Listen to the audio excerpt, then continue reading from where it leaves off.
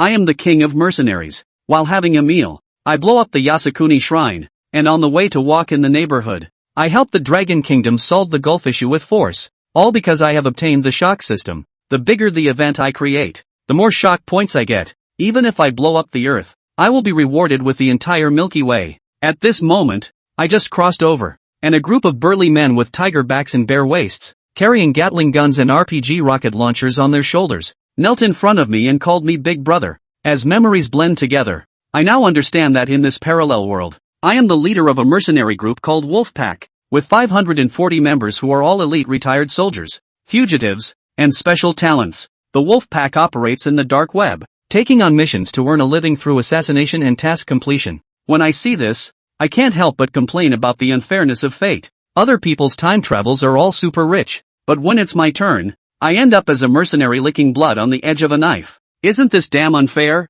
God damn it. However, just as I was complaining about the unfairness of the heavens, a mechanical voice sounded in my mind. Congratulations to the host for successfully binding the shock system. From now on, as long as the host does something big in the live broadcast, they can earn shock points, which can be exchanged for rewards in the system mall. Soon, a holographic system panel that only I could see popped up in front of me. I saw that in the mall. In addition to being able to exchange potions to enhance character combat power, I could also exchange various futuristic high-tech weapons, such as Barrett laser cannons, nanonuclear bomb robots, supersonic aircraft, and even supernuclear weapons and destructive weapons like cobalt bombs. When I saw this, my whole body's blood boiled. You know, being able to exchange these weapons is like picking up a national jade seal. It's as easy as ruling a Middle Eastern region, establishing a new country, and then entering the United Nations, isn't it? At this time, one of my subordinates respectfully reported to me holding a laptop. Boss, the latest task released on the dark web is to assassinate a wealthy person of Eagle Sauce, with a reward of $2 million. Would you like to take on this task? I glanced at the detailed information of the task and couldn't help but shake my head. After all, there are so many wealthy people of Eagle Sauce. Live streaming the killing of one wealthy person wouldn't attract much attention. If we're going to do it, we should aim for something bigger. When I thought of this, I browsed through the bounties posted on the dark web, and soon a task to destroy the Yasukuni shrine caught my attention. It is obvious that this task seems a bit strange, but in fact it is very absurd, because it is already very difficult to sneak in with a large amount of weapons and ammunition, and then blow up the heavily guarded important landmark building. This is almost a life-threatening hell-level difficulty, and the commission is only 1 million dragon coins, which is not even enough to buy a few RPG shells. I even once suspected that this task was deliberately posted by a netizen from the Dragon Kingdom, but it doesn't matter to me, because if the Yasukuni shrine really explodes live, not to mention how explosive it would be overseas, just placing it in the Dragon Kingdom alone would attract billions of attention, because in my previous life, I was also a person from the Dragon Kingdom, and the hatred of the Dragon Kingdom people towards the Little Days is even higher than the sky. Thinking of this, I no longer hesitate, and immediately decided to target the Yasukuni shrine with the first order. But when I announced this task, more than 500 iron-blooded killers from the Wolf Group were immediately shocked. Many subordinates advised me to think twice before acting. Fortunately, I was a salesperson in my previous life, so brainwashing is my specialty. So, I successfully brainwashed more than 500 subordinates from various aspects such as the brand effect of the Wolf Group and the team's corporate culture. Finally, with my shout of where the wolf pack goes, there is no defeat in battle, all members drove dozens of armored vehicles and advanced towards the Yasukuni shrine. At this moment, inside a manor in the Dragon Country, a middle-aged man and an old man were looking at the dark web message on their phones. Both of them were so shocked that their eyeballs almost fell to the ground. The middle-aged man excitedly said to the old man, I didn't expect that the one taking on this task would actually be the Wolf Mercenary Group.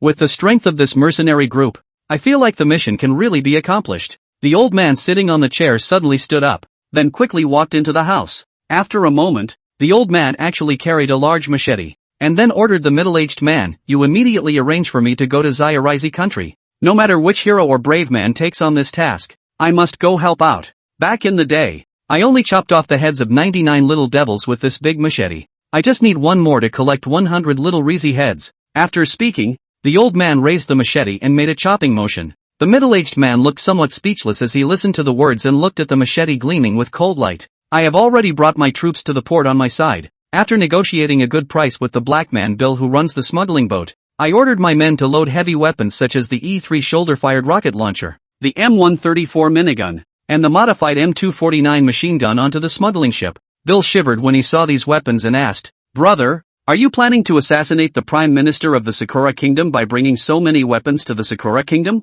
I handed Bill a Nepalese military knife and a box of US dollars, then said to him with a cold face, "The 10 million in the box is an additional gift for you, representing your friendship with the wolf pack. Also, this Nepalese military knife is the weapon to take your head if you speak too much. Do you understand?" Upon hearing this, Bill trembled as he took the money box from my hand. 3 days later, in the early morning, a dozen modified Humvees parked at the entrance of the Yasukuni Shrine. Each vehicle was equipped with a RPG rocket launcher, and at that moment, I was sitting in the passenger seat in a suit, listening to the team's report. "Boss, all weapons and personnel are ready. Just give the order, and this shrine, which enshrines countless war criminals, will be leveled immediately." However, I gestured for my subordinates not to act yet, as I wanted to start a live broadcast in advance to hype up the atmosphere. So, wearing a wolf-shaped mask, I stepped outside the vehicle. At the same time, I silently prayed in my heart, "System, start the live broadcast." "Yes,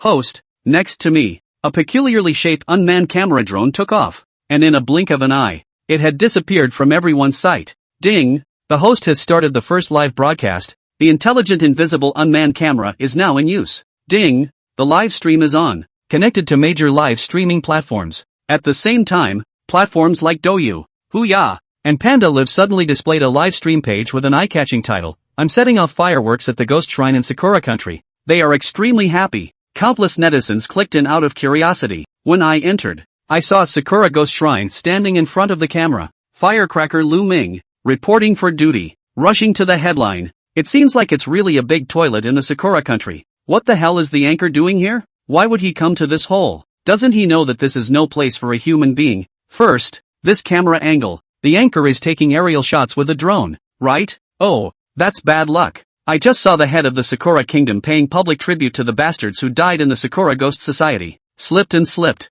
Eyeballing the anchor as a big wrong seed. The anchor is spreading bubbles now at the front gate of the Ghost Society. I'll give the anchor a super fire. I'm really impressed that you're broadcasting in such a hellish place. Anchor is the big wrong seed, right? Looking at the solemn and tidy Sakura Ghost Society in front of the camera, the live broadcast room was full of curses. Almost all of the viewers in the broadcast room were enraged. All in spraying "This filth shouldn't exist." Meanwhile, in Kyoto, China, inside the Shu family villa, Xu Xiaoyu was flipping through interesting live streams in boredom. Suddenly a live stream titled "I set off fireworks at the Sakura Ghost Club," and the ghosts were so happy. The live broadcast caught her attention, as they are a meritorious family, the Chu family. Plus, her grandfather had told her something about some of the atrocities of the Sakura Country invasion since she was a little girl. That's why she's more sensitive to this type of thing. The Sakura Ghost Society? Isn't that the F*** King Mound Grandpa's been talking about? Xu Xiaoyu frowned slightly and clicked in. On the other hand, watching the number of online viewers in the live broadcast room soar wildly,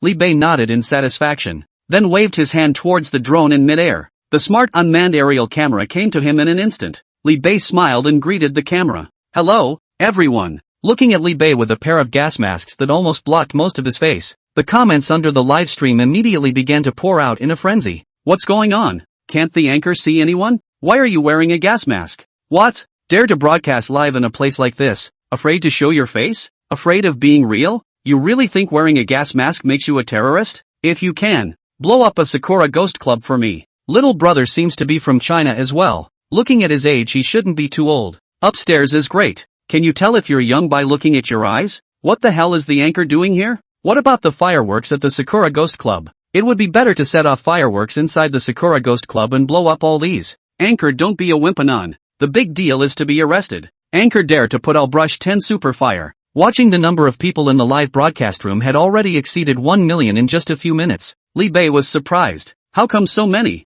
Ding! Since this is the host's first live broadcast, the system will increase the exposure for the host. So it is. Li Bei nodded. Looking at the pop-ups that were frantically emerging in the live broadcast, Li Bei knew that it was also time to officially start the whole thing. So Li Bei no longer hesitated and controlled the drone to sweep inside the SUV. As the camera keeps moving, with one hand holding an M249, a black bill carrying a shoulder-mounted RPG on one shoulder came into view. And yet there's much more. As the camera slides, the camera of the live broadcast surprisingly showed one armed mercenary after another with gas masks on their heads and single rocket launchers on their shoulders. Instantly, The live broadcast exploded once again. Asterisk asterisk. It's a ING fake, isn't it? Pineapple, RPG, terrorists? What are you guys doing here? From my perspective as a 10-year military buff, the guys on these guys seem to be real. I'm dropping my mom. What are they doing? Real life CS? This is the Sakura Ghost Society. They're not going to blow up the Sakura Ghost Society, are they? Asterisk asterisk. Really, if this really blows up, I'll just get down on my knees. My mom asked me why I was kneeling to watch the broadcast, and I said to show respect. Is this serious, Anchor? This is world news. There's nothing to say. Super fire away. Everything is in the gift. Awesome. Anchor, if you really dare to blow up the Sakura Ghost Club today, I'll fire 100 rounds of super fire. Speaking of which, is this Anchor so brave? Think twice. If you blow up the Anchor, you'll be in trouble. Finally, Li Bei once again took control of the drone and flew it in front of him. His voice was low yet magnetic. Guys, I'm treating you to a fireworks show today. All of you, blast the hell out of it. Li Bei violently jumped out of the carriage. The RPG on his shoulder cut through a brilliant flame of light.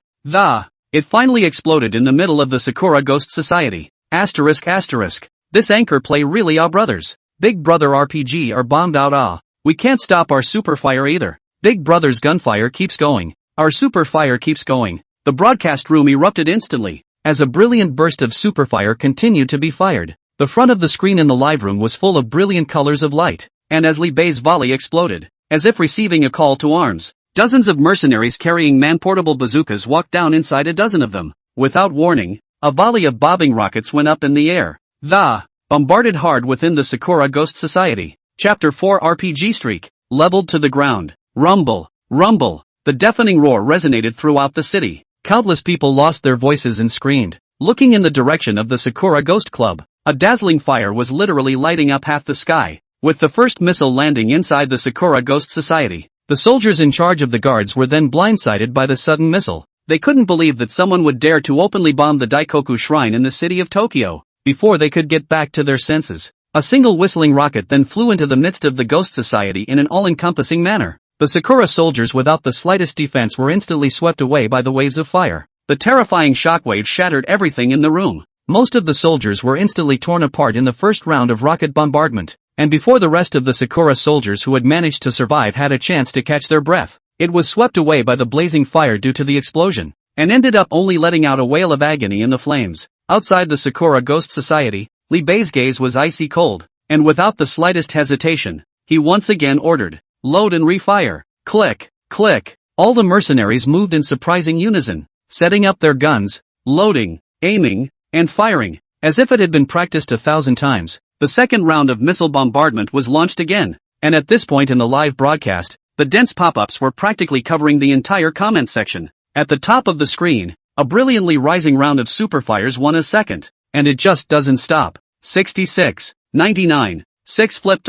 Mama, am I dreaming? But this dream is so real, horrible as hell, scary as hell. I haven't even eaten so much essence in my fighting style back then. 2 days ago, I was constipated, and the doctor said it would be fine if I put some capsaicin on it, but I dripped the whole bottle on top of my poop and it still didn't work. But just now, I'm fluent. Big brother, this is a real big brother. Little brother here recognizes a thief as his father. My father is great. Is this something I can see without paying for it? All the fear came from the lack of firepower. Now I understand. The RPG is the YYDS. As we all know, it's impossible to PA video. So this ING turned out to be true. I'm going crazy. On the other side, Zhu Xiaoyu was similarly stunned by the sudden bombardment. Her red lips were slightly open, her eyes wide with disbelief. Returning to her senses, the first thing she did was grab her cell phone and run towards the living room, yelling as she did so, "Grandpa, Grandpa, Grandpa, Grandpa." On the hand-rocking chair, Elder Zhu had a helpless look on his face. "My little ancestor, eh? What kind of madness is this? You're a big girl now. Learn to be demure and gentle. We must learn from our grandfather, who did not change his color when the mountain crumbled before him. Your grandpa was an elegant man all his life. I don't understand how it was possible to give birth to both your father and your personality to be so hairy." Zhu Xiaoyu interrupted as she handed the cell phone to Elder Zhu. "Grandpa, look, Sakura Nation's Oniasha has been bombed." "What?" Elder Zhu's face instantly changed wildly, immediately standing up from his chair and both hands had a death grip on the phone. "When was that?" Zhu Xiaoyu said, pointing at the cell phone screen. "Nah, just now. It's still blowing up. live. Upon hearing this, Elder Zhu's eyes were dead set on the live broadcast on his cell phone screen, watching the raging flames rise to the sky on camera, as well as the Yasukuni Ghost Society that was gradually turning into ashes in the flames. Elder Zhu's tiger's eyes flushed red as he couldn't help but laugh freely. Ha ha, great, that's pretty damn good, great bombing, ha ha, the sons of ES deserve to go to hell. Smiling and laughing, Master Zhu's pair of tiger eyes even slowly shed 2 lines of hot tears. These are tears of excitement and joy. As his thoughts rolled back, Master Zhu seemed to have returned to those turbulent and chaotic times. The bloody tragedy seemed to be right in front of us, and as the executioners who committed so many crimes in the war. Surprisingly, even after death, they were able to be placed on top of a high hall and worshipped by the people. What a ridiculous yet pathetic thing to say. And just today, this sinful place was finally reduced to ashes in a raging fire. The constant roaring of the explosions seemed like a huge drum beating on people's hearts and minds. Shocking yet inspiring. Under the rushing firelight, Li Bei's upright body was like a statue, standing still. After 3 rounds of rockets sweeping the ground, the Sakura Ghost Society, it is now a real ruin. The bottom of Li Bei's eyes were filled with smoothness, while the system's constantly ringing beeps sounded in his ears. Shock points plus 100. Shock points plus 100. Shock points plus 100. Li Bei looked at the column of shock points on the system panel that was almost rising at a crazy rate of 100 points per second, and his mood couldn't help but become even more soothing. It's just as I imagined. As long as the explosives are good, the shock points are bound to be few and far between. Li Bei understood that he had done the right thing by bombing the Yasukuni Ghost Society with this live broadcast. The big question now is how to get out in one piece. Li Bei suddenly turned around and commanded the mercenaries under his hand. Withdraw. Wow. Without the slightest hesitation, the mercenaries immediately returned to the SUV and, with a burst of automobile roars, a dozen or so modified versions of off-road vehicles instantly sped away. And it was not long after Li Bei and the others left that hundreds of Sakura police cars arrived. The head inspector general looked at the Yasukuni Ghost Society, which had been completely reduced to rubble in front of him, the face cursed with a hard look on his face. Who did this? Who the hell did this? Damn it! This is rubbing the face of my great Sakura Empire underfoot. Unforgivable! Unforgivable! The director shouted angrily. Find me the location of these thugs immediately. I'm going to kill them all. As soon as the words fell out of his mouth, the technician beside him pointed to the laptop.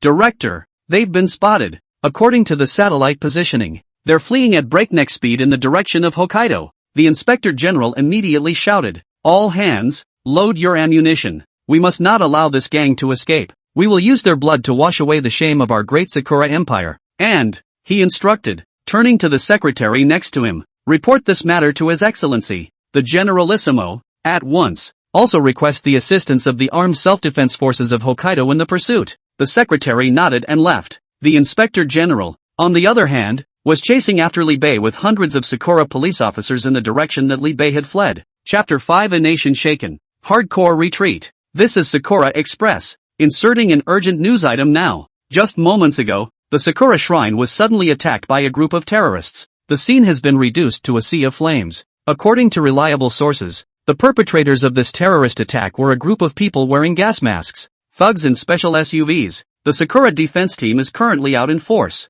so please don't be alarmed. This station will continue to follow up on the latest situation. Aoi Tian looked up at the Sakura Shrine, which had been reduced to a sea of fire in front of him on the big screen, a face of disbelief. Nani? The great shrine of my Sakura country has been bombed? Beside him, Yoshizawa Naba shook Aoi Tian's arm and exclaimed, pointing to the fleet of SUVs that were speeding by not far away. Empty. It looks like that's them. Thugs. Aoi Tian turned his head dumbfounded, just in time to see the heavily armed mercenaries in the SUV. The vehicle sped past, and Li Bei stuck his head out to greet the two with a smile. Hello, teacher. Whoosh. The caravan quickly disappeared from view, leaving only the two men in the wind. Inside the car, Black Bill asked in disbelief as he drove. Boss, why did you just call those two Sakura women teachers? Li Bei said with a look of respect. Having had the pleasure of viewing the artwork of both teachers, it is not too much to honor a teacher. Bill sniffed and stood in awe. That must be a very profound masterpiece of art. Boss, let me see it too sometime. Li Bei connects with a jab.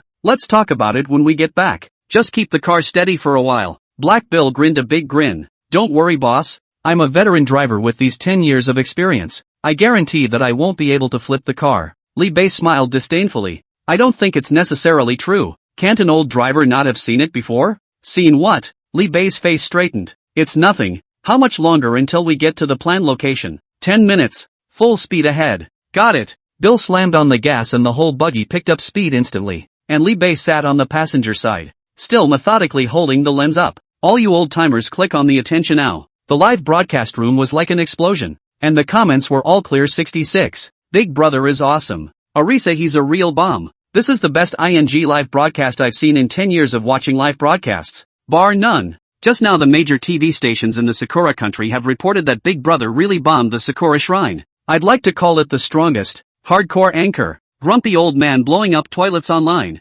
Nothing more to say. Gifts to go. Every stitch is love. No money. No words. Point and click. Mama asked me why I was kneeling to watch the live broadcast, and now she's kneeling with me. Locking down the #1 hit. World-class news. Is this the real-life version of Life and Death? Fast and Furious 15? Upstairs looks like it's only just arrived, and now it's runtime. Looking at the number of people in the live broadcast room had already broken through 10 million. Li Bei burst into laughter. This ain't gonna be a fat ING wave? As expected. Looking at the shot points on the system panel rising wildly, Li Bei couldn't help but feel relieved in his old age. Keep going up. Don't stop. At this time, within the country of China, countless water friends who had entered the live broadcast room were calling out to their friends. Tell them to hurry up and come see it live. News passed quickly from mouth. It's almost like thousands of people are coming into the live stream every minute. In a certain university dormitory, a loud resounded through the entire dormitory building. Some people jumped out of bed in shock, while others pulled up their housemates who were still rewarding themselves for clicking on the live stream. What the is wrong with you? I've got my pants down and you're showing me this? 1 minute later. Asterisk. Awesome, boss. A barricade has been set up on Sunset Boulevard, and the Sakura Kingdom's escort has arrived. A low voice rang out from the tactical headset. Li Bei nodded. Is the third combat team in position? Here we are. Li Bei coldly issued an order. Start moving. Make sure you clear all obstacles before we get there. Roger that. Sunset Boulevard at this time. More than 100 heavily armed guards blocked the end of the road. Rows of tire-breaking barricades were pulled up and the road was lined with several tactical armed vehicles. The defense captain at the head was full of seriousness and said in a cold voice, "All hands on deck. Leave no one alive." Yes. Meanwhile, at the windows on either side of the road, a door of dark, cold bazookas stretched out silently. The leader of the 3rd Combat Squad in the lead let out a sardonic smile and waved his hand violently. Boom boom. A volley of rockets struck with precision among the escorting troops. Rumble. The huge explosion instantly engulfed most of the defense team, sending flying debris in all directions. The defense captain, who had just risen from the ground, was covered in blood and roared mournfully, "There's an ambush! Take cover and spread out." As soon as the words fell, an icy sniper bullet instantly pierced through his skull. High above, the sniper said coldly, "Target killed." Putting down the bazooka in his hand, Huggins once again grabbed the MP5 assault rifle beside him. Wave again. Go. Dozens of mercenaries carrying guns and mounting cannons walked quickly down the stairs, 3 to a squad that begin to pinpoint and kill the scattered self-defense soldiers. Although this Sakura Nation defense team was equally well-equipped and superior in numbers, but in the face of the Wolfpack mercenaries who had killed their way out of a mountain of corpses and blood, they were still defeated at the touch of a button. Soon, more than 100 defense members were all wiped out, while on the contrary, the 3rd Combat Squad, and yet it only cost a handful of people. Huggins continued to issue orders. Clean up the battlefield and clear the roadblocks. The boss and the others will be arriving soon. On the other side, Bill had the steering wheel in his hand and jerked the original bulky SUV in his hands, but like a butterfly in the bushes. Flexible shuttle between vehicles. Not far away, a cherry blossom police car with a loud siren kept getting closer and closer. The loudspeakers are still shouting, "Listen up, outlaws up ahead. You're surrounded. Stop the car and surrender immediately or..." Li Bei turned his head to a mercenary behind him with a face full of impatience. "Viper, tell him to shut the up." The mercenary known as Viper nodded, then set up the heavy Barrett in the back seat and took aim and pulled the trigger decisively. Bang! The sniper bullet came out of its bore and instantly pierced the cherry-blossomed police car. Boom! The struck Sakura police car instantly exploded into a ball of flames. The inspector general, sitting in another police car, looked at the vehicle that had instantly exploded beside him. Frightened, he told the driver to slow down. The inspector general blanched. What the hell is this group of people? How come they even have snipers? So much for the ING regular army. Chapter 6, The Difference in Strength.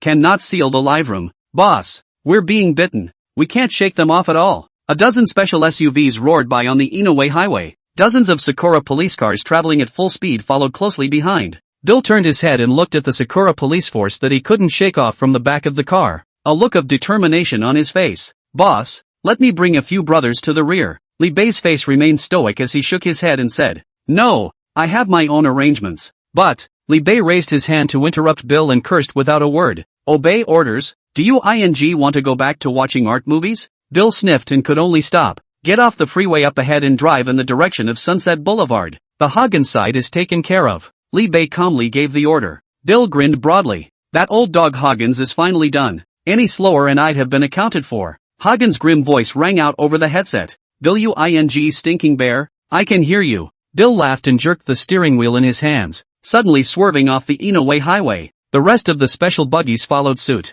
In the rear of the Sakura police car, the Inspector General, walkie-talkie in hand, reported back quickly. The outlaws drove off the freeway and are now headed in the direction of Sunset Boulevard. How are the preparations over at the Sakura escort? The other end of the intercom returned. The 7th escort group arrived at Sunset Boulevard 10 minutes ago. But, the Inspector General frowned. But what? But nothing has come from the 7th escort in the last 10 minutes. The Inspector General's face was unsightly, and a certain ominous premonition vaguely flooded his heart. Li Bei stuck his assault rifle out of the car window. Tada! A burst of precision point-blank fire brought down the motorcycle police who had been following the vehicle on either side. On the other side, the Sakura police officers who had received the order no longer had the slightest qualm to, started firing wildly towards the convoy. Bang bang! The bullets impacted on the bodywork, constantly bursting into a trail of sparks. Yet with the police pistol in Constable Sakura's hand, it couldn't even penetrate the steel shell of the special buggy, let alone be able to do any effective killing. On the contrary, the mercenaries in the car, I only saw them smile ferociously and suddenly raise the M245 assault machine gun in their hands in unison. A frenzy of shooting began at the Sakura police cars on either side of them. Tada! The storm of metal that erupted from dozens of assault machine guns almost instantly swept the Sakura police cars on both sides into a hornet's nest. Some of the unlucky ones who were shot into the gas tank were even blown to smithereens with their cars. The streaks of blood seemed to announce to everyone that this was the real battlefield. Brutal, bloody, and extremely violent. Inside the broadcast booth, netizens who have never seen such a realistic view of war can only express their shock by saying ***, over and over again. Should I say no? It's so exciting. I love it so much. Isn't this better than the bungee jumping next to it? Aerial drone photography. So professional. Indeed. So real that I thought the bullet had passed right in front of my eyes. Movies don't even dare to act like this. Isn't this more realistic than a movie? Thanks to Du Jiang, this wasn't even forced off the air. That's a slightly large-scale owl. On the other hand, the management at the headquarters of Douyin, a dozen supertubes gathered around a computer, grimacing. Should we force it off the air? By all rights, it should go down. It's a real terrorist attack. There was also a superpipe full of excited people blocking it. No, you guys look at how hot it is right now. Millions of people are on the air and, if we were to stop it now, wouldn't our platform be cursed? Plus, it's not like they bombed another place. It's the Yasukuni toilet. You can call bombing a toilet a terrorist attack? ***, you make such a good point. I don't really want to argue against it. Inside the management room, all of them are expressing their views. It was surprising that a unanimous decision could not be reached for a while. In the end, the only way was to escalate it to the general manager. Mr. Yu, as Yu Tian, who was dressed in a straight suit, walked into the room. All the officers turned their eyes to him in unison. Yu Tian looked at the sight of blood and flesh flying in the live broadcast room and frowned. Still, he said firmly, things I've learned. My decision is that this broadcast cannot be stopped. As soon as the words left his mouth,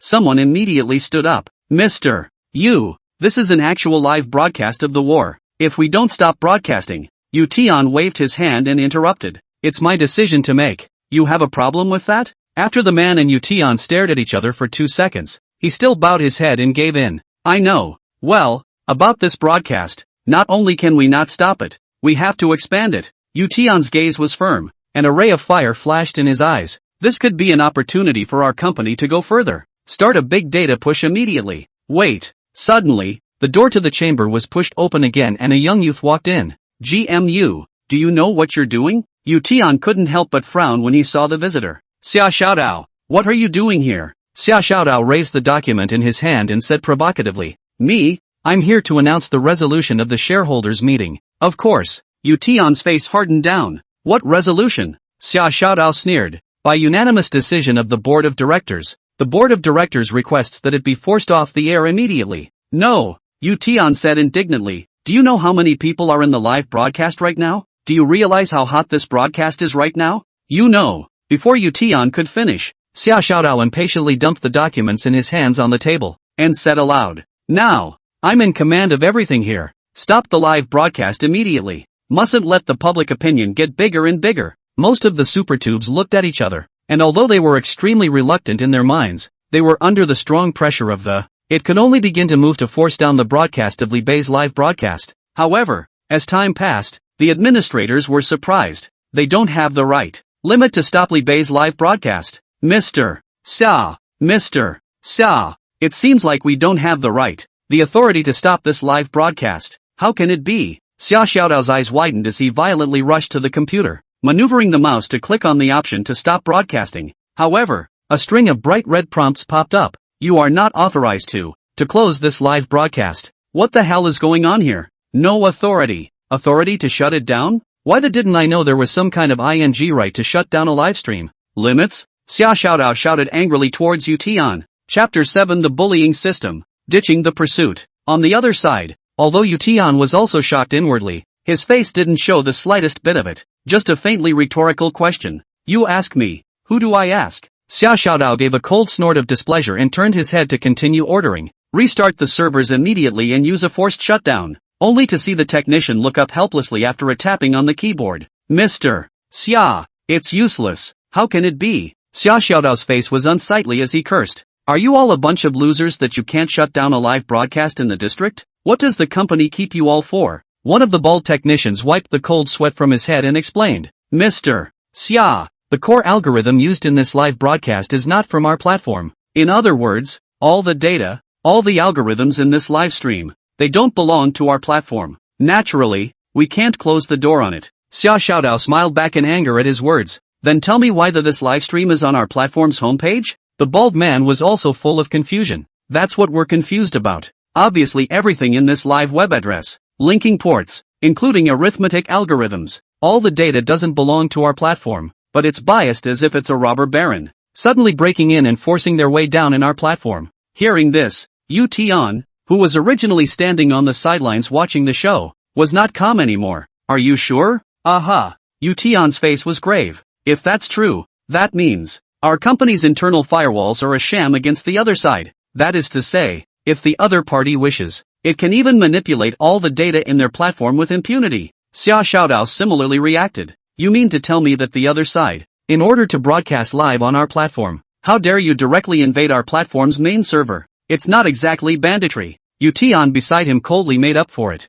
The other side was supposed to be a group of mercenaries. That's a group of terrifying existences that are countless times more terrifying than bandits. Xia Xiaodao was also in a cold sweat. So what now? Yu Tian sighed. What else can we do? Life is like a forced X. Since you can't fight it, obey him. At the same time, this scene was also happening in the management of all the major live streaming platforms. On the side of the Cherry Blossom Kingdom, Li Bei had just lowered the assault machine gun in his hand and the system's beeps then rang in his ears. Ding! The host's live room has just been forced to shut down, and system protection is automatically turned on. Unless the host closes it voluntarily, the live room will not be able to be forced to close by a third party. After hearing the system's beep, Li Bei himself was shocked for a moment. Asterisk. So bossy. I told you how I haven't gotten a single live warning on the air until now. I thought the scale of live streaming platforms had gotten so big by now. In the next moment, the tone in his ears sounded again. Harvesting +1 shock point from host Li Bei. Li Bei was stunned. That's okay? Ego shock? Harvesting +1 shock point from host Li Bei. Nice guy. Li Bei secretly gave the system a thumbs up inwardly. Sure enough, you can always trust the system. While we're at it, let's show our friends on the air something a little more exciting. With a thought, Li Bei maneuvered up the invisible camera in front of him and flew out of the car window. A full view of the entire battlefield is shown all in front of the camera. Boss, up ahead is Sunset Boulevard. Li Bei changed the magazines and picked up the walkie-talkie and ordered, all hands on deck. Bill's face was excited and the gas pedal was pushed to the floor by the bottom of his foot. The 10 or so modified Hummer SUVs all accelerated with a roar and violently rushed across Sunset Boulevard. The Sakura police force that was left behind hastily accelerated to follow. However, the chief, who was sitting in one of the cars, after watching Li Bei's convoy in front of him unexpectedly pass through Sunset Boulevard unharmed, His face suddenly changed and he shouted in a hurry, "Slow down, slow down." The driver slammed on the brakes almost subconsciously, which stopped the police car. The rest of the police cars, however, didn't react at all and sped into Sunset Boulevard. On both sides of Sunset Boulevard, the Hagen squad that had been in ambush for a long time saw Li Bei and his party's convoy drive by after. A violent wave of the hand. A barricade of broken tires covered in spikes was pulled up. A Sakura police car trailing behind was hit. A tire blew out at full speed. An out-of-control Sakura police car tumbles and smashes down. Dozens of police cars that collided together filled almost the entirety of Sunset Boulevard. The chief, who had escaped with his life, stepped out of his car and, with an ugly face, he watched Li Bei's convoy disappear from view. In the live broadcast room, the eaters who saw the scene were once again shocked. Digging in, "I'm not as shocked this year as I am today. This is also specialized in receiving. This is obviously a premeditated attack. Really awesome. Put the word awesome on the public screen for me. This wave is not only called force crushing, but also IQ crushing at the same time. Nay, the laborer is uneducated." A sentence breaks into the world. Sakura Cop, ***, you old six. This time the Sakura country is going to be furious. Not to mention the fact that their own shrine has been blown up, but also that someone else has gotten away with it. The key to this is still being broadcast out. Ha ha. I'm going to die laughing straight away. This time Sakura Nation can be considered to have lost an adult. Forgive me for laughing unkindly. It's a good day. On the other hand, Li Bei's group had already arrived at the North Sea Pier. On the pier, the second combat squad had already been waiting for a long time and rushed forward to receive Li Bei and his group. After jumping from the car, Bill laughed freely. "Boss, did you see the way those Sakura cops were falling over? That was just miserable." Although Li Bei was also happy, he still calmly commanded, "Everyone, grab a boat. We have to get out of here as soon as possible." Bill wondered, "Boss, didn't we lose that group of cops already? Why are you still in such a hurry?" Li Bei opened his mouth while urging everyone to board the ship. "Getting rid of that tail doesn't mean we're safe. The Sakura country is a big country after all. And now that we've blown up their Yasukuni ghost shrine,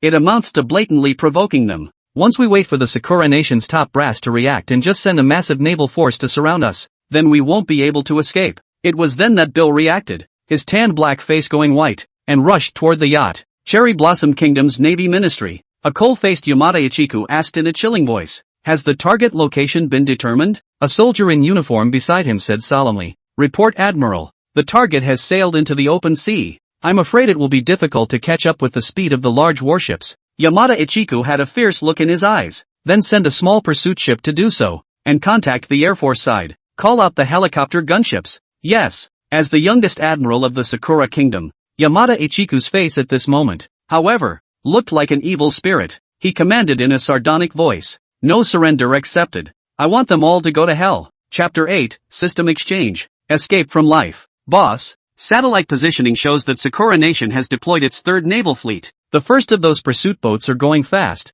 and I don't think it will be long before they catch up with us. Li Bei turned his head to look back and said faintly, "Well, I've seen them." Upon hearing this, the mercenaries on the ship all changed their faces suddenly, and immediately picked up the guns in their hands and load the bullets. Viper raises his sniper rifle. Through the sniper's scope on his gun, he saw the flag of Sakura Nation hanging on the ship. He immediately said to Li Bei, "Boss, it's the Sakura Nation's pursuit ship." Li Bei lowered his eyes and sneered. That was pretty quick. Originally, according to his plan, even if Sakura Nation's pursuers were able to react, and it definitely shouldn't have come after them so quickly, and everything they do is kept absolutely secret, so the only thing that could have caused them to be exposed so quickly is one. Li Bei's gaze was icy cold as his sight swept across the entire cruise ship and said, "The ship has been tampered with. Find it for me." Bill sniffed and blushed. Immediately leading a small team of mercenaries began to carefully search up the entire ship. Soon, the hard-faced Bill walked over to Li Bei with a nondescript black box. "Boss, you were right. There are trackers on the ship." Bill slammed the black box heavily against the ship's deck and cursed with a stormy face. "That damn Koritano guy. He actually dared to make a move against our Wolfpack mercenary corps." Li Bei said calmly after he raised his hand and shot the black box. "We've made such a big move this time. An arms dealer like Koritano. It's not unusual to do a double take." Li Bei looked at the pursuing ships that were getting closer behind the ship and said calmly, "Looks like it's because we're making too much noise this time. That wallflower Koritano sold us out immediately." Hagen's face was also incredibly grim. "Isn't this dog afraid we'll come back to haunt him? So he must have been certain that we wouldn't be able to escape alive." Li Bei's eyes grew cold as he looked behind him at the Sakura pursuit ship, which was already less than 100 meters away. He copied the heavy machine gun beside him and said, "Everyone get ready for battle." On the other side of the room, Viper, who had long since set up his sniper rifle, raised his hand and fired a shot. Bullets spanning hundreds of meters instantly struck one of the drivers, splattering blood and, however, it was soon to be topped by the next driver. On the other hand, what Li Bei and the others had under their feet was just an ordinary yacht. After all, the speed is simply no match for a warship designed for pursuit. Soon, several chasing ships that were breaking the waves overtook the yacht that Li Bei and the others were traveling on. It was fortunate that these pursuing ships were not armed with heavy fire weapons, and therefore merely surrounded the yacht.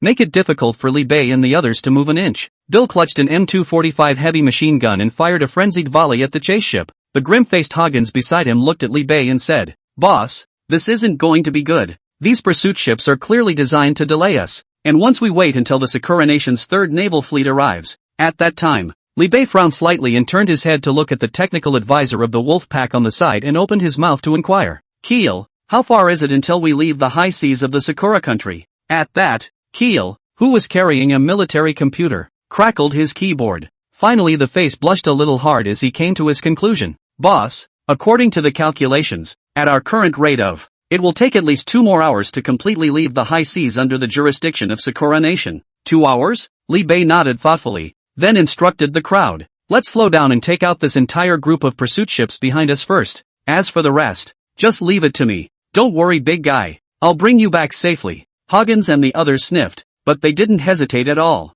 Directly the speed of the yacht at his feet was reduced. Bill even patted his chest with a bold face and looked at Li Beidao. "Boss, since the brothers have decided to follow you, just give your life into your hands a long time ago. I, Bill, am an uneducated one who can't do anything else but shoot people. You are the Wolf King. We all listen to you." Having said that, the yacht was already less than 200 meters away from the Sakura Nation's pursuit boat in the rear. Without needing Li Bei's command, the group of mercenaries on the yacht immediately all pulled the trigger. A volley of life-threatening bullets cascaded towards the pursuit craft behind them for no money. Shoo! The shrill sound of several rockets being fired was interspersed in between. Li Bei saw this, but he focused on the system panel. The strongest shock system. Host, Li Bei. Properties panel. Strength, 20. Speed, 22. Stamina, 20. Reaction force, 19. Note, 10 for each of the qualities of a healthy adult man. Skills, firearms proficiency. Vehicular proficiency. Master fighter. Danger perception. Current shock points, 145,600. Shock points gained by turning on the livestream. With a full 14 million shock points, this could really be considered a night of wealth and a wave of fat. And, as the broadcast continues, the shock points on the system panel were still soaring at a terrifying rate of 100 points a second at breakneck speed. Li Bei suppressed the excitement in his heart, started to look for props in the system mall that could solve the dilemma they were currently facing. Soon, he found the desired props from the system mall. Electrical signal shield upgraded, epic when this instrument is turned on. Capable of isolating all electronic radar detectors in the world today. Cage range, 100 by 100 meters. System price, 1 million shock points. Attention! It's isolated from all detection. That is, once you turn on this system-produced signal blocker, they will then immediately disappear from the sight of the country's satellites, unless pursued with the naked eye. The satellite positioning of the Cherry Blossom Country naval fleet is just like a big blind bear, empty of brute force but nowhere to use. And the ocean is so vast that once you lose the satellite radar, the other party had no way to find any trace of Li Bei and the others. That's it, Li Bei murmured in his mind. Purchase. In the next moment, a palm-sized black box appeared out of nowhere in Li Bei's palm. Without hesitation, Li Bei immediately pressed the red button on the black box. Next moment, an invisible magnetic field instantly enveloped everything within a 100-meter radius of Li Bei, including the yacht at the feet of the crowd. It didn't take long. The first batch of Cherry Blossom Kingdom pursuit boats that followed closely behind Li Bei and the others were all sunk one by one as well. And at the same time, the Sakura Nation Navy headquarters. A Navy ensign suddenly reported to Yamada Ichiku with a shocked face. "General, the satellite positioning shows that the gangster's signal has suddenly disappeared." "What?" Yamada Ichiku shot up with a look of shock and anger, and yanked the ensign by the collar. Viciously questioned, "Get it straight for me. What do you mean suddenly disappeared?" The naval captain shivered and said in an astringent voice with a look of having seen a ghost, "It just disappeared into thin air, as if it never existed at all." Yamada Ichiku sniffed and went completely crazy, slapping him across the face. Baka. Chapter 9 World Shaking. Yenjing University. Cherry Blossom Country Shoreline. A yacht carrying dozens of armed thugs sailed bright and early into the open sea. On the yacht full of bullet holes, Bill looked at Li Bei with a look of adoration on his face. There was a wisp of post-apocalyptic joy in his tone. "Boss, how did you do that? I can't believe we escaped from under the noses of a dozen satellites of the Sakura country. Oh my goodness, this is just shocking." Li Bei smiled and patted Bill on the shoulder. "I told you, to bring you out in one piece. Since you guys believe in me so much, I can't let everyone down, right?" Bill fell to the ground in an exaggerated manner and bowed his head in a five-body salute to Li Bei. "Oh, boss, you are my god." As for the rest of the group, while not as over-the-top as Bill is acting, however, the eyes were still filled with shock and admiration. Lee North laughed out loud and kicked Bill's big ass, sending him stumbling, sprawled out on the deck like a toad, and spoke. "Okay, let's go back." The crowd of blood-soaked mercenaries all raised their guns in their hands and cheered when they heard this. Long live the boss. Only then did Li Bei summon down the stealth drone that had been hidden in mid-air, and pointing the camera at himself, he jarred through the gas mask he wore on his face. "Well, old-timers, the fireworks show is over, and that's it for this broadcast. We'll see you next time." When he finished, he snapped the camera off, ignoring the pop-ups that kept popping up at the bottom of the screen. The broadcast has ended. The netizens sitting in front of the screen looked at the big black letters displayed in the live streaming. It was only with some dismay that I realized this amazing broadcast was over.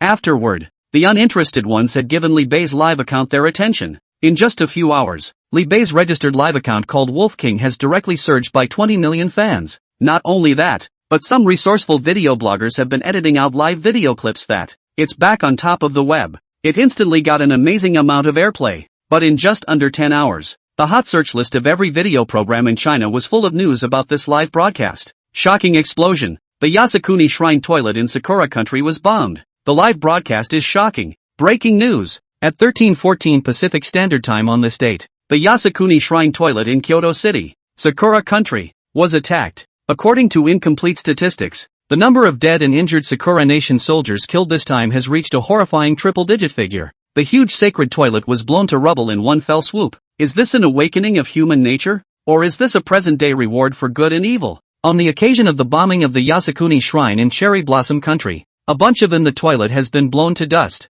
Wolfpack mercenaries? I would call them anti-Sakura wizards. The Wolf King's true identity is actually a Chinese national, revealing the Wolf King NMS. Always untold secrets. Not only was China's territory in an uproar, even the rest of the countries were in an uproar. This is the largest armed action made by mercenaries against a world power in recent decades, and still the only armed insurrection that got away. Even if it's nothing compared to the attack on the Twin Towers in the Land of the Beautiful decades ago. The bottom line is this. The Wolfpack mercenary group that did such a great thing even broadcasted the whole process live. This has led to an avalanche of news about the attack. At one point, it even brought the Sakura state down more than one notch in the United States. The international image of the Sakura country has fallen into disarray as a result. A country that cannot even ensure its national security is naturally not recognized by other world powers. Besides, the Sakura kingdom had deployed an entire fleet, and it was surprising that they hadn't even caught a shadow of the other side. This is just ridiculous. Regardless of the uproar from the outside world,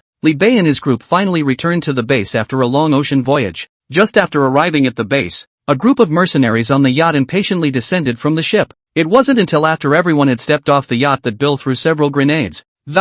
Bombed this yacht to the bottom of the sea. Inside the conference room, Li Bei sat at the first place, with dozens of elite backbones of the Wolfpack mercenary corps sitting on both sides. Old Black, report battle damage. Li Bei looked to Hoggins, who was sitting on his left-hand side, and inquired, "Boss, this time we had a total of 3 squads, totaling 3 casualties. 5 were slightly injured and none of the other brothers were hurt." Li Bei nodded and said, "The usual rules apply, $500,000 a head for each of the dead brothers' settlements." Hoggins bowed his head in response with a serious look on his face. Only then did Li Bei look at the crowd and said, "This mission has been well accomplished, and all the men who participated in the operation will be rewarded $50,000 each. Receive 10,000 more for injuries. Long live the boss." "Thanks, boss." Hearing that there was money to be taken, the gang of outlaws who licked blood at the tip of the knife cheered. The taller Bill was even patting himself on the back and laughing. "Boss, next time there's a good thing like this, I'm Bill's first in line.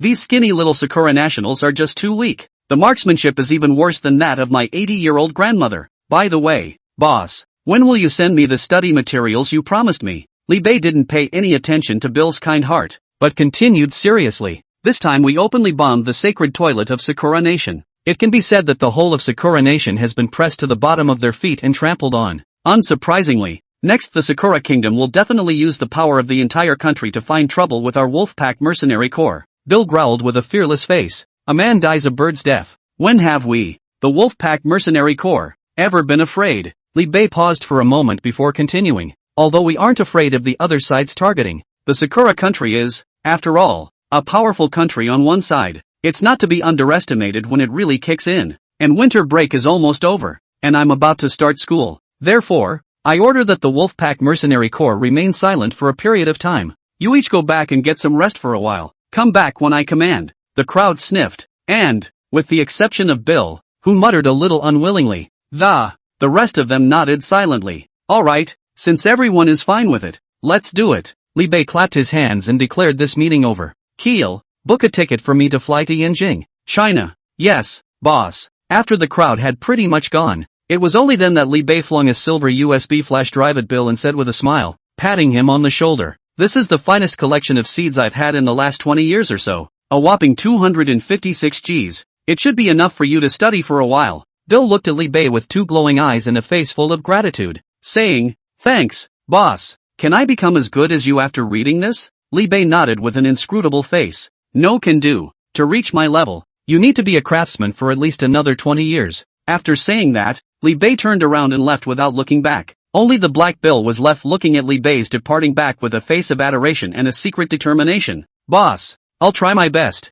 3 days later, China, Yanjing Airport. Li Bei was wearing a tracksuit and a pair of sunglasses on the bridge of his nose. With a black suitcase in his hand, he walked off the plane like an ordinary tourist. Finally back, Li Bei took a deep breath of the unique hazy air from Yanjing and lamented with some nostalgia. It still tastes like this. Sure enough, no matter what world, the air quality in Yanjing is as refreshing as ever. Brother North, this way. Just walked out of the airport. Li Bei then saw a broad-bodied youth waving at him with an excited face. Li Bei smiled and walked straight towards the other party and opened his arms with a big smile. "Good boy Smash. Let daddy hold you." The smile on Zhang Yuan's face stagnated, and he was just about to dodge it, but he was pulled by Li Bei's thick arm and embraced in his arms. "My good doll, I haven't seen you in a winter vacation. Have you gained weight again?" Li Bei patted Zhang Yuan's big belly and teased with a bad smile. "How many months old is my grandson? When will he be born?" Zhang Yuan's round fat face collapsed, while skillfully taking the suitcase from Li Bei's hands. A bitter smile on one side. "Bei, don't make fun of me. I've signed up for a crash course in weight loss this winter break." Li Bei looked surprised. "A crash course in weight loss? You're afraid you're not going to put people out of business by eating them?" Zhang Yuan sniffed, but he scratched his head a little embarrassed and laughed nervously. "I did go there at first because of the inclusive food. That trainer said he could keep me from starving and lose weight successfully at the same time. But then I was only there for 3 days before he kicked me out." Li Bei asked rhetorically, stifling a laugh. "For what?" Speaking of this, Zhang Yuan's face was filled with indignation. "That's a bunch of liars. I'm only eating 5 pounds of chicken breasts and 10 bottles of protein powder a day, as well as a mere 3 pots of rice. They actually said I was the reincarnation of Tao Tai and said they wouldn't let me stay there to lose weight." With that said, Zhang Yuan coldly grunted and said with some dissatisfaction, "I'm only even a nickel full. This is outrageous." Li Bei sniffed and patted Zhang Yuan's shoulder with a sympathetic face and said, "It's a real pain in the ass. Only, this sympathy isn't for Zhang Yuan. Instead, it was to the weight loss class that nearly bankrupted him." "Brother North, do you think they're going overboard too?" The two of them got into a taxi and drove towards Yanjing University. Half an hour later, Li Bei got down from the car and looked at the gates of Yanjing University with some emotion. "Sigh, Yanjing University, the student you once despised the most has returned. Or you paid to bring him back." Behind him, Zhang Yuan dragged his suitcase from the car and asked with some confusion, "Brother North, you're coming back as a security guard?" Li Bei's expression was stagnant. He didn't pay attention to the other party and directly lifted his feet and walked towards the school. It's that time of year again. The entrance of Yanjing University had long been blocked by a dense crowd of students as well as their parents. The freshmen were carrying large bags and, with an energetic face, they started their most desired college life. And as a senior, Li Bei only wants to say to these delicate schoolmates, asterisk asterisk asterisk asterisk the college dream. Sisters are seniors, and so are they. If Hokage is not convinced, Hokage can be Hokages too. And as a mature and loving senior, Li Bei has always been extraordinarily caring to the new schoolmates, as it was now. For example, Li Bei's gaze swept round and, instantly, I found a sweet-looking, quality schoolgirl in a large group of freshmen. Also ignoring Zhang Yuan's shouts behind him, Li Bei walked towards the sweet schoolgirl in large strides. This schoolgirl, let me help you with your luggage? The sweet schoolgirl wiped the droplets of sweat from her forehead and hesitated for a moment. Only when he saw Li Bei's handsome face did he hand over the luggage in his hand and smiled sweetly. Thank you, senpai. Li Bei picked up the half-human tall suitcase with one hand and asked with a smile while walking. Which department is the schoolgirl from? I'll take you there. I'm in the Chinese department. Li Bei smiled and asked again. Schoolgirls are so good-looking. They must have a boyfriend. The sweet schoolgirl smiled shyly, revealing a happy smile and said, Aha, he's from our school too. Snap. Li Bei put the suitcase in his hand on the ground and turned his head away resolutely. Sorry, my aunt is here. Sweet schoolgirl? Li Bei's gaze was like an eagle's, sharply beginning to capture his next target. Soon, a light went on before his eyes. Not far away, a beautiful young girl in a clean white plain dress attracted his attention. The girl's face is beautiful. Her body is like congealed fat. A long white dress is white and bright in the sunlight. A head of long, dark hair draped over her shoulders. A sweet smile on her face, and 2 dimples on her face when she smiled. Even with Li Bei's 2 lifetimes of vision, the other person is also at least considered a 95 or above in terms of great beauty. Stay back, schoolgirl. Li Bei took big strides, 2 steps together, and walked straight to the young girl. What college is the schoolgirl from? I'm a senior and I'm happy to serve you. Xia Qingyan turned back to her head, her beautiful eyes with a smile, and said with a playful grin, This student, I'm not a student of Yenjing University.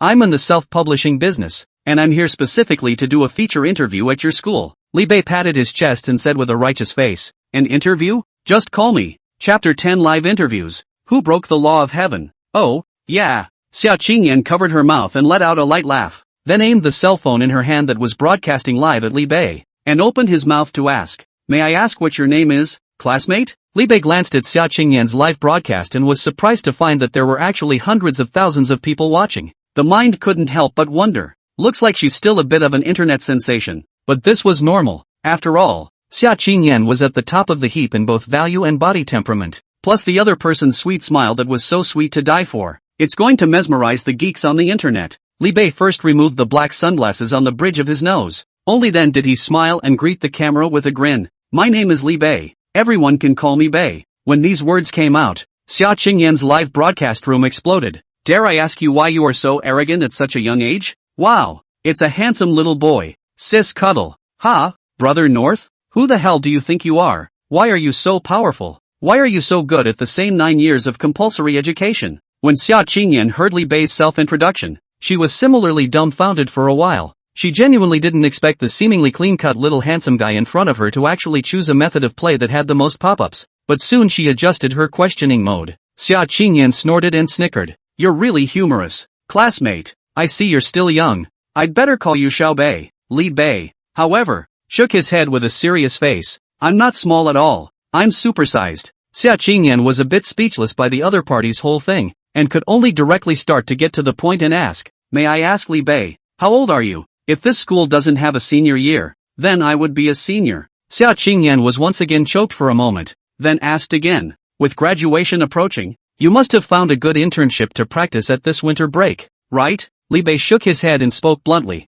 I didn't get an internship, I went out part-time. Xia Qingyan then asked again, doing a part-time job? That's not bad. Earn some living expenses and it's a kind of exercise for yourself. By the way, at the risk of sounding presumptuous, how much money did you make in total this winter vacation, classmate? Li Bei frowned and thought for a while before saying, I didn't count the specifics, but billions should be there. Xia Qingyan's live broadcast room once again exploded. Billions? Why don't you go to heaven if you're so powerful? Ha, you made a few $1 billion on your winter vacation part-time job, didn't you? You kid is going to rob a bank. No, robbing a bank doesn't bring such a profit. I think it's clear that he went to print money. I laughed. Do college students blow awesome without blushing these days? Everyone listen to me. I've got a $100 million business deal going on right now. Interested parties please add my QQ 2821369925. Me, Qin Shi Huang, play money. I, Tang Sanzang, sell meat. Now Xia Qingyan was also rendered speechless by Li Bei. Making billions of dollars on a winter vacation part-time job? Even the least valuable Sakura coins are a dream, right? But Xia Qingyan, as a big netizen with tens of millions of fans, the ability to improvise is still there. Only to see her laugh and snicker once more. Classmate, are you earning Iranian Rial coins? The kind with an exchange rate of 1:100,000. Li Bei shook his head and answered honestly. It's dollars. Xia Qingyan. He. You're quite the joker, classmate. Xia Qingyan decisively chose to skip this topic and instead continued to ask, then may I ask what exactly do you do on the side? Li Bei? Li Bei was afraid that the crowd would think he was blowing off his power, so he said somewhat euphemistically, it's also just a job of shooting airplanes and blowing up toilets and stuff like that. The smile on Xia Qingyan's face froze, kind of wanted to smash the cell phone in his hand right in the face of the mouth-filled youth in front of him. The pop-ups didn't stop in the live stream. Oh, jerking off? I'm familiar with that, and I know how to fight left and right. Bombing toilets? You kids aren't going to clean toilets, are you? Is there a possibility that it was jerking off in the bathroom? You call this a part-time job? Isn't this my daily life? Little light face. This guy is too reliable. Suggest finding the next interview. Xia Qingyan took a deep breath and, in his heart, he was already regretting why he had interviewed the youth in front of him. This guy looks like a human being, but I didn't expect to be able to say a single reliable word. Just then, a roar suddenly sounded. Snatch! Several helicopter gunships suddenly flew over Yenjing University. Not only that, dozens of heavily armed special police convoys suddenly drove up at the entrance of Yenjing University. Behind them, dozens of police cars with a loud birdie, birdie, birdie, birdie, birdie, birdie, birdie, birdie, birdie, birdie, birdie, birdie, birdie, birdie, birdie, birdie, birdie, birdie, birdie, birdie. But in just a few minutes, a large number of armed police and special police forces have surrounded Yenjing University tightly. At this time in front of the university, a group of freshmen where they have seen such a big scene. All of them were scared to the point that they were flax-banded on the spot. What happened? Making a movie? What's going on here? World War III has begun? Holy, these guys are holding the real thing, aren't they? Have we violated some heavenly law? What the hell is going on at our school with such a big show? Xia Qingyan's live broadcast room was similarly in an uproar. The world is ending? No. What's this for? Is this to catch aliens? I can't believe we have to send out so many SWAT teams. Actually, even the helicopter gunships have been deployed. Is there any mistake? This is Yenjing University. Are these people crazy? Is this a war with the military? Ask if you don't understand. Li Bei looked at the several armed helicopters hovering above his head and let out a bitter smile. As for that, making such a big deal out of it. Looking at the surrounding people who were filled with fear, Li Bei sighed softly in his heart, knowing that I'm afraid my identity has been exposed. He didn't panic though, being a good law-abiding citizen. Li Bei, although he kills and burns people in foreign countries, eliminating evil and promoting good, but he never violated any of those laws in China. Therefore, even if his identity as the Wolf King was discovered, Li Bei was not the least bit panicked, just as Li Bei was considering whether or not he should take the initiative to go with the other party himself. Just a moment after the SWAT team surrounded Yenjing University, Xia Qingyan's face suddenly changed wildly, looking at the helicopter gunships circling overhead, and the heavily armed SWAT officers surrounding them. Alarm bells went off in Xia Qingyan's heart. Damn, did my identity leak? It shouldn't. I'm at least a super member of the Darknet. As the 8th-ranked Dark Queen on the assassin list, my identity is definitely highly confidential. Unless the Darknet is all breached, there's no way my true identity can be compromised. Xia Qingyan's pretty face sank slightly as thoughts continued to emerge in her mind. But if it wasn't to catch himself, how could he make such a fuss? This is trouble. Chapter 11 came at me. Who the hell is the hostage? Meanwhile, in a laboratory at Yenjing University, a man with half-white hair, the white-robed professor wearing a pair of silver-rimmed glasses changed his face just as drastically when he saw the school surrounded by hundreds of SWAT officers.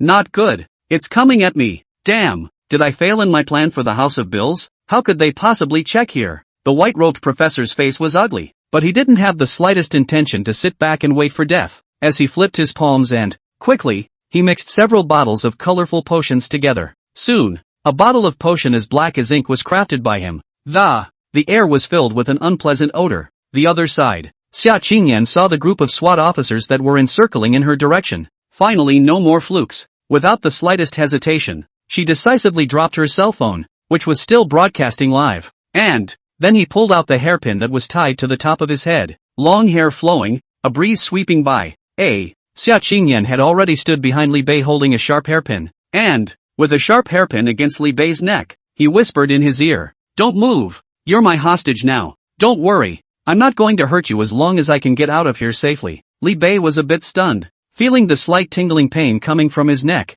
and crying a bit. "No, I'm a legend in the mercenary world, the leader of the Wolfpack mercenary group. I can't believe I'm being held hostage, and I'm afraid this guy isn't mistaken. These SWAT guys seem to be here to arrest me, right? What's she jumping in for all of a sudden? Instead of feeling the slightest bit flustered, Li Bei wanted to laugh a little, but at the same time, he was also a bit curious. This female netizen didn't seem to be a simple commodity either. By the looks of it, it's most likely a tough guy who's killed people too, but it's a shame that the hostage-taking actually went to his head. That said, one's luck is really running out. Finding a random beauty to flirt with actually found this kind of ruthless character. That's when dozens of heavily armed SWAT officers finally arrived. Wow. Without the slightest hesitation, dozens of infrared aiming lines were all aimed at Xia Qingyan, Li Bei in front of her. Not only that, a SWAT captain with a face full of rigidity stepped forward and snapped at Li Bei. Li Bei, raise your hands, don't resist unnecessarily, and let go of the hostage behind you, Li Bei said helplessly while raising his hands.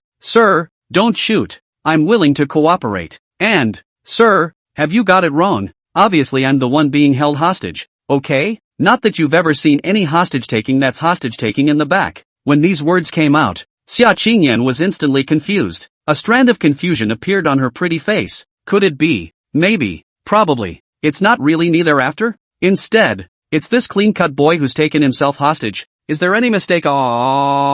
Impossible. Absolutely impossible. They must be swindling me. Xia Qingyan lightly bit her red lips, but she still did not release Li Bei. She knew that the Chinese police were the most principled and would not easily give up the life of an innocent citizen. As long as he was out of the encirclement, he had a way to get out. Therefore, there was nothing one could say now to let go of the only bargaining chip in his hand. It's the only possibility that depends on whether or not you can escape with your life. Hey, miss, can you let me go now? People aren't here to catch you at all. Don't you get ahead of yourself, feed chick. Li Bei whispered to Xia Qingyan who was standing behind him. Let go of me. I'm the one they're going to find. Xia Qingyan, however, sneered and whispered, don't pretend. You're actually in league with those cops at all, aren't you? You guys are just trying to confuse me so that I'll behave, right? That's ridiculous. I'm the 8th in the Hall of Killers list. Before Xia Qingyan could finish her words, Li Bei suddenly reached out a hand to hold her wrist. Moment. A terrifying force then firmly imprisoned Xia Qingyan's hand that was holding the hairpin.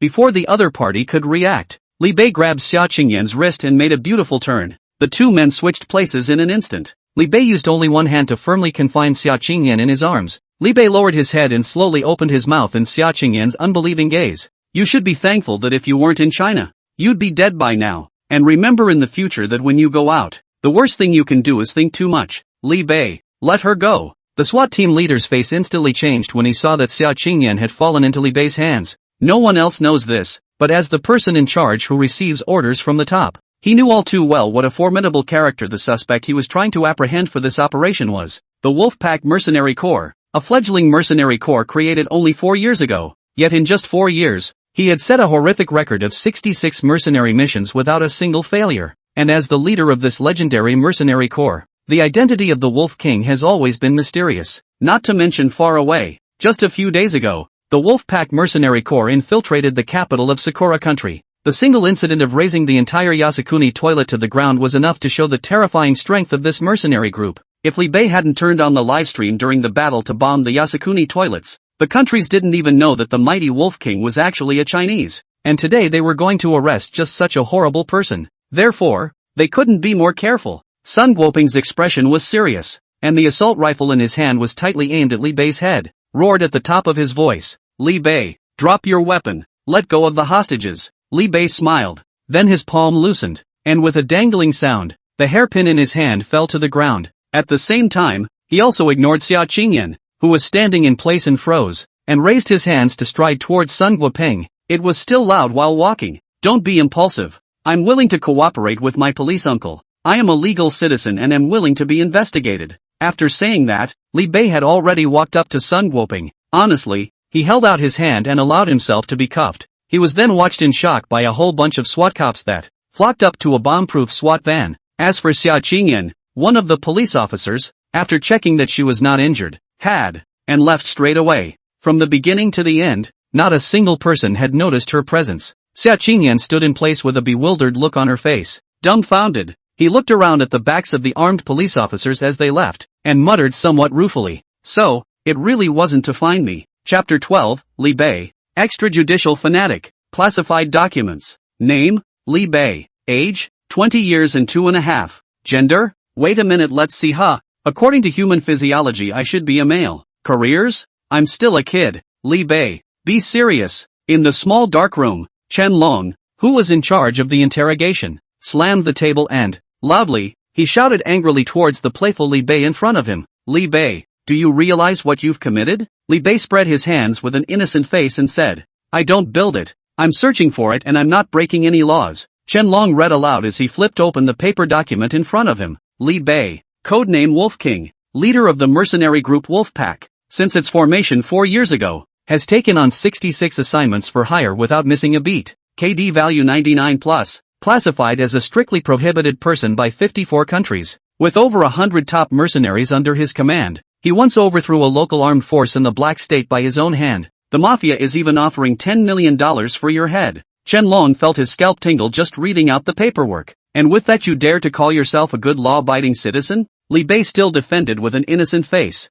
I haven't done any of those things. Don't accuse me wrongly. Beware, I'll sue you for slander. Chen Long sneered. Come on, don't pretend. Do you think our Chinese police will arrest you here before there is any evidence? It's hard to believe that you think I'm here specifically to invite you for tea. Li Bei raised the empty cup in front of him and retorted with a resigned face. The point is you don't have any tea in this cup either. Chen Long's expression stagnated, and in the next moment, as if he had received some instructions, he suddenly calmed down. He asked with a sigh as he reached for the empty teacup. What kind of tea would you like? Li Bei said honestly. I'll have tea pie, rose lychee flavored. Chen Long? Only tea guanyin. Love it or hate it. Chen Long roared angrily as he slammed his teacup on the table. Do you think this is a convenience store? Li Bei skimmed his lips and whispered. If you don't have it, then you don't have it. Why are you screaming so loud? The veins on Chen Long's forehead jumped violently. He felt like he could be pissed off at this kid if he kept interrogating him. So he turned on the TV screen directly behind him and, the screen was showing the very same live footage of Li Bei's live bombing of the Yasukuni toilets a few days ago. Chen Long asked, pointing at the armed youth wearing a gas mask in the video.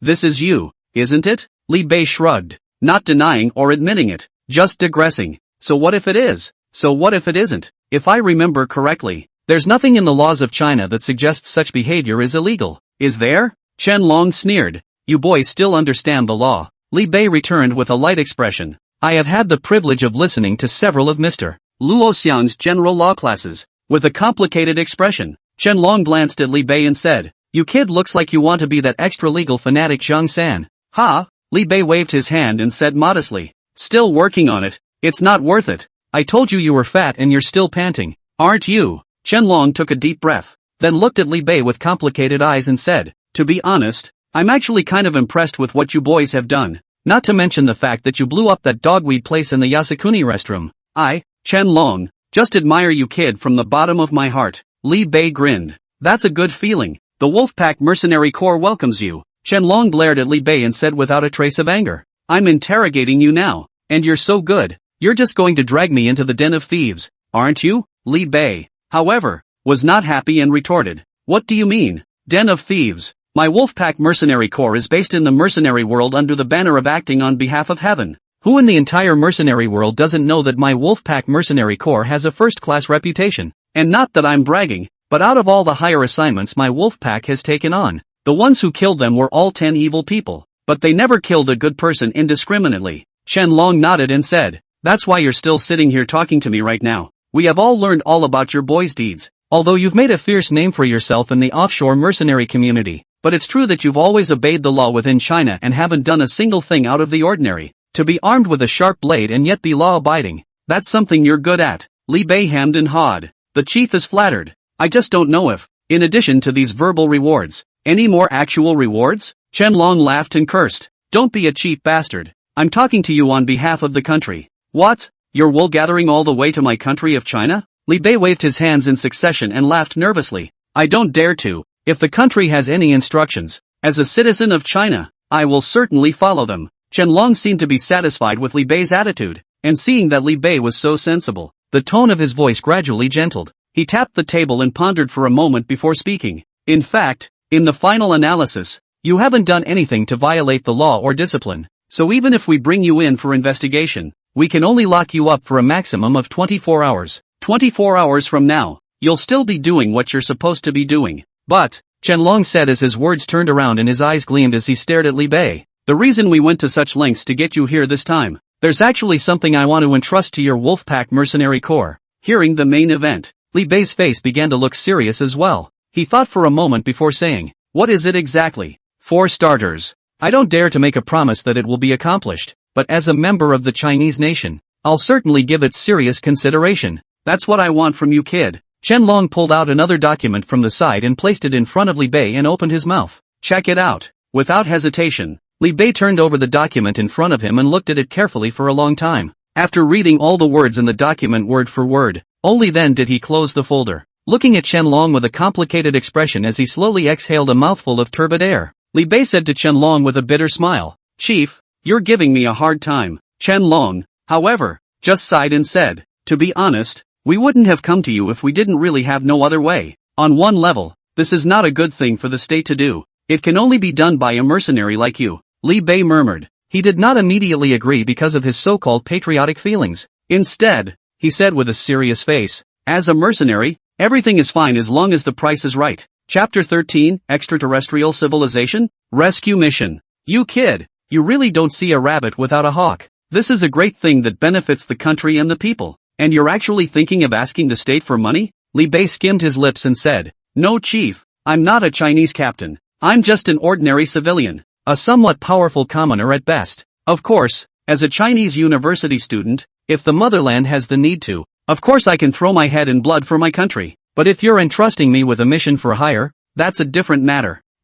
As the leader of the Wolfpack mercenary corps, I can't say that I'm going to run off with my gang of brethren and fight to the death without any benefit at all. Even if I'm personally willing, those men of mine aren't citizens of China, and why should they risk it?" When Qianlong heard this, he didn't say anything more. Just as Li Bei said, they had commissioned the Wolfpack mercenary corps to go on a mission for hire this time. Naturally, the money that should be spent must be spent. Only, Qianlong had some hard looks on his face. As a law enforcement officer of a state agency, honestly, there wasn't much in the way of operational funds that Qianlong was able to approve. The little bit of hiring money that was approved from above. Not to mention having to hire one of the largest mercenary corps like the Wolfpack mercenary corps. Even some second-rate mercenary corps wouldn't necessarily be able to look at this small amount of money. After thinking for a long time, Qianlong still decided to directly showdown with Li Bei and said, "Kahoku, don't, you mustn't call me that, I can't afford it." As soon as Li Bei heard Qianlong start shouting at himself so affectionately, he had a bad feeling in his heart, so he decisively turned on the anti-Pua mode.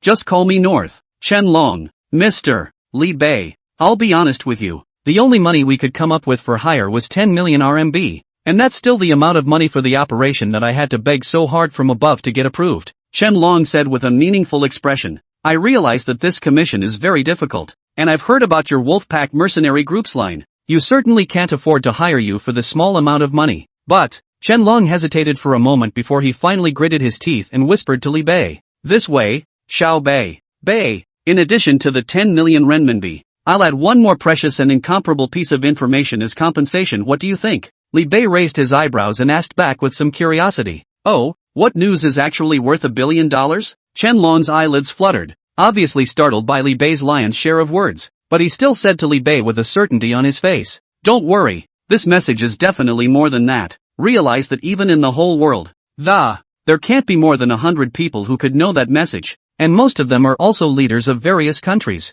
Using a mere $1 billion in exchange for this news, you definitely don't lose out." "Oh," Li Bei was really a bit curious this time. "About what, exactly? How do I know if you're boxing me in?" Li Bei looked at the other party with clear eyes, a touch of searching color in his eyes. Qianlong hesitated for a long time before he slowly walked to Li Bei's side and whispered in his ear, "It's news about an extraterrestrial civilization." Li Bei sniffed but was shocked. "You mean, aliens?" Qianlong shook his head in silence, the look on his face clearly indicating, unspeakable. Li Bei's eyes flashed with a ray of light. This time he was really interested. Back when he first acquired the system, he had a vague idea in his mind. As far as Li Bei knew, the level of civilization in this world was not much different from the Earth where he had lived in his previous life. All are still in the age of hot weapons. However, those interstellar battleships, supersonic fighters, genetic agents, and other creations in the system mall were obviously not the super sci-fi products that should have appeared in this era, including the epic telecom shield that Li Bei had previously exchanged.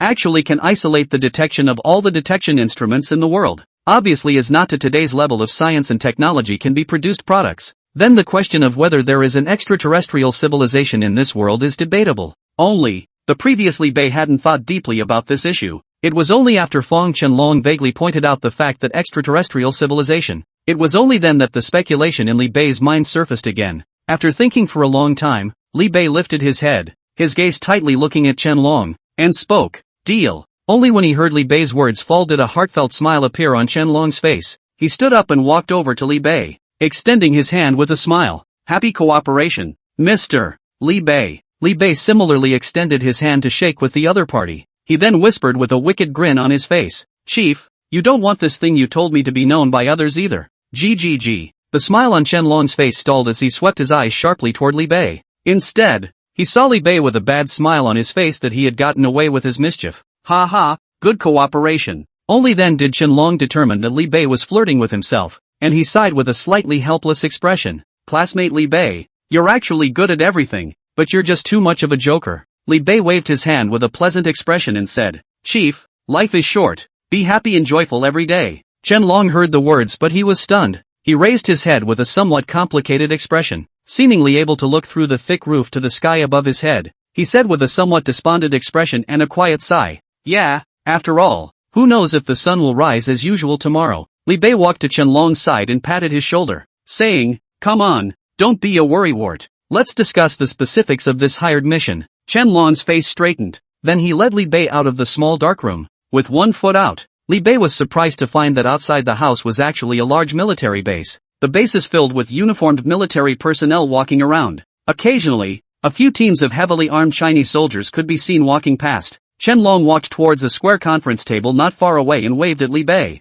Li Bei student, sit over here. Li Bei withdrew his sight, then walked over to the seat beside Qianlong and sat down. Qianlong tapped on the computer screen and introduced himself to Li Bei. 2 days ago, an armed riot broke out in the territory of the Black State of Jia. A rebel force called the Red Scarf Army started the war, and due to the suddenness of the incident, our Chinese embassy in the territory of the Jia Kingdom was not evacuated. Not long ago, our Ministry of Defense just received a message from the embassy, claims that at this very moment there are nearly 100 Chinese citizens gathered in the embassy. Since no authorization has been received from the United Nations, our military cannot enter the Jagged Kingdom directly to conduct a rescue. And what you're going to do, it is to bring back all our Chinese citizens in the embassy all in one piece. Chapter 14, Departure from Jaguk, Wolf Pack Gathering. To protect over 100 people to safely evacuate from a war-torn area? That's a lot of difficulty. If it wasn't difficult you wouldn't have asked you Wolfpack Mercenary Corps to do it. Li Bei asked with a slight frown and some difficulty. Say, Chief, is there a death criteria for this mission? Qianlong froze and asked rhetorically. What do you mean by death criteria? Li Bei said with a casual expression. Is the maximum number of deaths you will accept. After all, even if my Wolfpack Mercenary Corps were to go out in full force, trying to bring back all of these 100-odd people would be an almost impossible task. Qianlong's face was a bit ugly, but he still insisted. There are no death criteria. These are citizens of my country of China, and each one is the backbone of a family. What I want is to return them all safely. Li Bei smacked his lips. That's a little hard to do, but it's not really out of the question. Qianlong looked at Li Bei with a serious face and asked after him. What way? Li Bei lightly exhaled a mouthful of turbid air and said in a faint voice. Gotta add money. Qianlong was speechless for a while. He looked at Li Bei helplessly and finally compromised. Tell me, what else do you want? Don't mention the money. There's only so much that can be said. As for the other aspects, as long as they do not jeopardize the interests of the country, I can do my best to satisfy you with all that is in my power. Li Bei hemmed and hawed, and didn't give too much of an inch. It was just a request that wasn't too much to ask. It's not really too much to ask. I just want to learn more about the Dark World. Qianlong gave Li Bei a somewhat surprised look. You even know about the Dark World? It seems that your information network isn't simple either. Li Bei smiled nervously. It's just something I've heard a little bit about. I've only heard about the Dark World. I've never been able to actually meet a so-called transcendentalist. Qianlong looked deeply at the other party, hesitated for a moment or nodded and said, if you can bring them all back safely, I can give you a copy of the relevant information about the Dark World. Li Bei's eyes lit up and he made a crunching sound with his fist on his palm. Promise to get the job done. I'm fine with that. When do we leave? Qianlong immediately stood up and led Li Bei towards the door. There's no time to lose. You're leaving now. The helicopter is ready for you. Saying that, Qianlong walked to an iron door, and after reaching out and pushing it open, outside the door was a large piece of airfield. A helicopter gunship was already preparing to take off. Hoo-hoo! The gusts of wind kicked up by the helicopter's wings were humming. Qianlong handed Li Bei a slip of paper with a string of numbers written on it and said loudly, "When you reach the territory of the Jia, you will call this number. There is a retired Special Forces soldier among the council hall, so you can just contact him directly when the time comes." Li Bei took the note and gave a military salute to Qianlong in a decent manner. Then it was time to stride up into the middle of the helicopter. A minute later, the black helicopter gunship took off, heading in the direction of the Black State. Qianlong kept his eyes on that helicopter. He waited until the helicopter disappeared from his view as a black dot, then turned back around. Over the Taihio, Li Bei pulled out a big brother that looked like it was made in the last century from his book bag. After hitting a dialing button, the caller picked up on the other end of the line. Li Bei's voice followed. "Wolves assemble." The opposite party was silent for a second, then spoke in reply. "The battle is invincible." It was only after matching the code words that the opposite party asked again. "Boss, got a new mission?" "Aha. Target, the Black State of Jia. Notify the nearby squad 7, 8, and 9 to move out immediately. Also, activate the temporary war base in the Black State to provide us with air support at all times." A bloodthirsty voice followed from across the room. "Copy that. As instructed. I can only send you to the port of Boron in the Black State because, according to United Nations regulations, our Chinese armed forces are not allowed to fly privately over another country's territory." The helicopter pilot's voice rang out. Li Bei nodded and said, "I know. I've informed my people to meet me there." Good. 3 hours later, a helicopter gunship emblazoned with the national emblem of China was parked on top of the wharf of Borong Harbor. Li Bei jumped out of the helicopter and the helicopter gunships behind them that had completed their mission immediately set sail and flew back to China. A few minutes later, several Hummer SUVs came roaring in. Squeak dash. As soon as the Humvee in the lead stopped, a tall black shadow jumped down from the vehicle. "Boss, I haven't seen you for a day. I miss you so much." Black Bill was wearing a bulletproof undershirt and a desert eagle around his waist.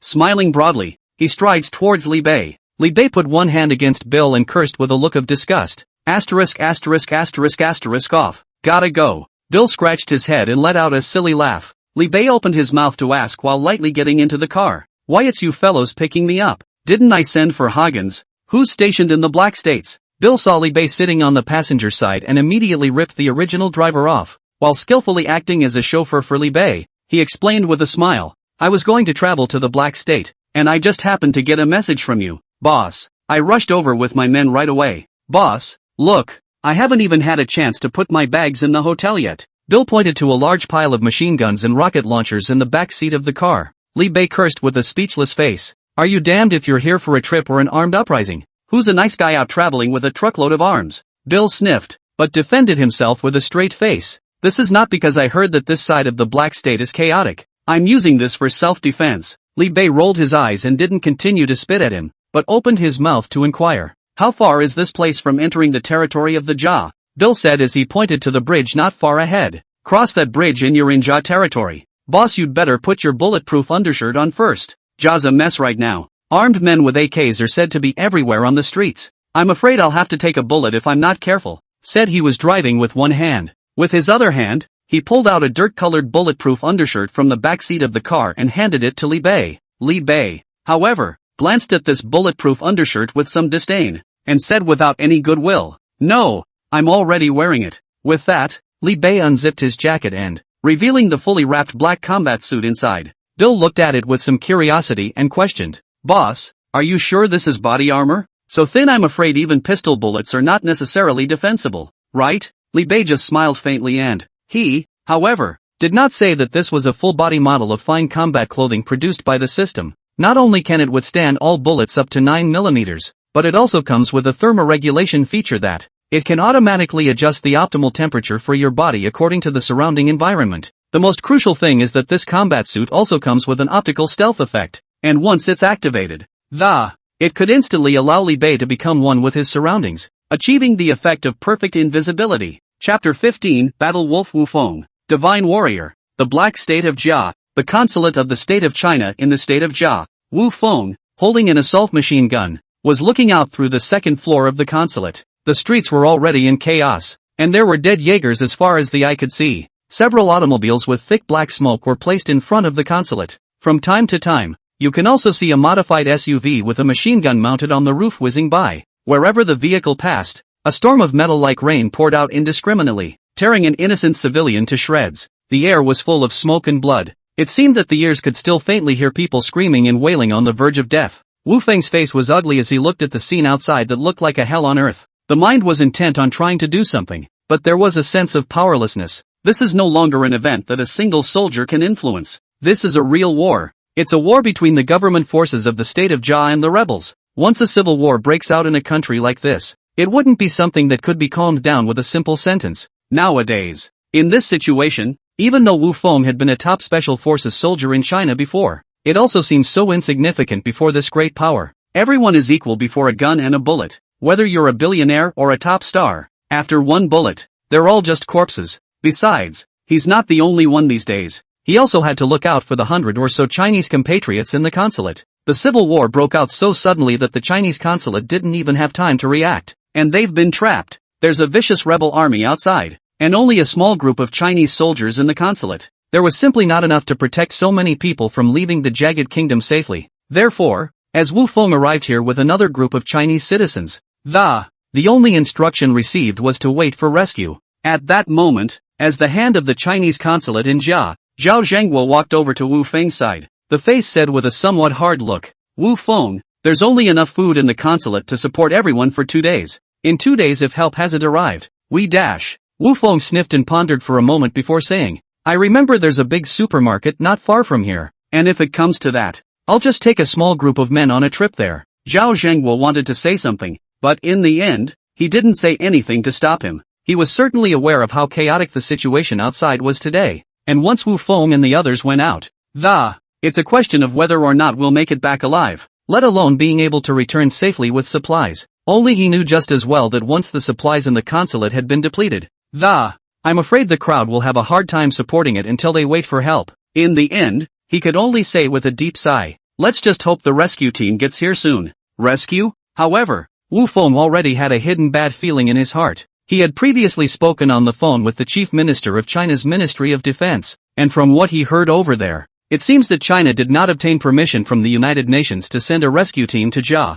Therefore, Wu Feng was very skeptical whether there would be a rescue or not, and even if they did, would they be able to hold out until that time comes before the UN issues a permit? Wu Feng did not have a bottom in his heart, and Zhao Zhengguo was equally aware of Wu Feng's worries. Only the crowd at this point in time. In addition to waiting for rescue, there is no other better way. Boom! Just then, a loud bang suddenly rang out. Wu Feng immediately rushed down the stairs and asked loudly, "What happened?" Tada! Wu Feng had just run to the first floor when he was nearly hit by a barrage of machine gun bullets. He hastily ducked behind a cover and probed slightly, only to see that originally blocked by the crowd of counselors' hall door at this time has actually been a large truck to hard open, and right behind them were several armed SUVs. At that moment, a jagged rebel with a red scarf band on his head was firing a heavy machine gun towards the council hall. Swoosh! The terrifying firepower suppression made it impossible for Wu Feng to shoot back, only temporarily hiding within the bunker. At that moment, another soldier from the Chinese consulate was shouting in the Jap language, "This is the area under the jurisdiction of the Chinese consulate. Are you declaring war with our country of China?" At that point,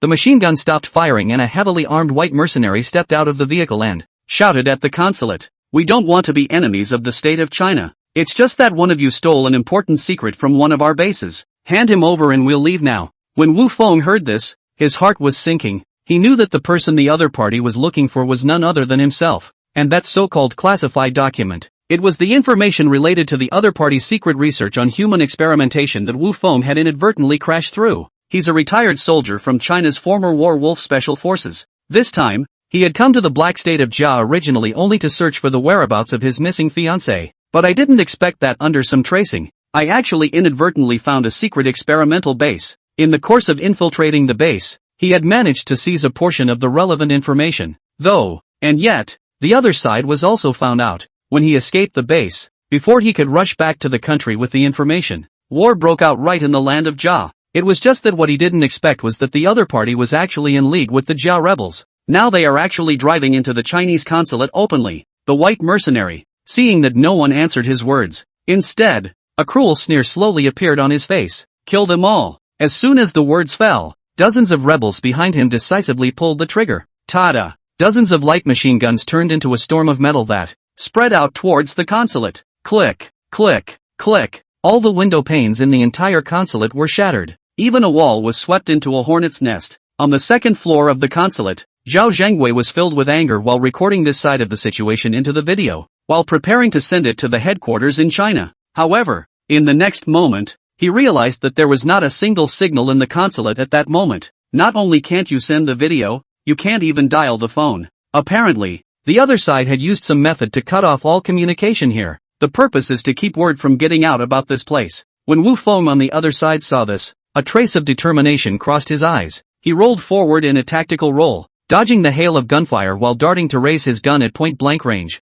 Bang! Bang! Bang! As a former top-notch Special Forces soldier, Wu Feng's marksmanship was sharp. Almost every shot was able to take out an armed rebel. However, with the opposing team's numbers, he was quickly overwhelmed and unable to lift his head. Wu Feng gritted his teeth and was just about ready to take the risk of luring these people away alone. Suddenly, there was another roar of cars. Ta-da! Several armed SUVs emblazoned with the head of a wolf sped by with terrifying firepower. Chapter 16, Death's Descent. Crushing and slaughtering. Ha ha. Sons of ES. Come taste your Papa Bill's big pineapple. Above the armed SUV in the lead, Bill was holding a vehicle-mounted machine gun and firing wildly toward the red turbans. Ta-da! The terrifying metal storm seemed to tear apart everything in front of them. Clatter. Boom. Within only a few seconds, Bill had emptied a full machine gun magazine. Shells that fell like rain spilled all over the ground, and the barrel of that vehicle-mounted grand pineapple became hot and red. The vehicle happened to come to a stop at this point, and Bill simply let go of the big pineapple in the car.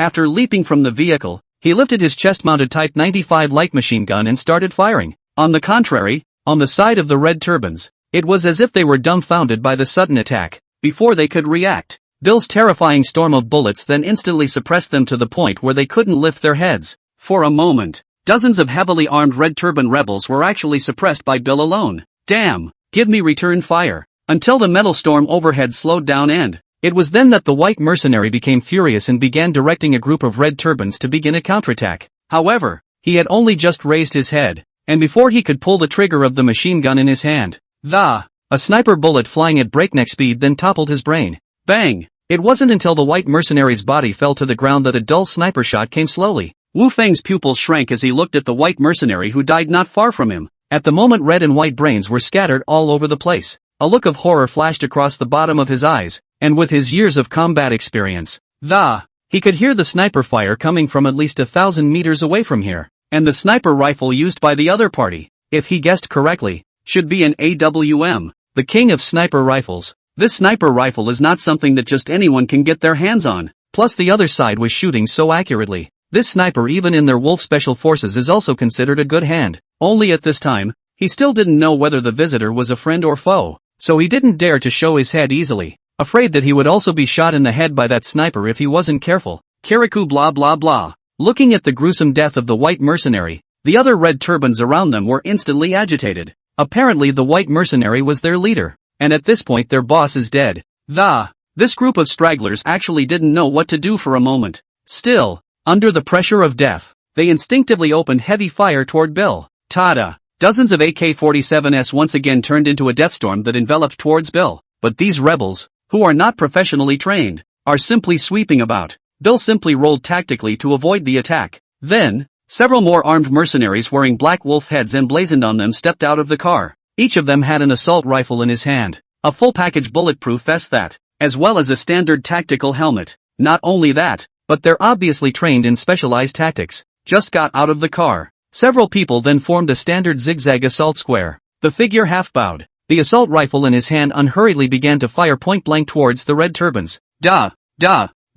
Each bullet was able to accurately hit a red scarf. A splash of blood flew up. However, within a few short minutes, a large portion of the original dozens of red turbans had fallen. Wu Feng looked at the group of black-clothed mercenaries who fought ferociously with heavy eyes. Even with his vision as a former Warwolves Special Forces officer, the combat literacy of these wolf's head mercenaries that had suddenly appeared was also top-notch. I'm afraid it's nothing compared to their Warwolf Special Forces, an armed force with this kind of strength. Looking at the entire blue planet, I'm afraid that I wouldn't be able to find a few of them. What are these people pouring in? Wu Feng was a bit startled, but when he saw that the remaining red turbans were turning their backs on him, out of instinct, Wu Feng still raised the machine gun in his hand. Ta-da! Another crisp shot rang out. The red scarf militants, who had been attacked from the belly, fell several times again. The others who reacted hastily focused on Wu Feng behind them again. However, they had just turned their heads and Negro Bill, who at some time had felt his way not far from them, suddenly jumped out holding 2 large pineapples. "Boys, look over here."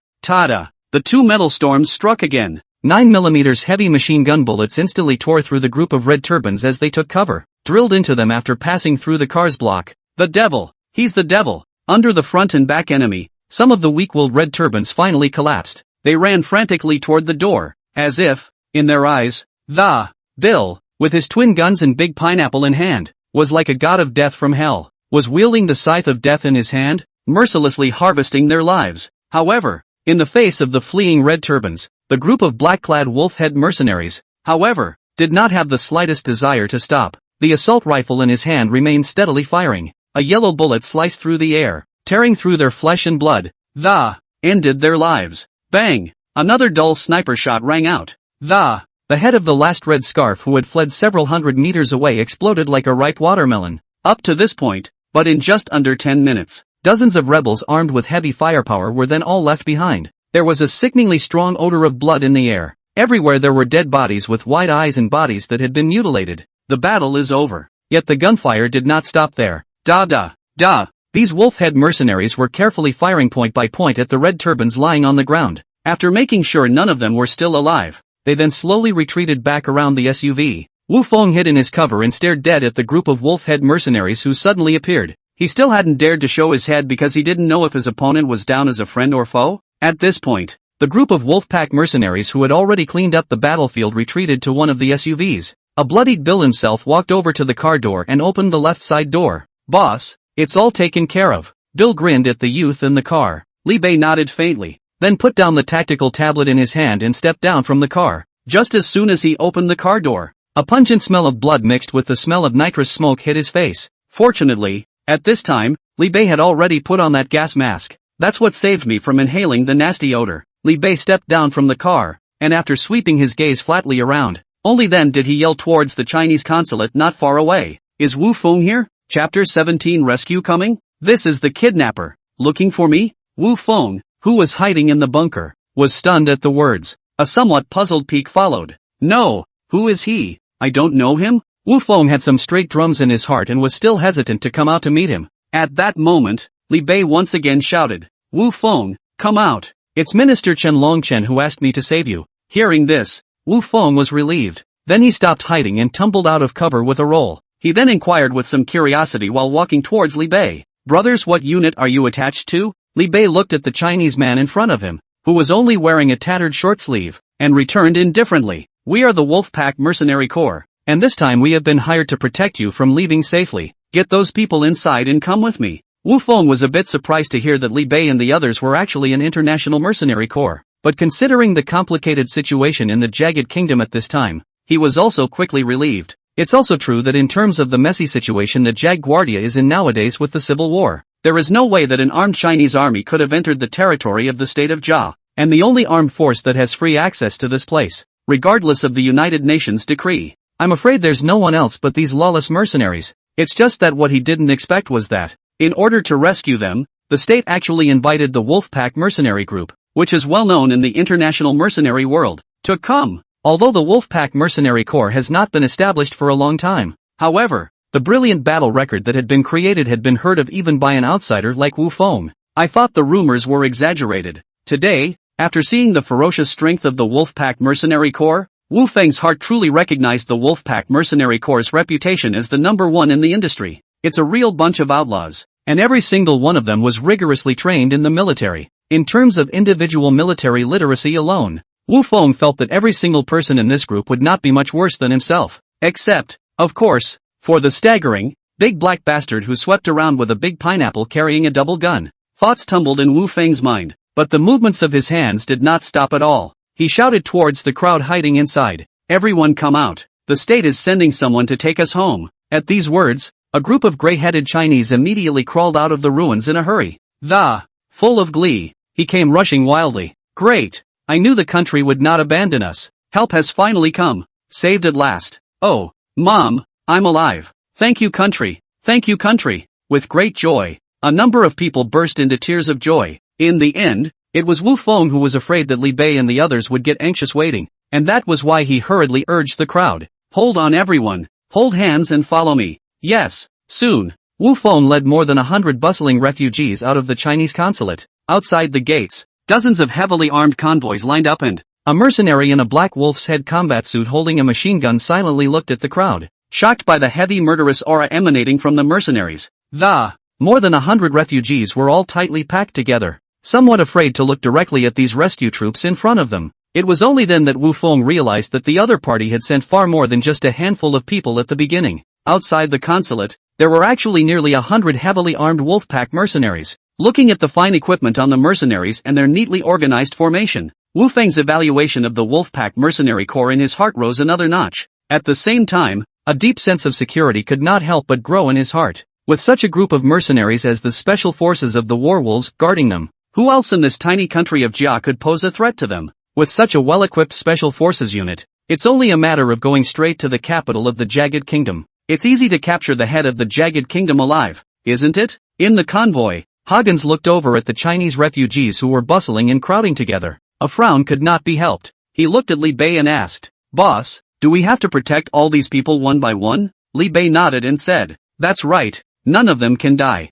Huggins was about to say something, but in the end he didn't say anything. Li Bei, however, glanced at him, understanding in his heart what Huggins was worried about. It wasn't actually very difficult to escort these people safely out of the Jagged Kingdom. Huggins is concerned that if a fight breaks out, once this group of people who were already scared out of their wits had a panic attack, once they fled away, I'm afraid it would directly break up their formation. Besides, each of them mercenaries was a good hand at killing, but it would be more or less difficult for them to protect people. After all, they're a bunch of outlaws. Even his own life and death have been put aside. How can he worry about the lives of others? Regarding the concerns in Huggins' mind, Li Bei just smiled lightly and said, "The employer just said no one can die. Not that they can't get hurt. If you're afraid they'll wander off, just tie them up." With that, Li Bei commanded Bill with a wave of his hand, "Give me the order to tie up all these people and stuff them in the car. Anyone who dares to resist will simply be knocked out." Bill hemmed and hawed. Then with a sardonic grin he headed off toward the crowd behind him.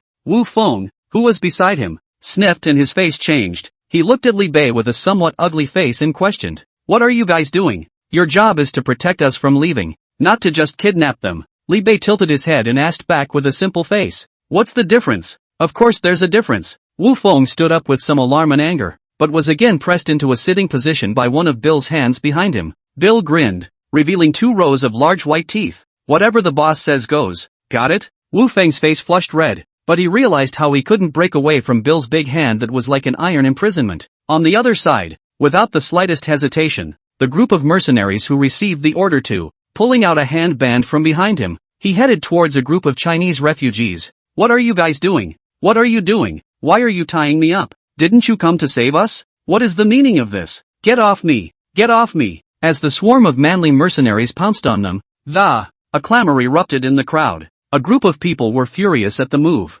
However, facing the mercenaries, who were generally a head taller than they were, their struggles were doomed to futility. In just a few minutes, more than 100 Chinese refugees were tied up and thrown into the car. The occasional ones that resisted more fiercely were simply put down with a gun drag. Chapter 18, Live Again. A true view of warfare. Rumble. The war-ravaged, bullet-ridden territory of Jia is filled with death and despair, and on top of the chaotic streets of the Jia kingdom, there was a vast line of caravans traveling. Li Bei was sitting in a modified jeep armed combat vehicle, was picking up the invisible camera from the system and preparing to turn on the live stream. This time, even though we're here to rescue Chinese citizens, but Li Bei hasn't forgotten his job either. He was a being who aspired to be the first brother of Blue Star Live, for no other reason. It's because through live streaming he is able to harvest massive amounts of shock points the quickest and most efficiently. In this day and age, the live streaming industry has completely penetrated into every corner of people's lives. Late night hungry with food broadcast, empty and lonely with beautiful hot dance live, want to shop with goods live. It's safe to say that in this day and age, the live streaming industry has become deeply rooted in every aspect of everyone's daily life in terms of food, clothing, shelter and transportation. And, crucially, in an age where traffic is king, there's no better way to get shock points than with a mind-blowing live broadcast. What's more, most of the people on Blue Star today live in peace. I am afraid that the cruelty of war can only be seen in the movie and television works of some false scenes. He now brings real war scenes to life for all to see. I am afraid that the shock brought to the people is unimaginable. Because of the Yasukuni toilet bombing, he has already gained a lot of attention on the internet. So this time, as soon as he started broadcasting, a large number of viewers immediately flooded into the live broadcast room. Li Bei just opened the live broadcast and realized that the number of people on the live broadcast had already exceeded 1 million. Li Bei first pointed the camera at his face and greeted him with a smile. Hello guys. I am the Wolf King. Instantly, a sea of pop-ups popped up in the comments section underneath the live broadcast. Brother Tough Guy is finally back on the air. Come gather around. Is this the same great god who shelled the Yasukuni toilet the other day? Wolf, you are my god. There's no need to say it. The carnival's on the go. The gifts I didn't have time to swipe last time are now made up. The next moment, all kinds of gifts in the live broadcast room began to frantically brush the screen. Carnivals worth thousands of dollars popped up one after the other. The number of people online in the live broadcasting room has even skyrocketed to a terrifying 1 million people in just 1 minute. Plus, it's an extremely scary thing. You know, even the big internet celebrities with hundreds of millions of followers on Tigerfish and Shake Wave. There's no way it could have reached such a horrific number of viewers in less than 10 minutes of the opening broadcast. Not to mention a newcomer like Li Bei who had only registered his live account for a few days. Sure, considering that Li Bei's first live broadcast brought viewers the feat of shelling the Yasukuni toilets, this seems reasonable. On the other hand, Li Bei looked at the live broadcast room which was frantically screened by one carnival after another. Couldn't help but let out a somewhat helpless, bitter laugh. System, block the gift display page. Command received. Blocked. Right. Li Bei suddenly seemed to think of something and asked silently in his mind. System, I've been rewarded with a lot of gifts before when I opened my first livestream, right? Where's all that money? Ding. Reporting to the host, the proceeds gained from the live broadcast. The system has been fully transferred to an account in your name, which can be accessed by yourself. Li Bei then breathed a sigh of relief, then asked with some curiosity, all that means? That's right, it's superficial. Don't you have to split it 50-50 with the live platform? Proceeds from the host's live broadcast will be received in full by the host. No platform in the world has the right to extract any fees. When Li Bei heard this, his expression became a bit strange. Good guy, so overbearing. While I system. Isn't that like laying your own eggs in someone else's nest? Don't you leave a little something for others when you're done? It's very systematic and I like it. Li Bei nodded secretly in his heart, then returned his attention to the live broadcast. After blocking the rewards gift display, Li Bei began to control the scene. Brother Mo, nothing special on the program today. I'll show you the real Jagged Kingdom reality. As soon as the words fell, the comments section within the live broadcast exploded once again. What? Jaguk. Didn't they say an armed uprising broke out there 2 days ago? What armed insurrection? It's clearly a resistance riot. It's rumored to be a civil war about the Jagged Kingdom's regime. Yes, I just saw the news in the press this morning. It says that the land of Ja has been plunged into war. The anchor is awesome. Such a dangerous place to say go to. Wolf 66. Show us what war-torn areas are really like? Li Bei saw the messages in the live broadcast and smiled gently. The invisible camera in his hand was then aimed out the window of the car. Through the window of a speeding car, the crowd could vaguely see that both sides of the road were lined with walls of pitted earth. Some of the earthen walls have been bombed and left in ruins. There were also some thatched houses where a group of forlorn-looking refugees from Ja were weeping helplessly in each other's arms. On the ground were dead bodies and blood everywhere. Every now and then you could see a group of armed thugs with guns firing wildly towards residential buildings.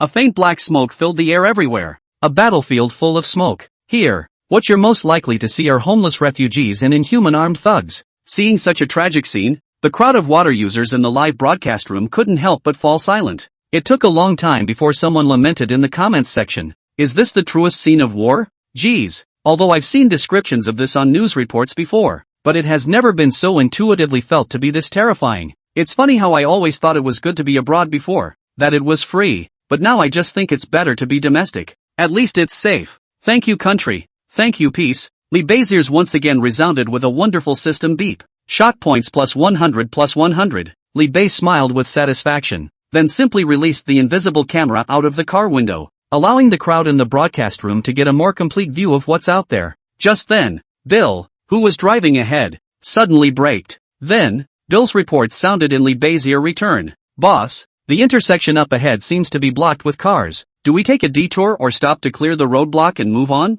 Li Bei asked with a frown. How long will it take to leave the territory of the jar if we have to take a detour? The Hagens beside him calculated and concluded. Estimated to be an extra 2 hours of traveling. Li Bei pondered for a moment before speaking. In that case, send someone to clear the roadblocks blocking the way. Roger that. Without a moment's hesitation, Bill opened the car door directly and quickly began to bark orders. First and second combat teams on alert. Fifth military engineers ready to clear the roadblock. Beside him, Wu Feng still opened his mouth to inquire with a curious expression. Did you guys bring your cutters? How are you going to clear the barricades if you didn't bring one? Li Bei signaled with his eyes that he should see for himself. Then Wu Feng just stuck his head out and a 12-man combat team was seen carrying a door of RPGs out of the wagon. They then looked at Wu Feng's shocked gaze and aimed the RPG over his shoulder at a car barricade not far away. Then they pulled the trigger without hesitation. Shoo! A series of sharp cracking sounds rang out. Rumble! Then there were a dozen flaming rockets crashing into the barricade above the front. Chapter 19 Rampage and tanks are coming.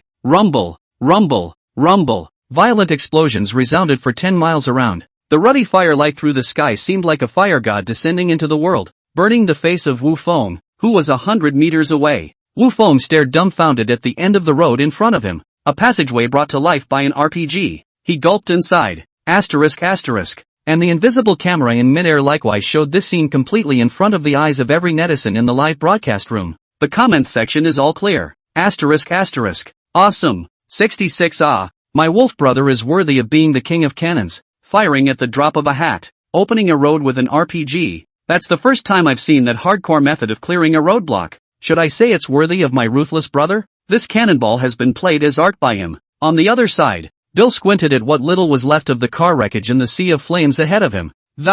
Satisfied, he nodded. He then got back into the armed automobile and ordered, forward, crashed through it. Beside him, the steel-helmeted mercenary immediately slammed on the gas and crashed straight into it. Li Bei in the car behind him similarly waved his hand, and the other dozen or so cars all followed closely behind. Ping! The full throttle, modified Hummer carries the terrifying impact of it slammed hard into the sea of fire. The wreckage of the car that had been blocking the center of the road, after experiencing being bombarded by RPGs and then being scorched by roaring flames. It's a virtual non-starter nowadays. A gash was quickly made under the Hummer's onslaught. Buzz! A dozen fully loaded off-road armed vehicles rushed out amidst a sea of fire and isolation. This scene is much more realistic than the special effects scene in the movie. The audience in the live broadcast room was even more directly into the climax. It's so handsome. It makes me want to become a mercenary. After all, dangerous yes but handsome. Handsome is for life. Hang on, this is what a man should watch live. Right after Li Bei and his group broke out of the blocking zone,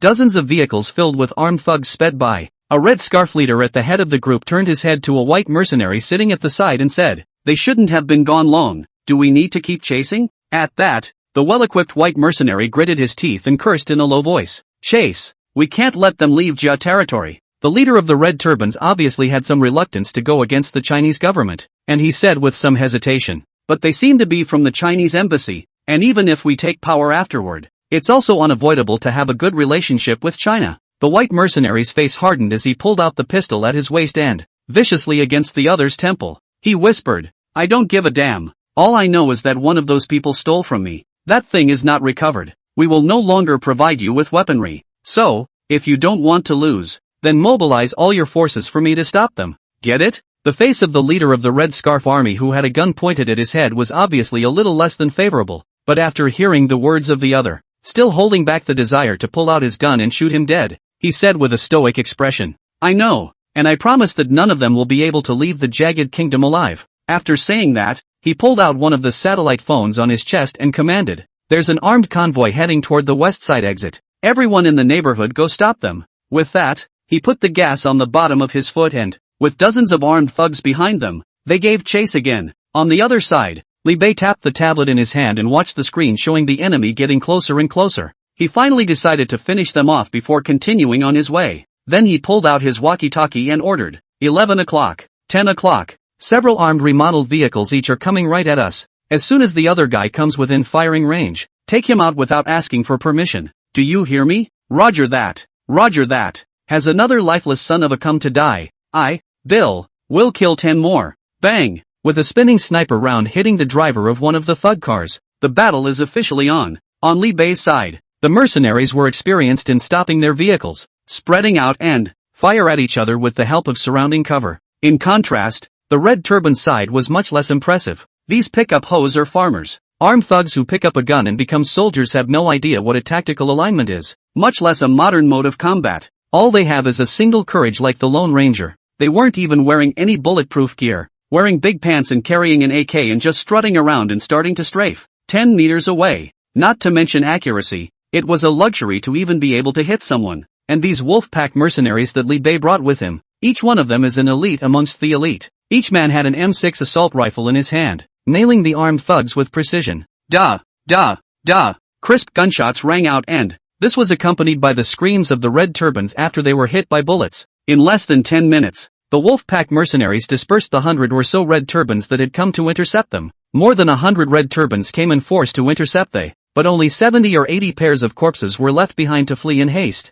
On the contrary, on Li Bei's side, what he paid was just a few thousand bullets. Only one unlucky mercenary had his arm grazed by a stray bullet, but it only needed a slight bandage. Wu Feng, who was sitting beside Li Bei, saw that the mercenaries were actually so darn brave. I can't help but smile with joy and say, looks like we can leave safely next. Li Bei, however, gently shook his head as he pointed at the satellite image displayed in the tablet and said in a deep voice, "It's too soon to talk, the real enemy is just arriving." As soon as the words fell, a loud roar suddenly sounded. Wu Feng, being a veteran soldier, instantly heard what the hell it was. This is a tank? Are they crazy? I can't believe they even dispatched tanks. However, it was as if Li Bei had anticipated this as he spoke faintly. Armor-piercing demolition rounds. Stand by. After hearing Li Bei's words, Wu Feng was even closer to having his eyes fall out in shock. What? You guys actually even have armor-piercing bullets? Where did you get the ceiling in this man-portable rocket? This is crazy. Instead of answering Wu Feng's question, Li Bei similarly shouldered a rocket launcher himself. After filling it with a round of armor-piercing bursts, it began to aim at the 3 tanks that appeared in front of it. Ready, release. Li Bei squinted his eyes and waited until a moment after the 3 man tanks appeared in view. Humongous orders were issued. I'll give a hard blast to his ass. Swoosh. A round of armor-piercing rockets with a fiery red trailing flame, straight at the 3 tanks that had just popped up. Chapter 20 Chase. Explosions are art. Oh. Rocket. Asterisk asterisk asterisk asterisk. Take cover. Take cover. No. 3 freshly entered man-portable battle tanks just popped up. Then he saw the dozen or so armor-piercing rockets coming at him head-on. They had only time to break out in a wail of despair. Then they were all blown up with their cars and people. Unlike ordinary rockets, the armor-piercing rockets that Li Bei and the others used were specially designed to deal with war machines like tanks. It is well known that man-portable battle tanks are encased in alloys tens of centimeters thick. It also makes the drivers in it safe as hell. Ordinary bullets and shells would have trouble breaking the tank's steel defenses. But in front of the armor-piercing rockets that Li Bei exchanged from the system mall, these tanks are younger brothers. Their proud steel armor in the face of an armor-piercing rocket. It's a complete sham. In just a moment, 3 armed tanks were pierced through their armor by a dozen armor-piercing rockets, and exploded with a bang. Watching 3 tanks not far away get blown up and scrapped in a flash, Li Bei then lowered the bazooka on his shoulder and smiled with satisfaction. Worthy of being a good thing from the system, the power is really good. Beside him, Bill exclaimed with the same look of excitement. Boss, where did you get this batch of armor-piercing rockets? The power is simply awesome. Li Bei laughed, only vaguely. Don't you damn well ask so much, just use it. He then waved his hand and directed the convoy to continue on its way. Buzz. The convoy sped off again. 10 minutes later, a convoy of dozens of armed red turbans arrived again. The leader of the red turban army grabbed the fleeing red turban army and asked in a stern voice, "Where are they, people?" This red scarf's eyes were filled with fear as he replied with trepidation. "Dead. All dead. Punks. I'm asking about the people I told you to intercept." The leader of the red turbans shouted and cursed. Which way did those guys run? Dead. All dead. The devil. However, this red scarf seemed to be dumbfounded by some vague words were being muttered under his breath. Bang! With a sudden gunshot, the dazed red scarf fell to the ground in response. On his forehead, there was a bloody hole that was gurgling blood at the moment. The leader of the red turbans jerked his head around to look at the white, bearded mercenary beside him, who had just put away his gun and an angry voice questioned, "What are you doing?" Adams looked at his opponent with an icy gaze and said coldly, "I've gotten word that they're headed southeast." The leader of the red turbans let out a cold snort, then threw the corpse in his hands away and, somewhat disgustedly, he wiped the blood that stained his sleeve. Only then did he open his mouth to command, "In that case, let's get going. Catch them this time no matter what they say." Adams didn't say a word, just looking thoughtfully at the 3 scrap tanks on either side of the road. It seems that the one who came is not an ordinary guy. Adams is well aware that a mercenary corps that was able to take out 3 armed tanks in such a short period of time was a number 1 even in the international mercenary world. Except that whoever you were that dared to touch that thing, A cold light flashed under Adam's eyes. Then all must die. In the midst of his thoughts, Adams had dialed the one satellite phone in his hand. Hello, a somber voice came from the other end of the line. Did you get the stuff back? Not yet, but we've got a lock on them. As soon as possible. This thing must never be obtained by the Chinese officials. I don't care what you use. The item must be brought back or you and I will both die. Adams was silent for a moment, then responded in a low voice. I know. Then the other end snapped and hung up. In the compartment behind them, a white mercenary, also heavily armed, asked in a low voice as he looked over at Adams' hard face. Boss, what did the employer say?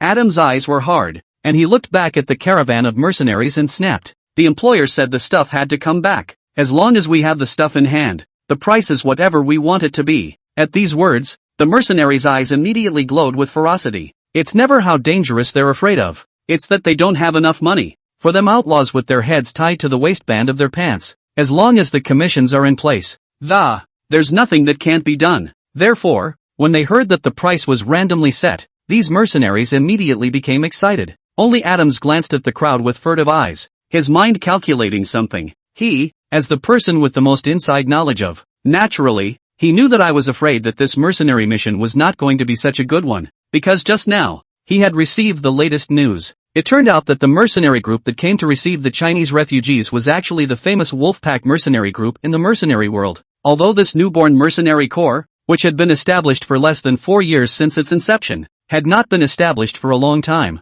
but the record it has set is nothing short of remarkable. Over the years, whenever the Wolfpack mercenary corps took on a mercenary mission, there hasn't been one that hasn't been finished. Therefore, after hearing that the opponent that he and the others were going to face was actually such a legendary mercenary corps, Adams's heart couldn't help but beat a dark drum, though there is a slight weakness in the heart. But after thinking that he was standing behind the beautiful country's military this time, his heart was certain. In any case, the Wolfpack is just a mercenary group. How is it possible to go up against a superpower on one side? With that thought, Adam's mind was once again at ease. Hoggins, how long until we leave the territory of the Jaw? Inside the speeding armed SUV, Li Bei turned his head to ask Hoggins. Hoggins replied after glancing at the data on the computer screen. Soon, only an hour. Upon hearing this, Li Bei, however, said with a slight sigh, it's too late. Prepare to meet the enemy. As soon as his words were out of his mouth, Kier's voice rang out from the end of the caravan. Boss, there's a tail biting up behind you.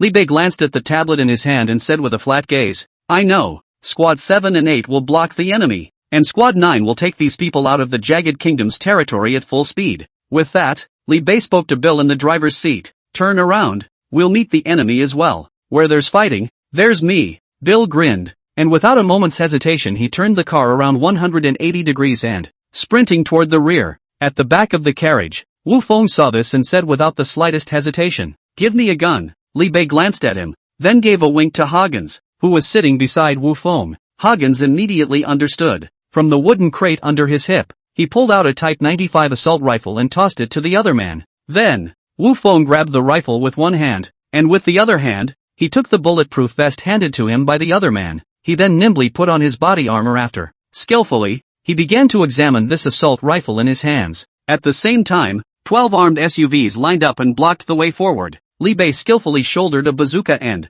squinting at the armed thugs speeding in the distance. Brothers, explosions are art. Fire. Chapter 21 Rain of Shells. Under the missiles, all beings are equal. Swoosh. 12 rockets waved with brilliant trailing flames, cutting across hundreds of meters after it crashed into the thug's car that was speeding up behind it. Rumble. Violent explosions shot up into the sky, and pieces of the crumbling car scattered in all directions. Just this one round of shelling. Then they showed these red scarf thugs what it means to have fear from RPGs. Before they could emerge from the chaos, a second round of rockets struck. Rumble. Rumble. On Li Bei's side, the shells seem like they don't need money. 5 rounds of artillery fire totaling 60 rockets blasted out in a frenzy. This isn't combat. This is pure carnage. The leader of the Red Turbans, who had slowed down at the first sign of the incoming shells, looked at the sea of fire in front of him and, the eye hissed, retreat, retreat. However, a cold pistol was once again pressed against his temple. Adams ordered with an icy gaze, no backing up, keep your men moving. The leader of the Red Turbans glanced at the unharmed foreign mercenaries behind him with reddened eyes and, endless anger welled up in his heart. He knows, these damn foreign mercenaries were there to get their men to go ahead and wear down the opposing firepower. Instead, they waited until the other side ran out of shells. Order! Adam's eyes flared with murderous intent and his finger was already about to pull the trigger. Soldiers! The other side is out of shells. Charge! For freedom! The leader of the red turbans hurriedly picked up the walkie-talkie and shouted orders. At that, hundreds of frantic thugs once again whimpered and screamed wildly as they launched themselves into a charge. Sky! A stealthy aerial camera is broadcasting everything that's happening here in real time to China. Everyone in Li Bei's live broadcast couldn't help but sweat for Li Bei's group. Are these jaguars crazy? How dare they launch a charge when they've been blown up like this? Say, did Brother Ruthless blow up the other side's lair, actually causing so many red scarf thugs to chase after him? Foreign countries are really messed up. Thanks again to my parents for letting me be born in China. Long live China. Though Brother Ruthless and the others are well armed, but I'm afraid it won't last long against the frantic onslaught of hundreds of armed thugs, provided the shells run out. New concerns were soon raised on the air. Besides, this is still the sphere of influence of the red scarf thugs. I'm afraid the number of thugs arriving will only increase as time goes on. In my opinion, the 36th plan is the best plan. Everything is a joke under the truth, shell. On the other side, Bill and the others were on the verge of turning their shoulder-mounted bazookas into machine guns. The shell after shell seemed to go on forever, shattering every mob that dared to approach. And beside Li Bei, Wu Feng was clutching his Type 95 rifle in his hand. Dumbfounded, he watched as Li Bei and the others fired off rocket after rocket. Ha ha, cool. Black Whirlwind Bill had a bazooka on each of his right and left shoulders, neither of which needed to be aimed. Just firing the cannonballs off would blow up a large swath of red turban thugs. Behind him, there were two mercenaries dedicated to filling his shells. Wu Feng looked at the useless rifle in his hand and looked at Li Bei with a somewhat dry throat. Asked, I wonder if we shouldn't economize on shells. Shoo! Li Bei tapped his buzzing ears after firing another round of RPGs out of the air. Asked rhetorically, what did you just say? Wu Feng repeated his words out loud once more. Saving shells? Li Bei grinned and turned his head to Keel to ask, how many rockets do we have left? There's still enough for us to fire for 30 minutes straight. Kier answered honestly with a rough estimate. With these words, there was not even a need for Li Bei to say anything else, and Wu Feng, after a brief moment of silence, moved his eyes to the bazooka on his shoulder. So, can I get a couple rounds too? Li Bei laughed out loud and tossed the bazooka on his shoulder to Wu Feng. For you to get high too. Wu Feng nodded gratefully, then set up the cannon, pulled the trigger, and the RPG fired. Swoosh! 5 minutes later, Adams was a little bewildered as he looked at the sky full of shells that still hadn't stopped. Hundreds of shells have been fired, haven't they? What's the end of it? Beside him, the leader of the red turbans grimaced and questioned Adams. Do I still have to get my men to take the head of a cannonball? Adams glanced at the already routed red turban mob, not far away, knowing that they'd been scared out of their wits. At this point, I'm afraid that even if they were ordered to charge again, these people wouldn't dare to come half a step closer. But the good thing is that at this moment their air support has also arrived. No need. Adams returned lightly, then turned his head to the group of mercenaries and, pep talk, guys, we're up next. As he spoke, several helicopter gunships flew overhead. The Falcons are in position. Get on. At Adams' command, dozens of modified SUVs took an S position. Under the cover of fire from the armed helicopters overhead, they rushed towards Li Bei and the others. The crowd of water friends in the live broadcast room couldn't help but explode at the sight. Asterisk. I can't believe they even sent out helicopter gunships.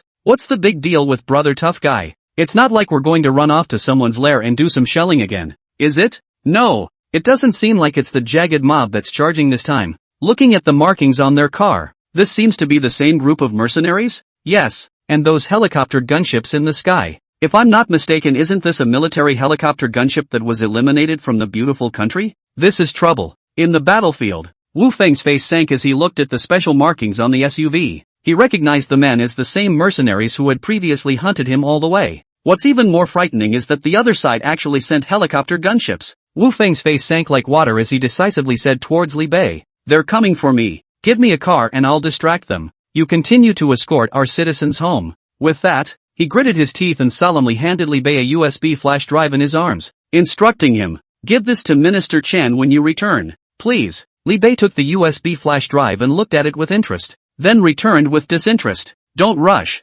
wait a little longer. Wu Feng looked back, only to find that Adam's convoy had already crossed the shell-bombed area of the, it's less than 500 meters away. The helicopter gunships in the sky above have been pouring ferocious firepower, holding Bill and others down. He anxiously urged Li Bei, hurry, it's too late if you don't let me go. Li Bei sniffed and just slowly turned his back and lit a cigarette. Phew, as a faint smoke ring exhaled from Li Bei's mouth, The. A sharp popping sound suddenly resounded throughout the battlefield. Shoo shoo shoo. Then, under Wu Feng's shocked gaze, a tactical missile that cut through the sky flew from afar and landed on the battlefield 500 meters away from the outside of Li Bei's convoy. Rumble. The entire earth trembled. Monstrous fires rose and helicopter gunships were falling. The entire battlefield was cleared. Chapter 22. No regrets for entering Huaxia in this life, and returning to the flower-growing family in the next life. This is a ING tactical missile? Wu Feng looked at the sea of rushing fire behind him and inquired with his jaw dropped. How is this possible? You guys actually even have missiles? Li Bei's body was half leaning next to the car door, and he was leisurely smoking a cigarette. Lighten up. It's a big deal. Then he casually tossed the flash drive in his hand back to Wu Feng, flicked his cigarette away with one hand and, sitting in the car, ordered, "Finished work, big guy back." With a command, all the Wolfpack mercenaries all put away their guns and got into the carriages. Rumble. With the roar of the engine, the Wolfpack mercenary corps once again left the battlefield in style without any damage, leaving only a scorched black field behind them. Thousands of square feet of land were blown over by missiles. Like a cordon, it separated the jagged thugs on the other side. The leader of the Red Turbans, who had survived the attack, was separated by a 1,000-meter cordon. Dumbfounded, he watched Li Bei and his group leave with such a big grin. At this moment, however, there was no longer a single thought in his mind that he wanted to block it. Some bull weapons support. Some stupid dog mercenary. They were all blown to smithereens by these missiles. The moment the tactical missiles came at him, he thought that China had openly declared war on them. At this moment, there was not a single extra thought in his head. Therefore, after he watched Li Bei's convoy leave, he heaved a sigh of relief instead. These so-called Wolfpack mercenaries are really scary. I don't care if you can't shoot all the rockets. Who would have thought that such a private armed force would even have tactical missiles? You know, even their original jagged government didn't have a few missile launch bases, and they, the thugs, don't even have a missile base. The other side is even carrying up missiles. What's left to fight for in this war? Pray that the other side doesn't fire a few missiles at his home base and he'll be thankful. Meanwhile, China. Countless people saw the image of the tactical missile clearing the field through Li Bei's live broadcast. After watching it, the only two words left in everyone's mind were shock. In the pop-up screen below the live broadcast, it was even brushed directly by the netizens. ***, this mercenary. Am I watching a parade? This is from a movie, isn't it? It's a missile. Using tactical missiles against local armed thugs is not pure bullying. Brother Ruthless is definitely an arms dealer. Before it was rockets, now it's tactical missiles. I doubt the next broadcast is going to be the whole nuclear warhead. No argument. Gifts away. That's right. Family gifts are swiped. This isn't a gift we're swiping. It's a bullet and a cannon shot at the enemy. Upstairs. Burning up. It's no better than Bo Burns? A Company 1. In the speeding SUV, Li Bei took the time to look at the reaction of the water friends in the live broadcast room. To his great relief, the live broadcast continued to be extraordinarily effective this time around. The ding-dong shot point crediting alerts in my ears just don't stop. Shot points plus 200 plus 200 plus 200. Then being rewarded with gifts over and over again in the live room. Li Bei preferred to see the rising number of shock points on the system page. The strongest shock system. Host, Li Bei. Properties panel. Strength, 20. Speed, 22. Stamina, 20. Reaction force, 19. Note, 10 for each of the qualities of a healthy adult man. Skills, firearms proficiency. Vehicular proficiency. Master fighter. Danger perception. Current shock points, 489. 900. Shock points gained by turning on the live stream. Except for the 20 million shock points from the last live broadcast of the bombing of the Yasukuni Shrine, this broadcast has already garnered a full 20 million.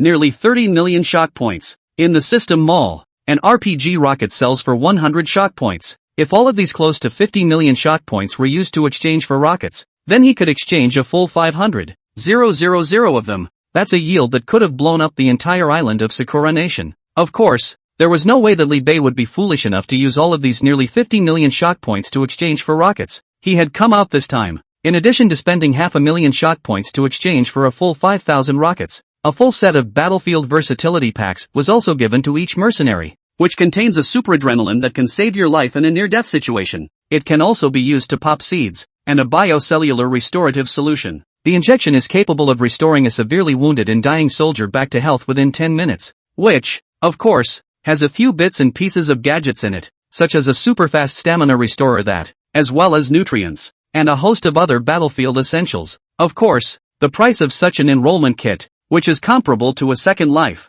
is not cheap. Each portion of the Battlefield Versatility Pack requires 10,000 shock points. And without the slightest mincing of words, Li Bei, it cost over 1,000,000 shock points to equip every Wolfpack mercenary with a copy, because he knows full well that the reason he got so many shock points on the air, in addition to their own wise leadership, their full support is equally indispensable. Whether it was shelling the Yasukuni Shrine toilet or braving the Jigoku, it was a very difficult task, and these mercenaries under his own command, after receiving his own orders, yet he could lay down his life to come in charge with himself. This friendship, Li Bei is remembered in his heart, although he knew that the mercenaries were actually a group of outlaws who recognized money but not people. But Li Bei felt that his wolf pack was different. They're a warm-hearted bunch of mercenaries. All in all, this trip to Jaguk was definitely considered a success. Not only did they succeed in rescuing all the Chinese citizens, it also reaped another 20 million or so shock points. With this batch of shockers, some of the goodies inside the system mall that Li Bei had been craving for a long time could finally be exchanged.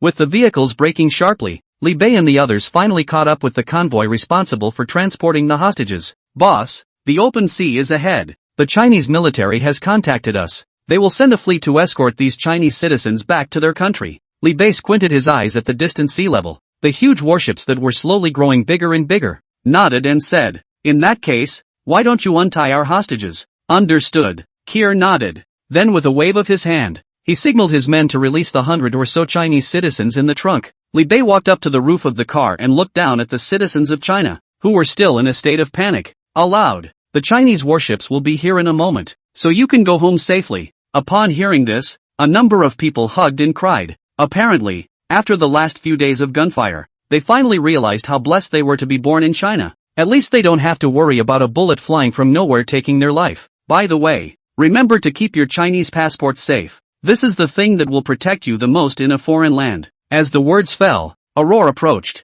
Li Bei and the others looked up as a bright red color came into view. Meanwhile, a neat pop-up screen swiped across the live feed. "I have no regrets about entering China in this life. And in the next life I will still be in the flower planting family." Chapter 23, The Creator and the Dark World. 3 days later, the capital of China. Inside a heavily guarded military base, Li Bei stepped down from a military jeep and looked around with some curiosity. Ahead, Wu Feng, who was in charge of leading the way, said in a low voice, "Don't look around. This is a forbidden military tube. Everything in here is classified." Li Bei bristled, but didn't say anything more. Just after following behind Wu Feng and passing through one giant alloy steel door after another, eventually, he was taken to an all-metal room. Wu Feng stopped at the door and said to Li Bei, "Go on in. The chief is waiting for you inside." Li Bei nodded and took a big step inside. Behind them, the thick alloy giant door closed with it. Inside the room, there were only 2 metal chairs that, one of them was seated with none other than Minister Chen Longchen, whom Li Bei had met earlier. "Sit." Chen Long pointed to the seat across from him. Li Bei readily accepted the good advice and sat down with a big grin. "First, I say thank you on behalf of the country of China and the 107 citizens of China that you saved." Chen Long suddenly stood up and solemnly bowed to Li Bei. Li Bei was taken aback and hurriedly got up to support the other party. "Comrade Chen, I'm telling you, let's talk business. Don't think you're going to be able to renege on that." Chen Long straightened up and smiled helplessly, his expression relaxing with it. "You kid, you're still so out of shape." Li Bei picked up the teacup next to his seat and raised an eyebrow. "Yo, you really prepared tea pie for me this time." Chen Long raised his hand and smiled back. "You picked well, idol." Li Bei picked up his teacup and drank it in one go, smashing his mouth and continuing, "Come on, don't be polite, let's just get to the point." Chen Long nodded, then handed a folder of information to Li Bei and said, "Here's the information you wanted about the Dark World." Li Bei sniffed and couldn't wait to turn over the information in his hands, followed up with a question as he read it carefully. "Old Chen, don't you forget there's a top-secret message worth $1 billion. Chen Long shook his head with a bitter smile. Then his expression turned serious as he suddenly asked in return, "Mr. Li Bei, do you think there are aliens in this world?" Li Bei rubbed the coarse beard on his chin and replied, "Yes." These words came out, but it froze Chen Long a little bit. He took a deep breath and continued, "I actually used to be a staunch materialist until I learned about this. What exactly is the message? Last year, our Shenzhou 20 was successfully launched. You know this, right?" Li Bei nodded. "Of course." Chen Long took a cigarette handed by Li Bei and lit it with somewhat unsteady fingers. "Take a big deep breath before continuing the story. Shenzhou 20 was launched to the back of the moon, and after it landed, a spaceship has been found under the moon's floor." Li Bei silently lit a cigarette as well, signaling the other party to continue. After intensive probing by our cosmonauts, it was found that it's a spaceship from another galaxy. Li Bei suddenly interjected with a question. Why is it certain that it must be from another galaxy? I remember a few years ago the beautiful country threatened that they had researched spaceships that could navigate through space, right? Why couldn't it have been a craft launched by the beautiful country or another country? Qianlong shook his head in negation. No, we're pretty sure that's a spaceship from an alien galaxy, because there is not a single metallic substance present throughout the body of this spaceship. It's a biotech spaceship. Li Bei flicked the ashes of the cigarette between his fingers and was silent. Qianlong continued to narrate. But we weren't the first country to discover it. 10 years earlier, the alien craft was spotted by Apollo 11 of the beautiful kingdom, and has since been spotted by Soviet Communist and United Nations and Caesar Empire craft. Except that they did not share this information. It was only last year that we in China learned about this information. Li Bei asked rhetorically with a frown. Having said that, what does this mean? Qianlong shook his head and said, according to the information deciphered from the craft, the civilization to which this craft belongs to, they call themselves the Creator. And this craft came to the solar system on a mission to exterminate the human race. Except then somehow the ship ended up crashing on the backside of the moon. Li Bei's face stared down. Then Qianlong continued. It is our understanding that the beautiful kingdom brought something back from the ship as early as 10 years ago. And they've been working on these things for a full decade. Li Bei said after a moment of contemplation. You are afraid that the location of the planet will be leaked? Qianlong nodded with a grave expression on his face. We don't know for the moment what the beautiful country actually researched from it, but at the slightest possibility of attracting the attention of an alien civilization, Blue Star could be doomed. Li Bei suddenly closed the folder in his hand and said with a smile, there's no need to worry too much, is there? Even if the sky falls there's a tall man to hold it. Besides, if what you've documented in this file is correct, it seems that some people with special abilities exist in our Blue Star, right? Qianlong took the binder and nodded in reply. Good. A special group of people with extraordinary abilities in the beautiful country. They're called aliens. There is a group of beings who can manipulate the elements in the Empire of Britannia, and they call themselves wizards. Ninjas of the Sakura country. Brahma monks of the Black country. They are all a group of special humans with extraordinary abilities. Li Bei raised his eyebrows and pursued. What about us in China? Are there no similar special humans? Qianlong said after a moment of silence. Naturally, there are those who call themselves Inhumans. Having said that, the number of these humans with special abilities is extremely small. It also doesn't make much of a difference to the international situation, and they all have their own space to move around in. It's not normally in the sight of ordinary people, so you don't have to worry about what they're going to do to you. Upon hearing this, a hint of amusement flashed across the bottom of Li Bei's eyes, and he secretly said to himself in the back of his mind, I wish they'd do something about me. Neither. Now after having taken a full set of advanced genetic enhancement potions, which one is stronger or weaker compared to these people? That's right. After returning from Jaguk, Li Bei then immediately used 5 million shock points to exchange 5 bottles of gene enhancement potions from the system mall. They are Advanced Strength Potion, Advanced Speed Potion, Advanced Stamina Potion, Advanced Reactivity Potion, and Advanced Physique Potion. After taking these 5 bottles of advanced gene potions produced by the system, Li Bei's attributes today are like this. Power, 55. Speed, 52. Physical strength, 60. Reaction force, 50. Mental, 30. Note, healthy adult men have a quality of 10 for each. Nowadays, Li Bei's physical quality had already surpassed the peak of what an ordinary human could achieve. I wonder how it compares to the so-called transcendentals. Of course, if you really can't beat them. Li North also has a full set of 500-ton content missile launchers. With one shot, no matter what kind of special human being it was guaranteed that all of them would directly stand in their graves on the spot. The principle followed by Li Bei is, truth only exists below caliber. Chapter 24, Super Soldier Serum. Blackie spoke. Inside the room, Li Bei and Qianlong were both wide-eyed and speechless for a long time. Li Bei asked as he pulled out another huazi and raised his hand. Have one? Qianlong reached out and took it. Li Bei had just pulled out his lighter, but he saw that Qianlong had already raised the fire and came over. Li Bei waved his hand, but Qianlong insisted on lighting the fire for him. Helplessly, Li Bei could only bring his head over with his cigarette in his mouth. Click! The fire rose, and Qianlong's voice rang out. Li Bei, have you ever wanted to come over and work for the country? Li Bei narrowed his eyes and took a deep breath, asking rhetorically with a smile on his brow. What? You want to integrate me? Or the wolf pack? Qianlong replied seriously with a frank expression on his face. The international situation is now in a state of flux. Our country also needs an overseas force to do something for us. Li Bei laughed lightly and said indifferently. I'd rather not. My group of brothers are used to being comfortable with themselves and don't like the idea of working into the system. Besides, Most of them aren't Chinese, and you're asking them to carry out a national mission. Are you relieved? Chen Long looked at Li Bei and said, as long as you're Chinese, that's enough. Li Bei patted Chen Long's shoulder and countered with a smile. What? Old Chen, you're addicted to white whoring, and you want me to keep working for you for free? Chen Long wanted to say something else, but Li Bei held his mouth down. Alright, there's no need to say anything more about this.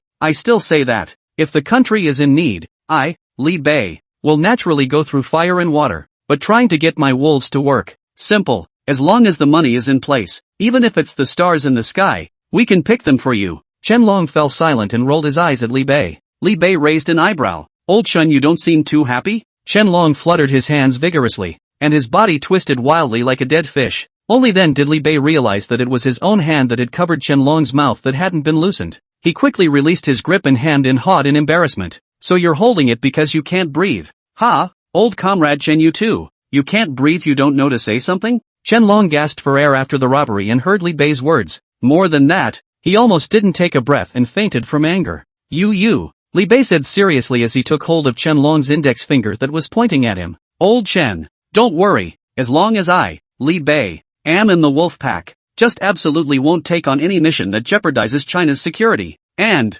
whenever the country needs it, I, wolf pack mercenaries, will definitely prefer our Chinese country's mercenary missions. Chen Long managed to catch his breath well, which would make him feel like his index finger was going to break again. He nodded repeatedly with an ironic grimace. Fine, I know, you let go of me. Li Bei afterward loosened his hand and scratched his head in some embarrassment and laughed nervously, reporting a sliver. I've been growing in strength a bit fast lately, and I'm not quite in control of it yet. Chen Long rolled his eyes, this time for real. He sort of realized that this guy Li Bei was clearly pointing at himself, but he didn't advise anything more. Mainly he was afraid that if he tried to persuade him anymore, his own little life might be in jeopardy. Only after a pause did Chen Long open his mouth. By the way, aren't you curious about what's inside the flash drive Wu Feng brought out? Li Bei waved his hand and said, not curious. Chen Long was choked again. He simply played the rogue as well and said to himself, according to Wu Feng's investigation, he found them doing human experiments in a lab in Jia. Oh,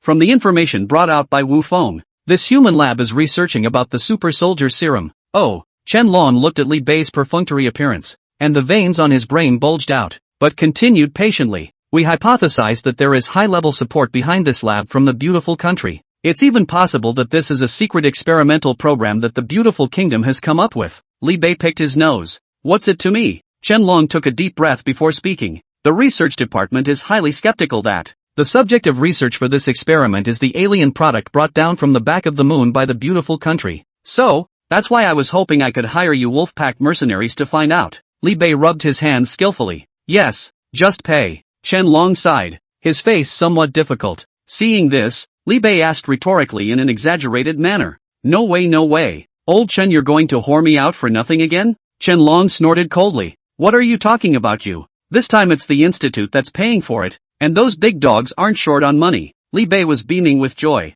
Everything is fine when enough money is given. Chen Long was silent and said after a while, but we haven't finalized the exact location yet. I'll let you know when the location is finalized. Li Bei nodded. No problem. Aha. After things were said and done, the two looked at each other wide-eyed and speechless again. So, Li Bei pulled out another wazoo. Another one? Chen Long got comfortable. Okay. Li Bei sort of saw through everything. Old comrade Chen, it's not that I'm talking about you. You're here to rub my cigarettes on. Chen Long hammed and hawed with some embarrassment. I can't help it. That family is checking hard. I don't even have any private money to buy cigarettes these days. Li Bei rolled his eyes and threw the rest of the whole pack of cigarettes to the other party. Here, all of it. Chen Long accepted it with a precious grin of gratitude. Thank you, North. Li Bei slapped the alloy door and urged, hurry up and get me out of here. Packed. Coming out of the metal room, Li Bei looked at Wu Feng, who was standing straight outside the door, and said with a smile, Old Wu Ah, aren't you retired from the military?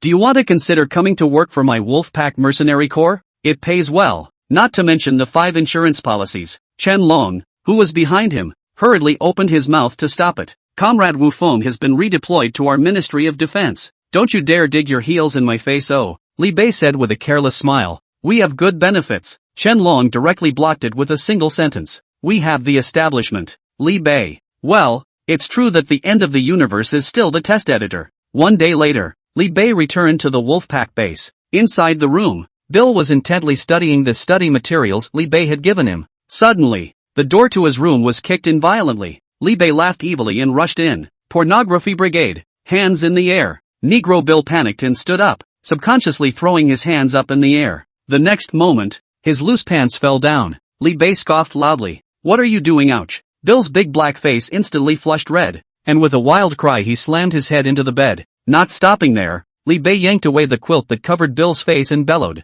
Blackie Talk, Chapter 25 Balance of Yin and Yang. Goal, the British Museum. Today, the sun is shining. Li Bei shook his still somewhat groggy head, recalling last night's orgy. Couldn't help but let out a bitter laugh. It seems that even if one's physical attributes were enhanced fivefold, it wouldn't be able to hold back the hundreds of people taking turns pouring alcohol. Just last night, Li Bei decided to organize a party in the base, to celebrate the perfect success of the 2 previous operations. Considering there wasn't a single woman in the entire base, all of them were hormonal brown men. If you stay together all day, you'll inevitably suffocate. At least Li Bei didn't want the mercenaries under his command to all turn into S after a few months. Therefore, a proper alcohol release becomes one of the best ways to unwind here. As the leader of the wolf pack, Li Bei was unreservedly given a round of toasts by a group of juniors underneath him. It ended up being a no-brainer to get dunked as well. Now, freshly awakened from his hangover, Li Bei felt his throat a little dry, so he was going to get a glass of water to drink.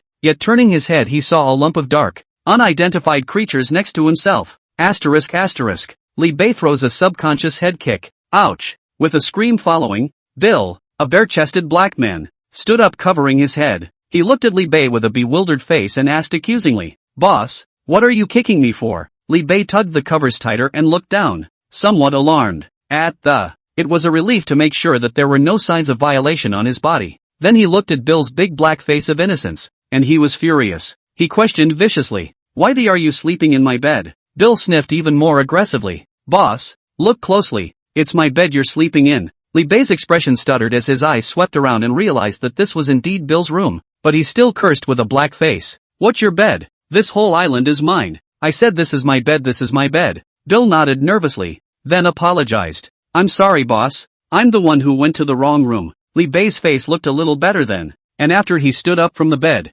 he asked, staring cautiously at Bill, "You didn't do anything bad last night, did you?" Bill shook his head honestly and asked rhetorically with some wonder, "I got drunk last night and fell asleep when I got back. What can I do to you that's so bad? Boss, you know me. My loyalty to you is there for all to see." Li Bei waved his hand and whispered to himself, "I thought you kid didn't want to work hard anymore and wanted to directly promote to Wolf Queen in one step. What did you say, boss?" Li Bei gave Bill a blank look, then left the room in stride. On his way out, he warned Bill viciously, "This matter must never be told."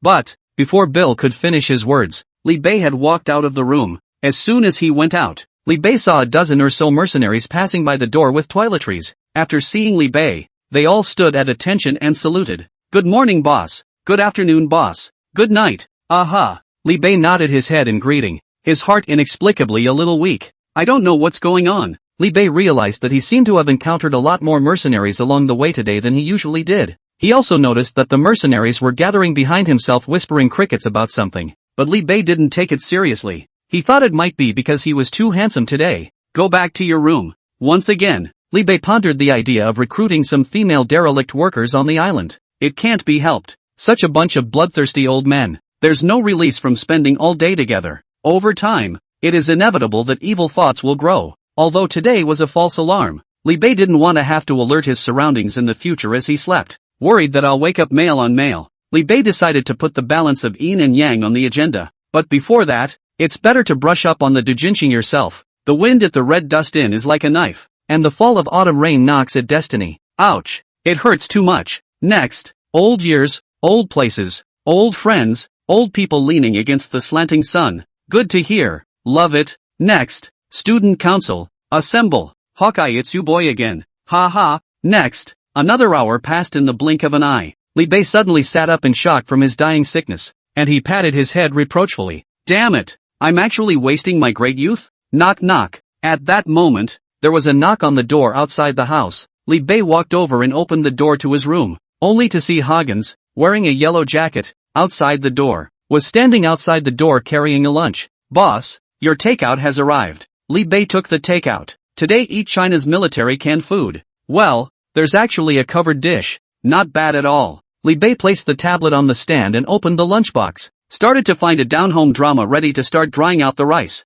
It took a full 30 minutes, but finally Li Bei clicked on a random movie and started to dry his meal. 5 minutes later, Li Bei looked at the lunch that had been swept away in front of her. Then I looked at the screen and watched the downbeat drama that had just played the beginning of the show, and I felt tasteless. End. Li Bei threw the tablet away, thinking that he couldn't swing anymore today. Be stumped up yourself. A minute later, Li Bei reclined on his bed and proceeded to click on the doujinshi. Hello class, participating in a dog licking contest? Dog licking? I'm not a dog licker. Ha, good thing I'm not a lickspill. Next, pay attention. The man in front of you is called Handsome. Just now he was playing happily with Mei when suddenly, that's great. Next, the king guides and regales. This is a real favorite of mine. Like and favorite in a row of 3. An hour later, Li Bei came to his senses. Damn you, Dojin. You've wasted the old man's time. Li Bei was painfully remorseful. Then he opened the door to his room and took another milk tea from Adams. Back in bed,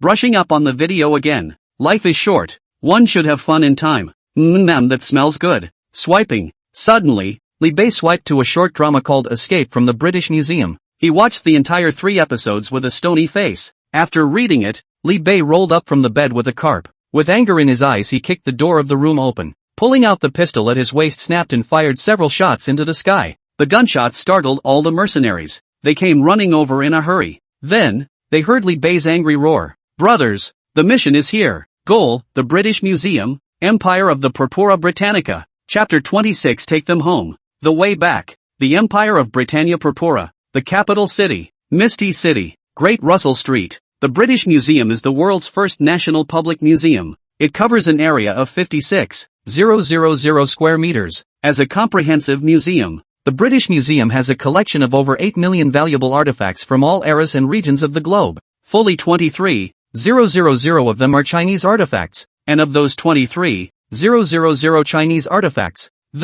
with the exception of a small portion bought from the hands of artifact dealers, the vast majority of the rest were bought during the decline of the Chinese. The Imperial Coalition forces looted and plundered it from the land of China. Nowadays, although China has risen to power, but the British Museum still refuses to return these precious relics belonging to China. For decades, every year, tens of thousands of Chinese subjects come to admire these precious Chinese artifacts. However, in the end, all of them could only leave with full of anger and resentment. No Chinese can walk out of the British Museum with a smile on his face. This is the truest portrayal of the heart of all Chinese tourists after visiting the country. Today, however, Li Bei came. Boss, I've inquired. Today the British Museum announced that it's closed for repairs. No visitors for 3 days. Outside Big Russell Street, in a black Jeep, Bill reported toward Li Bei in the passenger seat. Li Bei nodded to signal that he knew. Just in time for us to move. Li Bei picked up the binoculars and began to scrutinize the entire British Museum and inquired, have you mapped out the security personnel and their distribution within the museum? Huggins, who was sitting behind Li Bei, tapped on his keyboard with an aerial view of the British Museum was shown on the screen. Boss, from our investigation so far, the entire British Museum has a security staff of roughly 1,000 men, most of whom are equipped with anti-personnel weapons of fire. But they're just a bunch of security guards after all, worthless in terms of combat literacy. It is worth noting that all the exhibits in the museum are stored inside special bulletproof and explosion-proof glass, and it is very difficult for us to remove the artifacts inside intact without getting permission from the management. Hagenston continued after a moment. In addition to this, there is a police station 30 miles from here. In the event of a disturbance at the museum, over 100 police officers from within the police department will be here within 15 minutes. Of course, these are not the hardest ones. The hardest questions are, how do we get these artifacts out of here? After saying that, Huggins looked at Li Bei with some hesitation and asked, Boss, are we really going to capture the British Museum and transport the artifacts in here? Li Bei lowered his binoculars and replied faintly, I'm just going to pick them up and take them home. Huggins wanted to say something, but Li Bei looked up to stop him, then smiled and asked rhetorically, Huggins, do you think I'd take you guys on something I wasn't sure of? Splat. Bill, who was sitting next to Huggins, shouted at the top of his lungs as he closed the computer in Huggins' hand. I believe in the boss. Bill don't care about anything. I'll whoever the boss tells me to. What's the matter with you, old har? Have you forgotten who saved your dog's life at the hands of the mafia back then? You actually doubt boss now? Huggins explained bitterly. I certainly didn't mean to doubt the boss. It's just that it's my job to analyze situations that To develop a program, I need to calculate in detail all the possible surprises. This is my greatest loyalty to boss. Li Bei clapped his two hands on each of Bill's and Hagen's shoulders and smiled. Alright, you two, knock it off. Hagens, all you have to do is think about how we're going to take the British Museum. As for transportation and escape after this, I have my own arrangements. Hagen sniffed and his eyes firmed up. Okay boss. Aha, is everyone in position? Li Bei picked up the walkie-talkie and called. First squad is in position. Second squad is in position. Team 8 is in position. Soon, one after another. Replies of readiness rang out over the intercom. Li Bei nodded with satisfaction, then skillfully put on the gas mask with the wolf head mark on it, opened his mouth and commanded.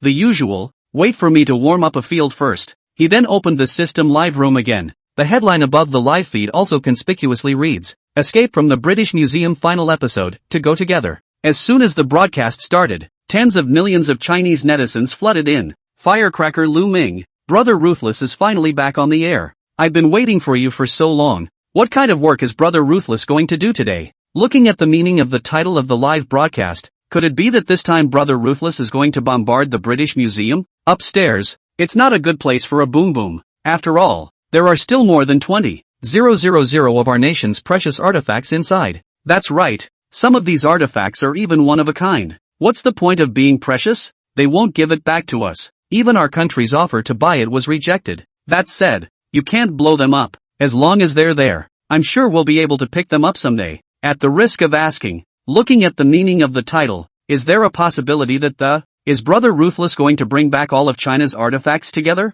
This is the British Museum, isn't it? This is the British Museum? Although it is said that some artifacts are often lost here, but those are one or two, and most of them are stolen by their own staff. And there are more than 20,000 Chinese artifacts on display in the British Museum. How could they take them all away? This is the capital of the Britannic Empire, not that bunch of losers in Sakura. How could they be allowed to take the 20,000 plus artifacts away intact? Though I don't believe it either. I hope it's true. At least take a few pieces if you can. In the live feed, Li Bei hadn't shown his face yet, and just because of a headline the pop-ups at the bottom just started going crazy. In just a few short minutes, the number of people online in the live broadcast room had actually soared to a terrifying number of 50 million. You know, that's a real-time number of people online. Instead, it's a fake headcount from another anchor's live feed. As Li Bei turned the camera on himself again, he waved his hand. Brother Mo, hello again. As soon as the words fell, the live broadcast room was instantly swiped by a large and dense swath of gifts. Brother Tough Guy, I'm your fan. I want to work with you. The Wolf King is on the march. No grass will grow. Brother Tough Guy, can you talk more? Can you show us what you look like? Ignoring the audience in the live broadcast room that was in a frenzy, Li Bei just said with a faint smile, Today, I'm bringing you along to take the lost wanderers home. This trip is called The Way Back. Chapter 27 captures the British Museum. To open the door. Action is on. With a command from Li Bei, the Wolfpack mercenaries who had been waiting for a long time quickly stepped out of the jeep. Heavily armed, they quickly burst in following a long-planned course of action. The Go-Go, a small group of 3 people, in a zigzag pattern, rushed quickly into the museum. Knock knock. The silencer-equipped assault rifle made only a muffled sound. Before the security at the entrance could react, they were instantly taken down. Blood splattered and his body fell to the ground. Site 1 is occupied. Site 2 is occupied. The cold voices of the mercenaries rang out in the tactical headsets. In a stealthy unmanned camera high in the sky. Transcribe all of this as it were to the live broadcast from China over the ocean. 66. Or a professional fight is pleasing to the eye. Is this the world's top mercenary? It's as easy to kill people as it is to kill chickens. The guards didn't even have a chance to react. They were killed in an instant. Mom, these mercenaries are so cruel. What's wrong with the guards? I can't believe they just killed them. Couldn't they have been knocked out with a tranquilizer gun? Snow Leopard shuts up. Little fairies don't come to see my ruthless brother live. Go watch your brother dance. Here to popularize a little knowledge. When the 8-power Allied forces invaded China, only 100,000 of our 1 million people in Tianjin ended up surviving. There is no war where people don't die, and a moment of mercy will only result in more casualties. 4th floor, killed your mom.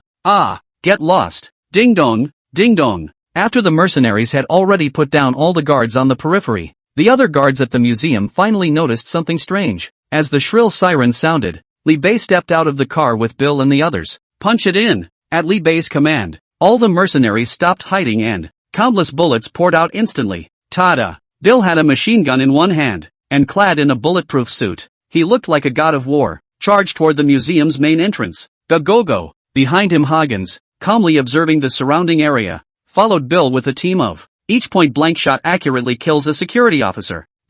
Dozens of armed security guards with machine guns had just run out of it, and the next moment a rocket then flew over. Boom! After a cannon blast, the battle officially kicked off. Across the street from the British Museum, a dozen Wolfpack snipers in the guise of the Grim Reaper. Sniper round after sniper round went through the glass, sending one security arm to meet Satan. Li Bei walked at the end and walked straight into the British Museum like a leisurely stroll. Inside the pavilion, dozens of staff members are all crouched in the corner with their heads in their hands, and dozens of mercenaries search the pavilion in a well-organized manner. Outside the door, the mercenaries of the Chinese pavilion, which had completely captured the British Museum, began to set up bunkers at the entrance. 2 tactical teams are suppressing fire on the armed security forces outside the gate. Just walked into the pavilion. The first thing that caught Li Bei's eye was a green dragon pattern glazed brick. The original muddy heirloom was hardened into 20 pieces, and do it just so it can be snatched and taken away more easily. Li Bei held back the heaviness within him and continued to look inside. The more he looked, the more he was shocked, and the more angry he became in his heart. A mural of the 3 bodhisattvas that was divided into 12 pieces. Robs, the Liao Sankai Lohan statue that looks like a living person. Robs, symbolizing the radiant Tang dynasty, the Tang Sankai burial canopies. Robbed, a bronze double-goat Zun from the Shang dynasty was also looted. The list goes on and on. It's just mind-boggling. These precious artifacts, which represent the long history of China, are now being used by people from other countries to watch and play with, and as their owners, the Chinese need to pay money to come in and get a glimpse of them. What a ridiculous thing to say. The camera in the live broadcast room also followed Li Bei's footsteps in admiring these precious relics that originally belonged to China. My great summer, a long history, 5,000 years of time, handed down precious relics. I can't believe I've been plundered in a foreign land. Sadly, strengthen my China. We should strengthen ourselves. Honestly, this is the first time I've seen these ancient Chinese artifacts. I'm honestly blown away. These exquisite ancient artifacts have been passed down from our ancestors, but the vast majority of us in China have never seen them. Don't forget the national shame. Remember history. Thank you, Mr. Ruthless, for bringing us to the precious artifacts of our country. Next time I hope to see them with my own eyes in our museum in China. Brother tough guy, you must bring them all back, please. I really want to witness their return to the embrace of the motherland. Everyone in the live broadcast room at this time was shocked by these stunningly beautiful ancient artifacts. It's possible that a significant number of them had little idea of the value of these artifacts until then. Many people in China may think that they are just some old objects, so it's just a matter of losing them. No harm done. But now when they actually see these precious relics that originally belonged to China, at the moment, it is displayed in a pavilion in a foreign country for the robbers to admire. A touch of deep anger irrepressibly welled up inside all of them. This is a historical memory that belongs exclusively to our country of China and cannot be tarnished by outsiders. Seeing that the atmosphere in the live broadcast room was a bit heavy, Li Bei decided to put on some programs to relax the atmosphere, so he chose to connect to the live feed. It just so happens that the listening to the spring treasure appraisal, which he used to watch, is also live, so he chose to apply for a connection directly. At this time, the listening spring treasure appraisal live room, 100,000 plus popularity online. The anchor, hearing Springs, pushed the small glasses on the bridge of his nose and was broadcasting live. The stuff is old, but it's not much use. Are there any other treasures? Okay.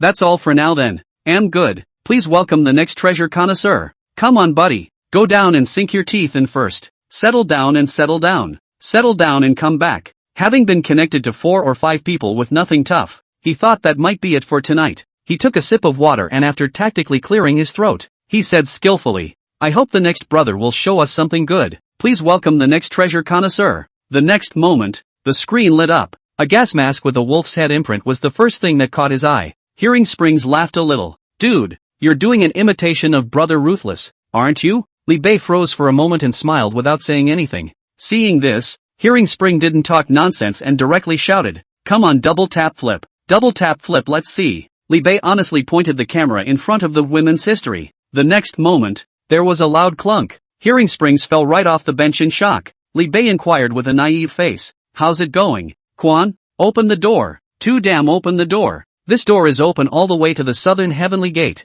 Chapter 28 opens the gates of heaven. Through and through. Pack up and take away. Is it the real thing, Quan? The Hearing Springs man was going crazy. He was glued to the screen with his eyes wide and dead. The expression was serious as he inquired. Dude, you're in the British Museum, right? This is absolutely authentic. It's a copy of the lady's history map from the Tang Dynasty, and it's absolutely rare. Nah, I should say only one. If I remember correctly, this painting is the town treasure of the British Museum. How did you?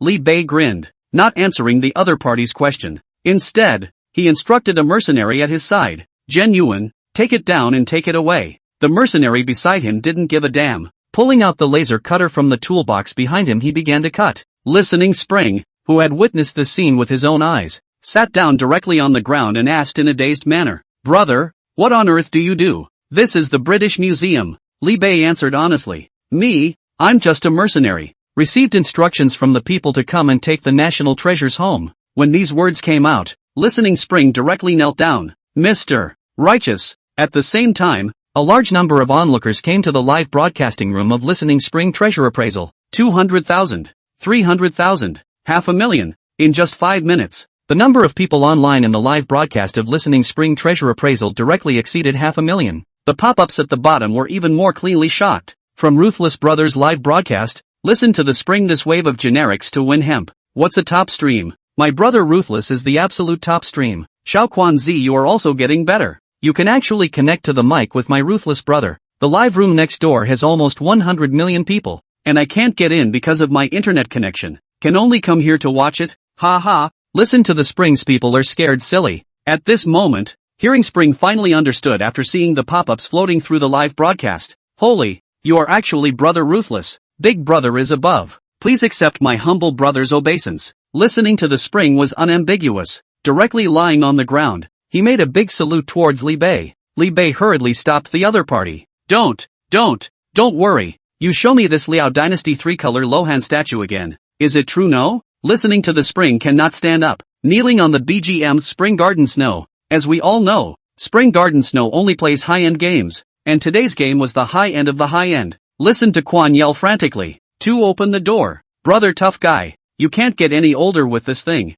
The bag opens the door. Li Bei nodded in satisfaction and waved to the mercenaries behind him. Wrap it up. Then the camera moved to the next artifact. Look at this Linky Buddha head for me again. Listening to the Spring directly in hot tears, palms clapping on the ground, exclaimed. Open the door all the way to the west. Lee North. Pack it up and take it with you. This Qianlong jade seal? Long live the emperor, and drive to the palace gates. Take it away. This winged sword? Great Emperor Yanla. 10,000 lifetimes of eternal prosperity. The heavenly gate is open. Take it all away. Next, Li Bei took Listening Spring to admire a dozen more rare treasures, and without exception, all the old stuff that opens doors. By the end of the day, Hearing Springs was paralyzed. Brother Ruthless, all the things in the museum are wrapped with open doors. Take whatever you want. Definitely didn't leave the door unopened. Li Bei also stopped teasing him as he smiled and nodded at him and said, I'm relieved to have you say that. So let's link up together next time we get a chance. Hearing Springs clasped his hands together.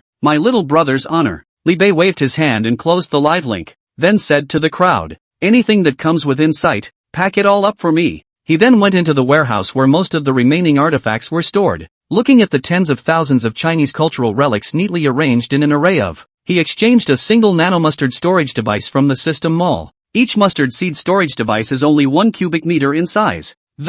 Yet it was able to hold a full 1,000 square feet of items, and it comes with the ability to scan items for storage. Pure black technology. A must-have for traveling at home. Li Bei manipulated the nanomustard storage device and aimed it at this artifact warehouse. A quarter of an hour later, Li Bei walked out carrying an iron box the size of a cubic meter, and behind him was an empty warehouse. In the center of the exhibition hall, a variety of valuable artifacts have been packed complete with. It was the size of 7 or 8 shipping containers. Huggins looked at Li Bei with some distress and inquired, Boss, the stuff is packed. How should we transport it next? Li Bei smiled mysteriously and looked at his watch and said, 10 more minutes. Meanwhile, at the British Museum, outside the Chinese pavilion, the densely packed security personnel all gathered around. Outside the cordon, there were more than 100 mistletoe police officers standing by. In a conference car, the current director of the British Museum, who was wiping the sweat from his head, warily, he reported back to the crowd on what was going on here.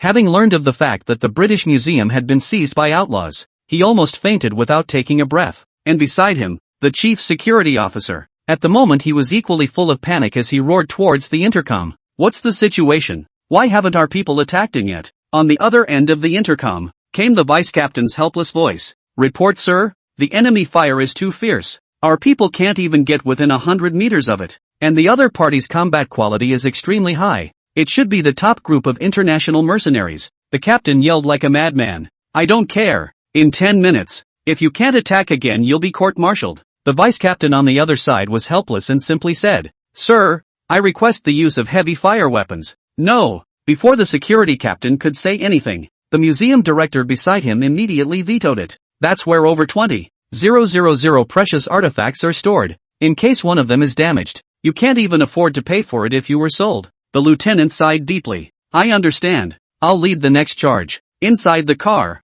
the chief of the Misty City Police Department even opened his mouth to comfort him. Don't worry too much, guys. Even if the thugs take over the museum, there's absolutely no way they'll take any of the artifacts with them. I have notified the nearest British garrison, who have surrounded this. Guaranteed not even a mosquito can fly out. The owner of the British Museum said to himself with a deep sigh and worry in his eyes. Let's just hope they don't destroy the precious artifacts in it. Suddenly, the British Museum is up in the air. A huge transport plane came through the clouds and stopped over the museum. The museum curator inquired curiously. Did the army even send out fighter jets? At this moment, the police chief's forehead was sweating coldly as he spoke back in a shy voice. Well, there doesn't seem to be. What? And this airplane is? Meanwhile, Li Bei, who was inside the museum, looked up at the sky and smiled at the crowd. Look, our plane has arrived. Chapter 29 Mr. Righteousness, a wanderer returns home. Buzz. Over the British Museum, a giant 36-meter-long military transport plane was parked firmly above the museum.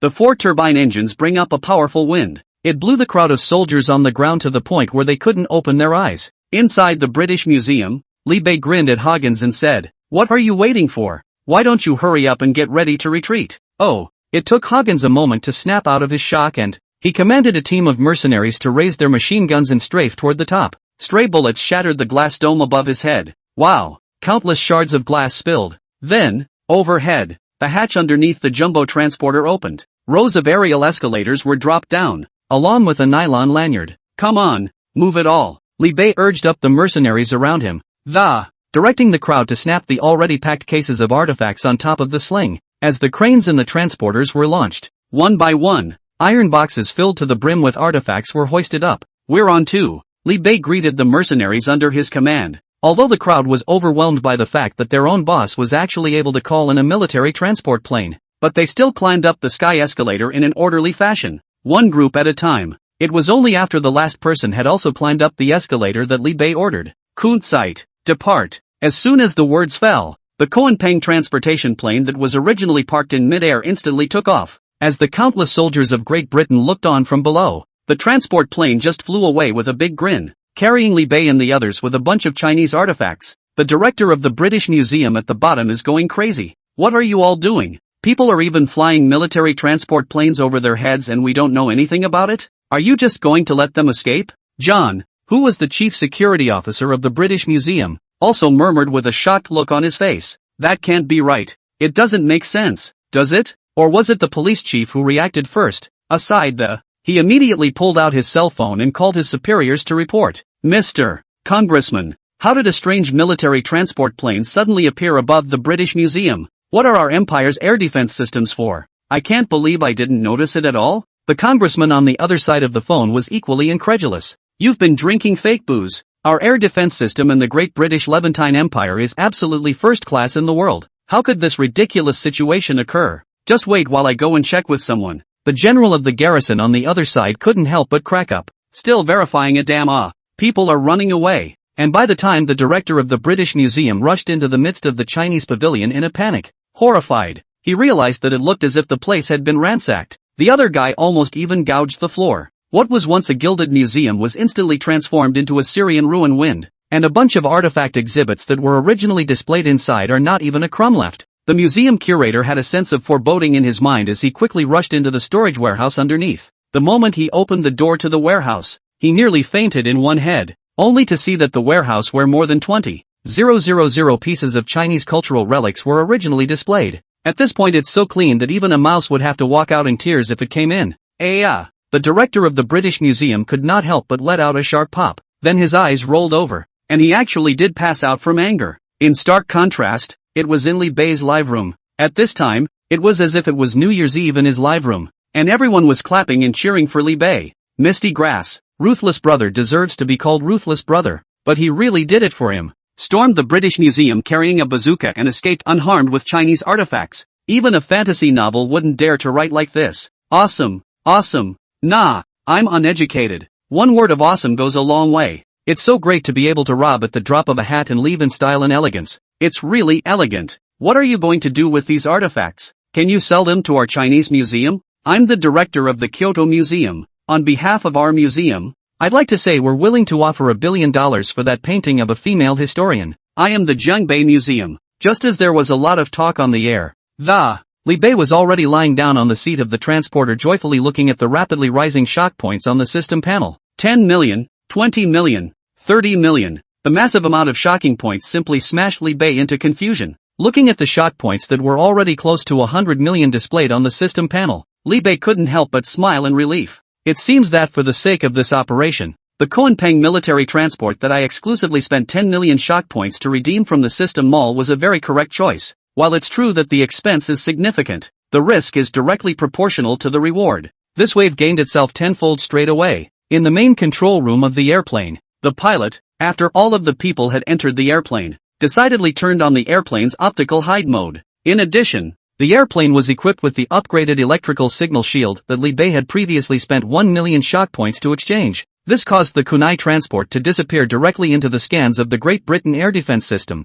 The airplane then officially began its return flight. Until then, looking at the number of shock points on the system panel, which was gradually slowing down in its growth rate, only then did Li Bei return his attention to the live broadcast. After seeing one of the most discussed questions on the air, will Brother Ruthless actually donate these Chinese artifacts to Chinese officials? Li Bei replied bluntly, don't worry, everyone, as a member of China's, all of the Chinese artifacts I seize this time will be donated free of charge to the official museum of China. And I promise not to ask for any fees. After a pause, Li Bei continued, as for this operation, which was also purely personal, please don't rise to the national level. Finally, I would like to see in our own museums in China. Everyone will be able to see these treasures of civilization handed down from our old ancestors as soon as possible. There were questions in the pop-up. Brother Ruthless, are you really going to donate these Chinese artifacts to the Chinese museum for free? But wouldn't that be against the spirit of the employment? Why don't we all donate $10 apiece? And the whole 100 million people on the air.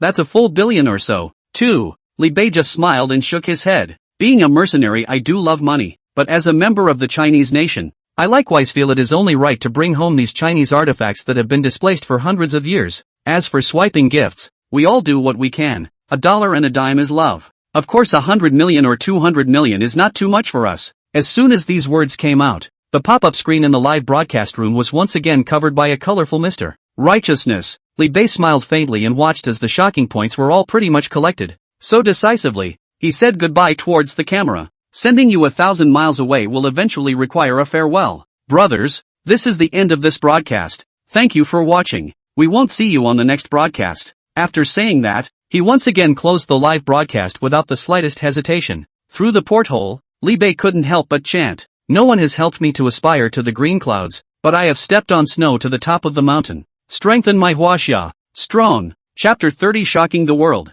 Umbrella Corporation messes up. CNN reports, yesterday, the Wolfpack mercenary corps that had bombed the Yasukuni toilets in Sakurakuni not too long ago have once again launched a terrorist attack, and this time they have ransacked the Chinese pavilion at the British Museum. It is rumored that all 23,000 odd Chinese artifacts in the British Museum have been stolen. It is still unaccounted for. BBC News Direct, according to our correspondent, the Wolfpack mercenary group attacked the British Museum again yesterday, which has now resulted in hundreds of casualties and the theft of more than 20,000 artifacts. The losses are conservatively estimated at $300 billion.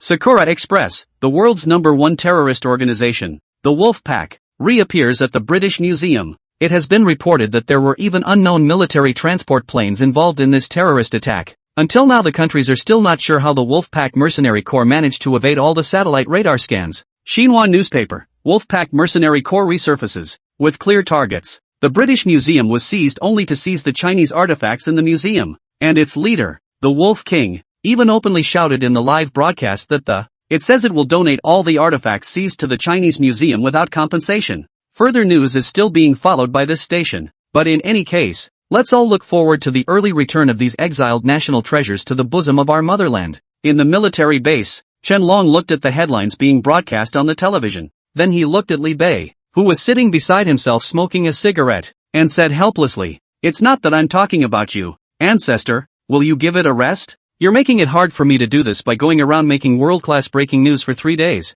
Li Bei flicked the cigarette but between his fingers and said with an indifferent face, "Hard to do? Then don't even do it. Anyway, I'll just ask you if you want those 20,000 odd Chinese artifacts, right? I'll take it away if you don't want it." "To be," Chen Long hurriedly nodded his head, his eyes eagerly saying, "To tell you the truth, your action this time has alarmed the big leaders up there. The great leader has already sent word that this batch of artifacts must be safely transported back to the country no matter what." Li Bei shrugged. "Then it won't be over. I'll give you an address when the time comes and you'll just send someone to inspect it." Chen Long glanced at Li Bei with some suspicion and asked with some surprise, "Are you really going to donate all of these artifacts to the state without compensation? Or else?" Chen Long was a bit puzzled. "It shouldn't be. According to your character of not seeing a rabbit, I'm surprised you didn't knock it off this time?" Li Bei exhaled a smoke ring towards Chen Long and snorted disdainfully. "What? In your eyes I, Li Bei, am such a lover of money?" "Yes." Chen Long nodded his head in response with a serious face.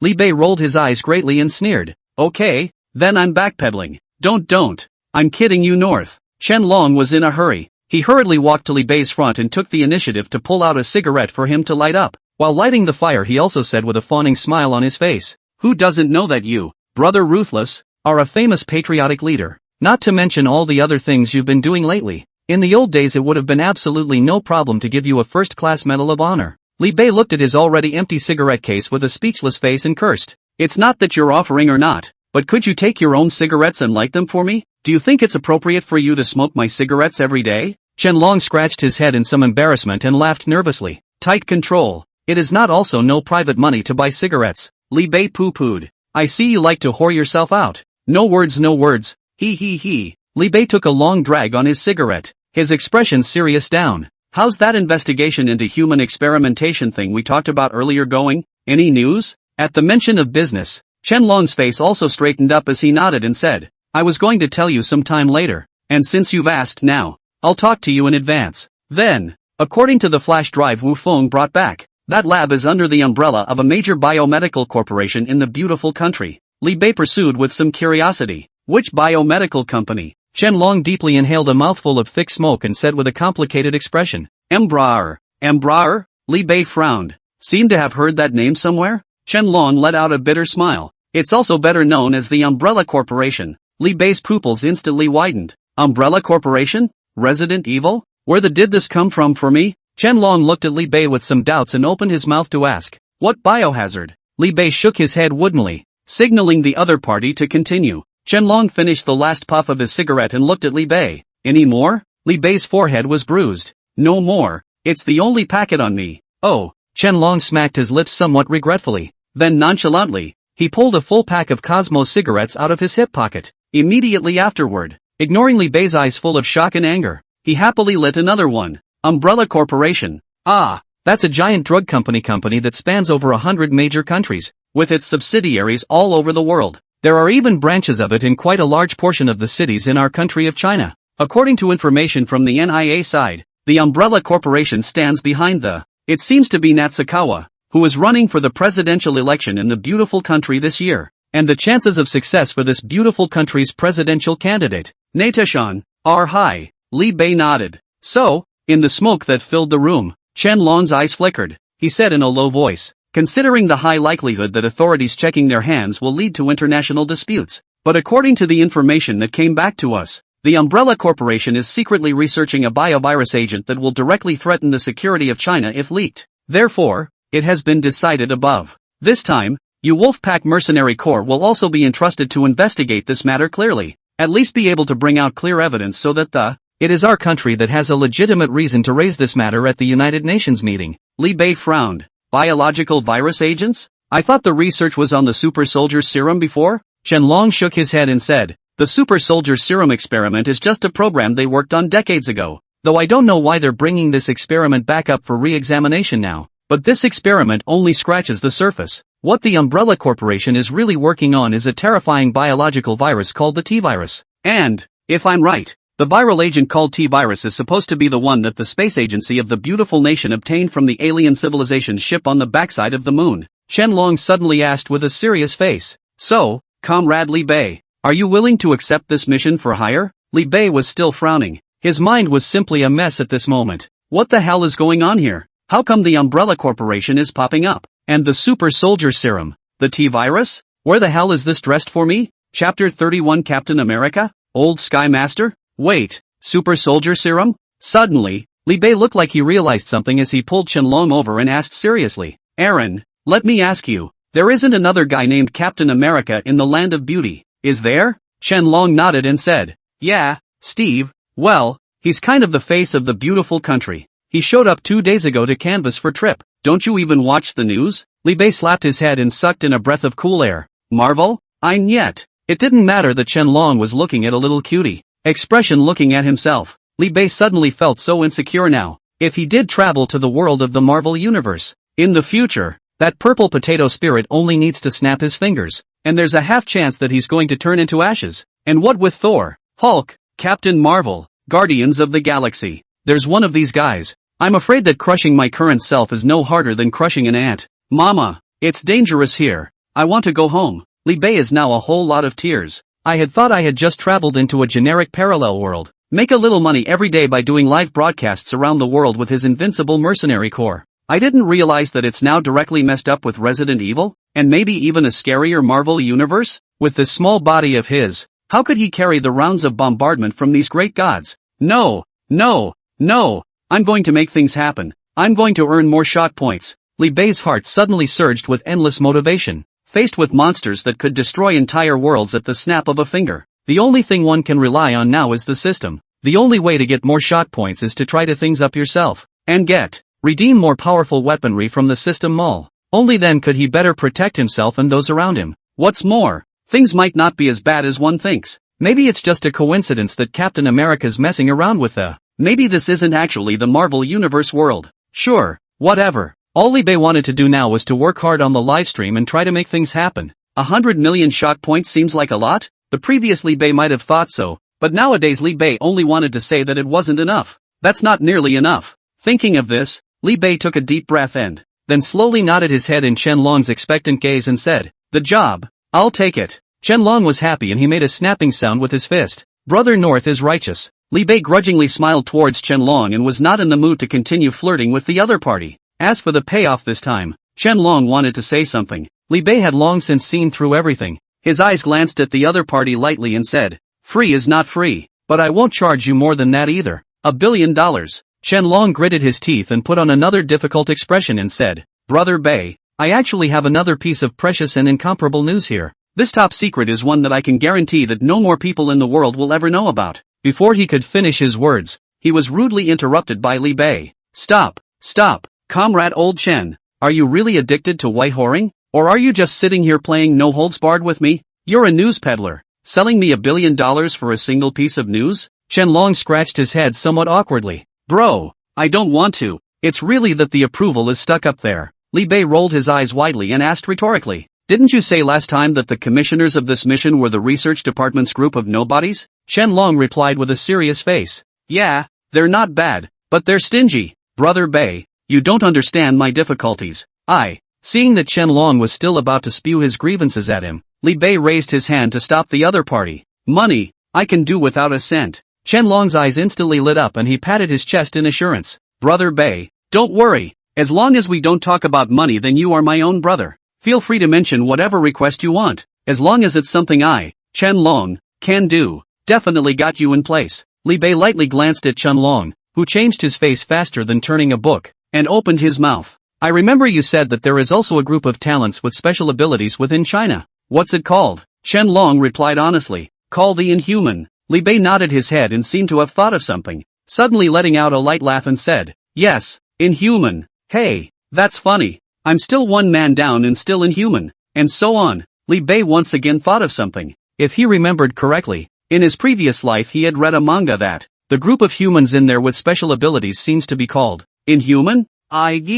No way. Is this coming to me in the chowder world? Li Bei gulped and asked with a somewhat unnatural expression. Wasn't there an Inhuman on the Longhu mountain in China who was known as the Jedi? Chen Long replied with a smile as he clapped his hands together. Oh, you're talking about Tianshi Zhang. I know old Zhang well. Why do you want to get a picture with him too? The corners of Li Bei's mouth began to twitch involuntarily. I want to go home. Chen Long put his arm around Li Bei's shoulder and said boldly. Want to go home? Ha? How simple. I can send you back to the orphanage right now. Or if you just can't do it, come back to my house with me. Old man. I'll have your sister-in-law make you dumplings for dinner. Li Bei glanced at the other party with a leathery smile, then covered his head and said with a bit of a headache, pay and all that is better to wait until I get back from the job. I don't want to talk to you right now. I'm afraid that if we keep talking, something weird is going to pop up again. Chen Long was a bit puzzled, but still followed Li Bei's idea and arranged for someone to send him out of the base. Wu Feng drove a military vehicle to send Li Bei to a wasteland outside the base and stopped.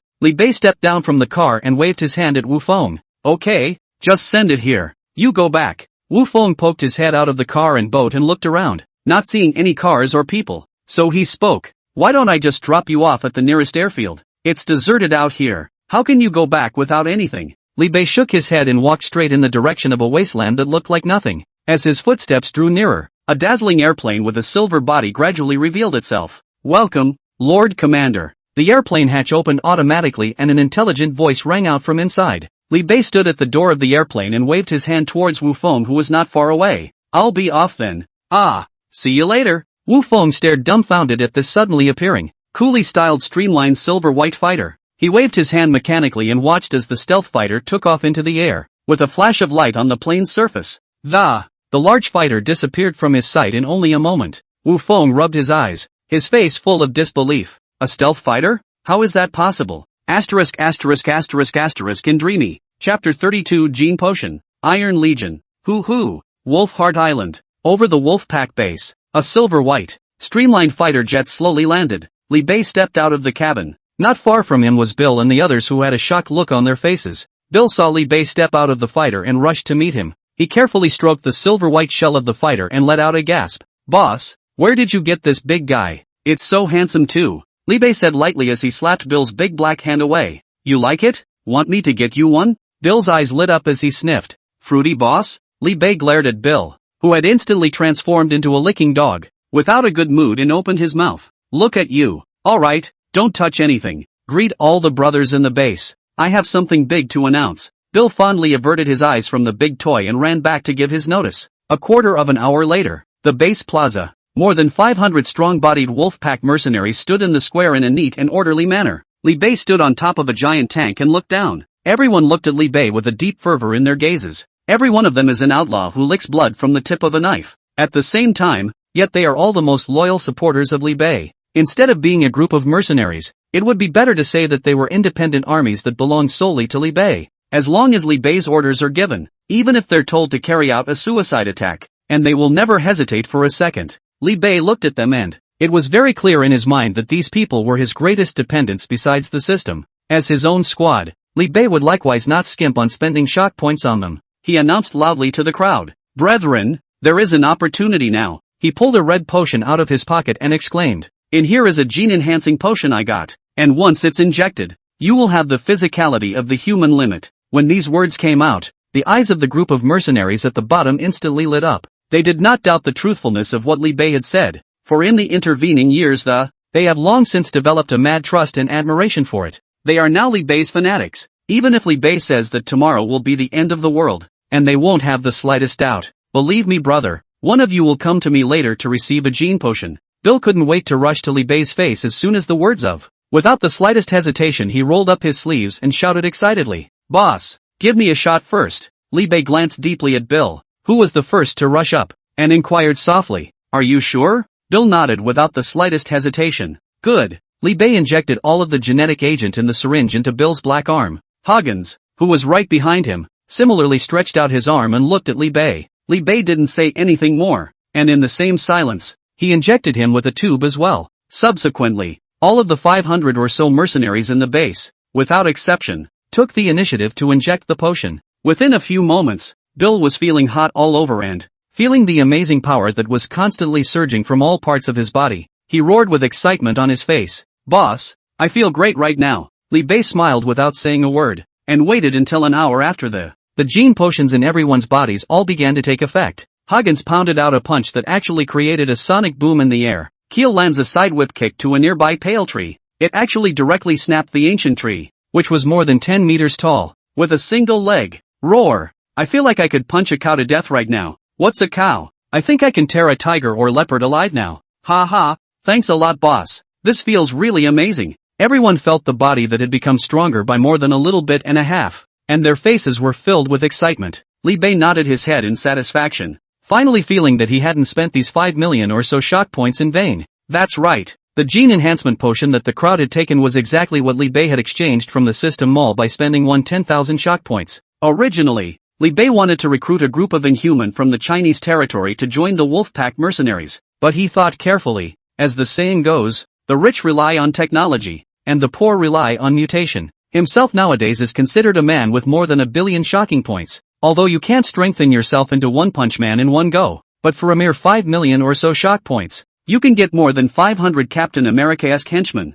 and what's not to like about that? Besides, the soldiers under his own command, there was no need to doubt their loyalty to him in the slightest. Instead of going to the trouble of recruiting able-bodied people with high eyes, why couldn't you fortify a bunch of your own men yourself? Having figured that out, Li Bei decisively spent more than 5 million shock points to exchange a bottle of gene enhancement potion for everyone in the Wolfpack mercenary corps. It seems to be working pretty well today. Such a group of people with extreme human physical qualities, mercenaries who are also proficient in a variety of hot weapons are literally weapons on Earth. Wherever he went, not to say invincible, it would only be difficult for anyone to resist. Li Bei continued to shout at the crowd as he opened the container behind him. That's not all. Everyone come to me to get another new set of gear. Looking at the curious eyes of the crowd, Li Bei first picked up one of the most ordinary-looking daggers and explained. It's a single-molecule combat knife with a blade made of single molecules. It will last you centuries without getting dull. Then he held up a 1.5 meter long chainsaw sword and explained. It's powered by promethium fuel. The monomolecular serrations on the upper face of the sword can tear apart the vast majority of the world's matter. Saying that, Li Bei demonstrated it with his own hands as he fiercely pulled the steel chain on the chainsaw sword. Buzz. In an instant, the entire chainsaw sword hummed as if it was a chainsaw that had been activated. Li Bei held his sword in one hand and slashed down at the tank's gun barrel at his feet. With a stabbing sound afterward, the 10-centimeter thick metal gun barrel was neatly sliced through. The eyes of the crowd at the bottom were all blazing with fervor. It seemed to have already fantasized about the scene where he was tearing apart the flesh and blood of his enemies with this chainsaw sword in the battlefield. Li Bei put his chainsaw sword down and, once again, a set of power battle armor weighing hundreds of pounds was taken out of the box. Thick alloy battle armor with a power core embedded in it. It can both protect the user's safety and increase the user's power. A proper upgraded version of exoskeleton battle armor. Li Bei could already imagine the brutal image of his own soldiers wearing this power armor rampaging across the battlefield now. Beyond that,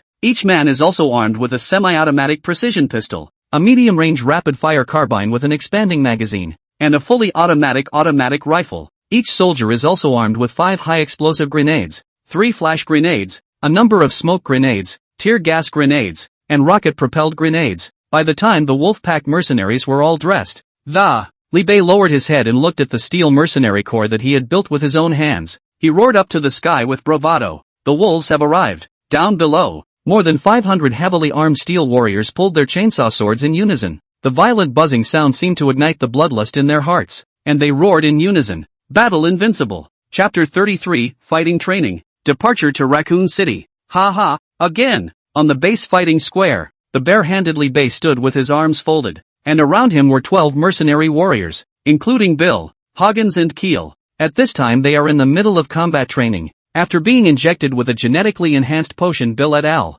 Unprecedented confidence in his own strength, and in order for them to realize what it means to be outside of the sky, Li Bei decided to teach them a good lesson, so he offered to fight 1 against 10. Allowing the crowd to boldly launch themselves at him. Bill and the others were obviously well aware of their boss's strength. Therefore, they all raised their fists and went on without any hesitation. Boss, watch out! Bill let out a low growl, his tanned, thick muscles instantly tightening as he crouched low and up came a naked choke trying to drag Li Bei into the ground. Li Bei doesn't panic and throws a leg kick. Backpedaling, a heavy leg kick sends Bill flying out the door. followed by Huggins and Keel, who both swung left and right at the same time. The target was clearly at Li Bei's throat. As top-notch mercenaries skilled in a variety of killing techniques, the fight was not overly fancy, and every move was just an attack to kill the opponent. Li Bei's feet were rooted, and his upper body unexpectedly tilted back 45 degrees against the limits of human physiology. After dodging the two men's surefire strikes, the two palms slammed down on top of their chests. Thump, thump, thump, two muffled sounds. The two of them, Huggins and Keel, retreated back and forth, retreating a dozen meters in a row before stabilizing themselves. All three of Bill's men looked at each other and rubbed their vaguely aching chests. All together. Big guy. Bill let out a low growl, and with it a group of mercenaries around him stepped out with 9 muscular men. They've unloaded their gear and are wearing nothing but a close-fitting t-shirt. Together with the 3 Bills, they charged towards Li Bei. Li Bei's mouth was tinged with a faint wisp of a smile, and he stretched out his hands with fists without any panic. Come on! Li Bei made a big jump, directly taking off 3 meters in the air, and as he descended, both feet stomped on the chests of the 2 fighters as fast as lightning. There were 2 crunching sounds. The 2 instantly flew backwards, covering their severely painful chests for a long time, unable to stand up. They have broken ribs. Old ha! Bill snuck up from behind and wrapped an arm around Li Bei's body while yelling. Huggins, who was running wildly at great speed, immediately understood and punched straight out like a cannon. Without the slightest bit of panic, Li Bei, who was being held in a death grip from behind by Bill, stomped on the soles of his feet and, with the force of the recoil, he violently kicked the wildly running Huggins. As fast as poor Huggins rushed forward, he flew out backwards. Li Bei's shoulders then shook, and the force was born from the soles of his feet and transferred to his shoulders. With a bang, Bill was forced to release his arms from holding Li Bei with a blackout. As for the other 8, they each aimed at the weakest spot on Li Bei's torso and threw punches in unison. Without dodging, Li Bei caught the full force of the 8 men's punches stiffly. Then his muscles suddenly tightened. The instantly bulging muscles crumbled even the top of his shirt in a moment of, revealing Li Bei's powerful bronze-colored body. Li Bei let out a low roar while both fists blasted out continuously. The crowd that had been strengthened by the gene potion could even only see the blurry shadow of the fist. Bang bang! Almost simultaneously, the 8 people who had pounced together once again flew backwards together. Phew! Li Bei let out a deep breath and closed his fists, and around him were 12 mercenaries who had fallen to the ground and were wailing. Ding ding! At that moment, a mercenary ran out with a phone and shouted towards Li Bei. Boss, phone call. Li Bei casually took the ink-black jacket from a soldier on the side. After draping it over his body, he walked towards the mercenary. He chuckled softly as he passed Bill and the others. Practice more if you dish. When he finished, he took the phone from the man. Hello. Li Bei had a cigarette in his mouth and waved at the mercenary next to him. The mercenary immediately had the presence of mind to pull out a lighter and trot over. Snap. As the fire rose, Li Bei took a deep breath before asking Chen Long on the other end of the phone. What is it? Chen Long's voice on the other end of the phone was serious. The location has been confirmed. Where? Raccoon City, Colorado. Beautiful country. Raccoon City? Li Bei exhaled a piece of smoke and murmured with inexplicable eyes. Sure enough. Chen Long on the other end of the phone inquired. Sure enough what? What's the problem? Li Bei returned indifferently. Nothing. Okay, I know. Well, when are you guys going to? Chen Long wanted to ask a few more questions, but realized that Li Bei on the other side of the phone had already hung up. Chen Long's face stiffened. Then he shook his head with a somewhat helpless smile. The boy. On the other side, after hanging up the phone, Li Bei took a deep breath to finish the cigarette in his hand in one gulp. After taking a long breath of smoke, he gazed at the crowd and exclaimed, Brothers, here comes the mission. Organize your gear. Yes. The mercenaries who were still making noise instantly rushed into the equipment room and began to make pre-battle preparations. Even Bill and the others, who had a few ribs broken by Li Bei's kick, immediately got up from the ground. Without a word of complaint, they immediately turned back and geared up for departure. A quarter of an hour later, 7 squads totaling more than 100 Wolfpack mercenaries maneuvered their power battle armor and they entered the Kunlun transportation plane in a big way. Rumble! Blue-colored roaring flames shot out of the plane's engines. The huge Kunping transports take to the air. The special alloy on the exterior gradually lightens and fades under sunlight. It eventually disappeared completely into the sky. 3 hours later, the co-pilot reported back to Li Bei. Boss, we're just about to arrive in Raccoon City. Bill, who was sitting next to Li Bei, asked gleefully. Boss, are we going to fly the planes and just start bombing the city this time? Li Bei glared at it and admonished it without any goodwill. Bagpipes from afar. Bill had a black question mark on his face. What do you mean? Li Bei, get lost. Gotta go. Bill nimbly rolled forward in a forward roll to Hagen's side.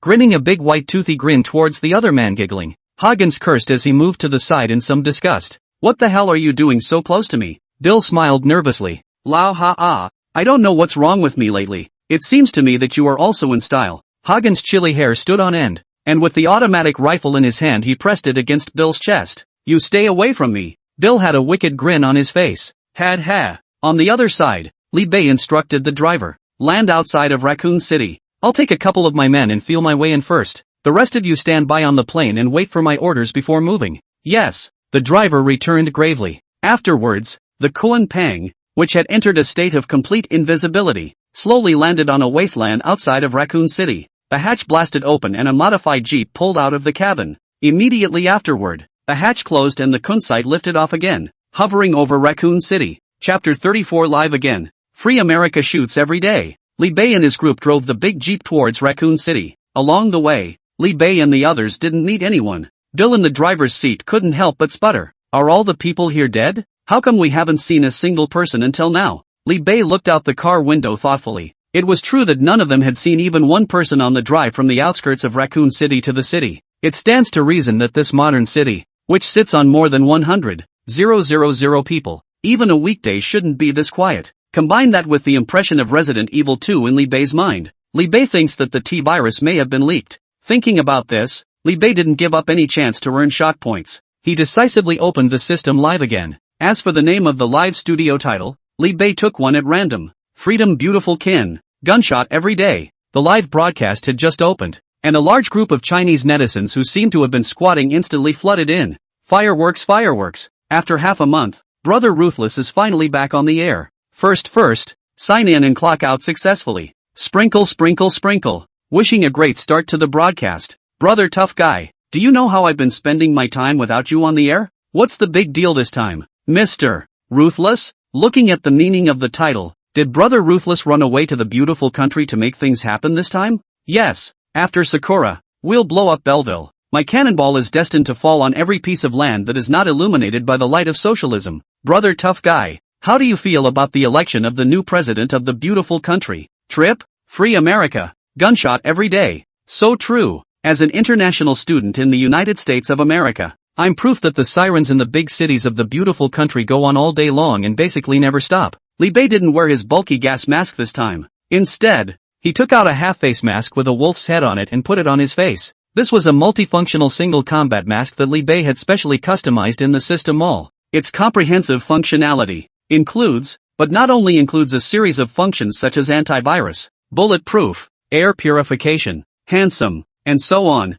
After putting on the Wolf King mask, Li Bei once again turned the camera on himself. He greeted the camera. Hello again, brothers. I'm the Wolf King, and I'm glad you all came to watch me live. In the live broadcast room, all sorts of GIFs once again covered the entire screen. So it's the King of Cannonballs in person. A small rocket is no respect, but also to the King of Cannonballs to bear with me. Anchor, show your face. Show your face and I'll give you $1 million. Ha, that's funny. Upstairs. My brother Ruthless Man is a man who has just robbed $300 billion worth of artifacts from the British Museum. Would he care about your trifling? Brother can't talk. The emotion is all in the gift. While knowing that Brother Ruthless is not short of money, 100 large rockets in his honor. Seeing that more than 10 million people in the live broadcast were so after him, Li Bei threw in the towel, turned the camera on Bill, who was driving beside him. Kobe, say hello to the family. Bill looked into the camera, a surprisingly coy look on a big black face. Hello family, I'm Black Whirlwind.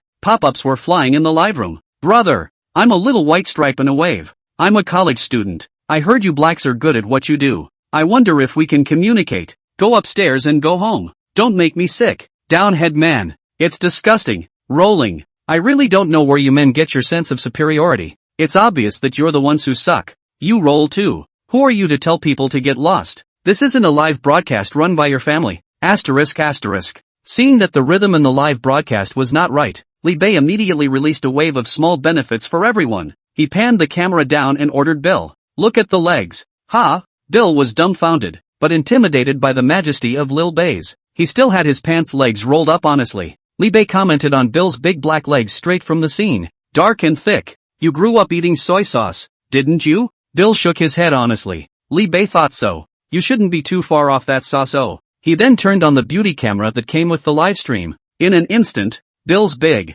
thick, black legs were instantly white and straight. Li Bei showed the crowd with a clap of his hands. How's that leg, brothers? Never never. The comments section at the bottom fell instantly. I'm cracked. Gunny, my pants are down. You're showing me this? Asterisk asterisk. This gives me where to do it. This is still the country. Demon magic. Demon, I could tell you weren't human. Once again, I was blown away by the special effects of the fighting sound. Now I can't look straight at the 5,000 or so wives I follow. Why do I feel like I'm okay with this? The bowl of rubbed Netflix was finally fed to my mouth. After briefly easing the atmosphere in the broadcast room, Li Bei tossed the live drone out of the car. The drones followed the big jeep driven by Li Bei and the others, live-streamed the desolate landscape of the place without reservation. The outskirts of the city were overgrown with weeds, and it looked like it had been a long time since anyone had come to take care of them. Li Bei and his group drove for another 10 minutes before they finally saw a huge propaganda banner. Welcome to Raccoon City. There was only one entrance to the city,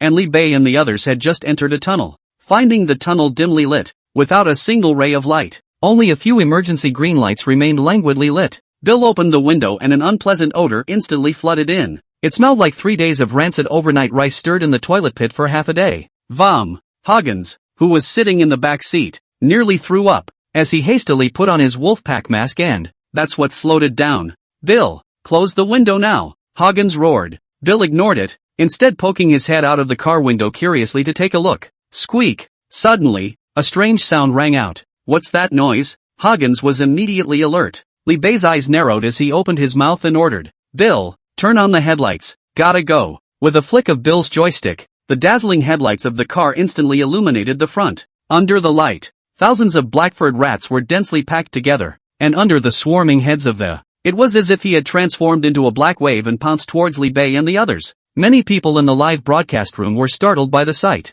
Asterisk asterisk. What's going on here? How did so many rats pop up? Right. This is an underground tunnel. Where are the managers here? Is this place deserted? That's impossible. I just got back from Raccoon City last month. I remember when this underground tunnel was still good. You guys, these rats don't look right. One is as strong as a calf, almost as big as my cat. And did you see that their eyes are actually still glowing red? Run away, brother ruthless. So many rats pouncing on us will kill us all. Li Bei skimmed the anxious pop-ups in the live broadcast. Unhurriedly, he pressed a button on the car's control panel. The next moment, 2 metal steel tubes suddenly protruded from the front of the car. Hoo-hoo! 2 pillars of crimson fire instantly erupted, the hot flames burning everything in sight. Li Bei waved his hand and said with incomparable panache, full speed ahead. Punch through. Chapter 35, A Quiet City. The first appearance of zombies. Zip. Inside the dimly lit underground tunnel, 2 red-colored fire dragons roared and tore through the darkness. Under the terrifying flames of thousands of degrees, all of the black-furred rats that stood in the way were all burned to a crisp. The already unpleasant odor in the air was now mixed with a strong burning smell, making it even more pungent. Countless black-furred rats were burnt to a crisp and spread all over the tunnel. Bill ran over it in his big modified jeep. The tires made a strange clicking noise as they came into contact with the coke covering the ground above. Shoo! Finally, after Li Bei and the others managed to break out of the tunnel. With that, Li Bei put away the 2 flamethrowers on the front of the car. Asterisk asterisk asterisk asterisk. What the hell is going on here? I can't believe even rats dare to attack humans. Bill cursed under his breath as he turned on the windshield wipers. Li Bei squinted his eyes at the Raccoon City in front of him and said faintly, just go inside and find out. The vehicle roared to life and headed once again toward downtown Raccoon. After traveling a dozen miles or so, Bill stopped again. Boss, up ahead. Li Bei opened the door and stepped down from the jeep, looking at the scene in front of him in silence. Just ahead, the only way into downtown Raccoon. A full-length 224-meter-long bridge is densely packed with cars at this point. Hundreds of scrapped, unmanned vehicles were anchored on top of the bridge, and at this end of the bridge, it was a dozen big, smoky trucks blocking the exit. Apparently it was a crash at the far end of the bridge as people were driving away. It prevented hundreds of vehicles behind them from leaving. Only what confused Bill was why the owners of all these cars were missing. Even he saw a number of cars with their doors left open. Obviously, something extremely horrific is going on here. It's what makes these people choose to abandon their cars and run. Meanwhile, the same sight was seen on the air via drone footage. A hot debate instantly began in the pop-ups at the bottom of the live stream. My goodness, what is this? The largest serial car crash scene in history? It's a little strange that so many cars were left on the bridge, and there's not even a single person on the bridge. Where are the police? Where are the owners of the cars? It feels like something extremely scary is going on here. It's what makes the owners of these cars panic and abandon them. Hiss. That's kind of interesting. I'm getting curious. It gave me the feeling as if I were watching a movie. Boss, it looks like we're going on foot next. Li Bei nodded and turned back to Bill, Huggins, and Kier and instructed them. Everyone be careful. When you come across anyone suspicious, shoot them down immediately. And remember to aim for the head when you shoot. Bill was a little puzzled. Boss, why are you aiming for the head? Li Bei glared at the other party and chided. Just follow orders and don't ask so many questions. Copy that. Bill scratched his head,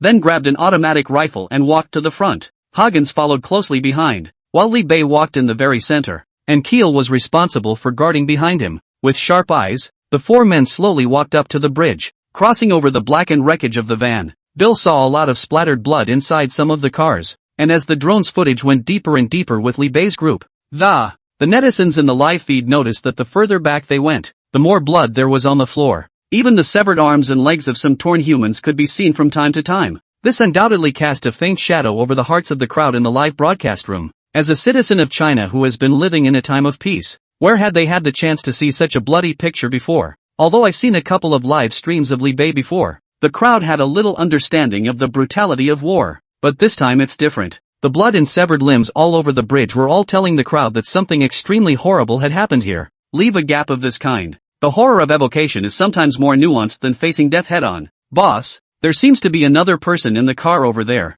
Suddenly, Bill, who was at the front of the line, spoke up. Li Bei had actually guessed that the ones inside the car were most likely zombies that had been infected. However, considering that the purpose of his trip was to expose the evil deeds committed by that umbrella company, so he commanded toward Bill, "Open the car door and be careful not to get bitten." Bill sniffed and immediately walked over to the side of the car, pulling open the driver's door with one hand. Click! The car door was opened and Bill called out to the man inside with his gun raised. "Hey, bro, you okay?" The man in the car had his head hanging low, soaked in blood, and appeared to be dead. Bill hesitated, but decided to walk up to make sure the other guy was in good shape. Bill. Just then, Li Bei called out to him, then shook his head at Bill's puzzled look. Next moment, the driver of the automobile, whose head had been hanging low, suddenly rose at the first sign of open-mouthed. He tried to pounce on Bill, who was not far from him. It was a good thing that the seatbelt around its waist locked it securely in its seat. Bill was startled by it and almost instinctively raised his gun and swept it away.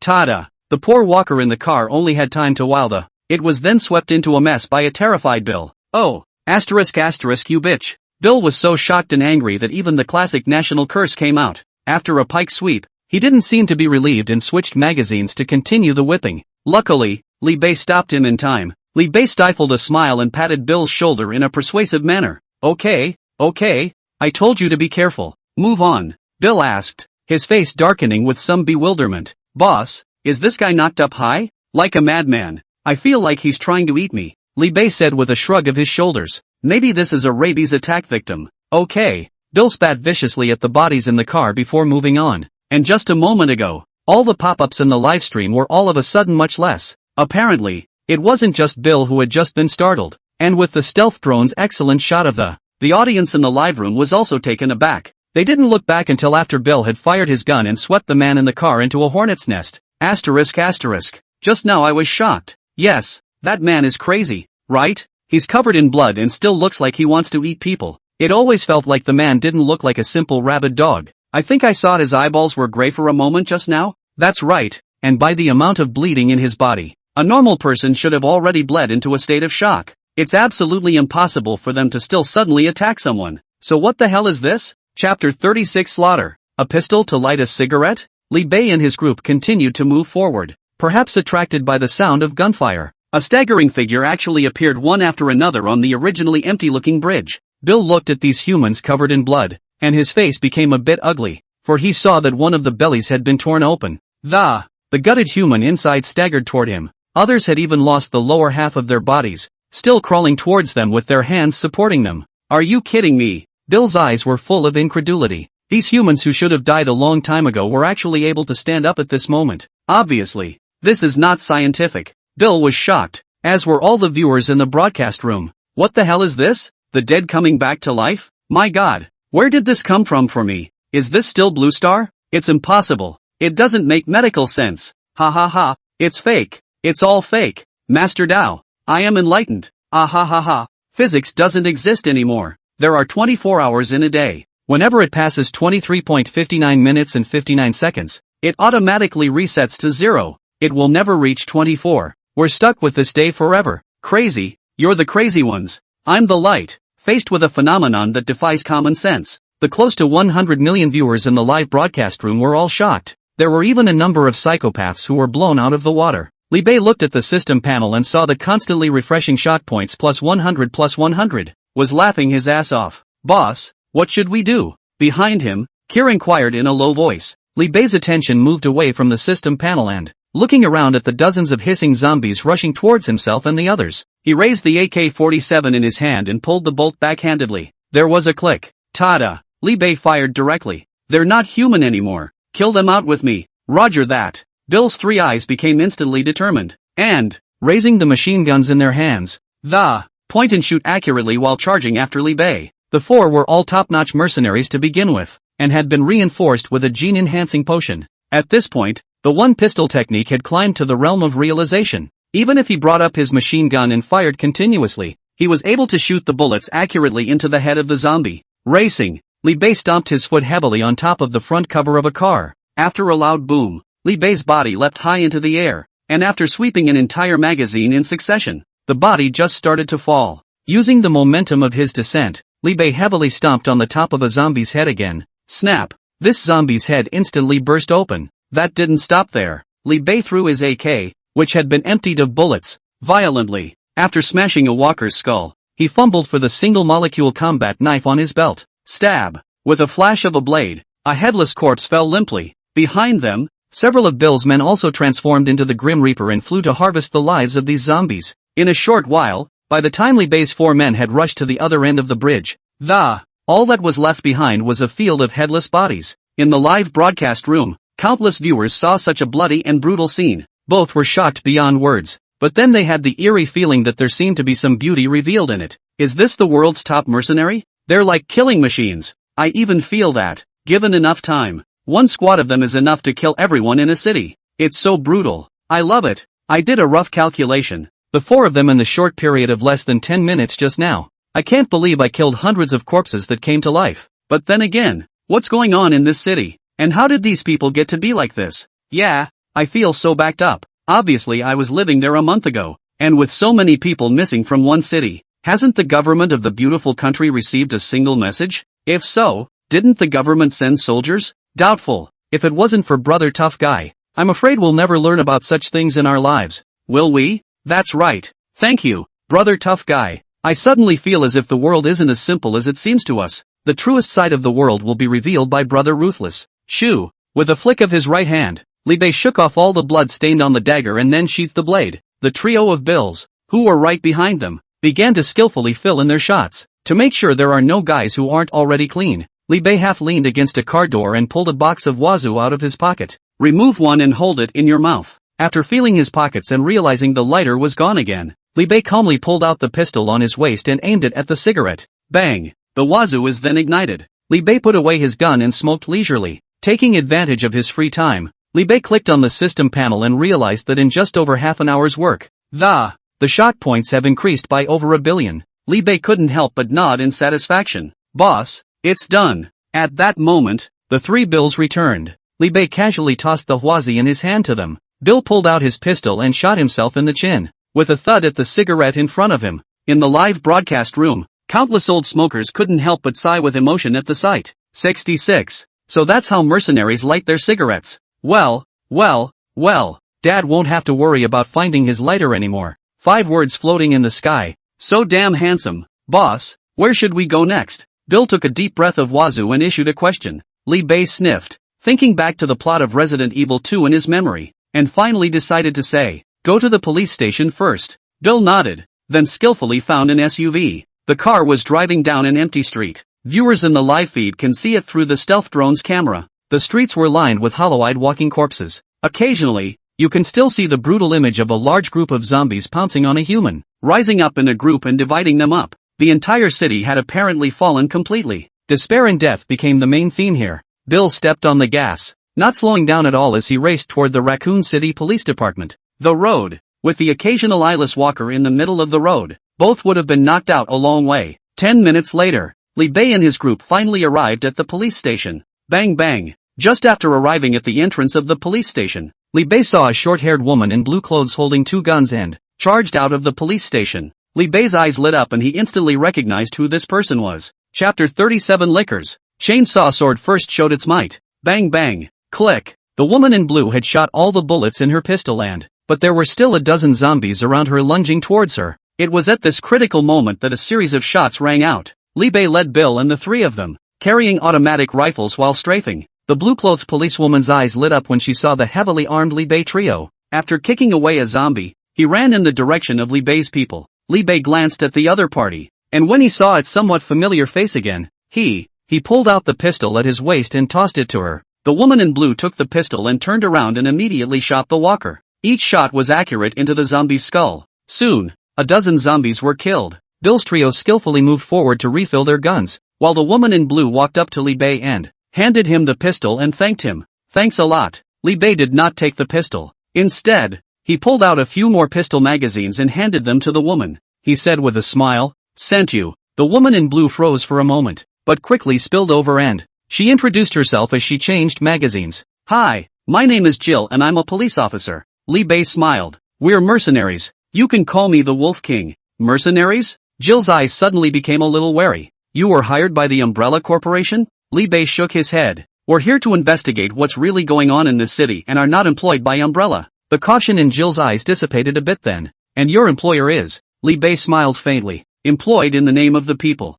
Jill's eyes were a little blank, but she didn't ask anything more. At that moment, the three Bills returned. Li Bei walked over to the SUV and invited Jill. "Want to come and join us?" Jill hesitated, then said, "I'm outta here." Li Bei shrugged and replied, "It just so happens we have a way out." "Then I'll go with you." Jill got in the car dryly. Li Bei smiled in welcome. "It's getting dark." Bill drove to a church under the direction of North Lee. Jill asked with some curiosity, "What are we doing here?" Li Bei got down from the SUV, and after casually knocking down a few zombies with a few shots, he said indifferently, "Come to pick up a man." Bill and the three of them got out of the car with it and, with their backs to each other, began to clean up the scattered walkers at the entrance to the church. Jill saw this and had to get out of the car. Before walking into the church, Li Bei glanced up at the top of the church with a feeling. High above the darkened church, there seemed to be a flash of several blood-colored figures. "Come to the church door." Li Bei glanced at Bill beside him. Bill instantly understood and kicked the church door open with a sharp kick.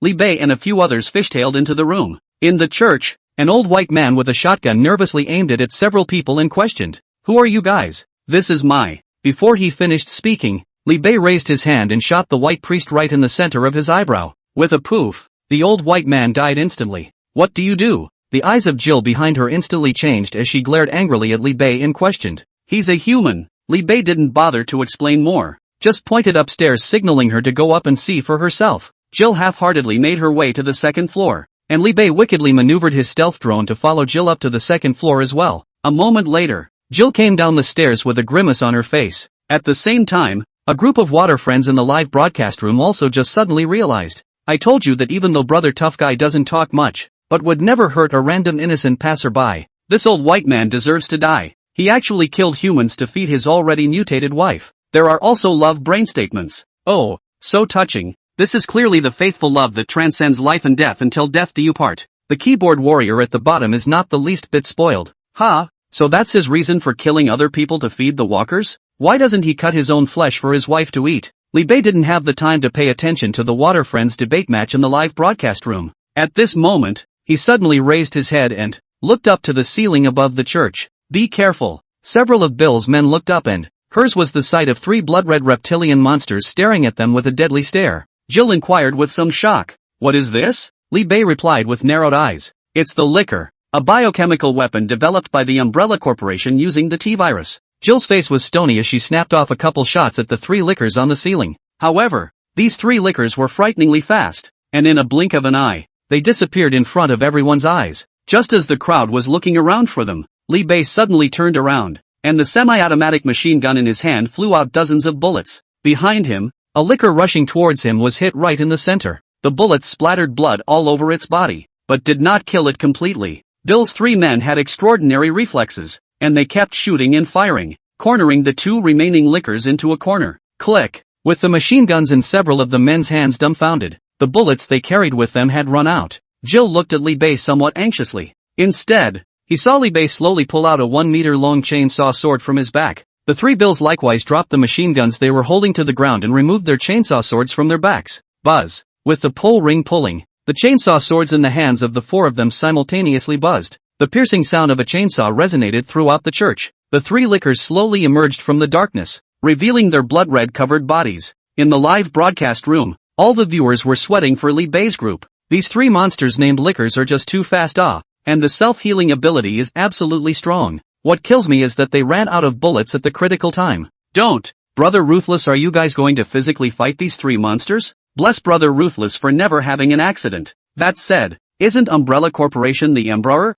This is the top big company in the world's medical field. Is it really like what Brother Ruthless said? Is the Umbrella Corporation behind this? It's not unlikely, because Raccoon City is technically a city affiliated with the Umbrella Corporation. Half of the residents within the city are even employees of the Umbrella Corporation. If the so-called T-virus was really created by the Umbrella Corporation, that would be horrible. There's an Umbrella Corporation-owned drugstore right under my house, and it scares me to think about it now. Finally, the three lickers took the lead. They stuck out their long tongues and flew towards Li Bei's several people. Li Bei didn't panic as the buzzing chainsaw sword in his hand slashed down. Bastard! Die and come. Chapter 38, Heated Battle. Alice and the Umbrella Corporation. Li Bei lifted his weight, and the dozens of pounds of chainsaw sword flew up and down in his hand. The licker shot out a long blood-red tongue trying to wrap around Li Bei, but he was cut off by a vertical saw. Hiss! A sharp hiss came from the licker who had suffered the pain of a broken tongue. As if enraged, its limbs flared up and the body transformed into a blood-red residual shadow and pounced on Li Bei. The blue-clad Jill behind her couldn't help but exclaim,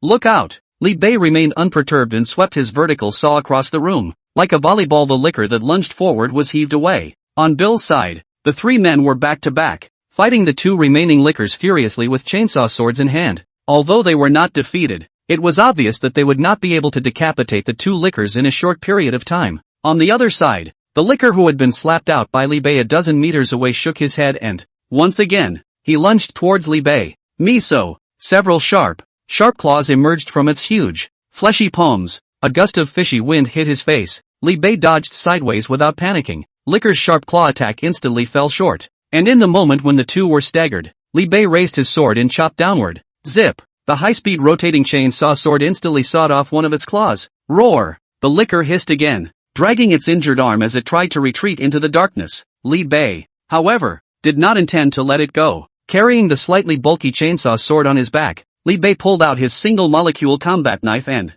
reverse charge up at this licker. Hissing, the broken claw licker let out another angry hiss. Facing the near Li Bei, it opened its bloody mouth and was about to devour him. Li Bei's sharp blade, however, chopped over first. Put! Li Bei held the dagger in his hand and poked it. Fishy blood splatters. The licker hissed in desperation, but let it hiss and struggle. The relentless blade in Li Bei's hand was still landing on its body slash after slash. Each of Licker's attacks could be easily dodged by Li Bei, and on the contrary, Li Bei, the sharp blade in his hand kept leaving wound after bone-deep wound on the Licker's body. Slowly, the movements of the originally vicious and uncontrollable Licker slowed down. Underneath it, blood gurgled like a stream. Roar! This time the unlucky Licker let out a final hiss and finally fell heavily to the ground. Without being careless, Li Bei put away his single-molecule combat knife and once again removed his chainsaw sword from his back. He walked over to the paralyzed Licker and stomped his foot on top of its torso. One hand picked up the vertical saw and pointed to the sky, while the other gave a sharp pull on the ring.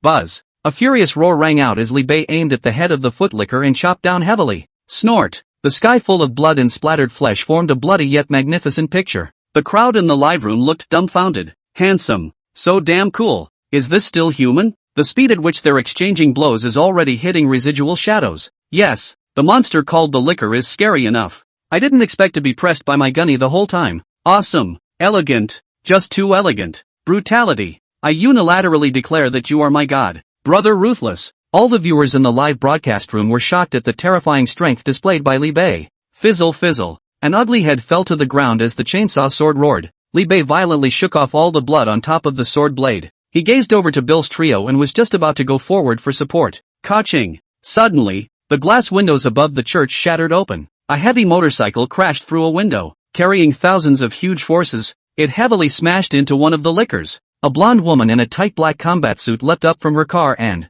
a loud bang erupted from the shotgun in his hand. Bang! The heavy motorcycle weighed heavily on the liquor first. The ensuing shot of Kasumi blasted above the motorcycle's gas tank. Rumble! The fuel tank caught fire and exploded instantly, drowning the liquor. At the same time, taking advantage of the descent, the blonde woman kicked at the other liquor. It didn't do any substantial damage to the liquor monster, but it looked cool. Buzz. Bill's 3 men worked well together, the chainsaw swords in their hands making a roar, surrounded this remaining liquor. Immediately afterward, it began to slowly close in. Roar! The liquor surrounded by the 3 hissed angrily, but had nowhere to run, because it simply couldn't break through the blockade of the 3 chainsaw swords, and whenever it tried to jump up from above, invariably, they were blasted down by the Kasumi bombs fired by the blonde woman. Ho ho ho! Sharp, jagged teeth sliced through its body, blood splattered all over the sky, the liquor let out a desperate hiss. However, in the end, they could only suffocate and die under the stranglehold of the chainsaw sword formation.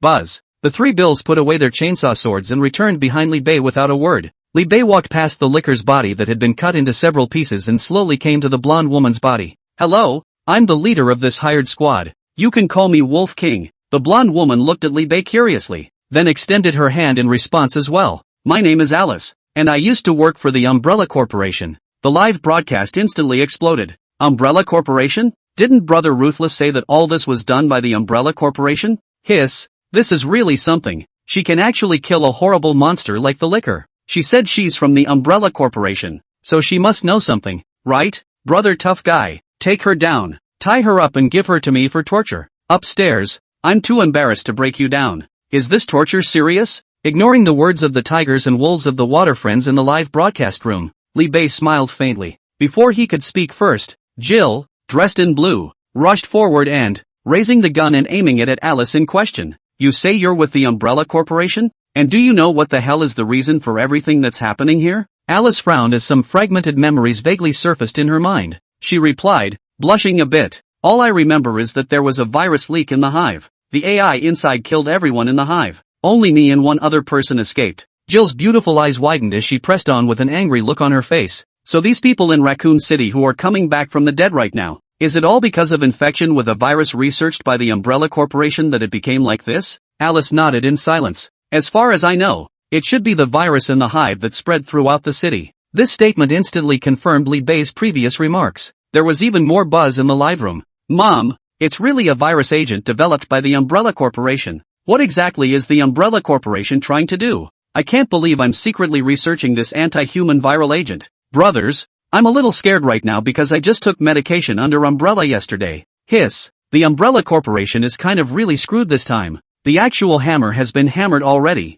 Chapter 39, Infiltrating the Hive, The Last Madness. You say this was all done by the Umbrella Corporation. So do you have any proof? Li Bei looked at Alice with interest. Alice opened her mouth to reply back as she skillfully filled the Kasumi gun with bullets. That's where I escaped from the Umbrella Corporation's experimental base. Li Bei's eyes lit up. Take us? Alice asked rhetorically after a moment of silence. Why should I take you? Li Bei lit a cigarette, a pair of eyes hidden in the smoke. Said with a gaze that seemed to penetrate the heart. If what you say is true, you're a test subject who escaped from an Umbrella Corporation experimental base, then you don't want to live under constant pursuit by the Umbrella Corporation from now on, do you? Li Bei pointed to the live drone equipment that was gradually taking shape above his head and explained. We are mercenaries hired to investigate illegal human experimentation concerning the Umbrella Corporation. At this moment, our entire operation is being broadcast live in real time to people around the world. As long as you can lead us to the facts of the Umbrella Corporation's crimes, the United Nations will naturally step in to completely dismantle the company. Alice sniffed and a light went on in her eyes. She instantly nodded her head in agreement. Yes. Seeing this, Li Bei smiled with satisfaction. Walking out of the church, the 3 Li Beis drove an SUV that, while Alice and Jill both found another SUV. The vehicle roared to life and the 2 cars began to run wildly through the streets of Raccoon City. Bang bang! Along the way, I don't know how many ungrateful road-blocking zombies were bumped off. After traveling for almost half an hour, they finally reached their destination, the entrance to an abandoned building. The 3 bills stepped out of the car and, picking up his automatic rifle, he began to clear the walkers at the doorway in an orderly fashion. Li Bei looked up and saw the Umbrella Corporation logo on the building. A red and white circular-like symbol. Is this it? Alice nodded affirmatively. Li Bei began to give orders. Punch it in. Upon receiving the order, Bill's 3 men were the first to break down the door, and, close behind the trio was Alice. She's pointing the way. This appears to be what appears to be a general medical facility, but in reality the real New Hive experimental base is hidden underground. Alice narrated as she led several people to an elevator door. Ding! The elevator doors opened. Hissing, several zombies in white research suits instantly pounced out. Bill's 3 men took a few steps back, machine guns in their hands sweeping wildly. The zombies were killed in an instant. Alice fished a pass card out of one of the researchers' bodies, leaned against the sensor below the elevator. Drip! The elevator started up and kept landing down for about a dozen meters before slowing to a stop. The elevator doors opened to a clean white metal wall. In a field of pure white, unblemished floors and walls. The puddles of bright red looked so conspicuous. Be careful, Alice warned in a low voice. As soon as the words left his mouth, a zombie with a face full of blood suddenly rushed out from around the corner. Bill, who was at the front of the line, reacted quickly and kicked it violently out of the way. Thud! The white zombie flew out a long way, its head hitting hard on top of the wall. The neck was at 90 degrees, lying motionless on the ground. Go! The 3 Bills are moving at a brisk pace. It also put a bullet in the head of the walker as it passed by. With Alice leading the way, the crowd moved along and, finally, we came to a laboratory in the very center. Li Bei stepped in with a big stride and casually shot a few of the already infected researchers with a few shots, then gestured to Huggins behind him. Copy all the data from everything here. Yes. Huggins Rima pulled a computer out of a backpack behind him. After connecting to the USB port here, fingers flew over the keyboard. At the same time, a sharp alarm suddenly sounded throughout the research base. All of a sudden, the room was ablaze with red light. There was a little girl's voice ringing through the house. Warning! Warning! You have hacked into the Umbrella Corporation servers. Please stop quickly, otherwise I will initiate coercive measures. There was a gunshot. The speakers in the room exploded instantly. Li Bei blew on the muzzle of the gun that was still smoking and smiled disdainfully. Noisy. A crowd of military enthusiasts in the live room were once again awestruck by the handsomeness. My brother Gun is still so direct. He's really handsome. In this case, it seems that there is indeed a big problem with this Umbrella Corporation. Damn these big companies. They don't care about anything for the sake of profit. What do they get out of studying these viruses? Do they want to destroy all mankind? Brothers are shallow. International corporations like Umbrella Corporation, whose power spans several continents. The energy of one of its companies is already no less than that of a country on one side. Even most of the countries in the world may not be as strong as they are in some respects. And for a world-class giant like this, money and power don't satisfy them anymore. What they want to pursue now may be the domination of all mankind. Wincing and hoping that this horror will not happen in our country. Don't worry, we in China, as the safest country in the world, people don't have to worry about having that happen at all. Everyone should believe in the party and the country, and not spread rumors or disbelieve rumors. Yes, our national government is still quick to act. Just now the pharmacy under the umbrella company downstairs from my house has been seized by the People's Police. That's right, my side of the family too. What are you guys doing here? I'm in Mordor. The Umbrella Corporation's head office in China over here has been surrounded by a large group of Chinese troops. I'm so sorry. Our country is moving so fast. Don't you even need to look into it again? What else to investigate? This is my brother Ruthless Rank. Brother Tough Guy strikes and the live broadcast is the greatest evidence. Li Bei's afterglow swept the situation in the live broadcast room. Seeing that the number of people online had reached a terrifying 1.5 million, he smiled with satisfaction. Sure enough,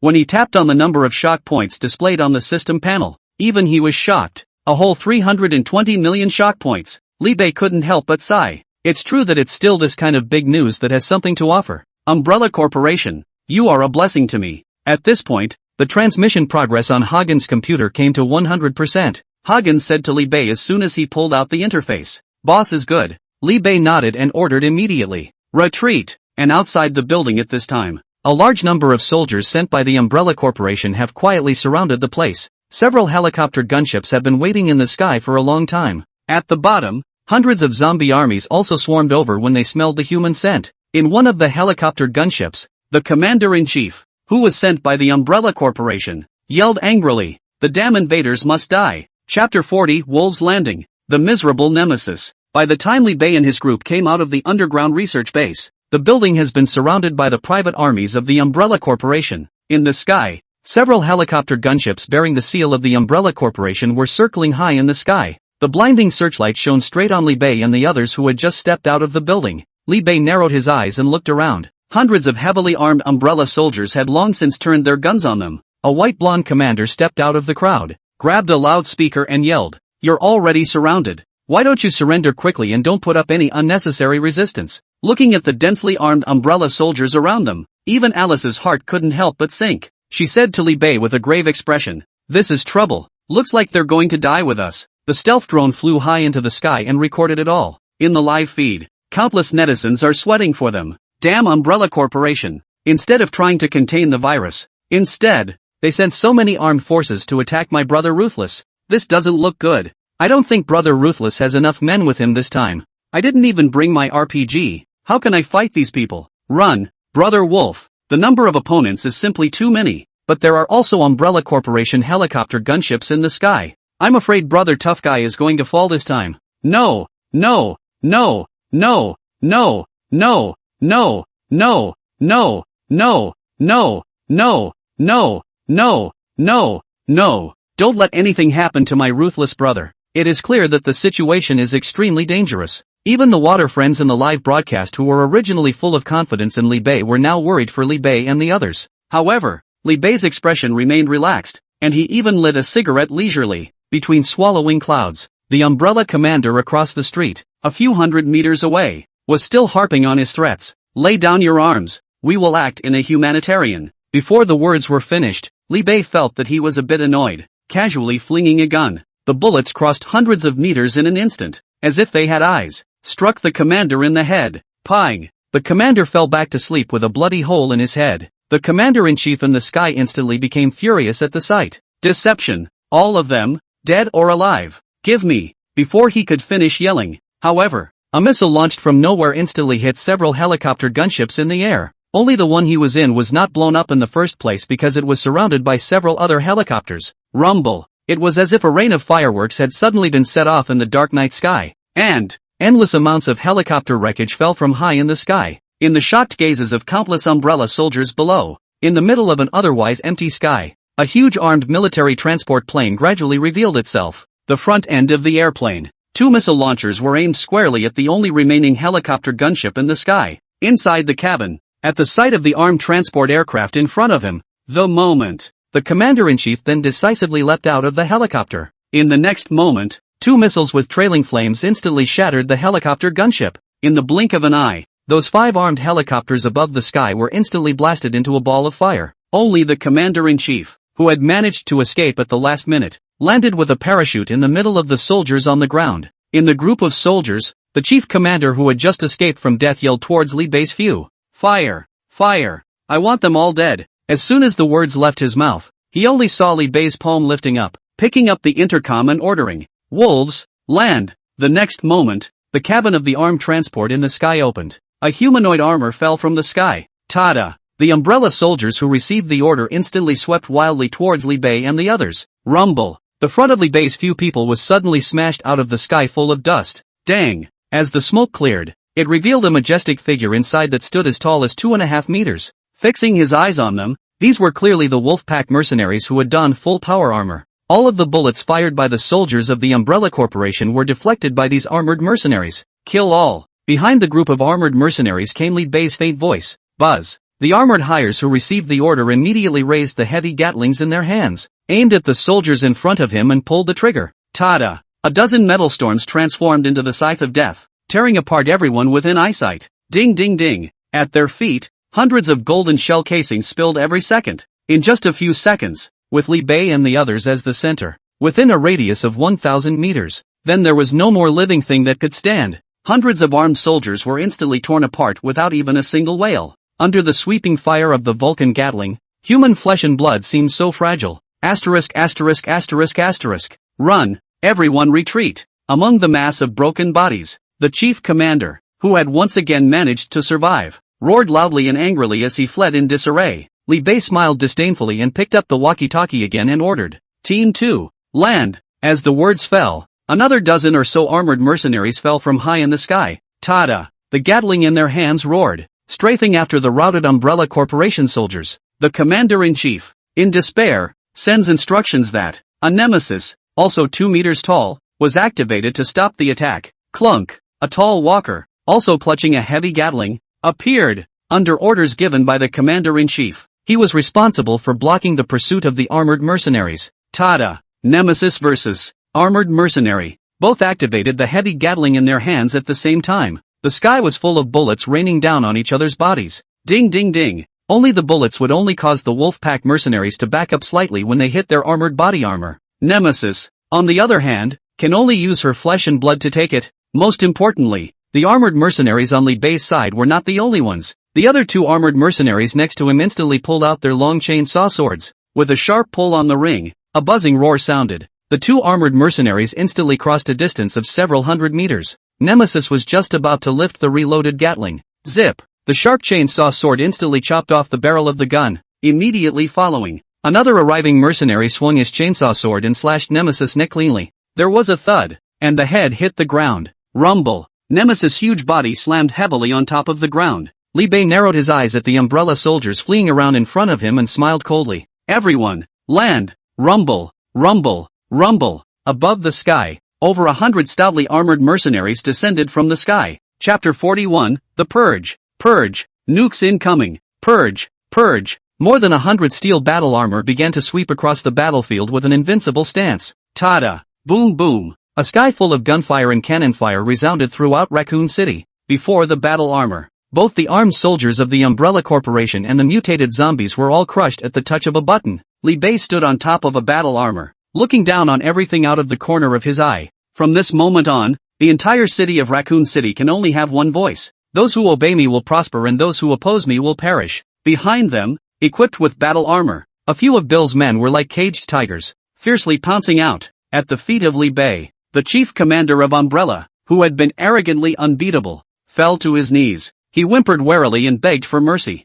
Spare my life, I'm a high-ranking member of the Umbrella Corporation, and I can pay you lots and lots of. Li Bei didn't even look at him and raised his head and shot him in the head. Amidst the blood splatters, the smile at the corner of Li Bei's mouth looked incomparably rampant. I said I'm the only voice in here from now on. Behind them, Jill and Alice looked in shock at the unstoppable back above them. Who the hell are you? Jill's red lips lightly bit. Looking at Li Bei's back was actually a bit infatuated. Alice, on the other hand, watched it all with a stony face. At this moment, a trace of uneasiness could not help but surface in her heart. This guy, why does he feel scarier than those people from the Umbrella Corporation? And at this time in the live broadcasting room, a group of Li Bei's avid fans are directly climaxed in situ. Wherever the wolves go, nothing they can't do. You don't want to die, do you? Chemo is handsome. Brother tough guy, this is a battlefield under my command. I told you that when the Wolf King went on a journey, how could he bring only so many people? So he was holding back a big move. Wolf King is awesome.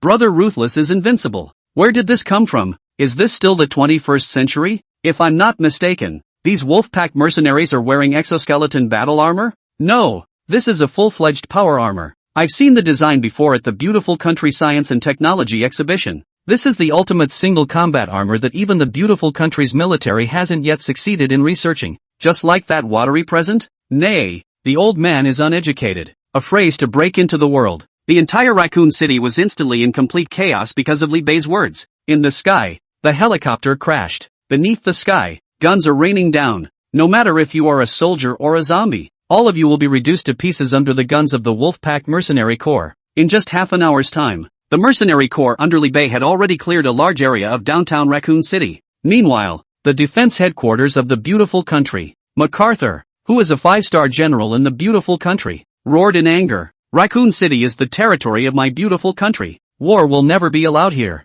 What a Umbrella Corporation. How dare they have the nerve to come to me and say they can solve all the troubles. Send me troops to suppress it. No, I'm going to lead the troops myself. Get me the commander of the Army's 5th Corps. The adjutant next to him dared not persuade him to do so, but had no choice but to call the telephone number of the commander of the 5th Army Corps. Hey, Corporal General Tom, have your soldiers armed at once. I am going forward with my troops to suppress Raccoon City. 5-star General MacArthur shouted his orders. The 5th Legion commander across the room was silent for a moment, then calmly inquired, Sir, do you have orders from His Excellency the President? In accordance with federal military law, without the approval of His Excellency the President, as well as the Chief of Parliament, our department shall not cross the armored battlefield with arms. MacArthur was about to go mad. Newly appointed Trip and Umbrella Corporation are the snakes and rats. How could he possibly agree to me leading troops to suppress it? The Legionnaire on the other end of the line sniffed regretfully. If you don't have permission, Then I'm sorry, Your Excellency the General.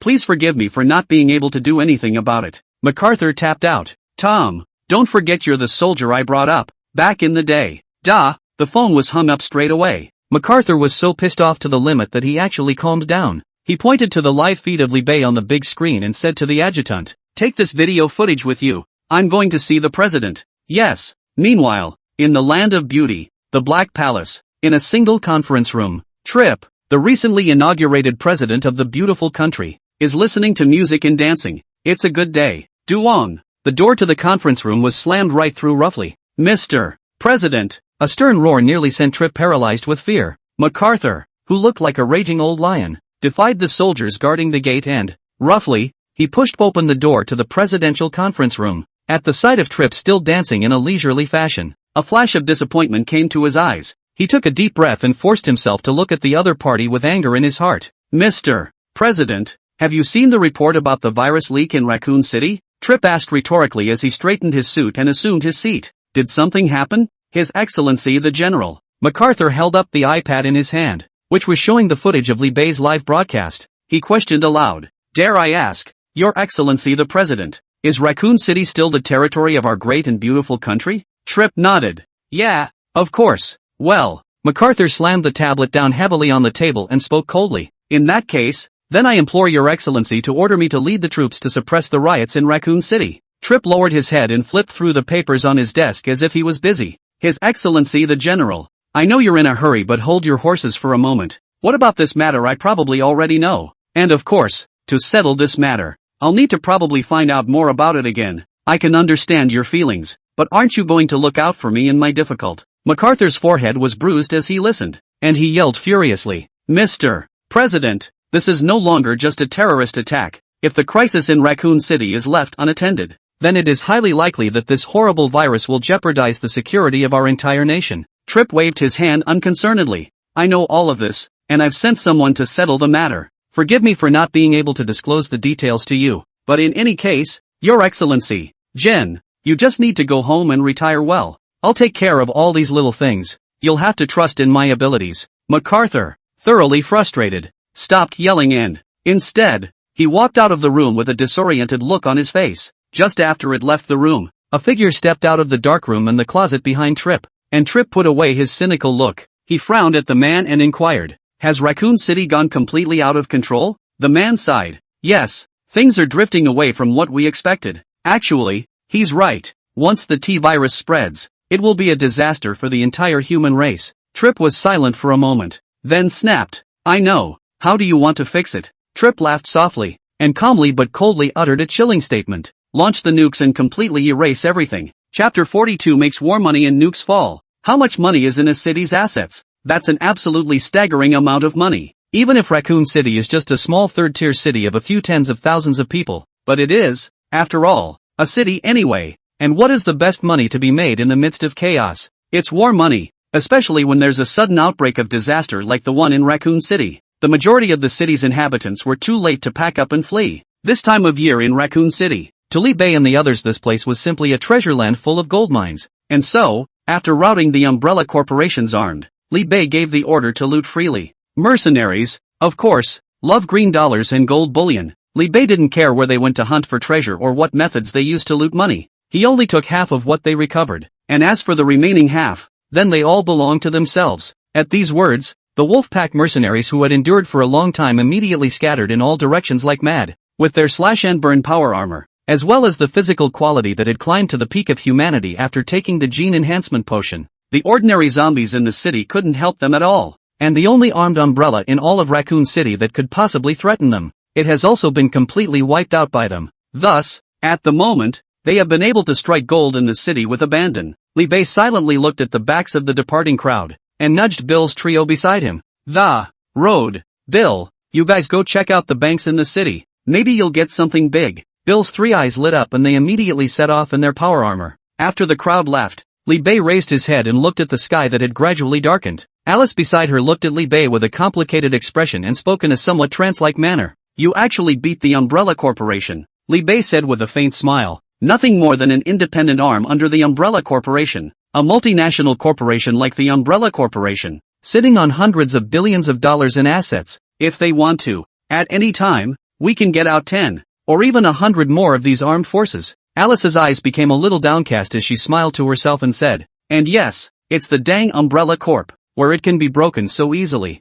Li Bei raised the metal USB flash drive in his hand and said, there's this little gadget for that. Alice snapped with a raised eyebrow. What do you mean? Li Bei explained. As soon as this flash drive is handed over to the United Nations, it contains all the evidence of the Umbrella Corporation's research into the T-virus and human experimentation on civilians. As soon as this evidence is brought out, the odds are that Umbrella Corporation is going to have a lot of energy. If not bankruptcy, this time. Alice nodded plausibly. That means this stuff is important. Is it even a matter of life and death for the Umbrella Corporation? Li Bei nodded. Then, from what I know of Umbrella Corp, they must be frantic to destroy this thing, even if it costs them extremely dearly. When these words came out, Li Bei first smiled faintly. Then, it was as if he suddenly remembered something. Right. Umbrella Corporation is at least a giant multinational conglomerate. In the knowledge that I have in my possession crucial evidence that is a matter of life and death for them, will they just sit back and wait? If it were myself, I wouldn't even send just one unit to suppress it like this.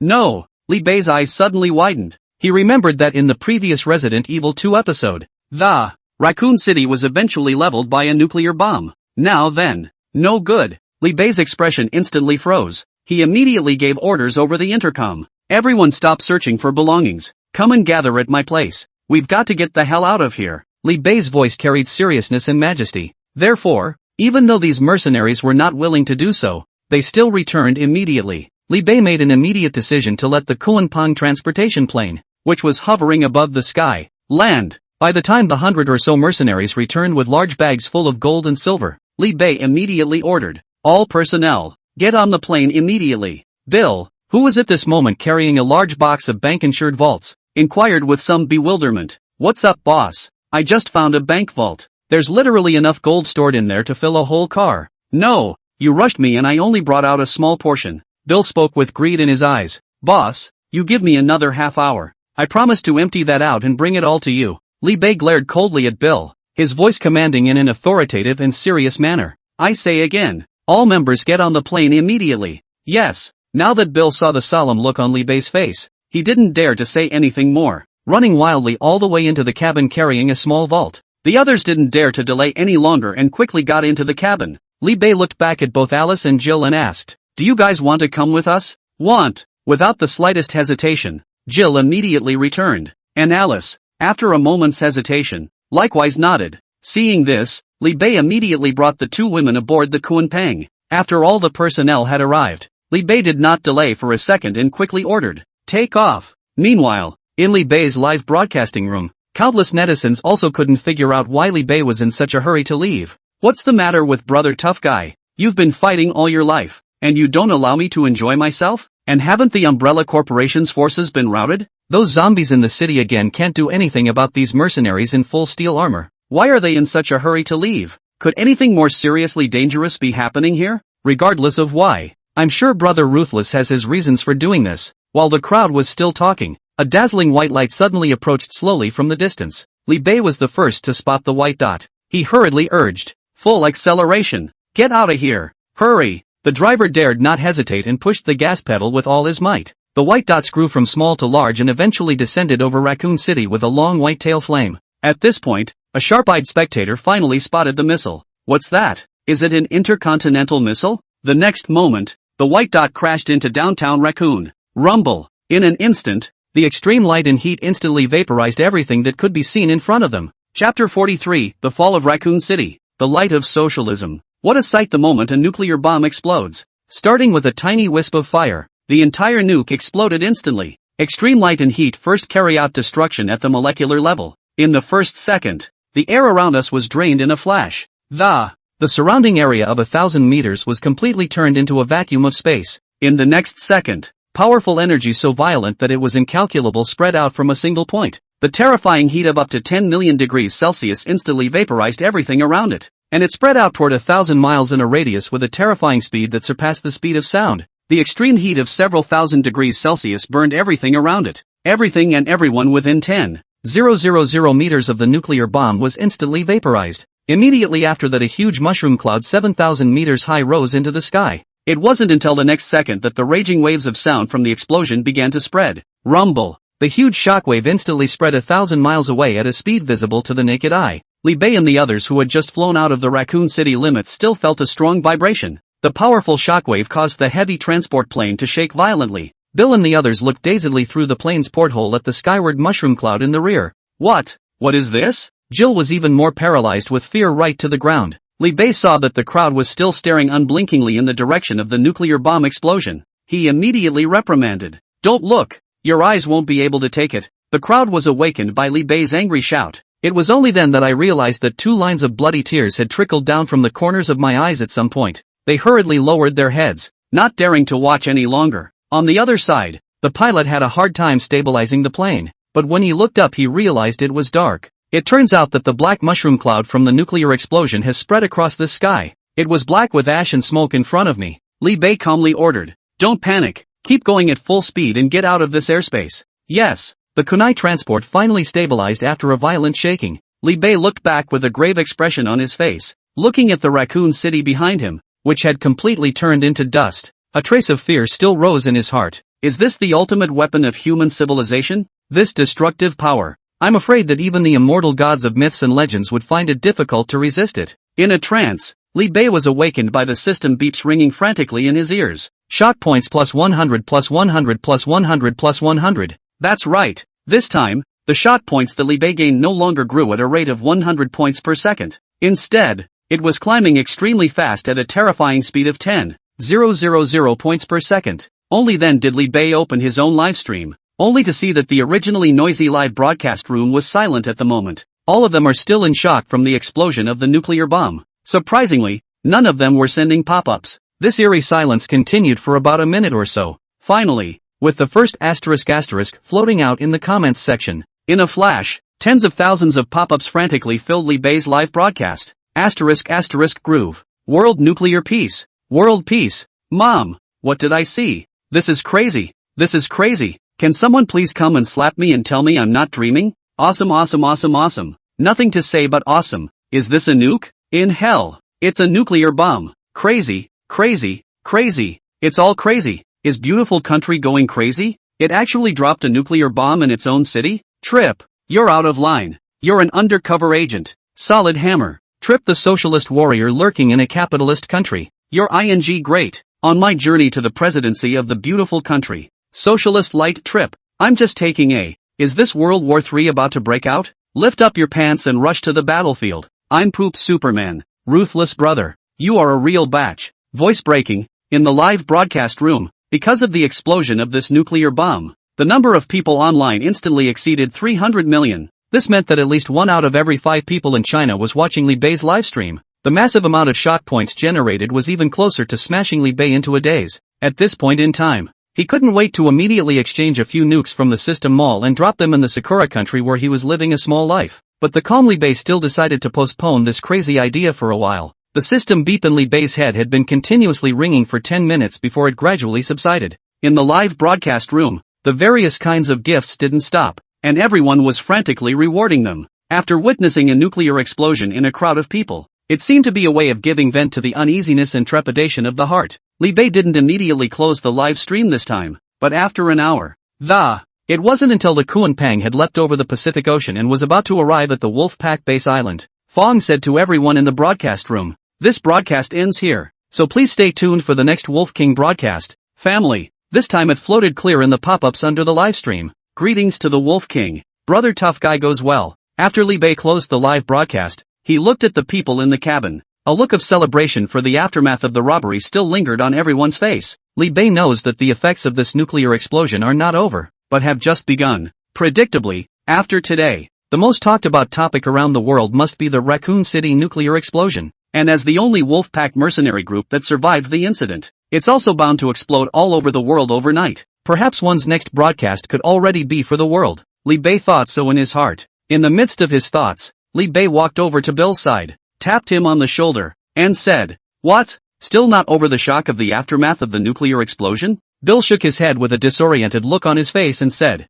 "No, I'm just sad that there's still tons of money in Raccoon City that we haven't raided yet. Now a nuclear explosion comes down and all the money that was ours is in ashes. Li Bei sniffed and glared at Bill with a bemused look on his face. Well, as it turns out, for them, mercenaries who had long ago put life and death behind them, not even the end of the world will stop their desire for money. Hoo. At that moment, the Kunlun transport finally began to land. They had unknowingly returned to the top of Wolfheart Island. As the cabin opened, more than 100 Wolfpack mercenaries stepped out of the plane in silence. The two of them, Gil and Alice, looked around somewhat bewildered and looked at Li Bei inquiringly. Here's. Li Bei opened his arms and said to the two women with a smile, "Welcome to my world." Chapter 44 Upside Down. China's support. Jingle bells. Beautiful country. Black Palace. Trip is broadcasting live across America. Dear citizens of the beautiful country, I am President Trip. Today, I'm going to explain to you, the citizens, the whole story about the events in Raccoon City.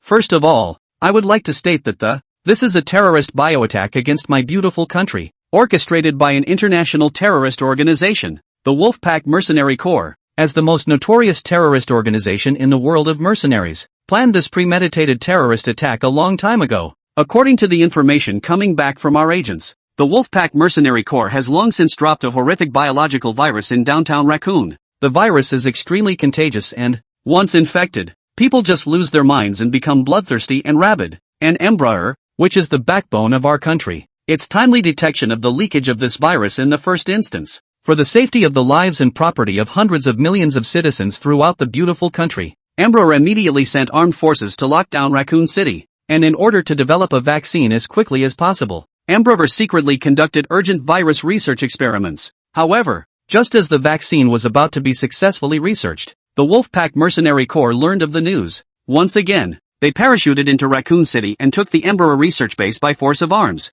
and the armed forces sent by Emperor were heavily damaged by this group of terrorist organizations. In order to prevent the further spread of this virus, which threatens the security of human beings throughout the world, I gave the War Department permission to launch a 15,000-ton equivalent nuclear bomb to sweep Raccoon City. With a sullen expression and a fake wipe of snot and tears, Trip continued. Unfortunately, however, this group of armed terrorists is really sharp. Escaped Raccoon City at the last minute as the nukes arrived. I'm sorry for the 87,561 citizens of the beautiful country of Raccoon City. Here, I offer my heartfelt condolences to the more than 80,000 citizens of the beautiful country who lost their lives in this terrorist attack. Trip's expression changed and he suddenly yelled, I am here to assure all citizens that we will find the stronghold of this group of terrorists. Blood for blood, a tooth for a tooth. I will definitely not let go of this group of rampant terrorist forces. I ask the citizens of the beautiful country to trust me. We will not spare them. Me, Trip, must incarnate the nemesis of sin.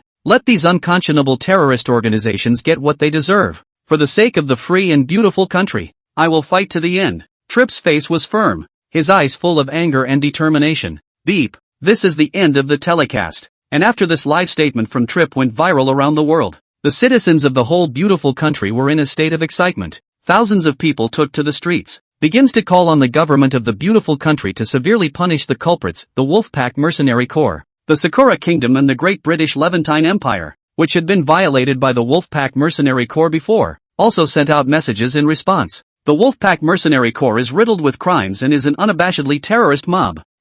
Sakura Nation, call on every country in the world to put out a manhunt for him. The speaking officer of the Empire of Great Britain and the Purpura likewise made a statement. The peace of the world is at stake. We will never allow any terrorist force to start armed riots around the world. The tragedy that happened in the beautiful country today is a lesson for all the countries of the world. We likewise call on the United Nations to send special forces to launch a worldwide sweep of Wolfpack mercenaries. As these three powers began to come off the bench to drive the tempo, many allied countries as well as contract countries have issued condemnations of the Wolfpack mercenaries. However, what the truth of the matter is, in fact, we all know in our hearts, the upper echelons of the countries actually understand that the real culprit in the Raccoon City incident is actually Emperor. But in politics, the truth never matters. Dignity is only above the blade of the sword, and truth is only within range of the cannon. As the most powerful and beautiful country in the world today speaks out, the following group of minions are of course subservient. With international public opinion caught in a lopsided situation, that's when China's chief diplomat issued a different statement. My country expresses its deepest condolences on the tragic events in Raccoon City today.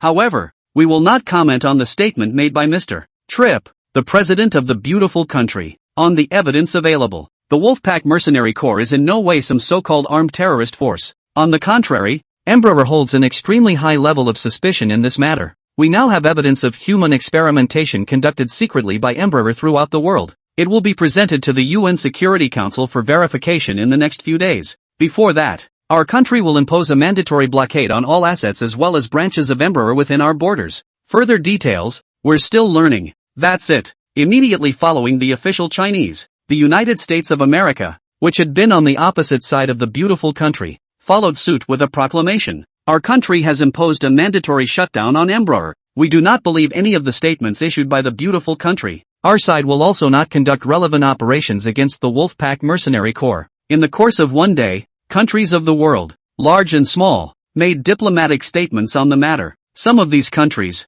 led by the beautiful country, have issued wanted notices for the Wolfpack Mercenary Corps, while another part of the country followed in the footsteps of the United States of China and Soviet Russia. An asset blockade was placed on Emperor. For a while, the world was in a state of flux, and the Wolfpack Mercenary Corps, which was at the center of the incident. Instead, a big party is being held on the island at this time. Li Bei stood on a 3-meter-tall armored car and raised his glass and said loudly, "To celebrate the success of this operation, let us drink to this. Hooray for the boss. Long live the wolves. The boss is invincible." The large group of mercenaries at the bottom laughed maniacally and drained their glasses. Li Bei raised his glass again and said loudly with an open expression, "Nothing in the world can stop us. For the wolves." Below Bill yelled with it, "The wolves have arrived." All of them raised their glasses and roared, "Battle invincible." Asterisk asterisk asterisk asterisk. The crowd once again drank from their glasses. Everyone eat and drink well. Enjoy relaxing. Li Bei leaps off the roof of the car and sneaks out,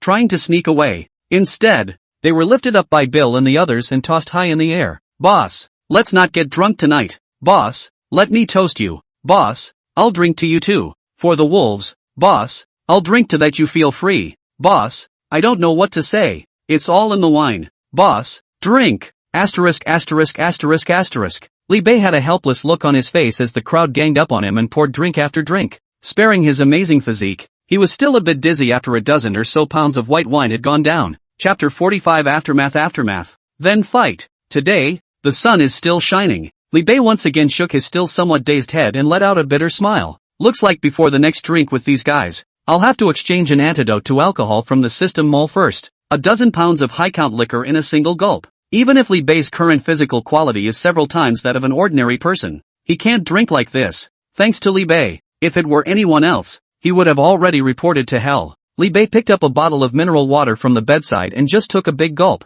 Suddenly he glimpsed a flash of whiteness beside him. Li Bei was instantly startled. Thought it was that big shameless black bastard Bill crawling into his bed again. He yelled as he lifted the bedding covering his body. "Uing." Before the words were finished, what appeared in front of Li Bei's eyes was a piece of white, plump flesh. Put. All of the mineral water in Li Bei's mouth sprayed out, and he began to cough violently as he was violently choked. Ahem. Awakened by a cough, Jill opened her eyes in a daze and muttered under her breath, "What's wrong?" Li Bei's face was suffocated red as he stammered and asked, I. Wee. Jill whitened his face with flair, then lay back on the bed with a languid, petulant expression. "Stop it and pass me the covers. I'm exhausted." Li Bei dutifully did as he was told. He looked at his naked self and then at his naked Jill. In his heart, he knew that he was afraid that he had lost his innocence. Snap. Li Bei lit a cigarette and asked with a somewhat depressed expression, "What the hell happened last night?" Jill's lazy voice rang out. "What else could have happened? Last night you got drunk and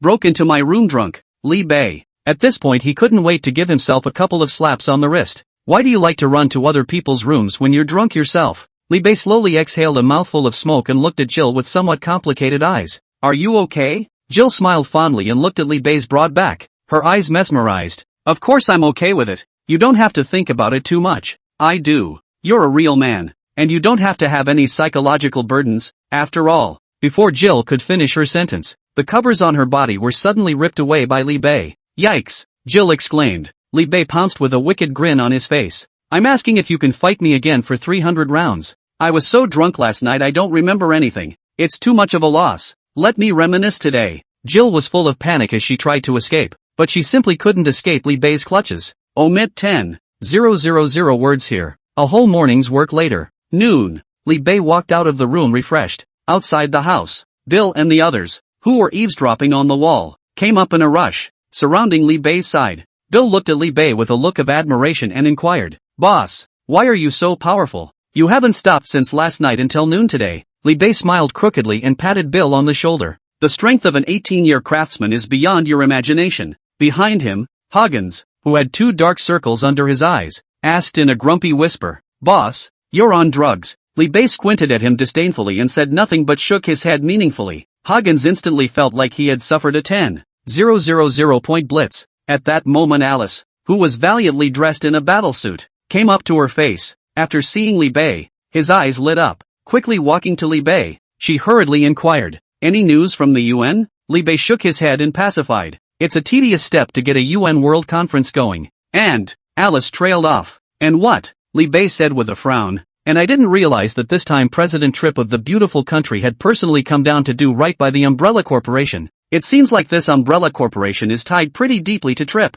A cold glint flashed in Li Bei's eyes as he continued. "Now the beautiful countryside has united dozens of countries, big and small, in spreading rumors, declare that we are the ones to blame for this incident. Despite the fact that countries such as the State of China and the United States of America and Russia have come forward to condemn and testify against Emperor, but I guess there's still no way to bring it down at once." Alice's pair of blue eyes showed a touch of doubt. She doesn't understand why the Umbrella Corporation, which has clearly done so much inhumane human experimentation, and it has directly led to the loss of tens of thousands of lives, and it's amazing that so many countries are doing it justice today. What's wrong with this world? Good and evil are indistinguishable, and good and evil are reversed. Li Bei patted Alice's shoulder and comforted her. "Don't think too much about it. At the very least Umbrella Corporation, after what they've been through, the forces will surely be subjected to a major wave of downsizing. It's not even outright bankruptcy that's out of the question. At least those guys from Umbrella Corporation won't have time to come after you for a while." Li Bei pointed to the ground under his feet and said confidently, "Just stay with me in peace for now, and I'll make sure that no one can get to you while you're here." Alice nodded to Li Bei with a slightly dazed expression. "Thank you for being willing to take me in. I would like to join your mercenary group. I wonder if you agree," Li Bei said with a big smile. "Of course, the Wolfpack mercenaries never turn away any lady as beautiful and strong as you." Alice reluctantly smiled towards him, but her tone was sincere as she thanked him. "Thanks a lot." Li Bei waved his hand, looked at Alice's back as she left, and suddenly said, "Don't worry, the Umbrella Corporation won't be able to bounce around for long. It won't be long. I'll make those countries that are full of understand what happens when you offend the Wolfpack mercenaries. As for the Umbrella Corporation, I'll give them hell. That's what I say, and it doesn't matter if Jesus comes." Li Bei's voice was low, but it was permeated with a powerful confidence. It made Alice's heart inexplicably have great confidence in what the man in front of her was saying. 3 days later, Li Bei was aboard a stealth B-39 fighter, landed in a military base on the outskirts of Kyoto, China. It was still an old acquaintance, Wu Feng, who came to pick himself up. After passing through layer after layer of alloy gates, Li Bei once again met Chen Long. At this moment, Chen Long was on the phone, his expression serious as he yelled at the other end of the phone. "What property of the Great Britannic Purpura Empire? Those are clearly cultural treasures passed down from our ancestors. Oh, just allow them to take them from our country back in the day, and we're not allowed to snatch it back from our country? And I've said it many times, this artifact was fished out of the Pacific Ocean by us, not the one stolen from the British Museum." "What? All look exactly the same? So what? Even people can look exactly the same in this world, but not antiques? I don't care, Grandma. I think the Britannic Empire, is just looking for a fight. Tell their diplomats for me that my country of China's 5-carrier fleet, hundreds of thousands of naval warriors are ready to go. If they want to fight, then so be it. My country of China is ready to accompany them at any time." Chapter 46, Not Doing the Sakura Nation. Li Bei silently sat on the iron bench and lit a cigarette and smoked it. 10 minutes later, Chen Long hung up the phone, sitting next to Li Bei. Li Bei handed him one, and Chen Long skillfully lit it up and let out a bitter laugh after taking a beautiful drag. "I'm making you look funny." Li Bei waved his hand and asked with a smile. "Solved?" Chen Long gave a sigh and said with a somewhat helpless expression, "It's not going to be that easy. I'm guessing it's going to drag on for a while." Li Bei smiled in understanding. Chen Long looked at Li Bei with a complicated expression and sighed. "Sometimes I do envy you, kid. Do whatever you want, blow up wherever you want." Li Bei slanted a glance at him and joked, "Envious? If you can't, you can come work for my wolf pack. From now on, follow Bei around the globe to set off fireworks, and blow up wherever you feel bad." Chen Long let out a bitter smile and waved his hand. "I'd rather not. I'm old and don't have that passion anymore." Li Bei shrugged. Chen Long flicked the burnt-out cigarette but in his hand and his expression came down seriously. "The information you sent was very detailed. Our Chinese Foreign Ministry is already working on filing an arbitration with the United Nations.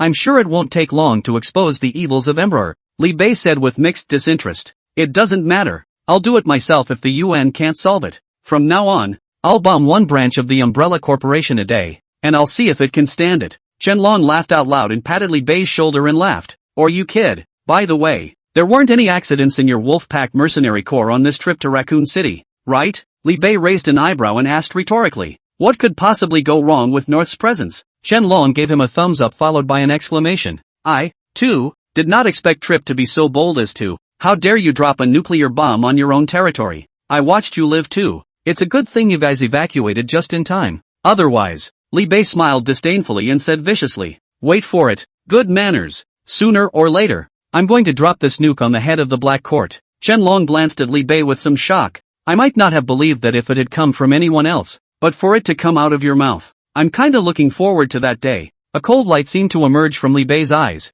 and he was actually already making preparations. In the system mall, a megaton-yield nuclear weapon can be redeemed for only 15 million shock points. On this trip to Raccoon City, Li Bei had at least harvested close to 1 billion shock points. If it's all exchanged for nukes, that yield could even exceed the largest yielding nuclear bomb in the world today, the Tsar bomb, coupled with the electrical signal shield that Li Bei had redeemed from the system mall. Theoretically speaking, Li Bei is now fully hopeful of accomplishing this feat. Anyway, Li Bei had already decided that if the beautiful country was really aggressive, then the big deal is that he'll do a big round and drop a nuke directly over the capital of the beautiful country. After the bombing, the big deal is to go into hiding for a while, and when things settle down, keep coming back out and screwing things up yourself. By the way, speaking of big news, here's a secret report from the Sakura country for you to read. As if Qianlong suddenly remembered something, he took out an encrypted file from the table. It was handed to Li Bei. Li Bei took the document and casually flipped through it. In the next moment,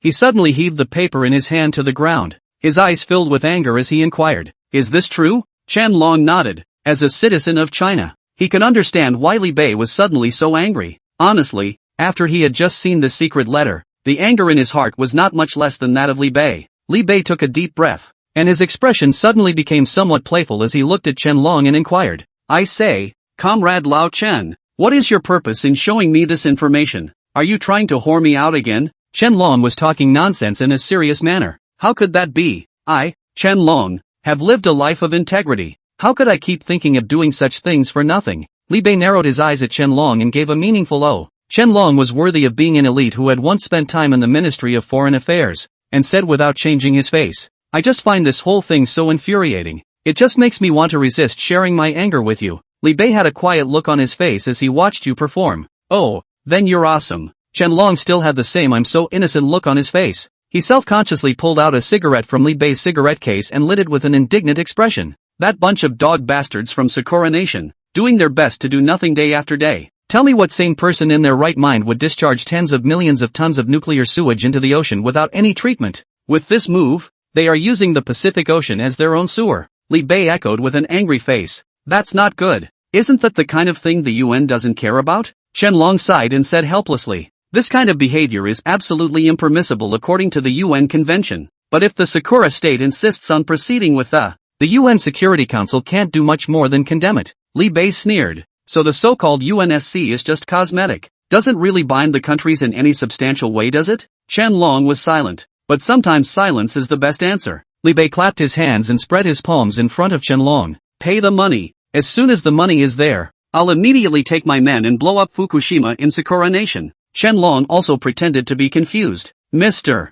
Li Bei, what are you talking about? I didn't mean to hire you to destroy Sakura Nation's nuclear sewage discharge plant. Oh, while I have here a detailed deployment map of the Sakurakukuni Fukushima garrison, and about the exact location where this nuclear effluent is stored, but I have absolutely no intention of giving you this information to view." As Qianlong spoke, he pretended to accidentally drop the two documents at Li Bei's feet. "Li Bei, interesting you. You're damn close to shoving these two in my hand." Qianlong's eyes fluttered, and after smoothly passing away the pack of cigarettes that Li Bei had brought with him, walked out of the room on his own. Li Bei sighed. Although he knew that the odds were that he had been whored out by Qianlong again for nothing, but picked both up anyway, although there was no knocking from Qianlong's side. However, Li Bei was still prepared to take on this employment assignment, not for any other reason, simply because he, Li Bei, Couldn't stand to see the animal behavior of that group of animals in the Sakura country. And, wait until a couple of days after the Sakura state issues a notice to discharge nuclear sewage into the sea. The eyes of the world will surely be on Sakura Nation once again.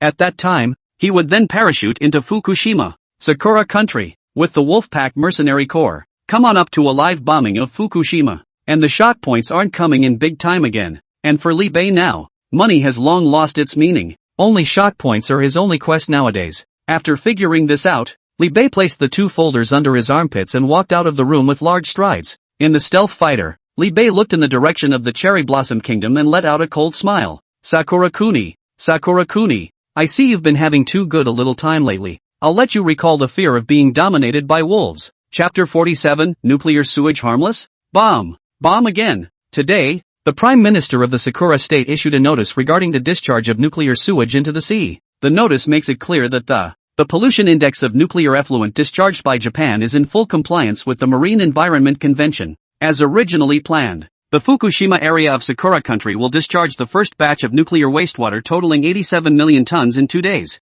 One thing leads to another. There was just a nuclear explosion in the beautiful country 2 days ago. A few days later the Sakura state announced that it was going to discharge nuclear sewage into the sea. Unlike the Raccoon City nuclear explosion, this time, the Sakura state wants to discharge nuclear effluent into the Pacific Ocean, directly threatening people all over the world. In particular, the countries bordering the Pacific Ocean waters have come out in a desperate attempt to stop it. This move by the Sakura state will seriously jeopardize the ecological balance of the oceans. It is disrespectful to all of humanity. The Stick Express. The blue star is the blue star of all mankind. Please, Sakura Nation, don't destroy our beautiful home for your own selfish desires. The Beijing Times. We warn the Cherry Blossom State that in the event that nuclear sewage spreads into the waters of our United States of America, the consequences will be severe. The Daily Big Hairy Man. However, no matter how much these countries try to persuade them, they still could not change the brain-dead decision of the Sakura country. In the face of the accusations of the world, the Prime Minister of the Sakura country just played a little cute.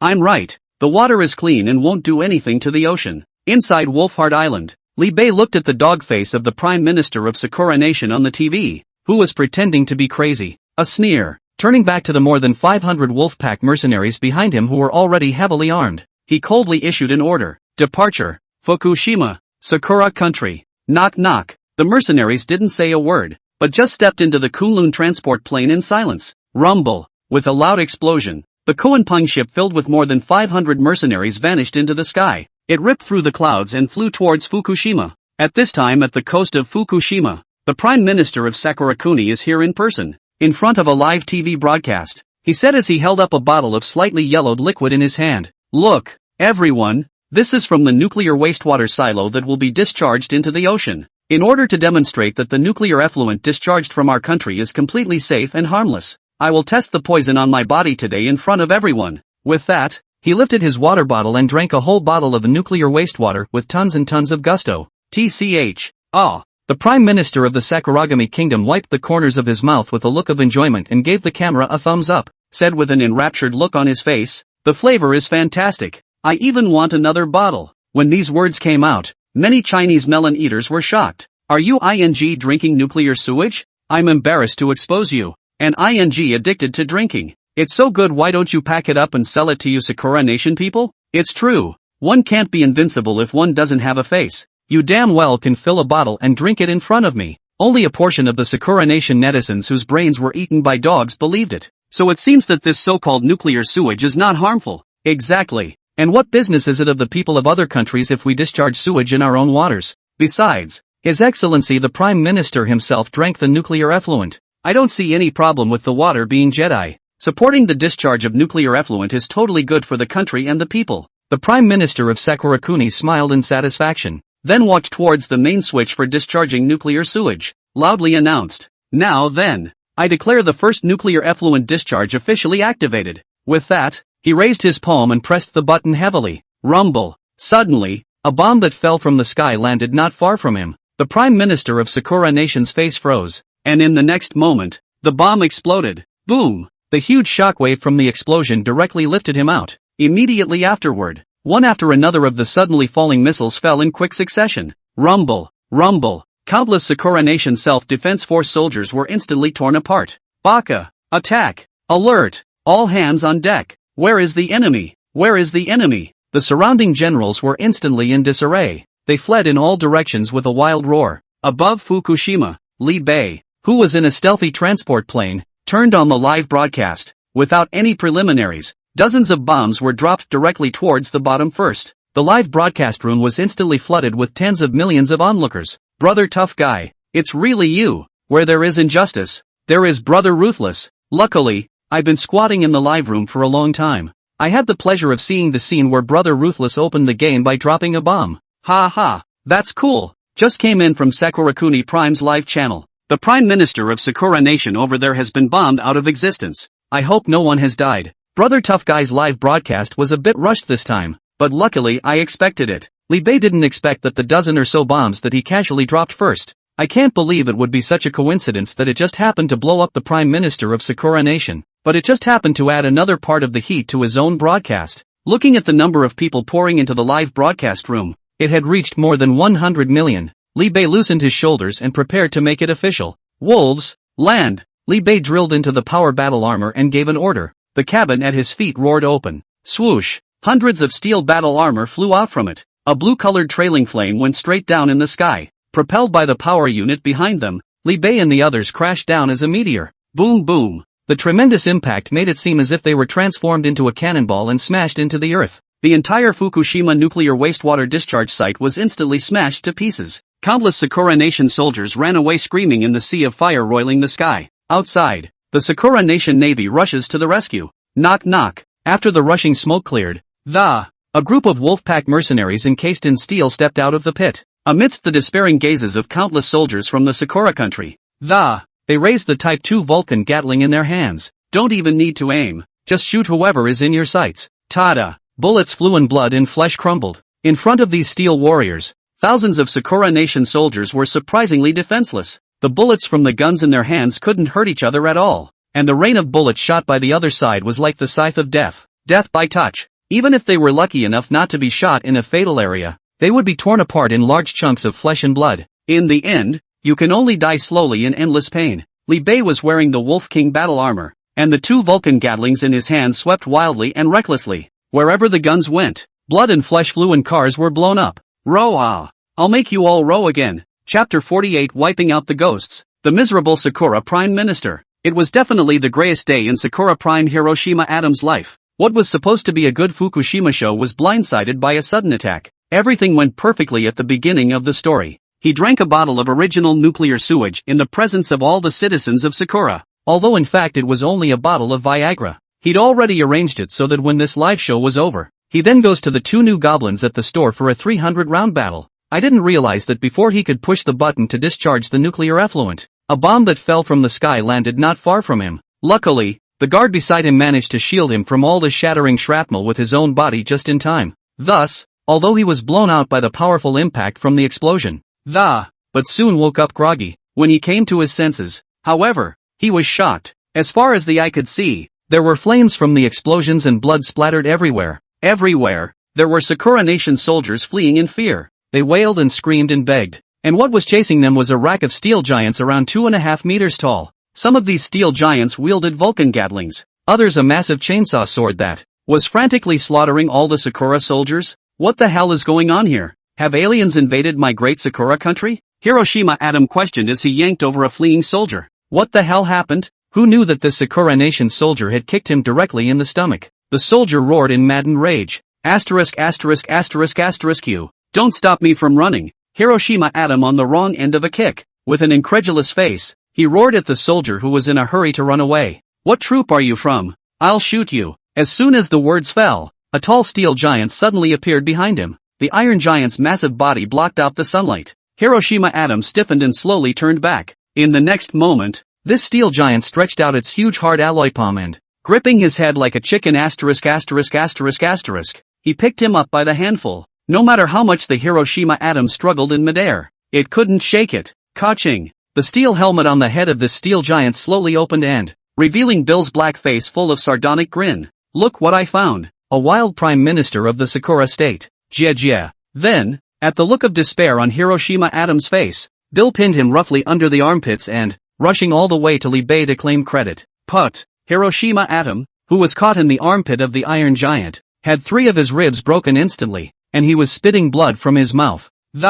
Toward the passing Sakura Nation soldiers for help. Help me, I'm the Prime Minister. Unfortunately, on the chaotic battlefield, all the Sakura Guk soldiers were doing their best to run away from the. There was no time to pay any attention to Hiroshima Adams' pleas for help, because they can't even protect themselves. On the other hand, Li Bei wielded his chainsaw sword and tore apart a Sakura Nation colonel general. Rolling blood flew as head after head of Sakura bastards fell to the ground. Li Bei was frantically hacking away at the Sakura Nation soldiers while, all the while there was room to interact with the live audience. Families, slash at the heads of the devils with your big swords. What? Am I guilty of murder? I'm sorry, but it's not a man I'm chopping up. It's a 2-legged beast. Do you guys usually kill chickens to break the law? At the bottom of the live broadcast, a group of Chinese netizens responded. What's the law against killing devils? Brother Ruthless, help me cut off the heads of a few more devils. The screen was extremely comfortable at one point. Why do I get the feeling that if Brother Ruthless broadcasts a few more matches, little Sakura Nation is going to be killed off by him as a nation? I couldn't take my eyes off of it, even though it was on a large scale. Support Brother Ruthless? Bastards don't deserve sympathy. There were a total of 2,000 Min Sakura Goku Self-Defense Force soldiers stationed at the Fukushima base. In less than half an hour, these soldiers, known as the island's elite, it was slaughtered by the Wolfpack Mercenary Corps. Only a small number of soldiers jumped into the ocean, not knowing whether they were alive or dead. An hour into the battle, the entire Fukushima nuclear sewage base was bloodied. The broken arms and limbs of Sakura's soldiers were everywhere, and not a single casualty among the 500 or so Wolfpack mercenaries. As Li Bei chopped off the head of the last Sakura Nation soldier with his sword, a deathly silence fell over the large Fukushima base. Immediately after that, Li Bei gave the order, clean up the battlefield. The Wolfpack mercenaries then began to skillfully reload on the Sakura Nation soldiers lying on the ground. At that moment, Bill rushed to Li Bei with heavy steps, one big step at a time. Thud! Bill dropped the Sakurakuni Prime Minister, who was caught in his armpit, roughly to the ground. A face of excitement invited credit. Boss, look what I brought you. Li Bei looks down at Hiroshima Adam, who was covered in mud at this point. The originally clean and tidy suit and pants were stained red with blood. His face was full of pain as he covered his chest, which was dented with a large lump. It looks like Bill cracked a rib. Vomit. Adam Hiroshima, who had been heavily slammed to the ground, violently vomited a large mouthful of blood, despite the excruciating pain in his chest. But the funny thing is, as the drug kicked in, the little kunai underneath him unconsciously stood tall. Li Bei spared the live broadcast device to dislike Hiroshima Adam's face and laughed playfully. Look who's here. If it isn't the beloved Prime Minister of the Sakura country. Hiroshima Adam crawled to Li Bei's feet with a panicked look and begged for mercy. Don't kill me. Please, please don't kill me. Li Bei smiled faintly and said without any gentleness. Don't worry, I won't kill you that easily. At those words, a ray of hope instantly sprang up in Hiroshima Adam's small eyes. I'll do anything as long as you don't kill me. Li Bei saw the small loach that was slightly raised in the middle of his pants and a look of disgust appeared on his face.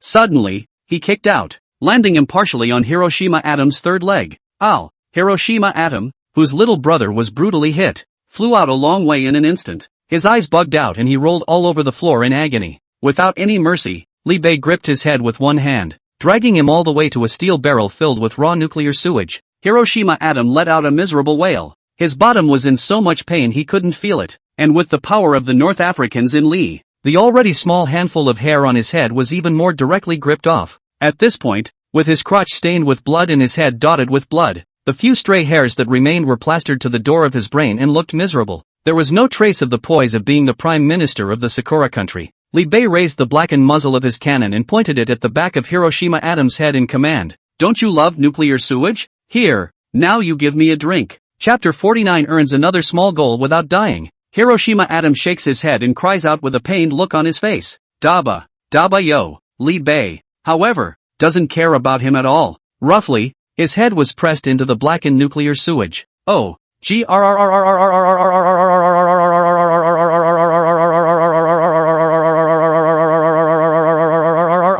Atomic Hiroshima's body is struggling for dear life. But how could his little strength be able to argue with the strong and sturdy Li Bei? With a choking sensation hitting him, he still couldn't help but open his mouth. A stream of dark, nuclear sewage flowed down his throat. A sharp burning sensation came from the abdomen. Hiroshima Adam's body is flopping around like a dead fish. Slowly, his struggles weakened. Seeing this, Li Bei unhurriedly lifted his head out of the iron barrel. Casually, he tossed him aside. After spitting out a heavy mouthful of black water, Hiroshima Atom suddenly began to convulse. Around him, a dozen expressionless steel warriors surrounded him. The drone camera was filming the agonized demeanor of the Hiroshima Atom the entire time under the control of Li Bei. Li Bei's live broadcast made countless hot-blooded young people clap their hands. Ha ha, don't you love it? Don't you want another bottle? Cherry Blossom brand nuclear sewage. 1 bottle refreshes the mind. 2 bottles never fatigue. 3 bottles of immortality, oh yeah, tastes great. I really do love to see Ruthless Brother the little Cherry Blossom boasts the most.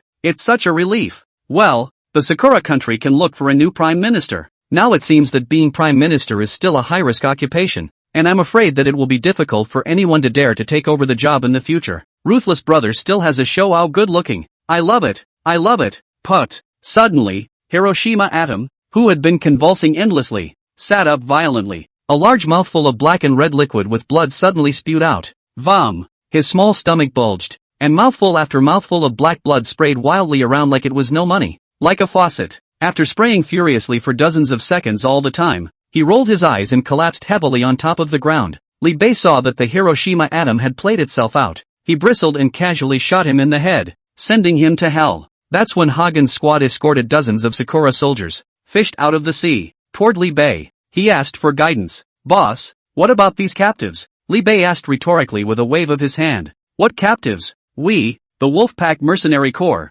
never have prisoners under our command. Hagens instantly comprehended Li Bei's meaning. He then raised his hand, and the wolf mercenaries behind him raised their machine guns at once, as Hagen's palm slammed down. Tada! A succession of gunfire obliterated the darkness. Li Bei indifferently turned back, his voice faintly ringing out. Go! Hundreds of steel warriors stood at attention. Hoo-hoo! As the flame gas pedals on the soles of the crowd's feet spewed out azure-colored flames, more than 500 mercenaries neatly flew back into the Kuan-Pine ship above the sky. High above, the transporter with the hatch closed roared to life and sped away through the clouds, and 10 minutes after Li Bei left, the naval fleet of the Cherry Blossom Kingdom, stationed at the nearest point, had only just managed to arrive. Yamada Ichiku, who was an admiral, stepped onto Fukushima with an ugly look on his face. Looking at the corpses and burning flames all over the base, his face darkened even more, especially after seeing the body of Hiroshima Atom, who had been shot in the eyebrow. He even couldn't help but roar wildly to the sky. Wolfpack Mercenary Corps, I won't rest in death with you. As soon as the words fell, dozens of time bombs that had long been installed exploded. Rumble. Violent explosions swept across Fukushima. Hundreds of Sakura Nation Navy soldiers who had just set foot on Fukushima were instantly blown to pieces. High in the sky, the drone camera that was specifically left here by Li Bei showed the scene in its entirety to the netizens. Once again, the eating public in the comments section was viciously shocked. 66. It's still my ruthless brother. Killing 2 birds with 1 stone. Immortality, haha, now it's dead. The dead are dead. But haha, I really can't help it, haha. Merit 1-1-1-1. I'm sure Brother Ruthless always finds a way to stimulate us. I can't help it. A big rocket goes off. After a month or so, Sakura Nation is once again the laughingstock of the world. One cannot lose to the same person twice, but the Sakura people can. The cherry blossoms in my hometown are blooming. Ha, so my hometown is gone? Today is a good day. I'll see who else dares to propose discharging nuclear sewage in the future. Brother Tough Guy will teach him to be a man. Meanwhile, far above the Pacific Ocean, Li Bei saw the rapidly increasing shock points on the system panel. A slight smile. With that, the live stream was closed. This broadcast received far fewer shock points than the last one in Raccoon City. A full count would only yield a small target of shock points. Of course, over $1 billion is actually quite a lot of shock points. It was only Li Bei who, after the Raccoon City incident, the reason for having become a bit oblivious to small events in general. But since when is one even a little over 1 billion shock points too little? As Li Bei's thoughts turned, he suddenly felt as if he had drifted a bit recently. That's more than 100 million shock points. Converting it into a nuclear bomb would be enough to blow up Sakura Nation. You can't float. You can't drift. You have to live slowly. Sooner or later, he would stand at the peak of this world, fearless of any threat. Shaking his head, he shook these stray thoughts from his mind. Li Bei reclined on top of the fluffy seat of the started picking out the props in the system mall with a smile on his face. A space battleship? This hangs, I like it. A psychic fruit? You take it and instantly awaken an ability? This one doesn't seem too bad. 1,000 full-strength core with the full combat savvy of a Navy SEAL? It's worthy of being a system. Even soldiers can be built. Ha! What's this one? One of the 8 wondrous techniques. The Divine Spirit? That's a sudden change in style, but it seems to be pretty dang good too. Meanwhile, on top of Fukushima, which was bombed to rubble, the body of Yamada Ichiku, which had been blown into several pieces, suddenly trembled strangely. Whoosh! Only half of the head of the face remains. Yamada Ichiko's eyes suddenly opened. Immediately after that, a massive light black pitch black Shashua suddenly surged out. The several severed limbs wrapped around Yamada Ichiko slowly pieced together. After a few moments of work, Yamada Ichiko's torso completely returned to its original state. His eyes snapped open, and after a brief moment of stupefaction, thinking of everything too cold and piercing chills shot out from his eyes. The Wolfpack Mercenary Corps. Immortality. Chapter 50, Transforming Bases. Mega Mecha. Sakura Express. Surprise. Prime Minister Hiroshima Adam Kuan was honorably martyred. The nation mourns. China Daily, it is reported that this afternoon there was a martyrdom explosion at Sakura Fukushima, which was scheduled to discharge nuclear wastewater into the Pacific Ocean, and the Prime Minister of Sakurakuni and more than 2,000 soldiers were left without a body. Orient Express, present day, the anti-Japanese heroes, the Wolfpack Mercenary Corps, have struck again. The Fukushima nuclear sewage discharge station was reduced to rubble, and Sakura Shuko died a good death. The Great Harry Daily News, Sakura Nation has made a fool of itself, and the Wolfpack Mercenary Corps has struck again. Bombing Sakura Fukushima is good. Hiroshima atomic death is wonderful. Let's see who dares to make trouble in the future. Beautiful Country News Direct, saddening. Another terrorist attack by the Wolfpack terrorist organization. The martyrdom of our good dog. Blah blah blah. Our good buddy, the Prime Minister of the Sakura State.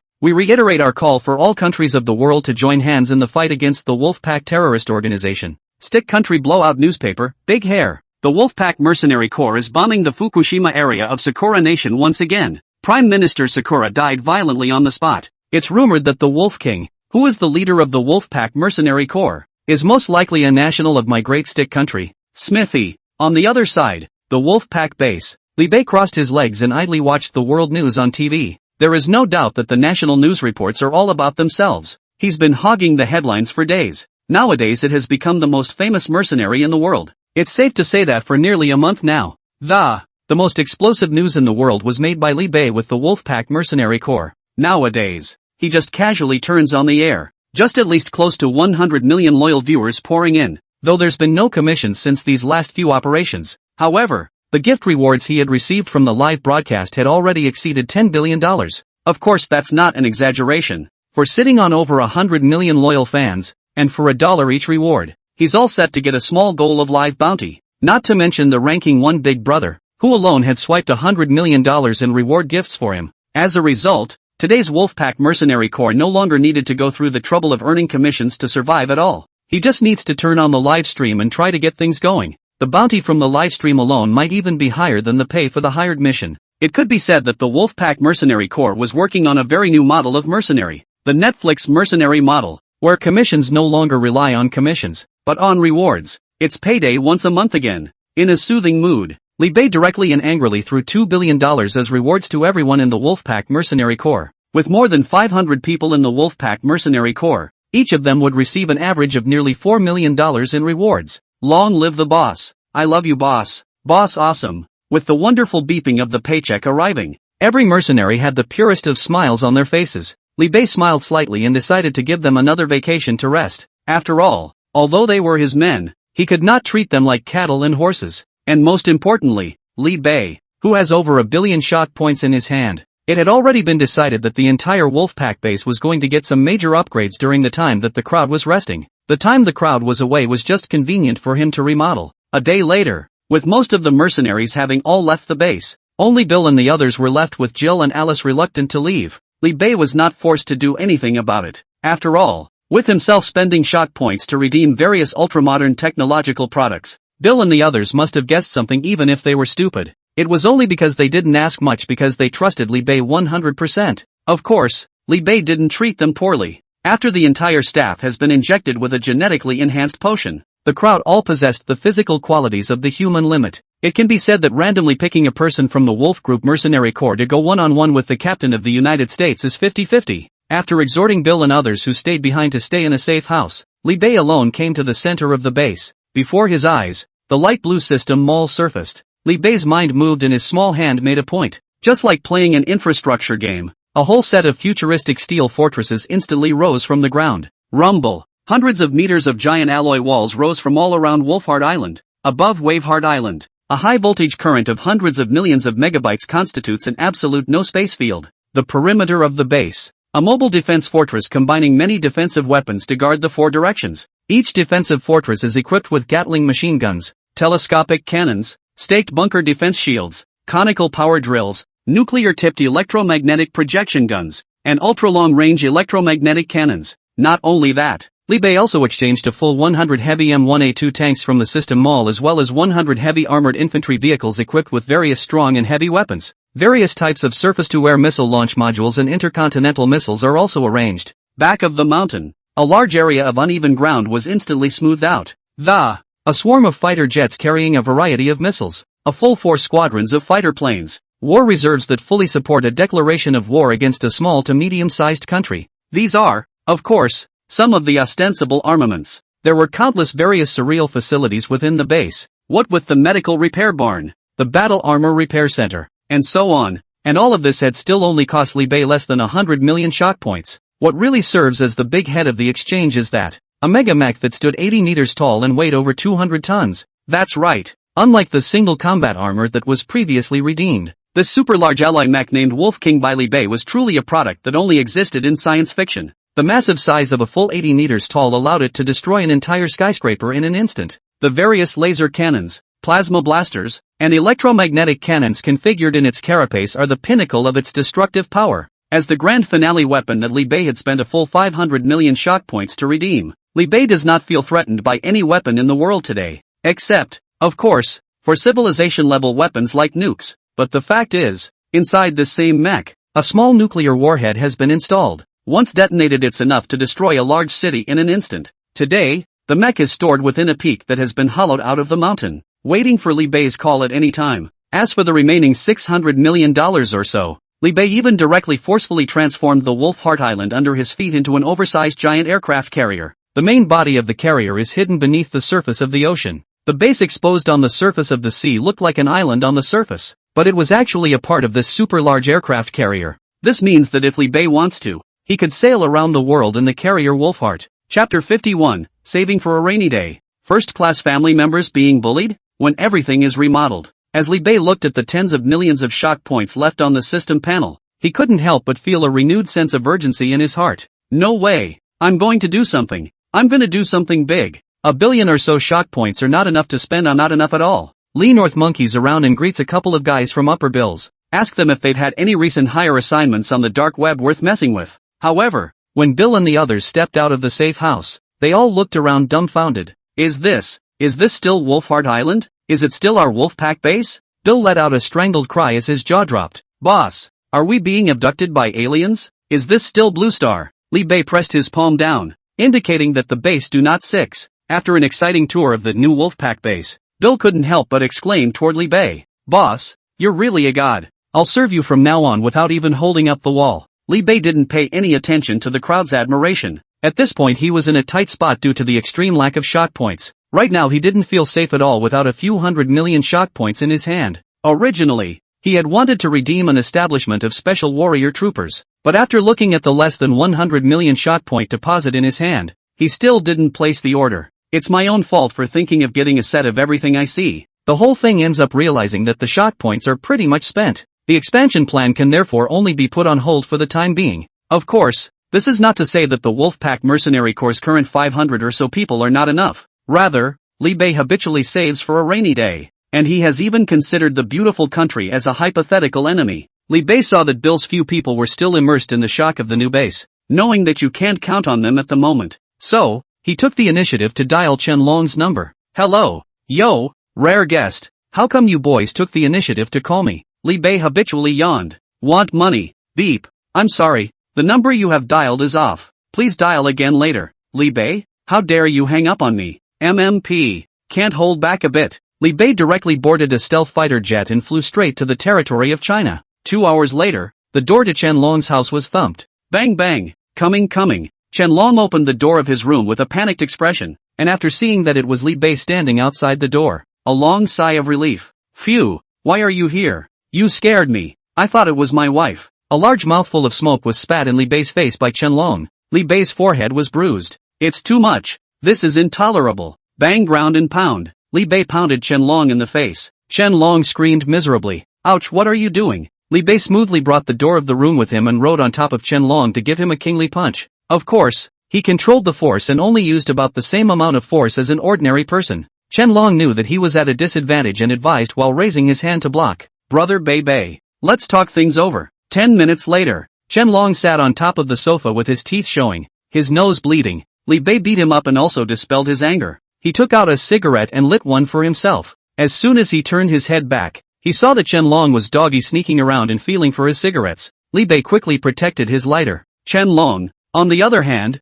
was quick to pull one out of the cigarette box and take it into his mouth. Looking at his hand speed, those who don't know would think he's turned on the gene lock. Suck it, suck it. Chen Long snorted his nosebleed, afraid that the flowing nosebleed would soak the cigarette. In the room, the two looked at each other speechlessly, then suddenly threw back their heads and laughed at the same time. Less inclined, Li Bei asked with a somewhat glum expression. Old Chen, what have you been up to lately? Chen Long sighed as he smoked his cigarette beautifully. The international situation hasn't been very good lately. Ever since that new president of the beautiful country, Trip, took office. Just start targeting our country of China like crazy. Some time ago there was some kind of cell phone chip embargo. Luckily, our own domestic cell phone brand is competitive enough. Li Bei waved his hand. That wasn't what he wanted to hear. So he hinted again. Old Chen, how do you think I did with that bombing of Fukushima in Sakura Nation last time? Chen Long clapped his hands. Great joy, Comrade Xiao Bei. I am blessed to have you. Li Bei nodded. And then what? And then, said Chen Long with a slightly unnatural face. Actually, the last time I disclosed to you that Sakura Nation was going to dump nuclear sewage, it was on my own initiative. There was no order from above, so there was no commission granted down the line. Li Bei stomped his foot in hatred as he simply opened his mouth and asked directly, Old Chen, where do you think I should go to make things happen next time I go on live? Chen Long listened in awe. No, you're asking me? I don't make them. Li Bei signaled that he could speak boldly. Just tell me if you were about to die a violent death right now. What is the most important thing you want to do or sight you want to see before you die? Chen Long thought seriously for a moment before suddenly reacting that something was wrong. What do you mean I'm going to die suddenly and violently now? I'm only 45. I'm in my prime. Li Bei looked at him with an unfavorable gaze. I see you're going to live to tell the tale. Chen Long immediately replied with a serious face. I thought of that. Li Bei's eyes lit up. What is it? Chen Long struck his palm with his fist and let out a crunching sound. Now that you've taken out the Prime Minister of Sakura Nation, so do you want to destroy the president of the beautiful country in the process? Li Bei pondered for a moment, and felt that this proposal did not seem to be out of the question. After all, the other guy almost dropped a nuclear bomb on his head earlier. The score is not yet settled with him. Jingle bells. Suddenly, Chen Long's phone rang. After he picked up and listened for a while, his expression suddenly became solemn. After hanging up, he hurried toward the door. Li Bei asked with some curiosity as he lifted his foot to follow. What happened? Chen Long's face sank like water as he drove his car directly to a military base a dozen kilometers away. Squeak! The big jeep drifted violently and stopped at the gate of the Southeast Military District. Li Bei and Chen Long both walked down. He saw a miserable-looking middle-aged woman holding a 5 or 6-year-old child was kneeling down outside the main gate of the military area. In her hand, she was holding a state-issued first-class merit family file. She didn't make a fuss. She just fell to her knees and wept silently. Beside her were several handfuls of army soldiers. Chen Long rushed forward with an arrow step and hurriedly tried to help the woman up. At this time, the dozen or so general officers within the military region all arrived as well. What's going on with you, comrade? Please tell us. We will get justice for you. The woman could not stop her tears from falling. She handed the file of the first-class national merit family members in her hand to Chen Long. Only then did he open his mouth with despair in his eyes. Sir, my mother and I came here because we really had no choice. Chen Long looked gentle as he helped the woman up and pacified her. Who bullied you guys? You tell us, and we will definitely seek justice for you. The woman hid her face and said with despair in her eyes, Sir, we're being bullied by a bunch of rogue punks. Next to him, the little boy, who was only 4 or 5 years old, also bawled. I don't want first-class credit. I want Daddy to protect us. When these words came out, the group of army chiefs present were all moved. Li Bei even clapped his hands. His grandma. I didn't realize there was such a thing as Blue Star. Chen Long was also filled with anger. And after settling the mother and daughter down, a direct order from a handful of military districts. How dare you bully the families of heroes? The 1st Infantry Company is heavily armed. Come with me to seek justice for the heroes family. Then, with a vast roar, a dozen Dongfeng trucks full of soldiers rushed to the city where the mother and son were. Chapter 52 storms the police station. And that's an order. State of China. Dongling City. On the viaduct, a series of a dozen Dongfeng military trucks whizzed by. Veteran drivers traveling on the viaduct were shocked. What's going on here? There's been a terrorist attack in Dongling City? In the first military truck leading the way, Li Bei inquired towards Chen Long, who was sitting beside him. Can I go on live? Chen Long was silent for a moment, and finally nodded in response. Could be, though he knew the truth of the family's shame, but he was also aware that this kind of thing could not be stopped at all. Besides, one thing that has to be recognized is that not all of the masses are good people. There are even some Chinese whose evil deeds are not necessarily less than those of the abominable Sakura countrymen. Now these bastards have actually bullied a first-class family member. Chen Long felt that it was also time to rectify this unorthodox trend in the country. At least through Li Bei's live broadcast, more people could see the country's determination to punish evil. Upon hearing this, Li Bei skillfully brought on the Wolf King mask and then opened the live broadcast. First, welcome back the Wolf King. Who understands our family? Just woke up with a ruthless brother live to see. Simply too happy. Today's payday. Happy. Reward brother ruthless with a big rocket. Fired my boss today. Excited. Give brother ruthless a helicopter reward. Upstairs is a 0%er. I think. I've been cuckolded by my wife today. Reward brother ruthless with a big rocket. Hopefully brother tough guy will blow them both up. Brother, the ultimate love is letting go. A little green on the head. Getting by. As a person who has been there, my brother tells you that impulse is the devil. If you want to live a good life, wear more or less green on your head. Sorry, my last name is Wang. If you love someone, you have to accept everything about them. No snowflake is innocent in an avalanche. For these talents in the live broadcast, Li Bei only said, brother, give me an address and brother will help you arrange it. He then tossed the invisible unmanned camera in his hand out the window. As the camera pulled, a dozen military trucks full of Chinese soldiers appeared. Asterisk. This is China? To be damned. Brother Ruthless has finally turned his guns on the country. This is the viaduct in Dongling City, right? I'm in the neighborhood. Brother Tough Guy, give me an autograph. That said, what's going on here? And why is Wolf sitting on a Chinese military vehicle? Brother Tough Guy is in the net? I don't think so. Shouldn't we be giving Brother Ruthless a first-class Medal of Honor? What's going on? The 50 million water users in the live broadcast room began to speculate. Fortunately, soon enough, Li Bei explained the cause and effect to them. After hearing about the bullying suffered by the family members of the first class, the 10,000,000 netizens in the live broadcast room instantly became furious. Mud. What son of a did this? I'll be damned if I'm going to kill you. You inhuman beast. I'm a junkie and I'm in tears. It's heartbreaking. It is a well-known fact that third-class merit is received standing, second-class merit is received lying down, and first-class merit is received by family members. In this day and age of peace, what is the concept of being able to obtain the first-class merit issued by the state? I believe I don't need to say more. Summarized in one sentence, those are the heroes who sacrificed their lives for the country. Shouldn't the families of heroes be protected? What's the local police department doing? Don't let these bastards get away with it. Brother Ruthless, blow them all up. The already 70 million netizens in the live room were shocked by this. However, after the shock had passed, endless roars of anger and pain welled up in their hearts. Behind him, a sergeant received a phone call. This is the city hall. May I ask why your soldiers from the southeast military region are suddenly intruding into the city? Is your ministry authorized to do so? Chen Long yanked over the phone and roared. Screw permission. I'll see who dares to stop us today. He hung up as soon as he finished yelling. At the same time, the head of the military region sitting at the back asked in an equally cold voice, has the offender been located? The communications soldier behind him immediately reported. Reporting to the chief, the target is currently being held in custody in a detention center. The charge is provocation. Detention for 7 days. The head of the military region directly ordered with a big wave of his hand. Notify the local police department and have them turn the man over to my department. At the same time, he urged the soldier who was driving. Full speed ahead. Target Dongling City Detention Center. Yes. Half an hour later, in front of the Dongling City police station. Squeak. A dozen military trucks were parked at the gate. All off. The head of the military district gave the order. An entire company of infantry, totaling 120 heavily armed soldiers, stood neatly in front of the police station. The janitor at the door of the police station nearly fell out of his chair with the shock of the. He rushed to notify the bureau's leadership. At this time, the chief of the Dongling City Police Department, after receiving an order from above, immediately drove from the city. But Joe's safety, who is a deputy director, apparently hasn't been notified. Thus, upon hearing that the entrance to the police station was surrounded by a large group of heavily armed soldiers, he rushed out with his officers in a hurry.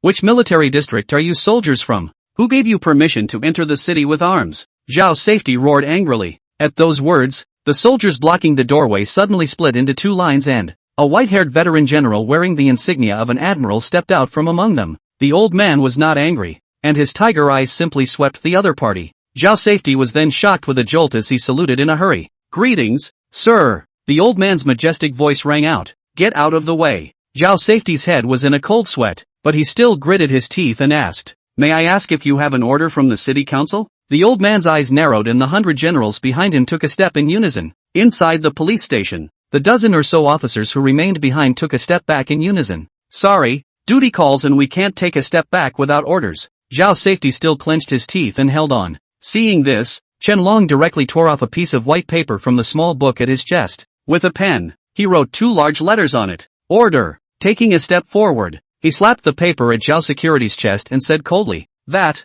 is an order. Get out of the way. Zhao Security's face was ugly, but he still didn't move an inch. Seeing this, one of the generals finally couldn't help himself as he roared, Prepare for impact. Behind them, the 100 soldiers once again took a step forward. The atmosphere instantly turned saber-rattling. It was only then that the belated police chief finally arrived. He rushed inside the police station with a face full of panic, and as he pushed away Zhao Safety, who was standing upright, yell, Everyone get out of my way. He then respectfully saluted towards the white-haired old general and said, Chief, I just received orders from above. Sorry I'm late. The old man nodded gently. With a wave of his hand, 120 soldiers from the military region instantly retreated to their original positions. The chief then immediately said to the 2 policemen, Immediately escort the prisoner Zhao Tianyang out. Yes. The 2 policemen sniffed and rushed to the detention center. Bringing out a yellow-haired young man, Qianlong asked softly towards the woman behind him, Is he? The woman nodded through her tears. Take that.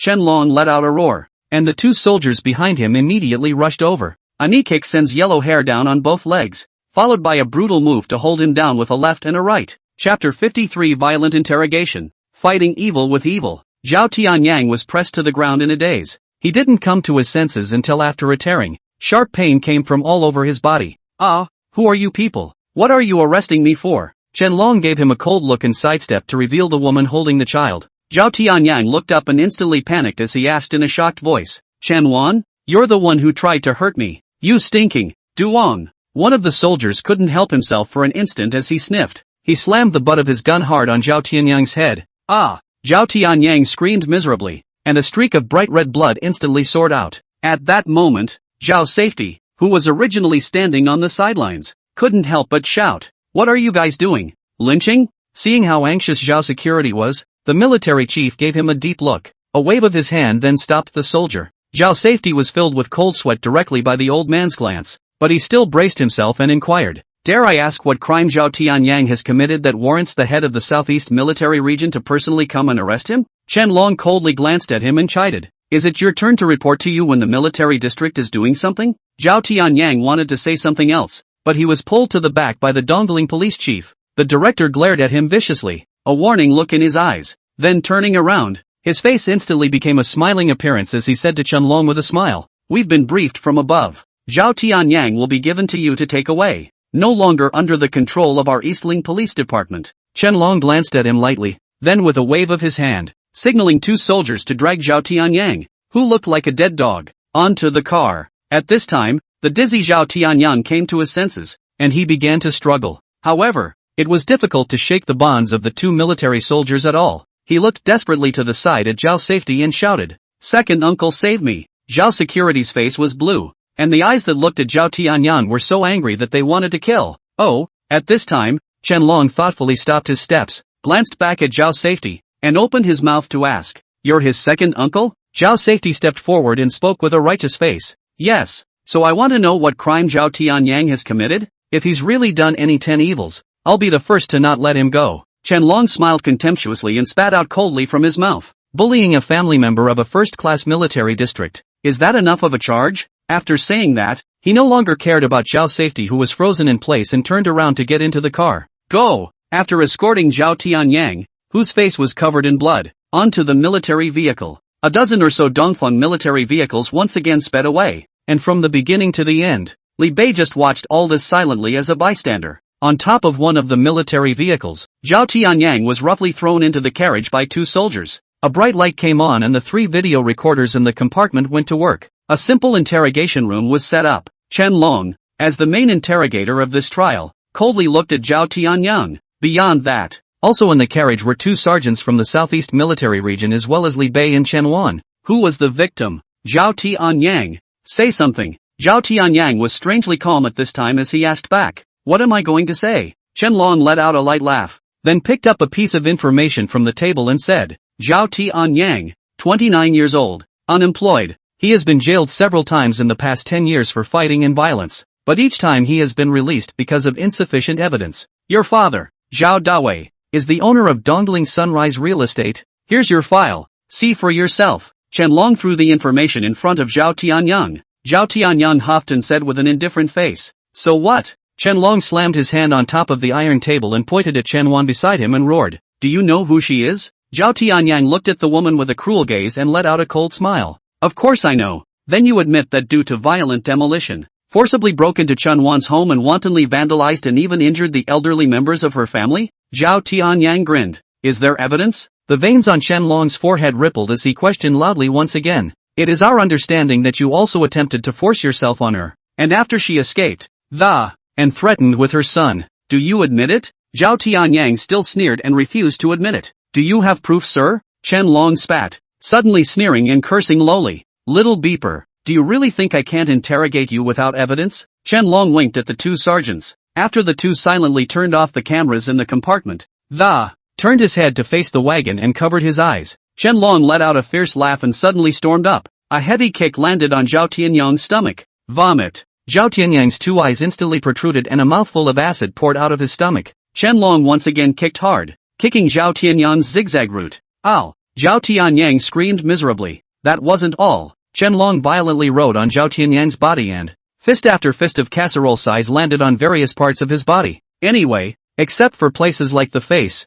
which can be seen at a glance. The other invisible parts Chen Long punched through. 10 minutes later, Zhao Tianyang was miserably paralyzed in the corner and was vomiting blood outwards. Chen Long, on the other hand, wiped the beads of sweat from his forehead, and after straightening his clothes for a while, once again, he sat down on top of his seat with a big grin. Continue the interrogation. Chen Long voiced out his signal. Having heard what was said, the 2 sergeants who were originally facing the wall naturally dragged the dead dog like Zhao Tianyang to his original position before turning on the camera again. Chen Long bellowed with a righteous face. Zhao Tianyang, do you admit your guilt or not? Zhao Tianyang's eyes were filled with blood. His voice hoarse as he slowly spat out a sentence. Do you have proof? He knew that as long as he fought to the death and did not admit these charges, the other side could not do anything to him. Therefore, he could not admit to these charges in any way. As long as he didn't admit it, his father and second uncle would surely have a way to get themselves out. Zhao Tianyang firmly believed this. Chen Long said with cold eyes, Do you think we really can't find evidence? Zhao Tianyang snorted. I'll admit it if you have proof. Chen Long twisted his neck and let out a crunching sound. Damn, this mother is so ing beat up. He handed the 2 sergeants another wink. At that moment, Li Bei suddenly stood up and said, Why don't you let me do it? Chen Long was stunned at his words. He looked at Li Bei's flat gaze and instantly understood what he meant. You guys are institutionalized, so it's not good to make a move without evidence. But I'm a mercenary. I never needed any bull evidence to kill someone with my hands. Chen Long pondered for a moment and finally shook his head. This matter has to be resolved legally. Li Bei shrugged non-committally. Subsequently, Chen Long simply did not intend to continue interrogating Zhao Tianyang. He's going to send someone to collect all the evidence of Zhao Tianyang's crimes. When all the evidence is in, he'll personally send this scumbag to jail. Tow it away. Chen Long waved his hand. At that moment, Zhao Tianyang suddenly turned his head and, with bloodshot eyes staring menacingly at Chen Wan, who was standing on the sidelines. Bitch, you wait for me, even if I go to jail. With what I've committed I'll be out in 10 years in jail at the most. When I get out, I'm going to get your whole family killed. When these words came out, the faces of everyone present all changed. Chen Long lit a cigarette and seemed to be pondering something. When he finished smoking, he suddenly looked at Li Bei and said, I'll prepare a car later, and I'll personally escort Zhao Tianyang. I will follow this road when the time comes and maintain a speed of 80 kilometers per hour. Li Bei received the roadmap and nodded faintly. The military vehicle then stopped and Li Bei stepped out. He finally glanced at Zhao Tianyang, who was still laughing madly. with eyes that were looking at a dead man. Chapter 54 Sniping. I am Justice. Detaching himself from the military vehicle, Li Bei drove away from the place in a small car. Meanwhile, Chen Long, after receiving permission from the head of the military district, a single person in a red flag sedan was responsible for escorting Zhao Tianyang. Inside the live broadcast room, a group of netizens were puzzled by Li Bei's sudden departure. There have been pop-ups sent inquiring about it. Brother tough guy, where are you going? That son of a is openly threatening the families of first-class martyrs. Brother ruthless, aren't you going to him? Is it true that this kind of scum will only be sentenced to 10 years? Shouldn't they be shot to death? Fighting, attempted rape, plus verbal threats. These counts combined would really only get him 10 years in prison even if evidence was found to put him on trial. But he said he'd kill someone's whole family. That could just be lip service. At least the law can't stop him until he carries out his actions. What do you mean? Do we have to wait until something happens to someone? Is the law the only way to punish such an animal? The raison d'etre of the law. Just to have a fair and equal environment for the vast majority of people. But there are exceptions to every rule. Not even the fullest body of law in this world can completely eliminate all crime. This is true. Li Bei didn't care about the debate in the live broadcast as he sped over 100 kilometers before. It eventually stopped underneath a building. Li Bei looked up and there were 4 big words written on it. Peaceful Mansion.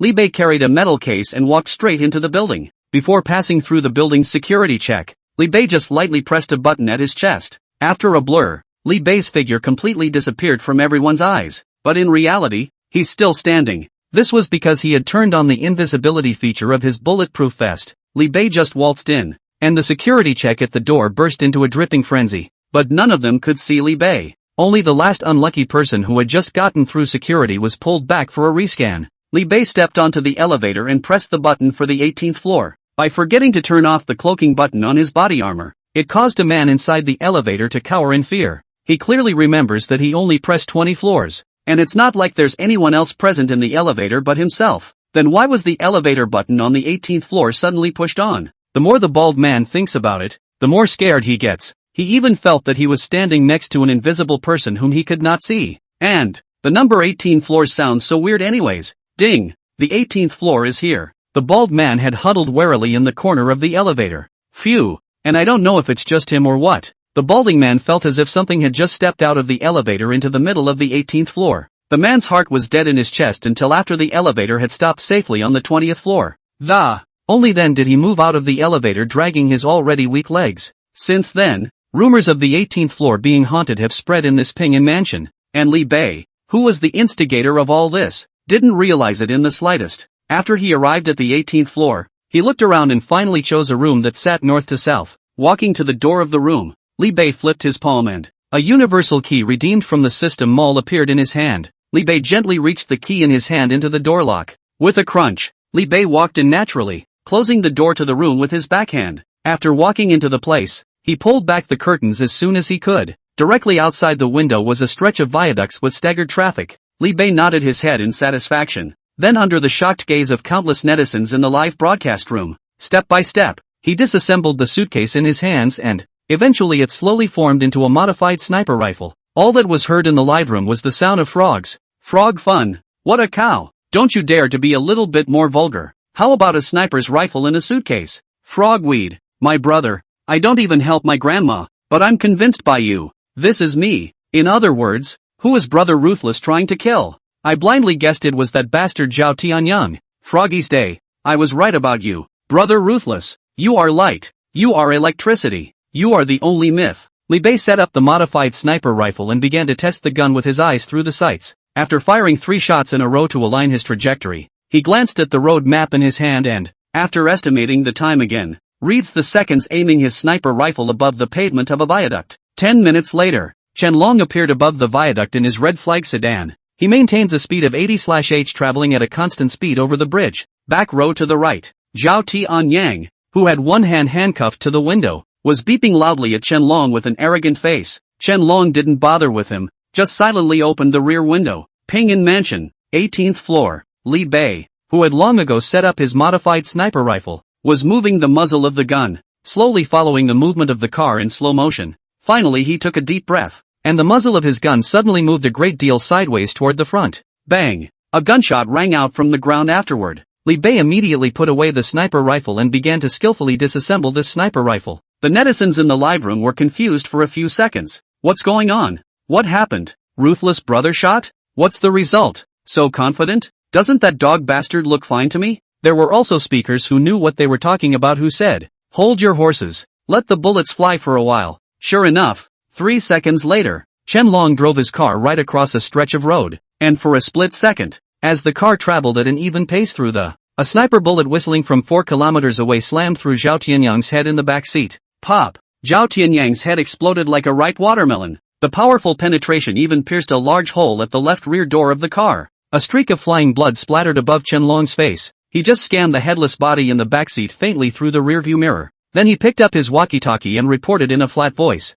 Zhao Tianyang died, under a sniper's rifle. The military chief on the other end of the phone obviously guessed what was going on, and he only gave a faint hum. Coming out of the Ping'an mansion, Li Bei threw the metal case into the trunk of his car, then leaned against the car window and lit a cigarette, listening to the sound of +100 shot points constantly ringing in his ears. He smiled slightly, traveling between good and evil. Walking under the darkness of the night, evil will be collected by heaven. If heaven won't collect it, I'll collect it. I am justice. Chapter 55, The Aftermath of the Incident. The End of the World. Wolf Heart Island. After sniping Zhao Tianyang, Li Bei then returned to Wolf Heart Island from China with over 100 million shot points. At this point in time, Wolf Heart Island has been completely remodeled. The surroundings of the traffic circle were enveloped by 4 giant walls of steel that were more than 100 meters high, and on top of that giant wall, it's hundreds of automatic high-velocity cannons and some sci-fi-shaped ultra-modern weapons. It is conceivable that once all of these weapons have been energized,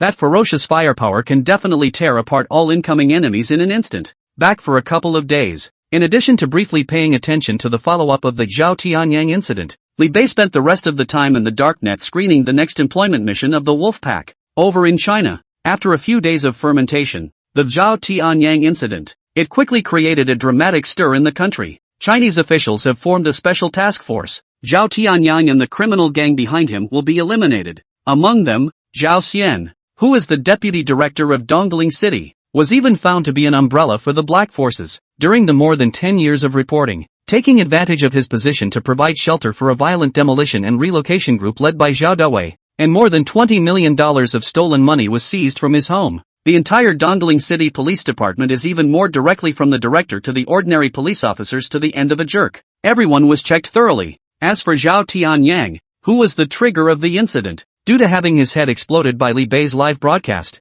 it was therefore not highlighted in major mainstream news reports, but with nearly 100 million netizens in Li Bei's live streaming room making a big deal out of it, all of Zhao Tianyang's past evil deeds were exposed. The list of crimes committed is simply endless. This also once triggered a heated discussion among tens of thousands of people up and down the country of China. Li Bei laughed off all the conspiracy theories and methodologies on the internet. In his mind, he had merely killed a beast in passing. Kill because you want to, so you do. As for the series of chain reactions triggered by the follow-up, Li Bei simply didn't bother. He was at a different altitude now. At this point, he had long since put the matter behind him, and with the return of the wolf pack mercenaries one after the other, Li Bei was now thinking about where he was going to screw up next. Boss, these are the employment applications sent to our Wolfpack mercenary corps from the darknet. At that moment, Jill, who was Li Bei's temporary secretary, was wearing a short, slimming black wraparound skirt. Wiggling her plump ass, she walked over to Li Bei's side. Li Bei skillfully pulled Jill onto his lap and, briefly scanning the information displayed on the tactical tablet as he went up and down, a scarlet blush soon appeared on Jill's fair face. She glared at Li Bei in a flirtatious manner and continued her explanation. This is a suppression hire from a small country in the east-central part of the Black States. There seems to be an outbreak of unrest within its country, and it wants us, the Wolfpack Mercenary Corps, to send mercenaries over to help suppress it by force. Li Bei asked casually as he intently toyed with the 2 large thunderbolts. How much did the other side offer? $2 billion up front. The remaining $3 billion to be delivered at the end of the mission. Li Bei nodded and then ordered, have Keel lead the 2nd and 3rd squads on a trip. Jill nodded gently. What about the others? Jill clicked on another page of employment applications and explained. Some time ago a new band of pirate forces sprang up over the Turkish Straits. Maritime groups from several neighboring countries have come together to submit a request to us for $1 billion worth of cleanup hires. Li Bei still hadn't raised much interest. And for him now, these are just small fights. After all, he was the one who had made a big noise one after another within the Great Britannia Empire and the beautiful country. Not to mention Sakura Nation.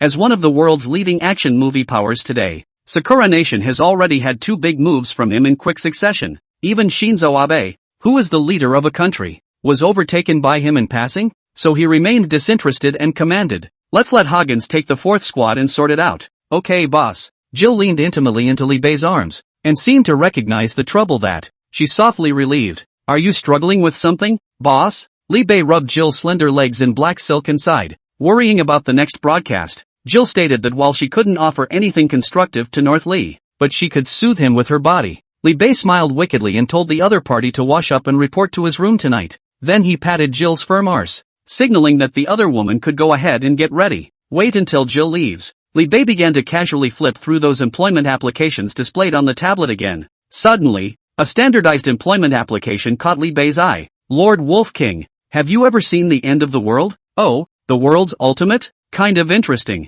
Li Bei's eyes lit up as he clicked on this employment application. There is only an address on it and a contact form, and the amount hired was a pitifully small 5 million RMB, though the commission was pitifully small, and not at all worthy of the Wolfpack Mercenary Corps' appearance fee. But Li Bei still came to be interested, because below this application, it's an account with the nickname Uncle Sam. The End of the World? Uncle Sam? These 2 keywords couldn't help but make Li Bei think of a possibility. Since the events of Resident Evil, Inhumans, and the world of Marvel are all present in this world, then another stolen pencil world seems to make sense. Li Bei thought back to some of the events in his last life's Tomb Raider's notebook that were difficult to explain with science, and if they really appeared in this side of the world, then things get interesting. Li Bei's spirit was shaken, finally finding the direction of the next live broadcast. Nowadays, the viewers in the booth are getting visually fatigued with the whole running around the world to get bombed thing going. This is reflected in the dwindling number of shock points earned on the last few broadcasts. And if Li Bei wants to go further and get more shock points,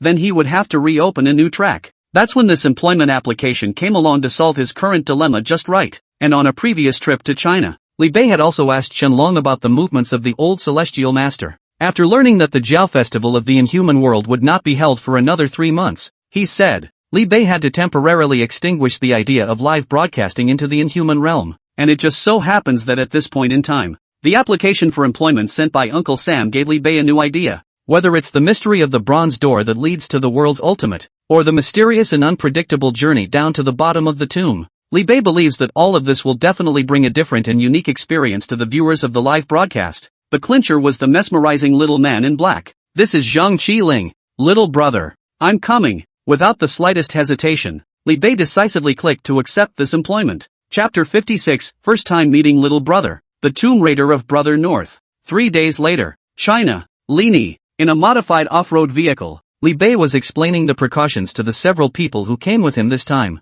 First he gravely instructed Bill, who was driving the car. "Bill, this time we're operating within the country of China. You boys have got to reel it in for me." Bill grinned a big white tooth and patted his chest in reassurance. "Don't worry, boss. I didn't even bring my RPG this time. Just bring 2 M249 light machine guns and promise to keep your peace." Li Bei slapped Bill on the back of his big black head. "Didn't I say no heavy fire weapons were allowed?" Bill argued somewhat aggressively. "I'm thinking that this light machine gun isn't exactly heavy firepower." Li Bei shook his head breathlessly, then looked at the 2 Alice and Jill sitting in the back row and said, "This is the first time you 2 have been on a mission. Remember, all actions are under my command. Never just get rough." Alice looked out the window coolly in her sunglasses and gave a soft As for Jill, she was once again dressed in her blue battle dress, and had her short shoulder-length hair tied back behind her head. Valiantly, she responded, "Don't worry, boss. This is the first time I've been to China. What a peaceful and beautiful country." Li Bei looked at these 3 people he had brought out and sighed with some heartburn. "Boss, we're here." With a sharp break from Bill, the SUV suddenly stopped in front of a cabin. After picking up the navigation and comparing it, Li Bei was sure that this was the location that his employer had sent him to. Fong dialed a call. "Here we are." Not long after, a middle-aged handsome uncle with a smiling face came out from the wooden house and he was full of enthusiasm and offered to go out and greet them. After seeing Li Bei's 4 people, he boldly took the initiative to extend his hand. "Several of you must be the members of the Wolfpack Mercenary Corps." Since Li Bei didn't put on his Wolf King mask this time, therefore, the man did not recognize the handsome young man in front of him as the famous Wolf King. Li Bei stretched out his hand and shook it with him, and opened his mouth to ask with some curiosity, "Your Uncle Sam?" Wusan Province's expression froze, then he nodded with a big smile. "That's right, my name is Wusan Province. I see you're about the same age as my nephew. Just call me Uncle Sam." As he spoke, a green-looking male college student approached, and he inquired with some confusion. Uncle Sam, who are they? Wusan Province introduced. They are international mercenaries that Uncle Sam and I have hired specifically to keep us safe. Immediately afterward he pulled the young boy with the greenish face and introduced him. This is my nephew, Innocent. Li Bei looked up with some curiosity as he sniffed and, scanning over the male college student in front of him, whose eyes still revealed a clear stupidity, darkly lamented. Is this the young evil emperor? Still really naive. Afterwards, Wu Sansheng, who was the leader, once again introduced the few people behind him. This is Pansy, one of my guys. The other man took the initiative to introduce himself. Just call me Fat Q. However, Li Bei's gaze directly crossed over the two men and, straight away, he looked at the handsome young man in a black hoodie behind the two men. Wusan Province introduced it again. This one is also part of our trip, so everyone can just call him Little Brother. Little Brother. Li Bei took a big step across Pansy's two men and walked to the black-clothed youth, taking the initiative to extend his hand. Hello, Little Brother. I'm North. Zhang Qiling's face was expressionless, and he only nodded gently. Mud, my boss is talking to you. You're dumb. Behind him, the hot-tempered Bill was the first to look away when he saw how pretentious the man actually was. He rolled up his sleeves and was about to come up and whack this little white boy, but he was stopped by Li Bei with a wave of his hand. Bill, stand down. Bill's expression was indignant, but he dutifully backed away. Li Bei turned back to Zhang Qiling, still with a smiling face, and invited, a hand up? The black-clothed youth felt the intimidating aura that suddenly surged out from Li Bei's body. His eyes suddenly became serious. As soon as their palms touched, they instantly turned into a burst of residual shadows. After a short exchange of hands, Li Bei roughly understood Zhang Qiling's current strength. His current strength, speed, and other physical speeds were slightly more powerful than those of Bill and others who had been injected with genetically enhanced potions. Presumably, it's the same physicality that has just pushed the limits of what is humanly possible. It's quite a bit worse than your current self, but considering that the Kirin ancient blood in the other party hadn't been activated yet, the strength was not fully realized either. So all things considered, Zhang Qiling was still no match for himself. Just kidding, he was the man with the system. There are only 3 things one comes into this world to do. Invincible, invincible, still invincible. Nobody rides on their head. Li Bei also wouldn't allow any man stronger than himself to exist in this world. If it does, then one's system still doesn't know enough. As for that smooth-talking Wan Yu half, Master Fatty, according to this point in time, the other side shouldn't have shown up yet. The famous Iron Triangle should not have gotten together yet. This time period then, without any surprises, should be when Innocent first went down for a fight. As for the tomb underneath, it should be the legendary 7-star King Lu's palace. As expected, after seeing all the people gathered, Uncle Sam officially ordered to start. Let's go. Melon Temple, over 40 kilometers to the west. Li Bei and his party were led by a local boatman. The ride on the raft eased into a cave that smelled bad. According to the records in the palindrome of the Warring States, that big square tomb of Lu should be buried here. The nerves of the crowd were all on edge as the raft glided above the dark water. Only Li Bei's spirit was shaken, knowing that something truly wonderful was about to happen, so he decisively put on his Wolf King mask and opened the live broadcast. The title of the live stream is also original. My Days as a Tomb Raider, Bei's Tomb Raider. As soon as the broadcast started, more than 10 million netizens who had smelled the smell and rushed here instantly flooded into the live broadcast room. Eaters online. Brother Tough Guy, you always have something new for us. What's going on this time? Brother Wolf has changed his profession to fighting? Grave robbers? I heard that those who do this have bad morals and don't live long. But there's a saying that once you dig up something good, instantly becoming a billionaire is no longer a dream. Oh, you're a billionaire. Once you do dig up something old. Congratulations. Happy to mention a pair of silver bracelets. The next few decades you are not worried about food and drink. Directly retired in place. If I were you, why bother robbing graves? I'd just go to the museums of the world. That artifacts and antiques won't obediently run into Brother Ruthless' pocket. ***, you make such a good point. I can't believe I didn't know how to refute it for a moment. Chapter 57, Surprise Corpse Turtle. Pretending is like the wind always accompanying me. Everyone crouched down. We're going into the hole. At the bow of the boat, the pale-faced boatman greeted. The crowd looked at the hole in front of them, which was only half a man's height, and bent obediently. Pansy touched the thick moss on top of the cave wall and suddenly said to Wusan Province, "Third Master, this seems to be a robber's hole." Oh, Wusan Province took a closer look at the ancient round and nearly square. Hey, it's really a robber's hole, and it looks like it's been there for quite a few years. Suddenly, from the depths of the cave, there came a rustling and, it was like there was a group of people whispering. but they couldn't hear what was being said. Just as the crowd was listening carefully, suddenly a gunshot rang out behind them. Wusan Province and the others were startled and hurriedly looked to the rear. However, he saw that the boatman who was originally in the bow had actually quietly come to the stern of the boat from some unknown time, and was about to jump into the water, but he was shot in the thigh by Li Bei, who had noticed it long ago. "Ah!" The ghastly white boatman screamed out in dismal agony. Bang! Another shot rang out, and it turned out to be Li Bei, who disliked his noise and fired another shot to send him away. Gurgling, crimson blood from a hole in the boatman's head. Bit by bit, it went into the water. "What are you doing?" Seeing that Li Bei had killed a man with 2 shots, Innocent shouted in shock and anger. "Why did you kill him?" It was Wusan Province who calmly stepped forward and touched the boatman's arms from the. A sharp bloodstained dagger was fished out, combined with the strange behavior of the boatman. In his heart, he had already guessed that the other party should be trying to trick their party into killing and seizing money. Just before he could implement his plan, he was taken down by Li Bei with 2 shots. After thinking about all this, he reached out to stop the angry Innocent and looked at Li Bei to ask, "You could tell this man was trying to harm us?" Li Bei blew a wisp of smoke from the muzzle of his gun and said with an evil smile,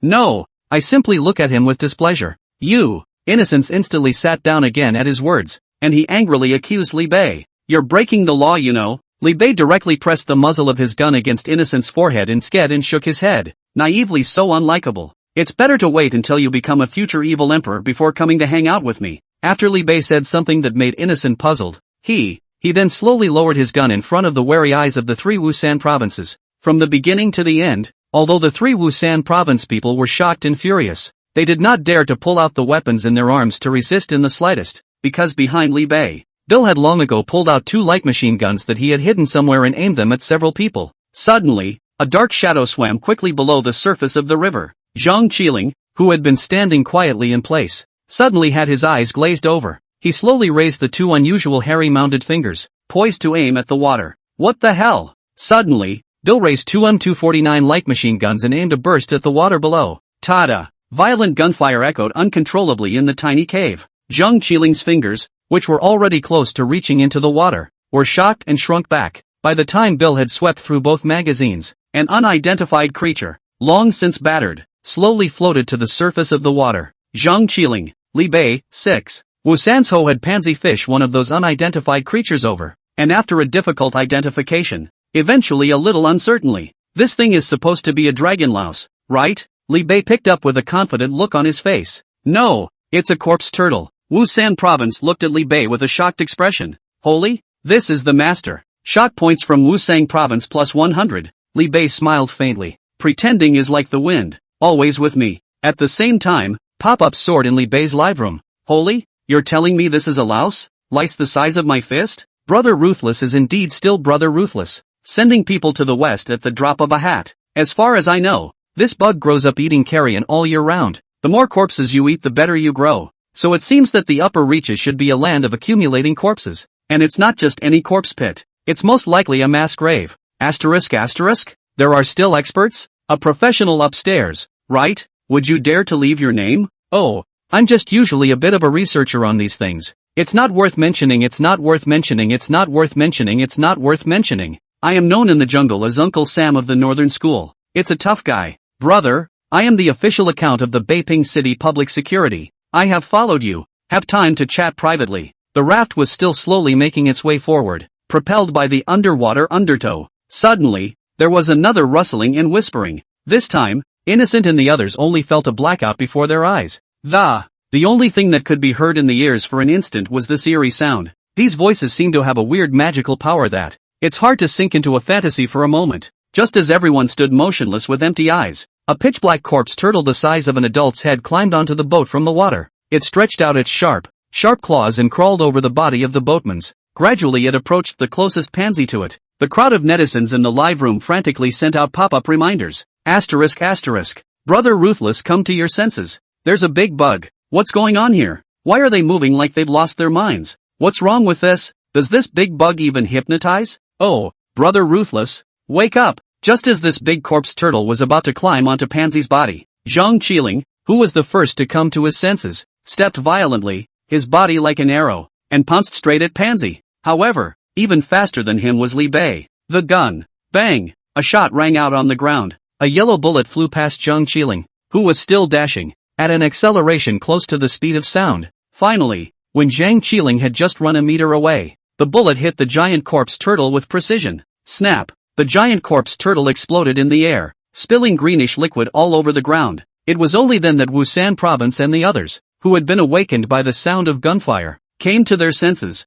Is this ing still a bug? It actually compels one's mind. Pansy looked at the giant corpse turtle that died not far from him and exploded with a heartfelt sigh. For his part, Wu Sanzhou walked up to this giant corpse turtle with a grave expression on his face. He studied it carefully for half a day before saying in a deep voice, I guess that eerie whispering sound. Li Bei took over Wusan province's words and snatched an answer. It's a hexagonal brass wind chime on a bug's tail. Wusan province was about to say something, but finally swallowed back the words that were on his lips with a hard face. He glanced at Li Bei with a complicated expression and concurred. That should be it. After a long moment of silence, he still couldn't hold back from looking at Li Bei and spitting. No, buddy, I hired you to protect our lives. You've got everything to say. What do you do, anyway? Li Bei smiled slightly and said truthfully, I, for one, just can't see people pretending in front of me. Chapter 58, White Female Ghost, Sweep to Death Through and Through. The land of the accumulating corpses has arrived. Wu Sancho's face was grave as he looked ahead at a green phosphorus flame floating.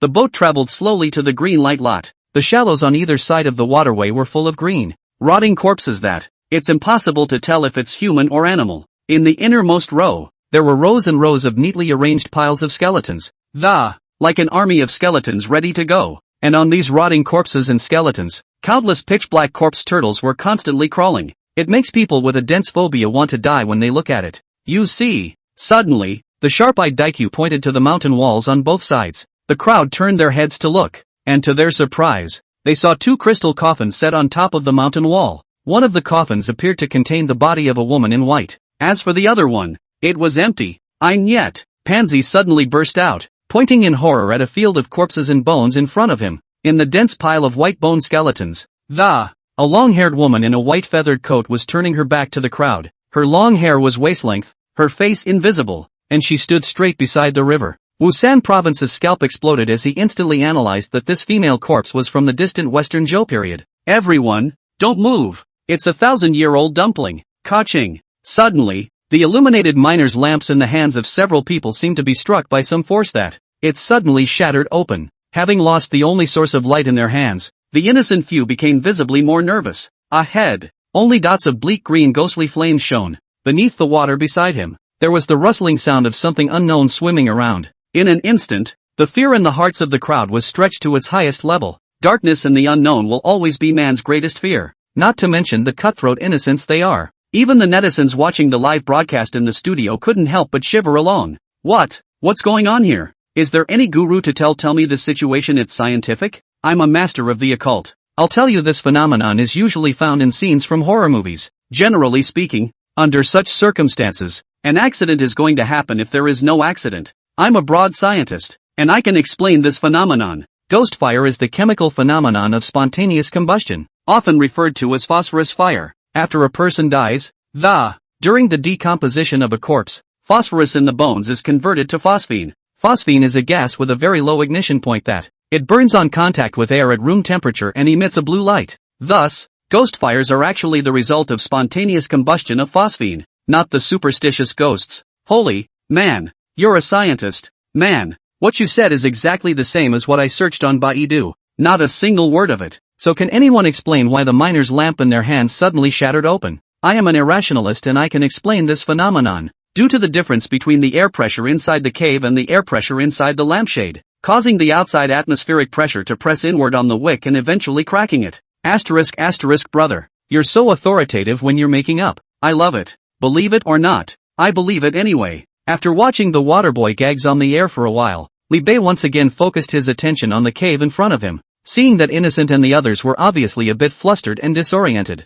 Li Bei pulled out a handful of incendiary bombs directly from behind him. He yelled, "Hair tooth ground boom!" All 4 or 5 incendiary bombs were then thrown forward. Rumble! As several incendiary bombs exploded in the middle of the cave. The entire cave shook the ground as a result. The flames that spread out in all directions swept away all that was unknown before them. The land of corpses and bones, which had already produced a lot of methane gas, burned even more ferociously under the flames. Go! Go! Go! Seeing this, Wusan province dropped the black donkey's hoof in his hand and, greeting Pansy, the two of them started paddling like crazy. Kiki. Behind him, a 1,000-year-old dumpling dressed in white was stood in a sea of fire that filled the ground. An angry hiss was issued in the direction of Li Bei and the others. At the stern of the ship, Zhang Qiling, who was holding a black and gold ancient sword, was waiting for the 1,000-year-old female corpse with a majestic face. Your mom, call your mom. Bill, who was beside him, however, couldn't look away, and he directly peeled away Zhang Qiling with a hand that.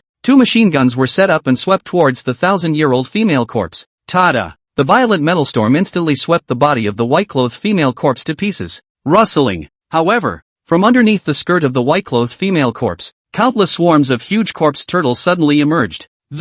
They surged into the water, forming a black tide towards Li Bei and them. Click! At this point, the 2 machine guns in Bill's hands were out of ammo. Bill angrily tossed aside the 2 light machine guns and, pulling a Desert Eagle from his belt, bang bang, continued to fight. If your grandpa Bill didn't have his Gatling with him today, I'd have to sweep you all to death 100 times over. At this point, Li Bei once again pulled out a meter-long Vulcan Gatling from the backpack behind him and handed it to Bill. Here, boss, when did you bring it? Bill's eyes lit up and he took over the stubby Vulcan Gatling and set it up in the stern of the boat. Under the shocked gazes of Wusan province's few people, Li Bei leisurely lit a cigarette. Phew! Li Bei then took out 2 earplugs from his pocket and plugged them into his ears. The next moment, tada! Thousands of crazy bullets per second rained down into the water. Under the horrifying firepower, thousands of corpse turtle swarms were swept to rout and suffered heavy deaths and injuries. Hiss! After a minute, the corpse turtle army no longer dared to approach Li Bei and the other ships. No matter how much the 1,000-year-old female corpses behind them hissed, they no longer dared to advance half a step. Wu and the others were completely dumbfounded. They've been working on the tomb for years. Large and small dumplings, blood corpses are also considered to have seen a lot, but usually it was with the help of some trickery to escape if you could, and to die if you couldn't. This was the first time I had seen a human actually pressurize a 1,000-year-old dumpling. For a while, the 3 Wusan province people were amazed at Li Bei and Bill. At the same time, in the live broadcast room, 100 million netizens also all swept away the previous fear, excitedly sending pop-ups. All is vanity in the face of extreme firepower. What demons? What devils? What spirits? What demons? In the face of absolute firepower, they'll all give it a pass. Wolves are awesome. Voice-breaking version. Before that, it was the country of dry cherry blossoms, the country of beauty. Now it's even a direct cross-species of a female ghost. Whether you are a human or a ghost, under the Gatling, all of them will give you a physical overdose. Brutal. It's brutal. Chapter 59, Twin-born corpses. The gun's body is carved with talismans and the bullets are dotted with vermilion sand. After the gunfire had stopped, the bodies of densely packed corpse turtles floated above the entire river. Deep in the cavern, the white female corpse seemed to have turned around. It was gazing coldly at Li Bei's crowd across a large swath of insect corpses. Click! It was actually the other coffin that was set above the wall that was knocked open. Coo-coo! The naked eye, a large black mist, symbolizing ominousness, poured out from the mouth of the coffin in a steady stream. Clang clang clang. The coffin boards that had originally covered the coffin were making a noise of being knocked. Wu Sanso just took that one look and his face instantly changed drastically. Not good. The other dead old is going to rise. Bill was not quick to react when he heard this. With a bang, he hit the coffin board of the female corpse. It was then that Wusan province's next sentence fell. Don't ever touch that coffin board, Bill. The next moment, as Bill's shot hit the coffin panel, the seal that was already in jeopardy collapsed completely. Duong with a loud bang. The side with a broken hole in the coffin board rises up into the sky. Strange black mist instantly erupted from the coffin. Splat! A ghastly white palm reached out of the coffin first, picking at the edge of it. Some of the more timid sailors in the live feeds had straight-up cranial orgasms. Asterisk asterisk. She's coming, she's coming. She's picking at the coffin boards and coming toward us. My mom, so there really are ghosts in this world. Wrapped tightly in my little quilt. I hear there are guidelines in the ghost world against attacking people who hide under the covers. I'm stupid again. What the did you do to me again? Is this still the same blue star I perceive? Of course, there are also invincible waterbenders who are not afraid at all of the sky and the air. Sister's hands are so white. I love them. Miss Sister dares to show her face so I can see what the hell it looks like. Sucking slippery is a female ghost. Jie, I, Ning Choi-san, am good at this. I've been single for 30 years, and now I want to rub up against a sow when I see one. What's wrong with a female ghost? It's not enough for us to share. When Comrade Sadako from the Sakura country came to our country of China, under the inspiration of our party, he abandoned the dark side and eventually became an honorable proletarian revolutionary soldier. this ghost comrade. Have you ever seen The Great Youth Study? Thanks to the sandy speeches of a bunch of sandy sailors on the air, the originally terrifying atmosphere in the live room became sandy all of a sudden. Even Li Bei, who had seen the comment, when he looked again at the ghastly white female corpse, it all feels like she's clearing her brow. Of course, the innocent few remained frozen in place with fear. Don't look back at that dumpling, Uncle San roared angrily towards the innocent few. Then avoiding it, he pulled Pansy and the others down to the bottom of the boat. Only Li Bei and Zhang Qiling were bold in their art, still looking straight ahead at the second 1,000-year-old female corpse's entrance show. Perhaps this 1,000-year-old female corpse has slept for more than 1,000 years, and has slept in a bit of a daze. It hasn't slowed down yet. Another minute passed. Splat. The second hand of this 1,000-year-old female corpse was only peeled out. Li Bei was getting a little tired of waiting, so he just threw 2 high-explosive grenades. Precisely thrown into the coffin. Drip. Boom. A violent explosion blasted out of the coffin. The entire coffin was blown to pieces. In the midst of the rushing flames, the crowd vaguely saw a cloaked female corpse being blown out of the coffin. Eventually, he fell into the river on his back with a plop. Zhang Qiling silently tore off a piece of the corner of his coat and silently bandaged the wound that had just been cut in the center of his palm. If he hadn't surfed the wave so much online, he would have come up with a comment at this point. 6. Kiki Boo. On the other side, the white-clothed female corpse that was originally standing on the shore couldn't help but rage once again when she saw her companion blown away before she could even make an appearance. She reached out and countless swarms of corpse turtles just below the surface of the water lifted up the number 2 female corpse that had sunk to the bottom of the water. Only at this point her look is kind of funny. The original black and straight waist-length hair was directly blown into an explosive head by Li Bei's 2 high-explosive grenades. A face that was originally as white as snow was also blasted pitch black, while being carried up by a swarm of ghouls and turtles, like a refugee who has just fled from the war-torn lands of the Black State. Put. Jill beside her didn't hold back her laughter. Even Li Bei was trying to hold in his laughter. Only Negro Bill laughed heartlessly and rampantly. Big sister, your look is quite fashionable. Not to mention, it's quite handsome. I don't know if the second female body understood Bill's mockery, but she threw herself up in the air and let out a long whistle. With a rolling black aura around him, he lunged towards Bill. Jill, who was dressed in a blue combat suit, saw this and hastily pulled out her pistol and aimed a burst of point-blank shots at it. Bang bang, to the surprise of no one, the moment the bullet touched the other side, it seemed to have no resistance and penetrated straight through. This time, several of Bill's faces changed. This guy is actually unaffected by physical attacks? Bill's face glowed and he raised the Vulcan Gatling in his hand again and strafed it. Ta-da! The rain of bullets in the sky still didn't stop her in the slightest. Amidst the shroud of black gas, this number 2 female corpse stretched out its ghostly claws with open teeth and claws, charging straight at the Black Bill.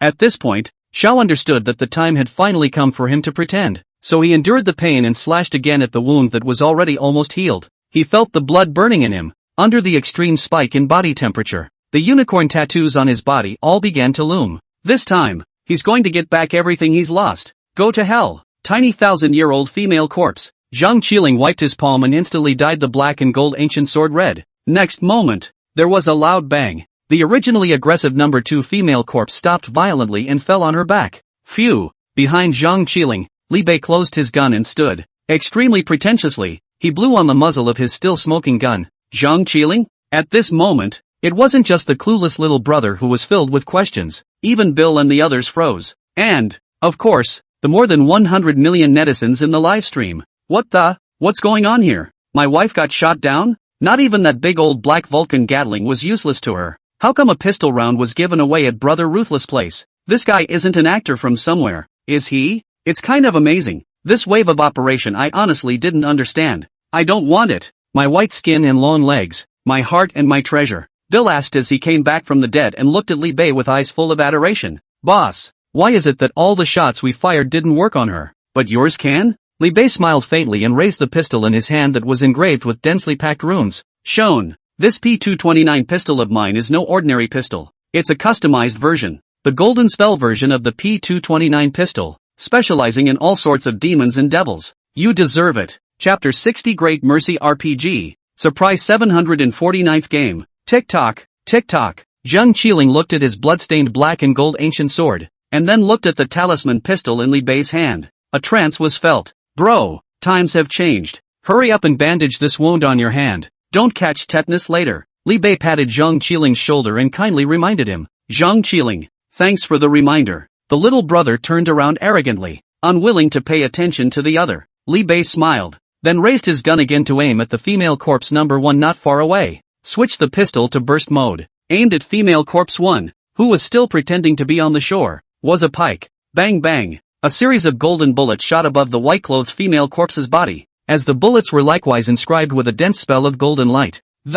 Plus its slugs are also dotted with vermilion. As the saying goes, if the shells are pasted with yellow paper, anyone who comes will die. A bullet dotted with vermilion sand can kill both humans and ghosts. Therefore when these golden bullets hit the female corpse's body, their power directly doubled. A shuttle went down, and the 1,000-year-old female corpse was directly swept to the ground with ghostly screams. Eventually it was just too much to take. His body exploded into a black ghost mist and fled towards the depths of the waterhole. Li Bei daintily withdrew his gun and stood, and didn't ride the wave of victory, because he's lazy. At this time, under the unremitting endeavors of several of Uncle Sam's men to row hard, the raft on which the people were riding finally sailed out of the cave. When the first rays of warm sunlight sprinkled on the crowd, the innocent few finally breathed a sigh of relief. Laying down on all fours on top of the raft, his face was filled with a look of celebration after the robbery. Only a few people in Li Bei didn't feel much. Bill even pestered Li Bei with a curious look on his face to lend him the golden lightspell version of the pistol in his hand to play with. Li Bei couldn't stand being annoyed by this big old black man. Finally, he casually gave him this golden spell version of the P229 pistol. Anyway, this pistol only sold for 10,000 shot points in the system mall. As long as Li Bei wanted to, he could always exchange for more and more powerful new style Dao weapons, like the 9 words version of the Barrett, 5 Thunders version of the Grenade, Demon Nemesis version of the AK-47, Great Mercy version of the RPG, Thunderbolt PP 87 82mm mortar, Thunder David PP 87 82mm mortar, and the 9 Heavenly Thunder intercontinental missile worth 10 million shot points. All this good stuff Li Bei hasn't even lifted out yet. I can only say that a 1,000-year-old corpse is not enough. It was just a small pistol that knocked her off her feet. It ended up being even more of an ass crawl back into the deepest part of the cave. At that moment, Innocent climbed up and looked back at the pitch-black cavern behind him with some concern. Asked, "This thing isn't going to crawl out and do harm to the earth, is it?" Wusan Province sniffed and pondered for a while before saying with less certainty, "I don't think so. At least after all the years I've been laying down fights, I've encountered quite a few dumplings of all sizes, but they are basically limited by the tombs they are buried in, making it difficult for them to see the light of day again. But a 1,000-year-old dumpling as vicious as these 2 twin corpses, I would indeed have never encountered it either. But I'm guessing it shouldn't be a big problem, of any kind. What do you say, Lord Wolf King?" Wusan Province turned his head to look at Li Bei and inquired meaningfully. Obviously, after seeing Li Bei wearing the Wolf King mask that was on fire all over the internet, even if they were stupid, Wu Sanqing and the others realized that the one in front of them was the leader of the wolf pack that had been famous all over the world during this period of time, the ruthless brother Wolf King. At that moment, the crowd of water users in the live broadcast room also began to worry. ****, I live in Lini. This 1,000-year-old ghost won't make a comeback, right? Report to the center. I'm going to the Central Committee. I don't think the country will sit back and do nothing, right? But this is a supernatural ghost. Ordinary hot weapons won't work on her, no matter what. I firmly believe that I am not afraid of ghosts knocking on my door. Let her me to death. When I die I'll turn into a ghost and take revenge on her. By that time we'll all be lich ghosts and it's not certain who'll snap who. Brother's logic. There's nothing wrong with that. And for that, Li Bei just silently pulled out a Great Mercy RPG from the backpack behind him. It was slung over his shoulder and aimed at the cave behind him. Shoo! The ground shot an RPG in. Rumble! The rushing fire carried a dazzling golden light, instantly blowing the entire cave to smithereens. Li Bei put down the bazooka and smiled at Wusan Province. That makes it okay. Uncle Sam was shocked. Billions of water friends in the live broadcast room were shocked. Brother Tough Guy is great. Familiar cannonball. Sublimated art. Cannonball doesn't beep. Cannonball is the truth. 1,000-year-old female corpse. 6. Ha ha ha. Just blow up the house and see how this 1,000-year-old female corpse can still jump around.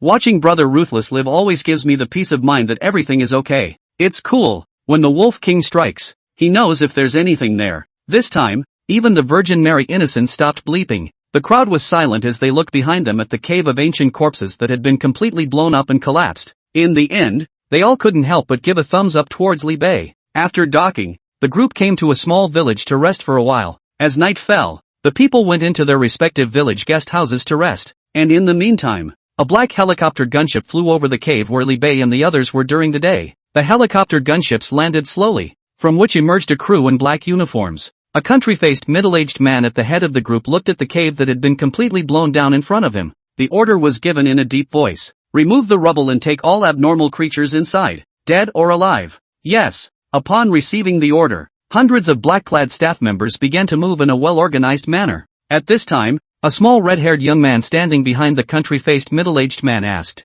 Team Zhao, should we go meet that Wolf King? After all, the new type of weapon he came up with is highly compatible with the projects being researched in our institute. If I could beg a few pieces from him, maybe we'll get a breakthrough on those few research projects in our institute. The country-faced man known as Team Zhao mused for a moment. It's been explained from above that there's something special going on with this one, but since we're already here, we might as well meet. There was admiration in Team Zhao's eyes as he grinned. After all, I'm curious as to what kind of person this ruthless brother is. The red-haired youth added with a face full of excitement. If only we could get Brother Ruthless to join our Bureau 749 as well. I've dreamed of working with Brother Ruthless. Team Zhou laughed and shook her head. He's such a big Buddha. We can't fit him in Bureau 749 yet, but since abnormal creatures are involved, we do have to meet this one. Chapter 61 Late Night Live Streaming. Officials step in. Snatch. In the darkness of the night sky, a helicopter bearing the markings of Bureau 749 woke up the villagers in the village. Wusan Province and Li Bei and the others all came out of their respective rooms one after another. Fat K's legs shivered in fear as he looked at the helicopter gunship that eventually came to rest above him and the others. What the hell? Are we wanted? It was the knowledgeable Wu who narrowed his eyes and saw the 749 Bureau logo on the fuselage of the helicopter in the sky. He said thoughtfully, No, it's not the police. Bureau 749? I didn't think this organization really existed. Li Bei looked at Wusan Province with interest and asked, What? You know where these people come from? Wusan Province nodded haughtily, feeling that he had finally found some presents. He said with a grave expression, I don't know much about this organization. All I know is that they seem to be affiliated with one of the country's security services, specializes in dealing with anomalies that are difficult for normal people to understand. Li Bei raised an eyebrow. Oh, so it's an official organization. He then beckoned Bill, who was carrying a bazooka behind him, to drop his weapon first. Wusan Province looked at Li Bei with tears and laughter and said, Are all of you Wolfpack mercenary corps people this raw? I guess they should be here for the 2,000-year-old female corpses we encountered in the middle of the water cave during the day. Li Bei lit a cigarette and looked thoughtfully at the black-clad agents who came down from the helicopter. Bureau 749? Kind of interesting. Li Bei came to be interested. He had been in the international mercenary world for so long. During that time, I have also heard of some strange people with special abilities, but they all seem to have their own circles that the average layman may not have even heard of them, let alone know anything about them. Now, after facing that paranormal phenomenon, these guys finally appeared in front of him. Li Bei hooked his lips, then opened the live broadcast again. He wanted to see what this group of so-called Bureau 749 was all about, although it's late at night. Still, Li Bei just instantly flooded tens of millions of night owl netizens with the opening of the show. It's 2:25 a.m. Luckily, I'm still awake. Brother tough guy, you don't talk about martial arts. Sneak attack. Doing a late night broadcast to a 50-something-year-old man like me, who understands one day can see ruthless brother to live. It's too happy, right? Tough guy brother, now this live frequency can a big rocket chatting about it.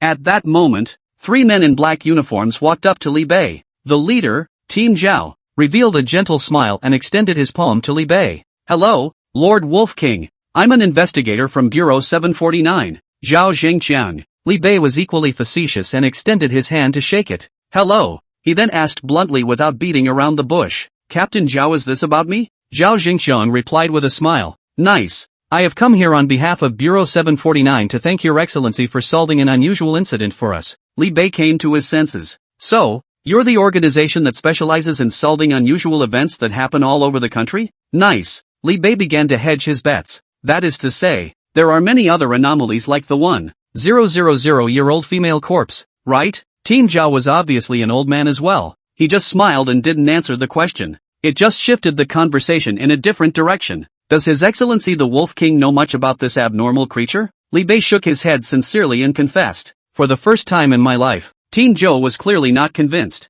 May I ask where you got those special weapons from? Li Bei threw the cigarette but between his fingers on the ground and said after crushing it with a foot. Sorry, no comment. Team Zhao nodded, indicating that it was understandable. After a moment of silence, Team Zhao suddenly pointed to a place above Li Bei's head and, smiling, he asked, Can you stop the broadcast for now? Li Bei had his hands in his pockets and looked like he didn't care. Why? Is it because there are some things that are not convenient to tell in front of the whole country? Team Joe smiled helplessly. I hope you understand. We have a system. Li Bei spread his hands and said with a serious face. I realize that the state is covering up these anomalies so as not to cause panic on a societal level. But what you have to realize is that some things can't be covered up just by covering them up. Besides, how do you know that the people at large can't accept these things? In my opinion, the so-called to maintain social stability is just an excuse. Since the beginning of the 20th century, with the rapid development of the internet, as well as anomalies that I understand have been occurring more frequently around the world in recent years, sooner or later, the state won't be able to cover it up. Li Bei took out his cigarette case and lit another one, then said, rather than waiting for a massive outbreak of unusual events in the future to inform might as well take it one step at a time now and let the masses of people take it in their stride. What do you think? Li Bei directly transformed into a brainwasher and started a series of verbal brainwashing on Team Zhao, gave Team Zhou an earful. Hearing Li Bei's rhetorical words, Team Zhao smiled bitterly with some helplessness. Your Excellency, the Wolf King, you've got to stop talking. I'm almost convinced. But we, as soldiers, have always followed orders as our first rule. As for the other things, naturally there are people up there to worry about. Li Bei spread his hands. Then get your superior to talk to me. I know that the purpose of your trip is for those special weapons in my hands, so I can also tell you, in no uncertain terms, that it's okay to want weapons, but come up with something that interests me in exchange. Team Zhao rubbed his brow with a bit of a headache. Apparently he didn't expect things to turn out the way they did. At that moment,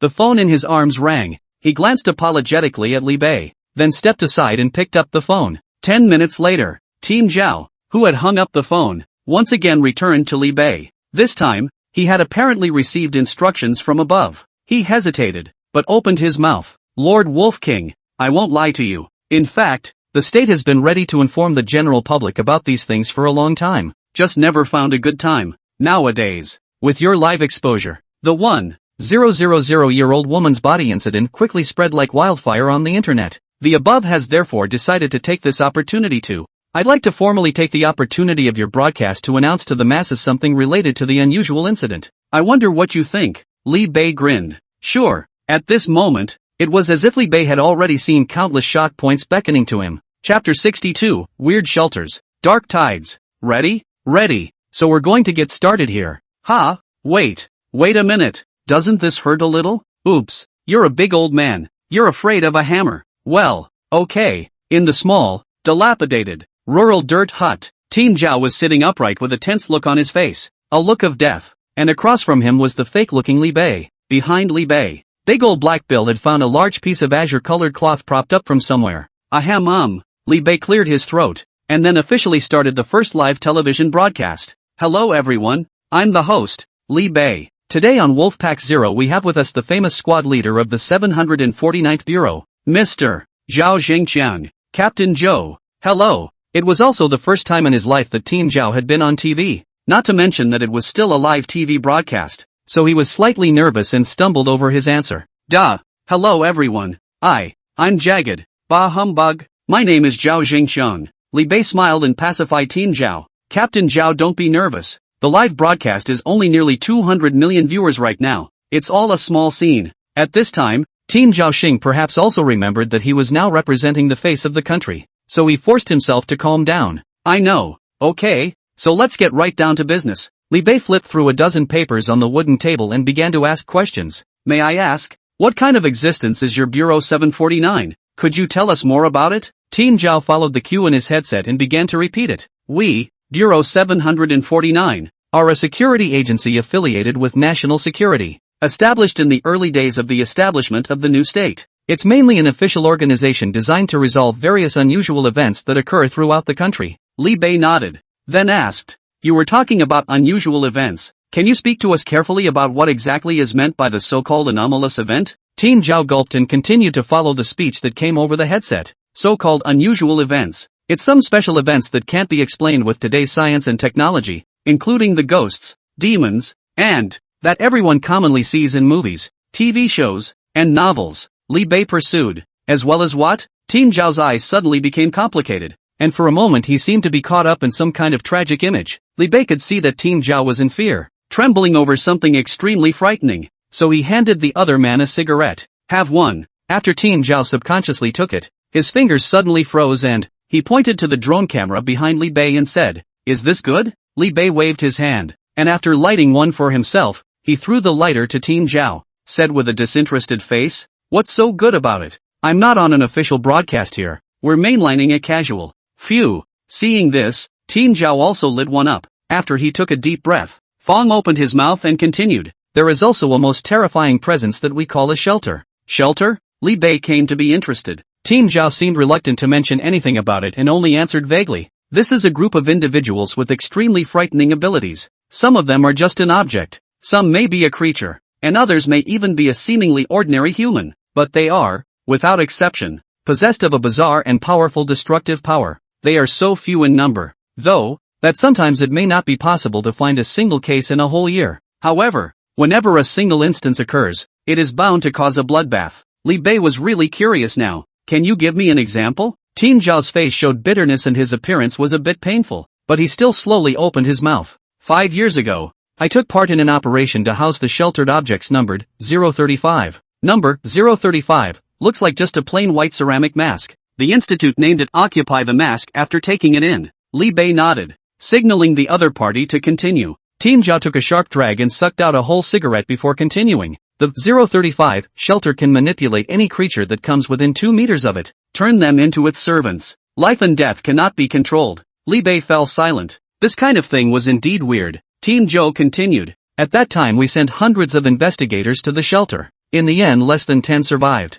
And I'm one of those 10. Seemingly thinking of the tragic scene at that time, a trace of pain crossed his eyes. At first we weren't sure of its rules. So when our colleagues who were within 2 meters of it suddenly attacked us, everyone was caught off guard. Knowing that later, after we barely understood its rules, start trying to shelter it with long-range tools, but we soon discovered that, from its eyes a highly corrosive black liquid will constantly flow, a liquid that can corrode away everything, even alloys. Li Bei sucked in a breath of cool air. This was the first time he had ever heard that there were such barbaric and abnormal items in the world. "And how did you end up sheltering it?" Team Zhou smiled and said. "Then the research department developed a special glass container. It can temporarily isolate its mental influence and is resistant to the highly corrosive liquid that flows from its eyes. That's barely enough to house it in captivity. And it's still only one of several relatively less lethal of the shelters we've encountered." Team Zhou sighed slowly. "So, compared to that kind of rule barbaric intake of, these severe ghosts and demons are actually a bit easier to deal with." Li Bei listened quietly as Team Zhao's words once again revealed to him the other side of this world. On one level, it is indeed a world of despair, because all kinds of demons, monsters, and abnormal creatures are popping up all over the place. It is indeed difficult for ordinary people to have a chance to survive once they encounter these abnormal events. This is a side note to the fact that, in such a dire situation, it is not easy for the countries of the world to maintain a superficial peace. Originally, Li Bei was lacking in awe of the various countries in this world, but today it seems that beneath the surface of the world there has actually been a dark current, and those nations of the world that have been able to gain a foothold in this cruel world, there must be a basis on which it has been able to gain a foothold, at least for now. The Chinese government is still doing a good job in protecting the lives of the people, but then again, there are so many secrets hidden in this world. It's also time for pioneers like Li Bei to lift this cruel veil for people all over the world. Chapter 63, Trading and Returning. Crazy burst of soldiers. Okay, that's it for today's Wolfpack Zero. Please stay tuned for the next time we meet. After closing the live broadcast, Li Bei glanced at Team Zhao, who heaved a sigh of relief. He smiled slightly, then handed a cigarette and said, "Well behaved." Team Zhao took the cigarette and smiled shyly. "Really? It's the first time after all. I'm nervous. It's been great." Li Bei lit one for himself. The two of them smiled at each other, and a feeling of sympathy arose in their hearts. "I know it's not very realistic, but I'm going to ask anyway." Team Zhao invited with a sincere face. "Would you like to join us at Bureau 749? Li Bei smiled without saying anything but had made his attitude clear. "Ha ha, also." Team Zhao scratched his head and smiled. "My son's a big fan of yours, and if I really scooped you up, he'll have to come after me when he doesn't have you to watch live." Li Bei smiled faintly. Then his gaze turned to the innocent several people who were crouching with their heads in their hands and suddenly asked, "By the way, what are you going to do with a few of them?" Team Zhou waved her hand, skillfully, the usual, have them sign a non-disclosure agreement to make sure they don't. At this point, he suddenly tapped his head and let out a light laugh. "Ha ha, I forgot we don't need to keep secrets anymore. That's better. Take them back and make a statement for the record and they'll be let go." Li Bei smacked his lips a little sadly and said, "The destination of their trip should be King Lu Zhen's tomb, the 7-star King Lu Palace. It's a good thing we were forced to interrupt before we even got to the entrance of the tomb. Team Joe grinned and said, I know this group of them. They seem to be a part of some old nine sect, old grave robbing family, but in recent years under the supervision of the state grave robbing activities are not good. But I have to say, as far as this whole grave lowering thing is concerned, these guys do have a couple of tricks up their sleeves, plus their Wu family has a pretty good reputation on the government side. I guess we'll wait a couple of days and then the guys will be invited to become special counselors. Went down to the tomb with the National Archaeological Team. Li Bei nodded. This wasn't a bad idea at all. In this way, the future Iron Triangle will likely shake out it's straight to the national team. That's pretty good, actually. It's just a shame that this first grave robbing trip of his has ended so hastily. Li Bei shrugged, but did not feel much disappointment, for the purpose for which he had come on this trip had been accomplished.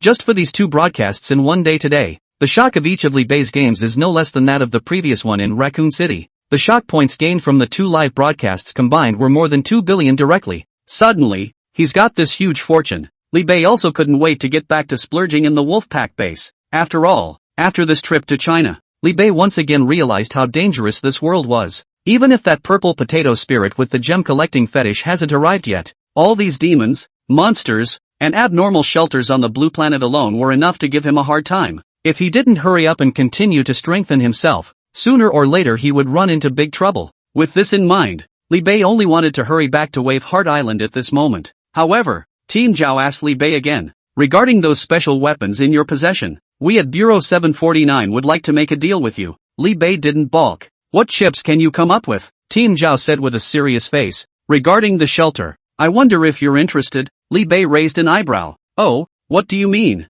Team Zhou confessed. Actually, about those internments, they are not all in need of close confinement. They also have some benign shelters among them that can be utilized by humans. Once you have mastered the use of them, these benign shelters can also be used as a special weapon that can be used. Li Bei's eyes lit up. So what you're saying is that you're going to trade me a shipment of special weapons in exchange for benign shelters? That's right. I wonder what you think. Team Zhao looked at Li Bei with burning eyes. Li Bei pondered for a while and finally nodded. Could be. Upon hearing this, a smile finally appeared on Team Zhao's bitter and hateful face. Good cooperation, Mr. Wolf King. Happy cooperation. Li Bei extended his hand to shake his. He then greeted the three Bills. The mission is over. We're going back. Bill's trio immediately gathered their equipment and stood behind Li Bei. Before leaving, Li Bei smiled towards Wusan Province and said, Uncle Sam, remember to call in the rest of the commission. Wusan Province could only respond with a bitter smile. I will. At this time, Team Zhao also looked at Li Bei's few people and politely said,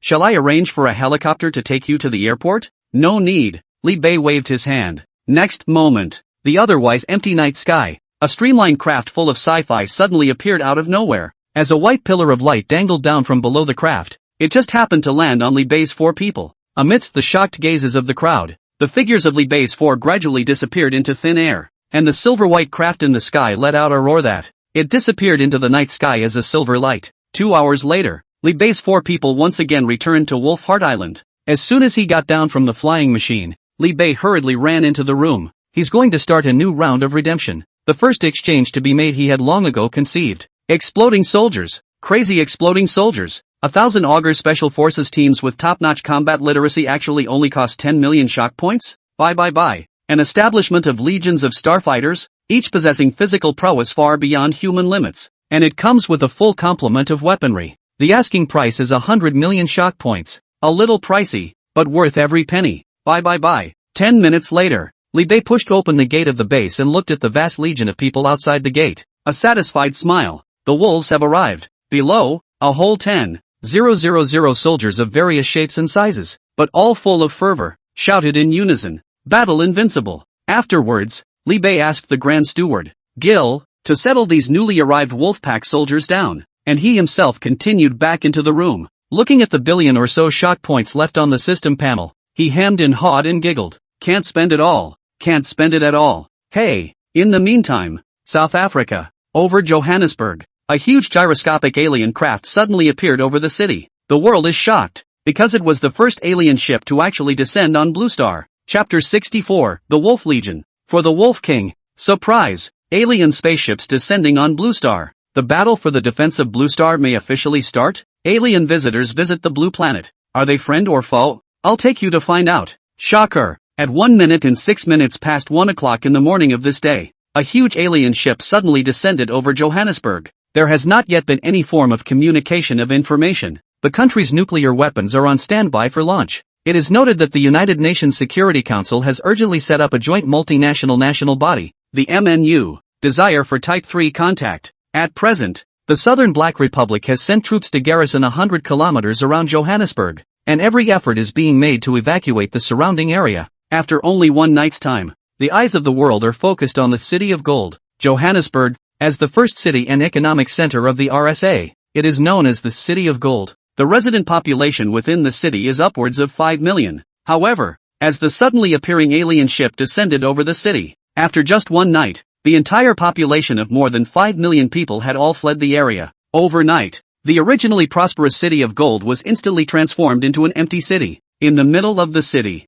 except for a few headstrong thugs with no fear of death and armed soldiers sent by the government, ordinary people are rarely seen anymore. The United Nations attaches great importance to the sudden appearance of an alien spacecraft over Johannesburg. In the first instance, the beautiful country initiated a proposal for a joint international military intervention, and it quickly gained the response of the vast majority of countries. The Republic of Southern Black Country had no choice but to accept the friendly help of the Union Army. 5:07 Peking time. A combined army of soldiers from more than 120 countries was officially stationed in Johannesburg, and at 7:50 a.m. a formal attempt was made to establish a means of communication with it. At 9:25 that day, Li Bei finally woke up from his nap. Just after opening his eyes, Li Bei muscle memorized turning on his cell phone to start fighting sound. Just swiped a video of fixing a donkey's hoof. He then swiped on the news about alien spacecraft spotted over Johannesburg. Li Bei was instantly refreshed. Another big world-class story. There's something going on. Li Bei directly rolled a fierce donkey and rolled over from the bed to stand up.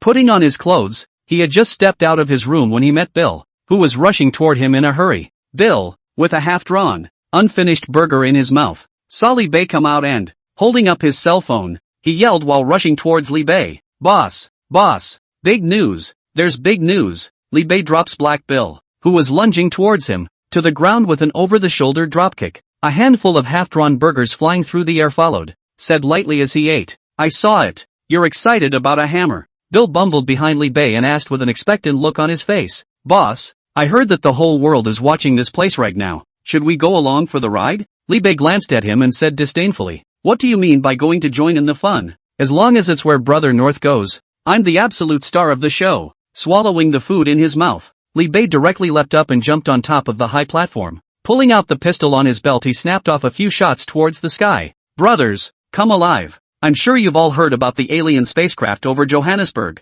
In the usual style of our Wolfpack mercenary corps, when it's this lively, we are bound to walk up. But this is, after all, direct contact with extraterrestrial life? And anyone who doesn't want to go can raise their hand. I will never force it. On the square, tens of thousands of mercenaries had gathered, and not a single one of all the people in the room raised their hands at the word. Apparently, they had developed a blind admiration for Li Bei in their hearts. I'm afraid no one would say a word even if they were told to go chop up aliens right away. Seeing this, Li Bei also nodded in satisfaction. Then he waved his hand. In that case, Jill, order me 500 men, fully armed, and we'll leave now. Yes, over Johannesburg. There was a loud bang in the sky. North shines. The Koenpeng transportation plane filled with 500 Wolfpack mercenary corps slowly landed. Boom. The blackened steel hatch blasted open. First out of the gate were 100 net 2 meters tall, gnarled and muscular, starfighter with a fierce aura. They're from the Punisher's Legion that Li Bei exchanged, and they're in squads of 5, a full complement of 20 squads. They were clad in heavy alloy armor, and their hundreds of pounds of weight seemed as light as a feather on them. Unlike ordinary powered battle armor, the powered alloy heavy armor they wore it has to be supported by a strong physical presence. In his hand was a 75 caliber popgun. There are even firefighters with heavy Gatlings in their hands, heavy artillerymen with electromagnetic cannons on their shoulders. They had steely eyes and only one belief in their hearts. That's for the Wolf King, loyal to the death. Right behind them were 300 mercenaries from the original Wolfpack mercenary corps equipped with power battle armor. They also had the same physical qualities of the human limit, augmented by the power armor they wore. It was also enough to give them the strength to be able to sweep everything. After putting on the power battle armor, each of them was likewise no less than 2 meters tall, plus the countless built-in weapons inside the battle armor. They are just as capable of fighting as starfighters. As for the last ones to appear, They were 100 less imposing-looking psychic warriors. They were the same star fighters that Li Bei had redeemed. Unlike the steel warriors who trap and charge, they possess a magical power that, the name is psychic energy, which can also be called the power of the mind. As 500 brand new Wolfpack mercenaries stride out of the transporter, they spread out quickly, forming two lines of marching formation. Finally, Li Bei, who was wearing a golden battle armor, slowly walked from the center of the group. Behind him, a few of Bill's men, dressed in a bronze-colored battle armor, followed closely behind Li Bei. When Li Bei passed by, the 500 Wolfpack mercenary corps all dropped to one knee with their heads hanging low. For the Wolf King, the roar of rushing anger resonated throughout the city. Li Bei was like a true emperor, announcing his arrival to the world. Such a high-profile approach immediately attracted the attention of the United Nations coalition forces. Among the generals of the beautiful country who served as interim commanders, Admiral Ham immediately realized that the group was the Wolfpack mercenary group that was wanted by the beautiful country. So without the slightest hesitation, he immediately ordered, "It's the Wolfpack terrorist organization. All soldiers, on my command,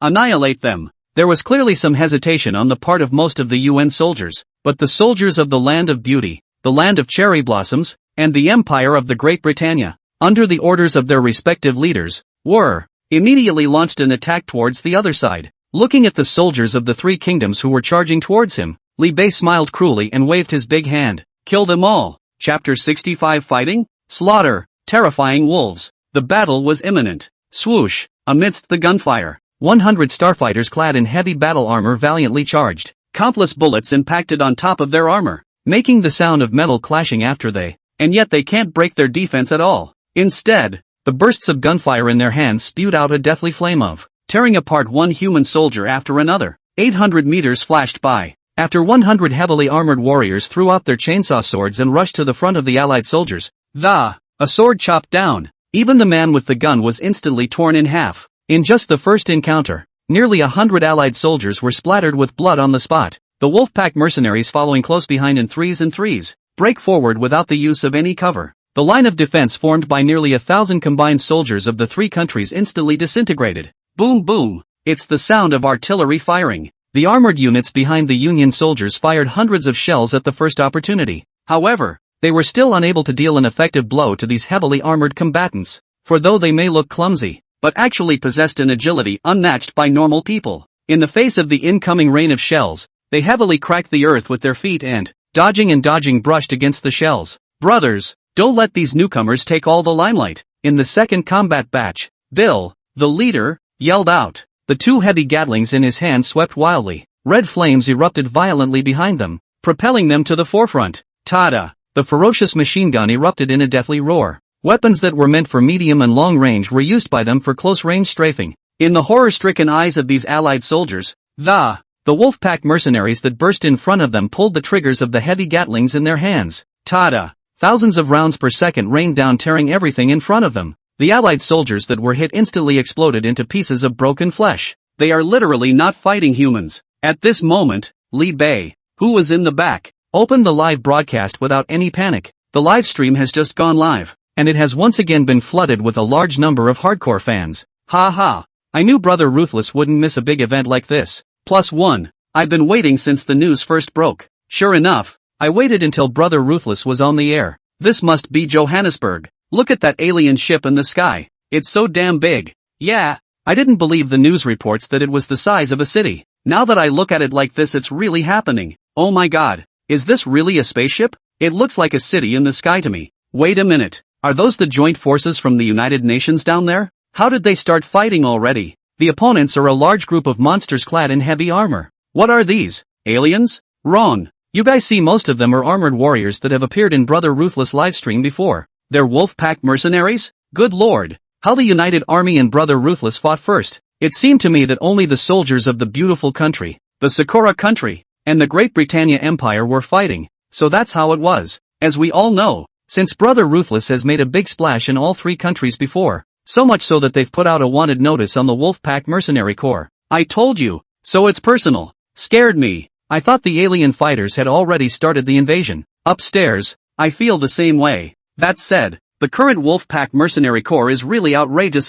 Everyone is wearing battle armor that only exists in the movies and has no fear of the threat of ordinary bullets. Li Bei had just started broadcasting in less than 10 minutes, and had instantly flooded nearly a billion netizens. This fire was so hot that it shocked Li Bei. What's the situation? How come there are suddenly so many more people online? The system immediately gave an explanation. This live broadcast is a live broadcast for countries all over the world, and is not limited to Chinese people. It dawned on Li Bei that his live broadcast had gone straight to the world. That's cool. A whole billion onlookers. How many shock points does that have to give you all at once? Li Bei got excited, so he dropped the cigarette in his hand and, carrying an electromagnet, he charged into the fray. Boo-bio-boo-bio. Li Bei was clad in golden battle armor, and the very sci-fi styled electromagnetic cannon in his hand fired continuously. Dark blue electromagnetic shells fall in the middle of the battlefield. A single blast could take away nearly a dozen soldiers from the combined armies of the three countries. The rear of the allied forces of the three countries. Admiral Ham, who was the commander-in-chief,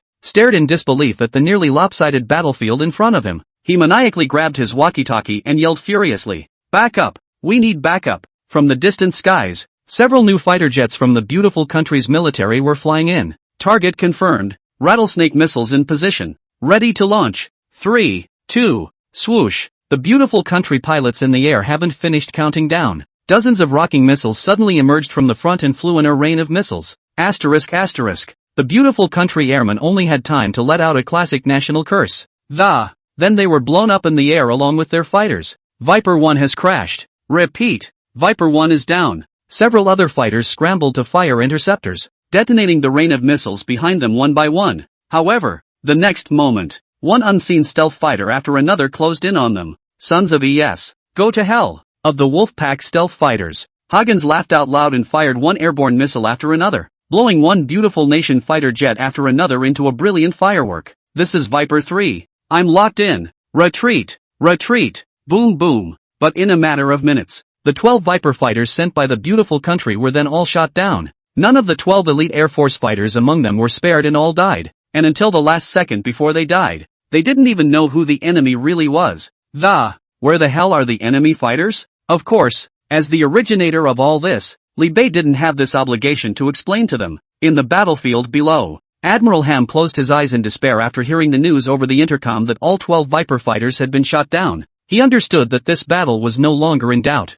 In the next moment, the roof of the armored car above his head was torn apart by a giant hand of steel all at once. A Wolfpack mercenary with a steel mask on his head slowly poked his head in, despite the thick alloy helmet that separated the. Still, Admiral Ham seemed to be able to see the ferocity and disdain in his opponent's eyes. The next moment, a heavy Gatling reached in. Tada! Flesh and blood flew and life dissipated. Chapter 66 Justifiable Defense? Crazy Lobster Man. The entire battle lasted less than 30 minutes. No, it's not so much a war as it is a one-sided massacre. In the face of Team America, who wore steel battle armor per capita, these ordinary soldiers were left to their own devices. The guns in their hands simply couldn't penetrate the Wolfpack Mercenary Corps' battle armor defenses, and a random bullet from the other side would be enough to tear them apart whole. The strength of the two sides was not proportional at all. Therefore, after the head of the last Sakura Nation soldier was brutally stomped on, finally the carnage was declared. The beautiful country, the Sakura country, and the Empire of the Great Britannia combined for a whole 1,000 elite soldiers,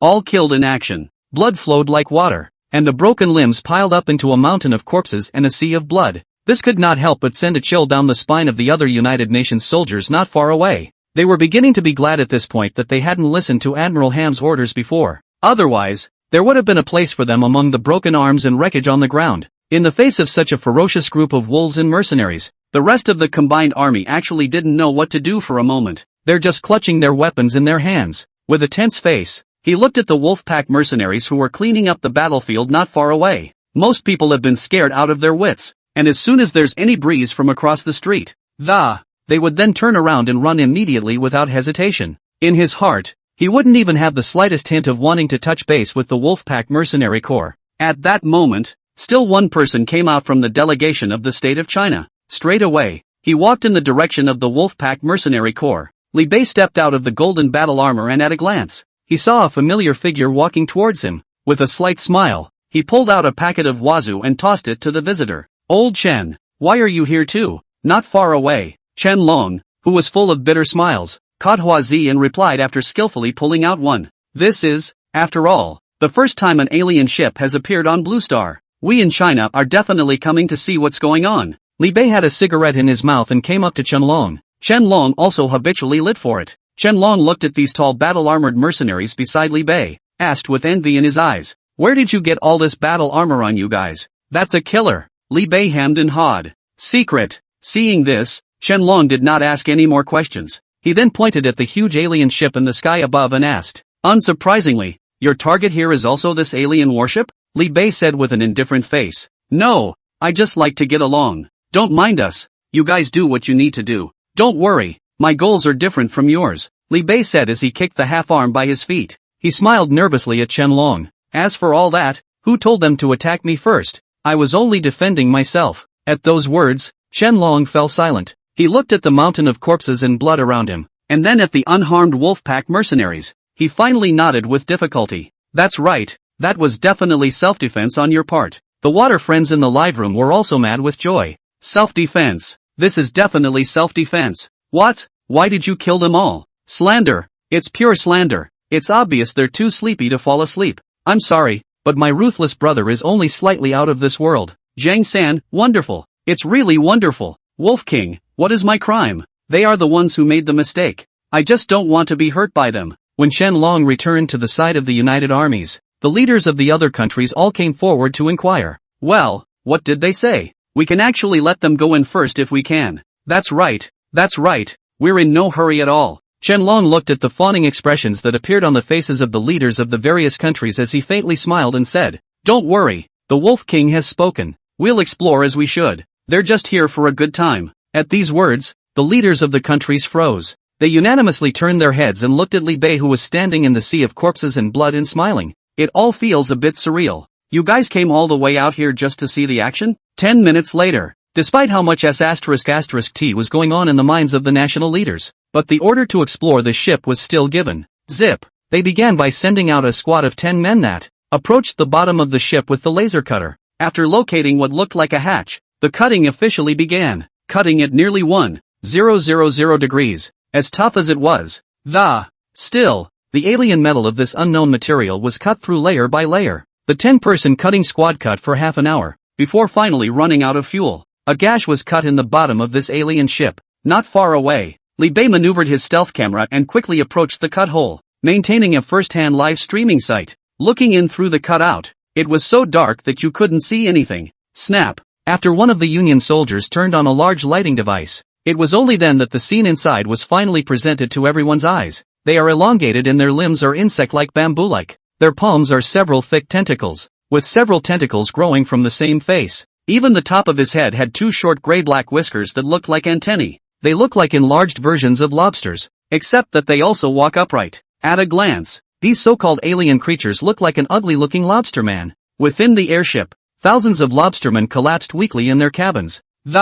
It's been too long since they'd had access to food. The only lobstermen that were standing were the ones who were ambling over the bodies of their companions to feast on them. There was green blood splattered all over the cabin. It seems to speak of a brutal food crisis experienced here. Finally, when the sturdy cabin was opened up by the human soldiers, these lobstermen frantically ran wildly towards the exit. 10 Union soldiers immediately raised their guns in warning. "Stand back, please step back immediately." However, the lobster people, who have gone mad with hunger, don't understand human language at all. They were still in a mad dash for the cave. Tada! Finally, the Union soldier at the entrance to the cave pulled the trigger. Countless bullets poured out, after shooting the top couple dozen lobstermen to death, but they were quickly filled in by their fellows behind them. The 10-man squad only held out for less than 5 seconds before being completely overwhelmed by the countless numbers of lobstermen. Subsequently, from the hole that had been cut through thousands of ugly-looking lobster men rushed out. Chapter 67 War breaks out. Alien Mecha.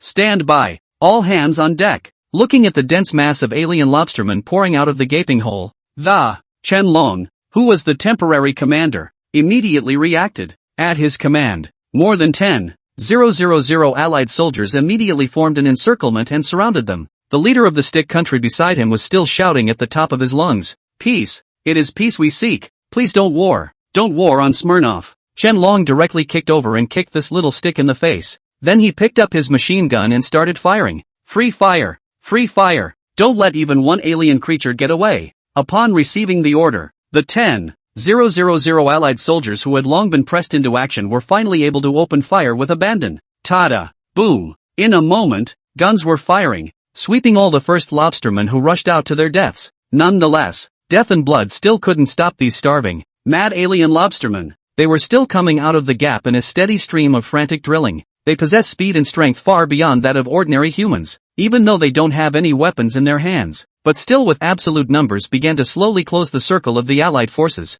Seeing this, Qianlong's face turned vicious and he directly started calling for long-range battery support. Coordinates 335, 453, 22, artillery coverage. Immediately, Qianlong yelled sternly towards the intercom. In the next moment, hundreds of long-range artillery pieces bombarded the gathering of lobstermen with precision. Rumble. The violent explosions directly tore apart hundreds of lobstermen. After another large number of dead lobstermen, the lobstermen burrowing through the gap finally tapered off. However, before Qianlong could breathe a sigh of relief, the next moment, a group of weaponized lobsterman warriors emerged from the gap once again. The alien weapons in their hands are of a very strange shape. The orange and white finish makes it look like a toy gun. However, when these alien weapons are energized, they become extremely terrifying. Shoo! A light blue laser sparked from the muzzle, after hitting a Union soldier. In the next moment, the body of this Allied soldier actually exploded directly. It was as if a bomb had exploded directly from his body. The situation on the battlefield was instantly reversed as soon as these laser weapon-wielding lobsterman warriors appeared. Hundreds of lobsterman warriors came out of the gaping hole in turn, and, wielding powerful laser weapons, instantly inflicted massive damage on the coalition soldiers. A constant stream of Allied soldiers were struck by beams of light blue lasers and then exploded into a mess of broken flesh. Asterisk. Bunch of dog bastards. Qianlong narrowly escaped being hit by a phaser shot. However, a few of the Chinese soldiers beside them were still affected. Watching his comrades beside him being blown into a bloody froth, Qianlong went completely crazy. He leapt to his feet and jumped on top of an armored fighting vehicle beside him. Racking up the Gatling above the roof of the car, he began to strafe wildly. Tada! Sons of ES! Die for all of them! Da! The rain of bullets is the scythe of death. One after another, a large group of lobstermen were blown off their feet. The war gradually came to a fever pitch. There's only a limited number of these laser weapon-wielding lobsterman soldiers. After all, slowly, they began to be outmatched by the frantic siege of the Union fighters. The Southern Black United Nations, which is the local regime, even sent dozens of heavy tank units directly to support it. Under the absolute suppression of firepower, the crazily surging out lobsterman warriors were gradually forced back. In the sky, Li Bei's drone camera recorded it all in its entirety. And it was streamed live in real time to a global audience. Underneath the live broadcast, netizens from all over the world left comments. Aliens want to invade our blue planet? Then fight. Oh, my god. So that's what aliens look like. It's so ugly, my goodness. Cheering, long live the Union Army. Kill all these alien lobsters. All evil alien lobstermen. If you have come in good faith, we humans will extend you the courtesy of civilization. But if you come with malice, then you will be greeted only with guns. If it's not my kind, their hearts will be different. Kill them all. We must kill them all. Just when everyone thought that the war was about to end with the victory of the combined human armies, suddenly, above the sky, in the otherwise motionless alien ship, a huge hatch blasted open. Dang. Immediately after, an upright mech several meters tall stepped out of it. Each of these alien mechs is 5 meters tall. He was even equipped with all kinds of alien weapons. 2 robotic arms loaded with missile launchers. As soon as they landed on the battlefield, an alien missile was instantly fired. Rumble. The missiles fired by the alien mechs hit dozens of heavily armored tanks with pinpoint accuracy. Blast them all. They then extended their left arm, revealing a laser weapon. Buzz. A pillar of blue-colored laser light shot out, instantly melting a dozen or so Allied soldiers. And that's not all. The multi-barreled machine guns armed in their right arms started frantically scanning everything in front of him. Caught off guard, hundreds of Allied soldiers instantly fell in a pool of blood. The situation on the battlefield was instantly reversed. Shoo! At that moment, the air fighters that had rushed to support them from the sky finally arrived. An aerial missile was fired towards these alien mechs. However, the backs of these alien mechs immediately activated their vertically firing missile launchers.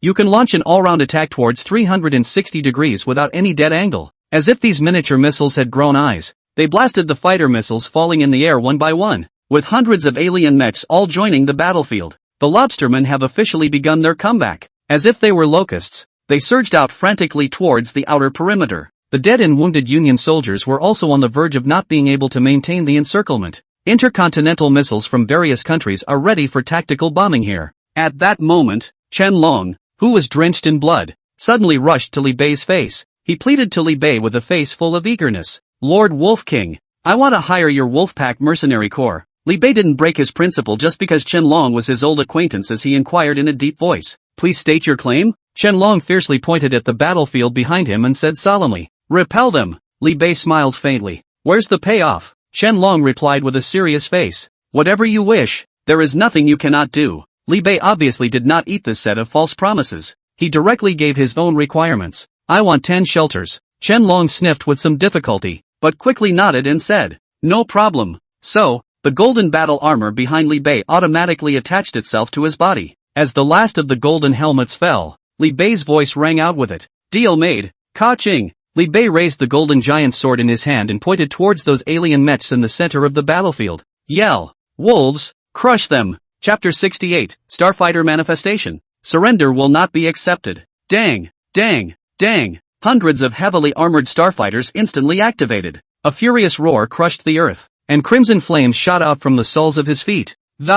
It directly leapt over the defense line formed by the allied soldiers and smashed hard into the battlefield. Clunk. Clad in power armor, Bill swings a steel fist. A fist pounded heavily into the skull of an alien mech. Steel clashed and sparks flew. The raging force that weighed more than tens of tons smashed the alien mech's face into the ground and burst it open. The flurry of metal debris revealed the lobsterman warrior manning the mech inside. Bill's shoulder-mounted mini-missiles fired immediately, blowing the lobsterman inside into a puddle of green debris. Shoo! The alien mech warband reacted just as quickly, raising their laser guns in their hands and shooting wildly towards the Wolfpack mercenaries. However, these laser rays, which could have easily pierced through the body armor of the allied forces, or even tanks, when they struck the bodies of the starfighters, but only a small black circular spot could be cauterized. There was no way to shoot through this interstellar battle armor made of special ceramic steel. On the contrary, these Wolfpack starfighters, the 75mm burst gun in his hand wasn't exactly a surreal sci-fi weapon, but it still tore through the shells of these alien mechs with its superior power.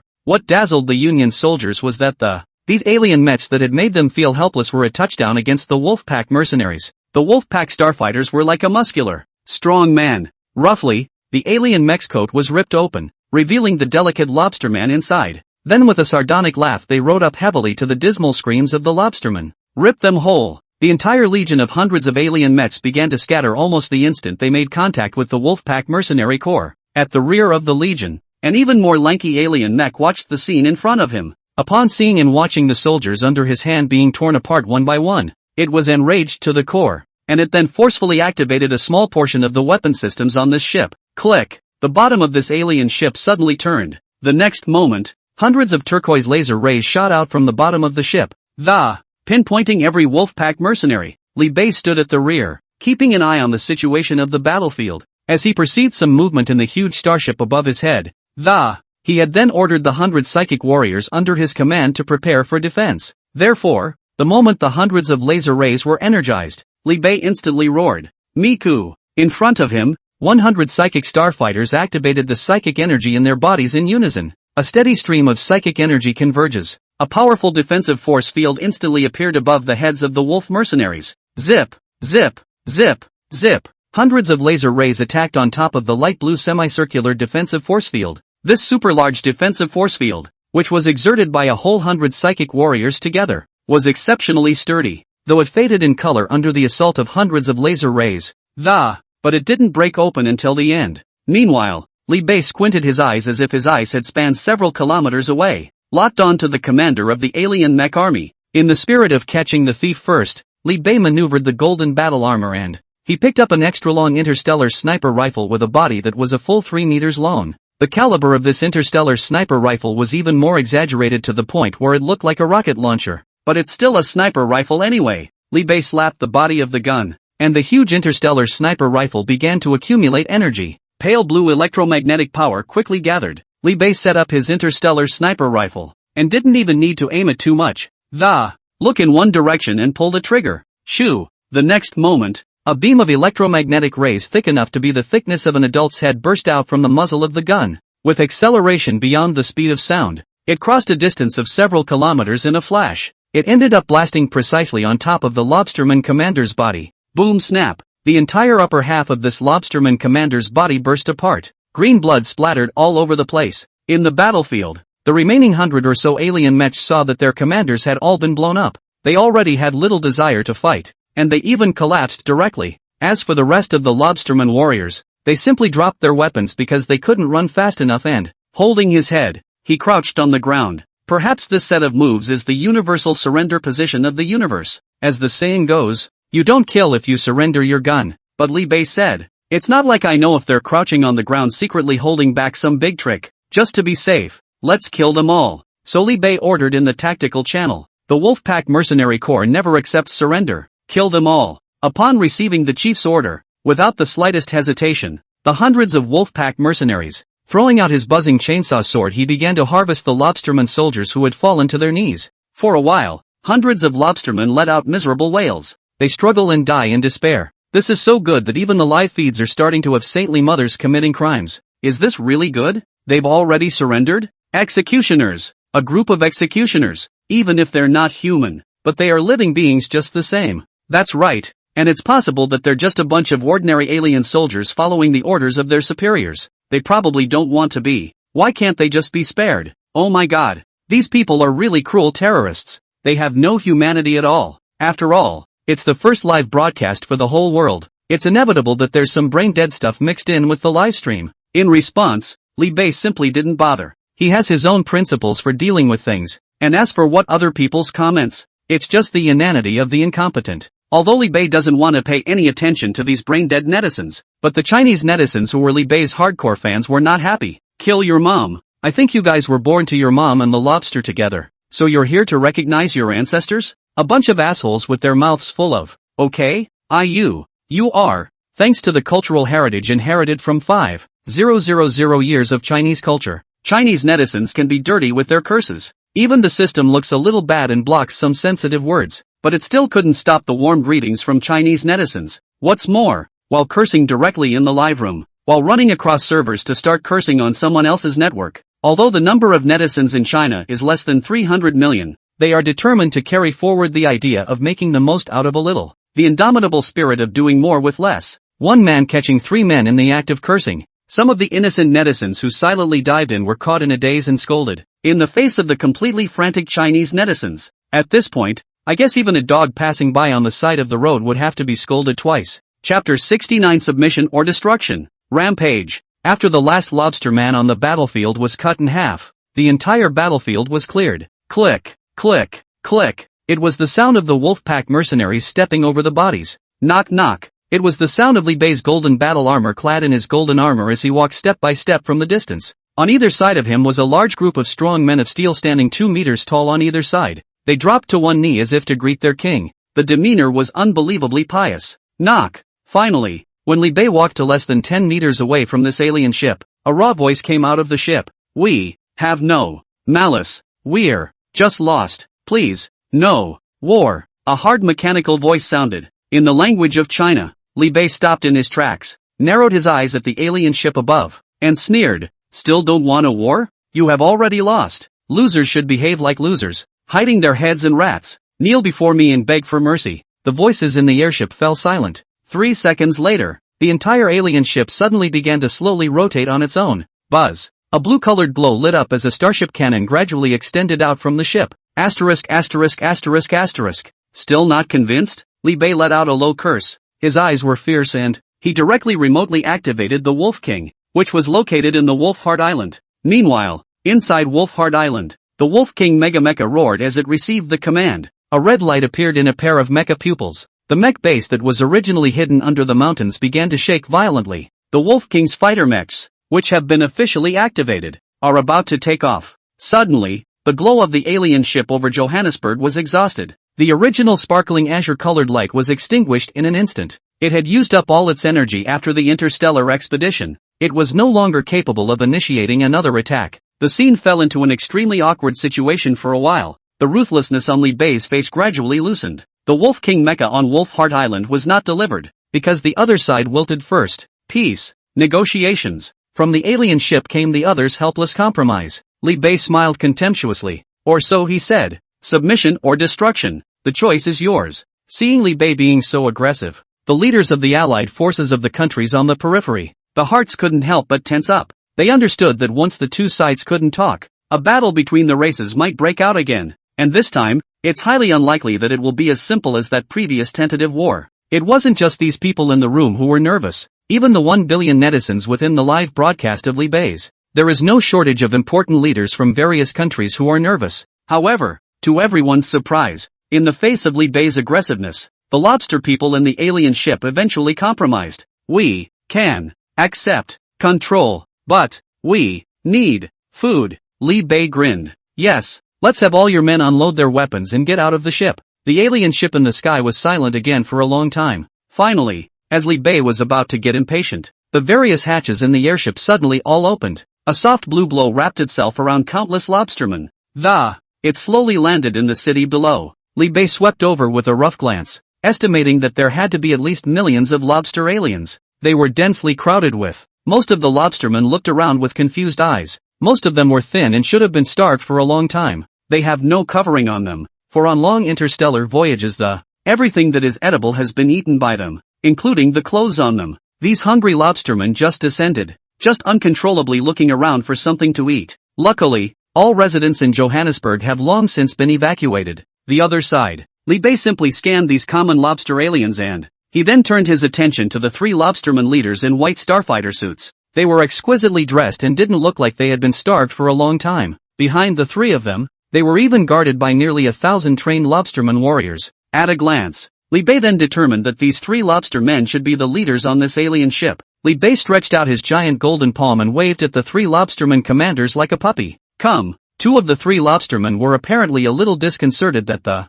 their pale yellow eyes were filled with anger. It only slowly subsided after being pacified by the lobsterman-in-chief in the center. 3 ugly lobster men walked up to Li Bei. Under Li Bei's stern gaze, they eventually got down on one knee in humiliation and lowered their lofty heads in submission. Li Bei didn't care if they were truly submissive or not, because his real target was actually the alien ship they were traveling in. Bang bang! Suddenly, Li Bei drew the burst pistol at his waist and, raising his hand, he shot the 2 lobsterman commanders to his left and right twice, blowing their heads off. Now, even the Chinese netizens in the broadcast room were shocked. Asterisk. What are you doing, brother tough guy? 6 Ruthless brother, this is reading Sun Tzu's Art of War, right? Openly repairing the stack road and secretly doing the Chen song. First trick them down, then kill them all? I really didn't expect this wave. Although it is said that if it is not my kind, its heart must be different, right? But brother tough guy, you're being unethical. Ha, but that's not illegal, is it? It's never too late for a soldier. It's never too late for a soldier, my dear brother. At this point, even Li Bei's hardcore fans in the live broadcast room were shocked by his sudden and flirty maneuver, not to mention the others. This only remaining lobsterman commander looked up with an even more shocked face. It looked at the corpses of its 2 companions beside it, which had already had their heads crushed and were dead beyond death. Angrily, he questioned in the not-so-fluent Chinese language. We have submitted you, why, and kill them? Li Bei hooked his mouth in a casual smile. Because they have a look in their eyes that I don't really like. The last lobsterman commander was furious, but under the cold muzzles of the mercenaries, it still chooses to accept it from the heart. Li Bei stretched out his golden palm, carrying this last lobsterman commander in his hands like a baby chicken. Flames then shot out from the soles of his feet, and grabbing it, he dashed off once more onto the airship in the sky. He's going to seize control of this alien ship. From the beginning to the end, the purpose of his visit, besides earning shock points on the air, was, the biggest reason is for this alien ship that can actually navigate through space. As for those millions of lobstermen in the middle of the city of Johannesburg, naturally, the United Nations will send someone to clean up the mess. Below, a group of leaders of the combined armies watched this with a confused look on their faces. Haven't even figured out what's going on yet. They only saw Li Bei with 500 Wolfpack mercenaries, and the lobsterman commander flew into the alien ship again. Only one last sentence was left for them. The police are coming out to wash the floor. Chapter 70 Plunder. All greatness is attributed to my body. In the middle of an alien spacecraft, that remaining lobsterman commander had obviously guessed Li Bei's true intentions. It continued to speak in an icy tone despite the fact that it was being roughly pressed into the ship's main control room. Release. Abandon it. This starship cannot be activated without my command. What's more, only those with the bloodline of our race can manipulate our weapons, including this starship. There isn't a single trace of my bloodline in you. Even if I release you access to it, you can't manipulate it. Li Bei grinned, the thick burst pistol in his hand against its head. A vicious warning. Unlock all access to the ship, or die. the lobsterman commander's eyes were cold, but he began to maneuver under the threat of death. With it, after a flurry of operations on a whole bunch of alien equipment, the blinding red light in the main control room turned to a green color symbolizing safety. Next moment, there was a loud bang. The head of the last lobsterman commander burst open with it. Miserable green liquid spilled all over the floor. Li Bei glanced faintly at the body of the fallen lobsterman leader and said softly, "Thanks a lot." He then took out a silver-white flowing hard disk. This was the Star Battleship Cracker that he had exchanged from the system mall at a cost of 5 million shock points. That can be used to forcefully decipher all the basic commands of a starfighter, and forcibly maneuver a masterless starship. When Li Bei inserted the silver-white hard disk into the instrument in the main control room, the entire alien ship suddenly shook as a whole. Subsequently, the naked eye, a black stream of data spread out at a terrifying speed towards the entire alien ship. After only 3 minutes, the original basic instructions within the ship had been completely modified. From this moment on, it was a starship that belonged solely to Li Bei alone. "Greetings, Your Highness Commander. I am the Artificial Intelligence AI. Ship's current remaining energy, 0.1%. For interstellar voyages of 1 light-year. Beep, due to an extreme lack of energy, all weapon systems within the battleship are automatically shutting down. Please energize me as soon as possible." Li Bei sniffed and nodded. Once again, he exchanged a bunch of energy potions worth 1 million shock points from the system mall. After dropping several vials of energy potion all into the power pod, the energy index displayed in the light screen was soaring. Soon, the final full value was reached. Li Bei put his hands into the light screen and softly commanded, "Target, Wolf Heart Island. Let's go." Buzz. As Li Bei's voice rang out, outside, countless people looked up with faces full of shock and, looking up at the giant alien ship in the sky above, an azure-colored light slowly emerges. The gyroscopic alien ship suddenly began to rotate slowly. It has tightened the heartstrings of countless people. Only the viewers within Li Bei's live broadcast room knew what was really happening. This alien ship that had landed from outer space had been seized by Li Bei. Now it's just about to drive away back to the base. In the airship, Li Bei waved his hand in greeting to the more than 1 billion netizens in the live broadcast. "This broadcast ends here, so please stay tuned for the next Wolf King broadcast." After saying that, he closed the live broadcast without the slightest delay. This is the first time that Li Bei is broadcasting live for the whole world, plus this world-shattering alien descent event. So he was curious how many shock points he had earned this time. In his seat, Li Bei spat and crossed his palms, looking a little nervous. Immediately after that, he opened the system panel. 1, 10, 100, 1,000, 1 billion, 1 billion. The entire shock point of over $5 billion shocked Li Bei himself. He had never imagined that the shock points he gained this time would actually be more than all the shock points he had gained previously combined. A whole 5 billion or so shock points. Now one could be fiercely happy with the exchange again. The smile on Li Bei's face was about to grin from ear to ear. This time, he was prepared to further strengthen his physical fitness. Most of the previous exchanges, it's all about redeeming for weapons and equipment that can quickly boost your strength as well as that of your men. But nowadays, with the present strength of the Wolfpack Mercenary Corps, it's already enough to suppress the vast majority of threats. And Li Bei has always believed in one thing, that's one power. When the greatness of an individual is strengthened to the extreme, any amount is just in vain. Therefore, after Li Bei piloted this interstellar warship back to Wolfheart Island, he first maneuvered the starship into stealth mode. After hovering the massive starship over Wolfheart Island, Li Bei returned within the base once again with 500 Wolfpack mercenaries. Today's Wolf base can be truly solid. Underneath is a supercarrier hidden beneath the surface of the sea as a driving force. The island boasts a wide variety of powerful weapons that only exist in science fiction movies. The defenses formed by the 4 giant walls of steel that plunged into the sky were strong enough to withstand any attack. Even the sky, which was the weakest part of the sky, now possesses a huge starship. It was no exaggeration to say that the current Wolfpack base was definitely the most secure base in the world. Li Bei looked at what was in front of him with a relieved face. What a lot of tireless work it took to get there. After admiring for a while the great masterpiece which he had built up with his own hands,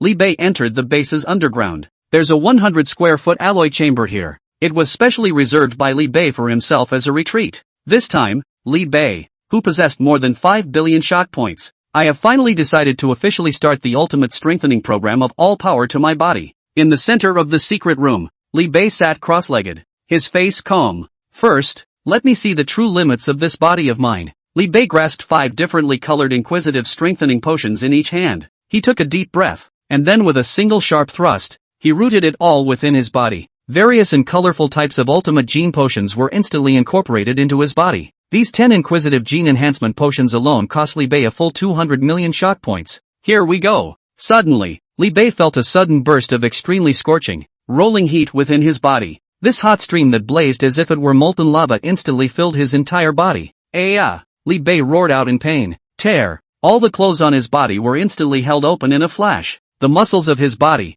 which were like steel plastics, unexpectedly began to dissolve. He was bleeding from all 7 orifices and his head was smoking. Extremely frightening changes were taking place within him. The splattered blood and broken flesh actually gradually transformed into a huge blood-colored cocoon, wrapping Li Bei within. Knock! Knock! Knock! Inside the empty chamber. The only sound was a heartbeat that sounded like a demonic whisper beating slowly. Chapter 71 The Ultimate Strength. The Pole of Force. Ancient Race Bloodline. I don't know how much time has passed. The entire chamber was filled with a layer of blood-colored mist everywhere, and in the center of the chamber, a huge blood-red human cocoon was pulsing regularly. Knock! Knock! Knock! Within the blood cocoon, Li Bei's eyes were tightly closed. The rushing blood chi in his body churned unceasingly, and the bones in his entire body emitted bursts of sound. The bulging muscles slowly opened the huge cocoon that encased his entire body. Suddenly, Li Bei's originally tightly closed eyes snapped open. What came into view was the color of blood.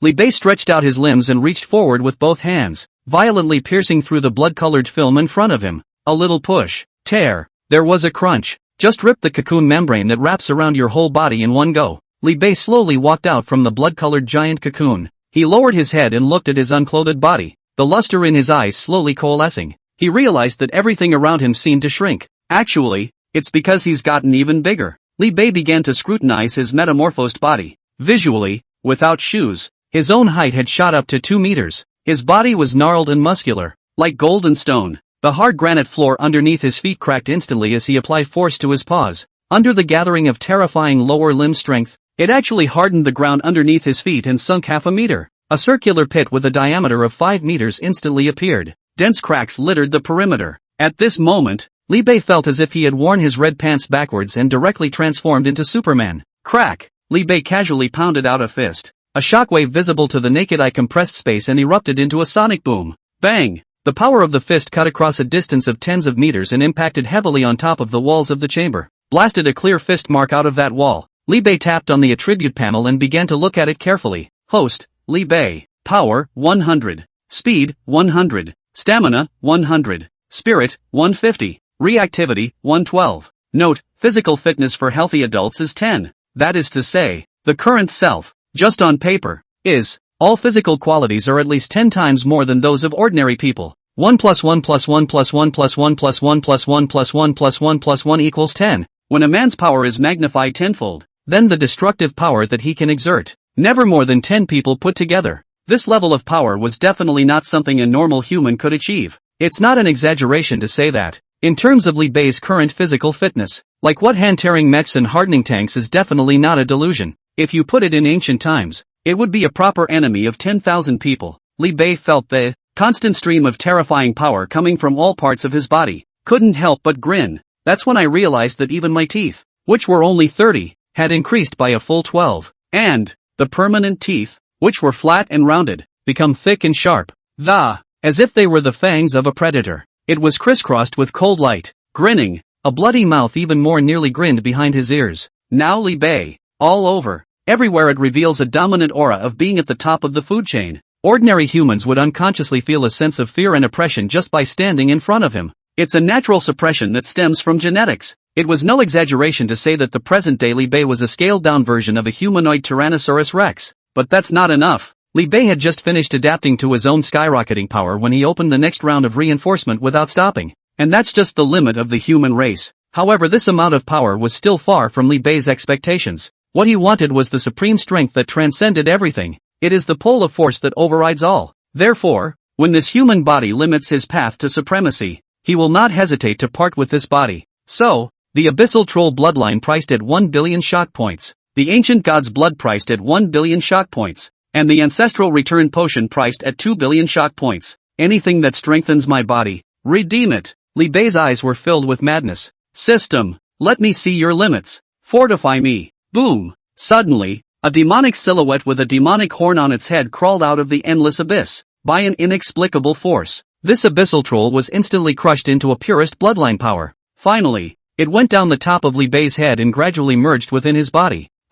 Li Bei's entire body disintegrated once again, and the terrifying abyssal bloodline swam throughout his entire body. Rip everything up and then remake it. Li Bei's eyes were filled with crimson blood, and he ripped open his chest with one maniacal hand. Laughing maniacally. Ha ha, it's strong enough, but not enough. Again. Ka-ching. Ahead. A side of space suddenly cracked open, and a drop of ancient blood, emanating an imperishable aura, descending from a distant land of nothingness. Likewise, under the suppression of an inexplicable force, this drop of ancient god's blood merged into Li Bei's torn open chest. Palm. A mysterious and ancient aura instantly filled the entire chamber. The moment this drop of ancient god's blood entered Li Bei's chest cavity, a strong life force suddenly erupted. It was checking each other with another force of the abyss, and using Li Bei's body as a battlefield.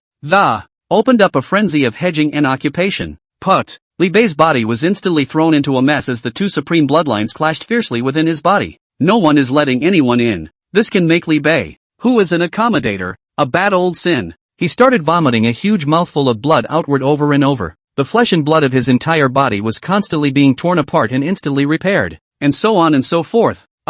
Li Bei went completely crazy, directly injecting the last of the 2 billion shock points worth of return potion into his body. In the next moment, a pale and unyielding spiritual will erupted from the depths of his genes. This was an ancient inheritance passed down from the ancient race. The ancient people, who fought with the sky, had a lot of fun, for being too contrary to heaven. He suffered the wrath of heaven. They who should have been exterminated by the death of their race have left the inheritance of the ancient race in the deepest part of the human genes by deceiving the heavenly law. In this way, under the effect of the rejuvenating potion, the bloodline of the ancient race that was once invincible for a lifetime has resurfaced. A golden light lit up from within Li Bei's body. Almost simultaneously, the two forces within him, the ancient god, and the abyss, were forced to work together to resist this force. And yet, in a brutal way, this force of golden light, with one hand, the two bloodlines, ancient god and abyss, were devoured. Take the good and remove the bad. Whatever benefits me is melted into me. The power of golden light instantly filled Li Bei's entire body. Li Bei's face, enveloped in golden light, was no longer in pain. Instead, he fell into a state of extreme comfort and warmth. The two bloodlines of the abyss and the ancient gods were suppressed by the bloodlines of the ancient ones. Surprisingly, it began to slowly merge. 3 strands of supreme bloodline power flowed endlessly within his body, and Li Bei's body was also undergoing some kind of radical change again in a subtle manner. Chapter 72 Ultimate Evolution. Abyssal Form. Zip. 50 meters deep underground in a secret room, a dazzling ball of golden light illuminated the entire chamber. The chi and blood flow like a pump. Strong chi and blood power came out through his body. The searing heat emanating from it actually burned the surrounding walls with a sizzling sound. In the very center of the secret room, the brilliant golden light gradually converged. A magnificent body was revealed. Li Bei spread his limbs wide and just loosened himself up a bit. The 206 bones in the body then emitted a firecracker-like unison. Snap! Li Bei slowly opened his eyes. A pair of gilt-colored pupils filled with extreme majesty. What had been a head of short inches grew wildly in a short period of time. It eventually turned into shoulder length. Pitch black hair. Each strand of hair was dark and deep, and there was an inexplicable light flowing endlessly. A body more perfectly muscled than an ancient Greek sculpture, with flawless skin that is pure white as if it were all but transparent. This skin condition can drive every girl crazy. However, Li Bei, as a pure man, felt that this complexion was a bit girlish in its whiteness. So with a thought, perfectly mastering his body, he instantly turned his skin to its original bronze color, the complexion of a healthy man. He casually took out a robe from the system's storage space and draped it over his body, though there was no presence of anyone other than him in the chamber. He didn't like running around naked. Nowadays, Li Bei, who had perfectly fused the 3 bloodline powers within his body, felt that he was now unprecedentedly powerful. He desperately wanted to test his current strength, but it's clear, nowadays this underground chamber of only a mere 100 square feet did not allow him to play as he pleased. He then stomped heavily, and the ground under his feet instantly shattered. The powerful recoil directly caused Li Bei's figure to turn into a bunch of sharp arrows like it ripped through the thick layer of earth above his head. In just a second's work, Li Bei had broken through the 50-meter thick ground, burrowed out of the ground. After standing on top of the earth, Li Bei roughly discerned the direction. Both feet powered up in one jump. In the next moment, his figure instantly appeared nearly 100 meters high in the air. The terrifying jumping power was able to allow him to span hundreds of meters in a split second. In just a few leaps, Li Bei had crossed a distance of more than 10 miles, come to the beach side near the ocean. He then plunged headlong into the ocean. Just as he entered the bottom of the sea, his horrible body density made him sink instantly. sinking to the bottom of the sea. A terrifying water pressure instantly swept over. The chi and blood tumbling inside Li Bei's body formed a layer of force field, wrapping his body within. The surrounding seawater couldn't even touch Li Bei's body. It was then blocked by the invisible force field wrapped around its circumference. The surging power of chi and blood made Li Bei seem like he was transforming into a small round of sun. Vaporize all the seawater around you. Li Bei just walked on the bottom of the sea, which was several hundred meters deep, as if he was walking on the ground. All the fish and shrimp within 100 meters of the surrounding area fled in panic. It was as if they had met some kind of natural enemy. Suddenly, a huge black shadow swam past Li Bei's head. It's a sperm whale that's over 10 meters long and weighs over 50 tons. Its large body allows it to wreak havoc in these waters without the presence of any natural enemies. Li Bei's eyes suddenly lit up after looking up and seeing this sperm whale. However, that's you. Li Bei violently collapsed the bottom of the sea, his body cutting through the layers of seawater and charging straight at this huge sperm whale. Click click click click. This adult male sperm whale senses a looming danger. It let out an angry growl. However, the next moment, its round belly was then torn open by Li Bei. Li Bei took a deep breath, his powerful lung capacity sucking out all the air remaining in this seawater. He then thrust both hands forward and, it was like two steel knives stabbing into the belly of this sperm whale. Open! Li Bei let out a low roar, and the muscles of his entire body instantly tensed up. Extremely strong and transverse power coalesced between his hands. A violent tear. It actually tore the entire belly of this sperm whale open with a hard hand. Ka! Da! The male sperm whale let out a scream and then began to roll violently. The powerful tumbling force threw Li Bei out instantly. Li Bei's hands were stained with blood and he flew out backwards while his paws violently stomped on top of an undersea boulder. Ka-ching! A click. The multi-ton undersea boulder cracked instantly. Li Bei, on the other hand, utilized the force of this recoil to once again soar towards the sperm whale that had fled with injuries. It was only then that this gigantic sperm whale discovered Li Bei, a tiny little man. It lashed out its tail fin in a violent rage, trying to whip the little nub to pieces. However, Li Bei rooted on top of its tail in a smooth manner the moment the tail fin made contact. Li Bei stabbed one hand deep into its tail, and with the other hand he swung his fist and, punch after punch was thrown at its tail. Each punch carried the force of 10,000 pounds. Whacking its tail with blood splattering everywhere. Click. Da! This sperm whale was at last so frightened by the fight that, in spite of the half-broken tailfin which had been completely, hurriedly, he fled into the distance. However, Li Bei was not prepared to just let the innocent sperm whale go. He's just warming up now, and his true strength hasn't even been utilized yet. Looking at the giant sperm whale that was frantically fleeing towards the distance, a bloodthirsty smile appeared at the corner of Li Bei's mouth. In the next moment, he stimulated the abyssal demon bloodline in his body. Palm! A dark and deep abyssal demonic chi fluffed out from his body. Under the shroud of demonic mist, Li Bei's body began to undergo some sort of incredible change. The first thing was that his body, which was originally only 2 meters out, instantly skyrocketed to 4 meters away. Immediately after that, the skin of his entire body began to become dark and deep. His whole body was covered with a layer of dark scale armor, and his hands became thick and slender. A sharp demonic claw stretched out, a thin layer of extra toe webbing between the feet. The thick muscles, roots taut, contained terrifying strength.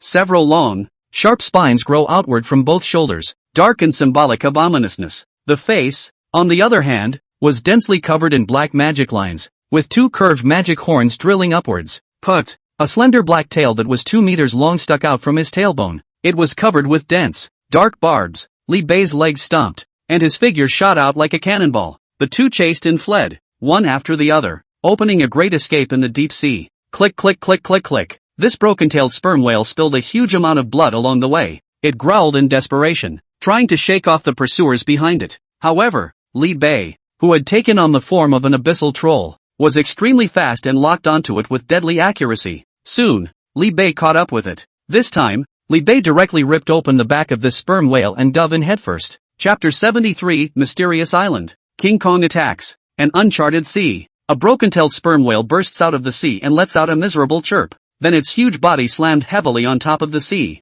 After a churning, a stream of crimson blood came up from under the sea. The sperm whale's massive body then gradually floated up. Not a single movement. Nothing. Belly up in the air. Obviously dead. Tear. Its belly was ripped open, and a dark silhouette, drenched in blood, burrowed out of its body. The pitch-black devil scales on the surface of Li Bei's body shook, and then he shook off as much blood as he could from his entire body. Looking at the giant of the sea at his feet, which he had slain with his own, a slow grimace appeared on his face. Too weak. Still too weak. Li Bei violently plunged a claw into the top of the sperm whale's carapace at his feet. Under the infusion of demonic energy, visible to the naked eye, this sperm whale all-in-one massive body began to shrink dramatically. With the full envelopment of the demonic aura, all of its flesh and blood were purified into the purest essence blood, which was devoured by Li Bei. After a few moments of work, the corpse of this giant sperm whale was transformed into a morose white skeleton. Li Bei looked around and found himself in an uncharted sea without even realizing it. Not far away, above the azure sea, was a dark storm area. Above the surface of the sea, thick black clouds shrouded the area, in which a streak of red lightning struck down from time to time. Li Bei couldn't even see the end of this storm area at a glance. And this storm is forming strangely. Huge circular storm zones seem to be guarding the area inside. Li Bei came to be interested, and through the satellite location of the cell phone he had on him, find yourself in the region of the South Pacific. Nowadays, his strength has skyrocketed, conscious that there should be no existence on this planet that could threaten his life at the moment. So he wanted to get into it to find out what was going on. Just then, Li Bei suddenly noticed a roaring sound coming from not far away. Li Bei fixed his eyes on it, but he realized that it was a giant ship. This giant ship is different from normal ships. It didn't avoid this weird storm area. On the contrary, it seems to be aimed right here, less than 50 nautical miles from this storm area. The ship finally stopped. Immediately afterward, a helicopter gunship bearing the logo of the beautiful country's military took off from the ship. Li Bei raised an eyebrow. So it's an exploratory force sent by the beautiful country. Kind of. Li Bei let out a low chuckle, knowing that wherever the beautiful kingdom intervened, then there's bound to be a big move for him to screw up. His favorite thing to mess with in his life, besides messing with Sakura Nation, was Beautiful Nation. Snatch. Dozens of helicopter gunships filled with soldiers as well as exploration teams lined up, starting to cross the storm area. Li Bei drilled into the seabed and chose to enter from the bottom. From time to time, crimson lightning bolts would fall within the dark storm area. The storm and the lightning were like the end of days. It's a good thing these soldiers flying the helicopters are so experienced. It's thrilling, though, but eventually it made it through this stormy area without incident. Li Bei lurked beneath the surface of the sea and followed them all the way through the storm area. After passing through the blackened storm area, the sky opens up before you. It's an uncharted archipelago full of life. A traffic circle is a large sea island connected by small islands. The island is lush and green because, protected by the outer storm clouds,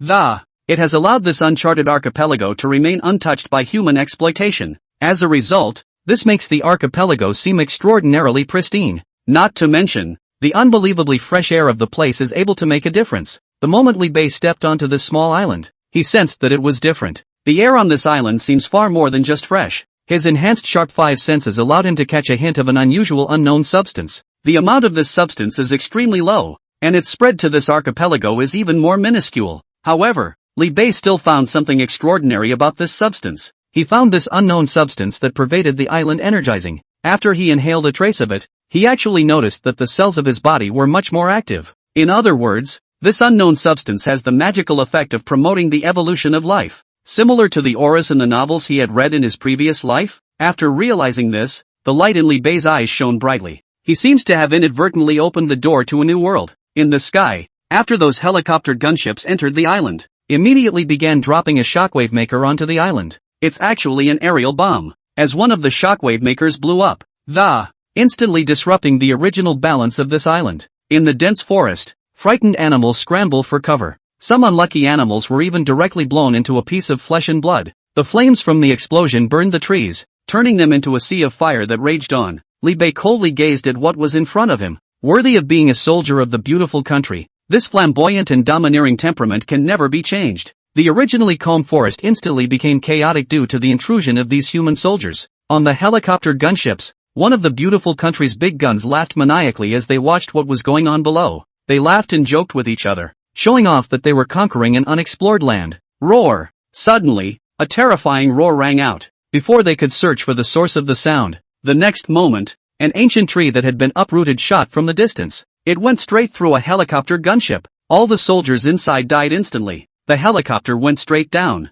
It finally hit the ground and exploded. Colonel Packard, who was the commander-in-chief, immediately turned a stern face and yelled, "Spread out! Spread out! Enemy attack!" The other soldiers panicked and looked around for the source of the attack. Knock knock. At that moment, a ground shaking followed. A behemoth slowly peeked out from behind the mountain. It's a giant gorilla that rivals a skyscraper. With its body standing upright, its height was already over 30 meters. Not only is it an exaggerated height, it is even more muscular all over. Ordinary humans were as small as ants in front of it. Oh my god, what is this thing? Am I dreaming? How could there be such a creature on the blue planet? Thick gift crab. It's an orangutan? A giant gorilla as tall as a building? The crowd of beautiful country GIs all stared in disbelief at the huge black-furred gorilla. Only Li Bei's eyes lit up the moment he saw it. Isn't that King Kong? This is going to be fun. Without the slightest hesitation, Li Bei immediately opened the live broadcast. The title of the broadcast is straightforward. Beautiful Country G.I.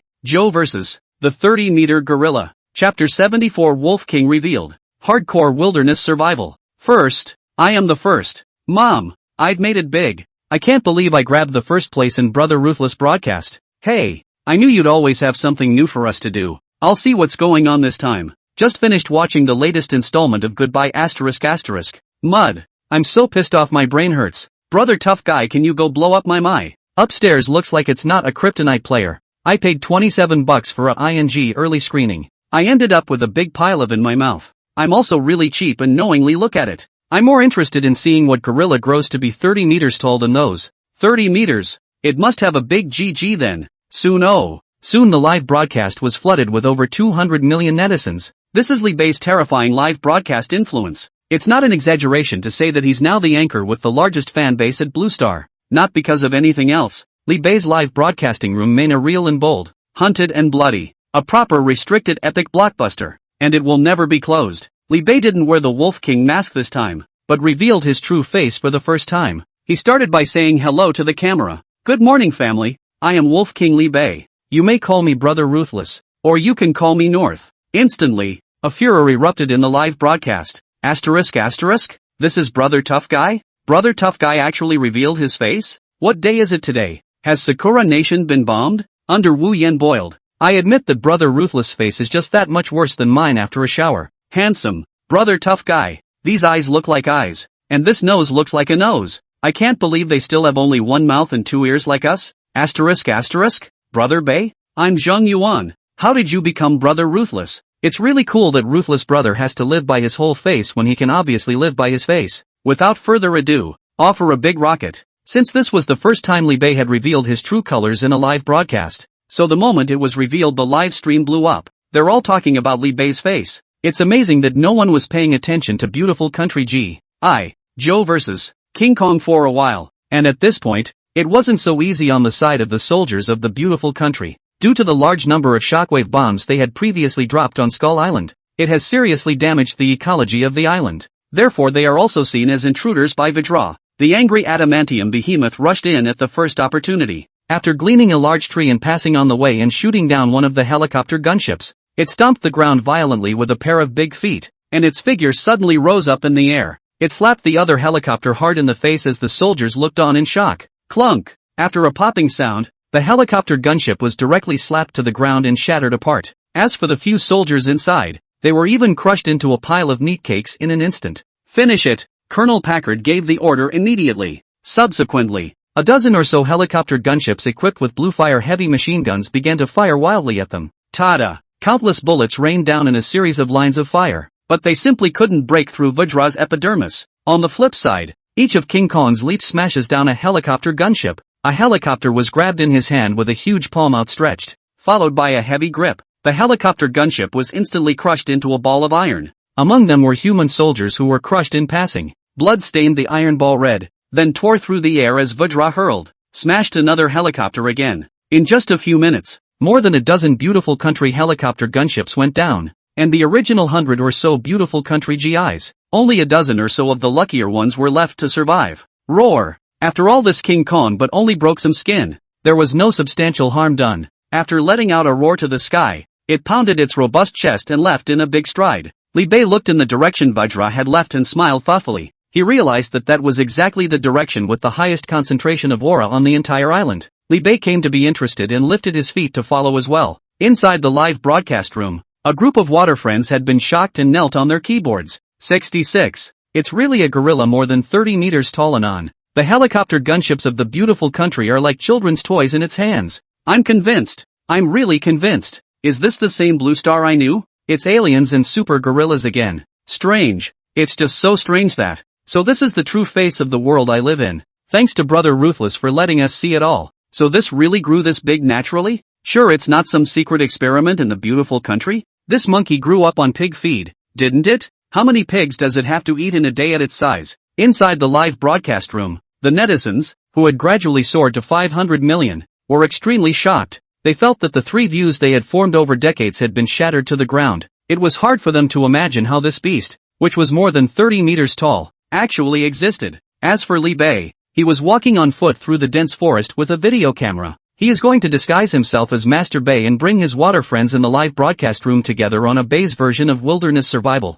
Look, everyone, what's this? Li Bei was walking through the lush forest when he suddenly reached out and grabbed a small green-colored snake that was over 2 meters long was caught in his hands. So it's a little bamboo leaf green. Be warned, folks, this little green snake doesn't look very dangerous, but it's actually poisonous. Brothers should never reach out and grab them when they see them in the wild. If they're not careful, they're on the leash. With that, he made a strong effort with both palms and ripped it into 2 pieces with one hand, and from it, he pulled out a snake gall bladder the size of an ostrich egg and threw it into his mouth. Li Bei gave the camera a thumbs up as he chewed. Snake bile is rich in nutrients, nourishes and replenishes qi, and tastes pretty good. The people in the live room were shocked. No, you're telling me this 2-meter-long python is a small snake? Such a big bamboo leaf green? Is this reasonable? It seems like all the creatures in this island are one size bigger than the ones outside. Is this still the blue star? I can see my brother North is teaching us about wilderness survival, but I'm thinking we won't be able to use them?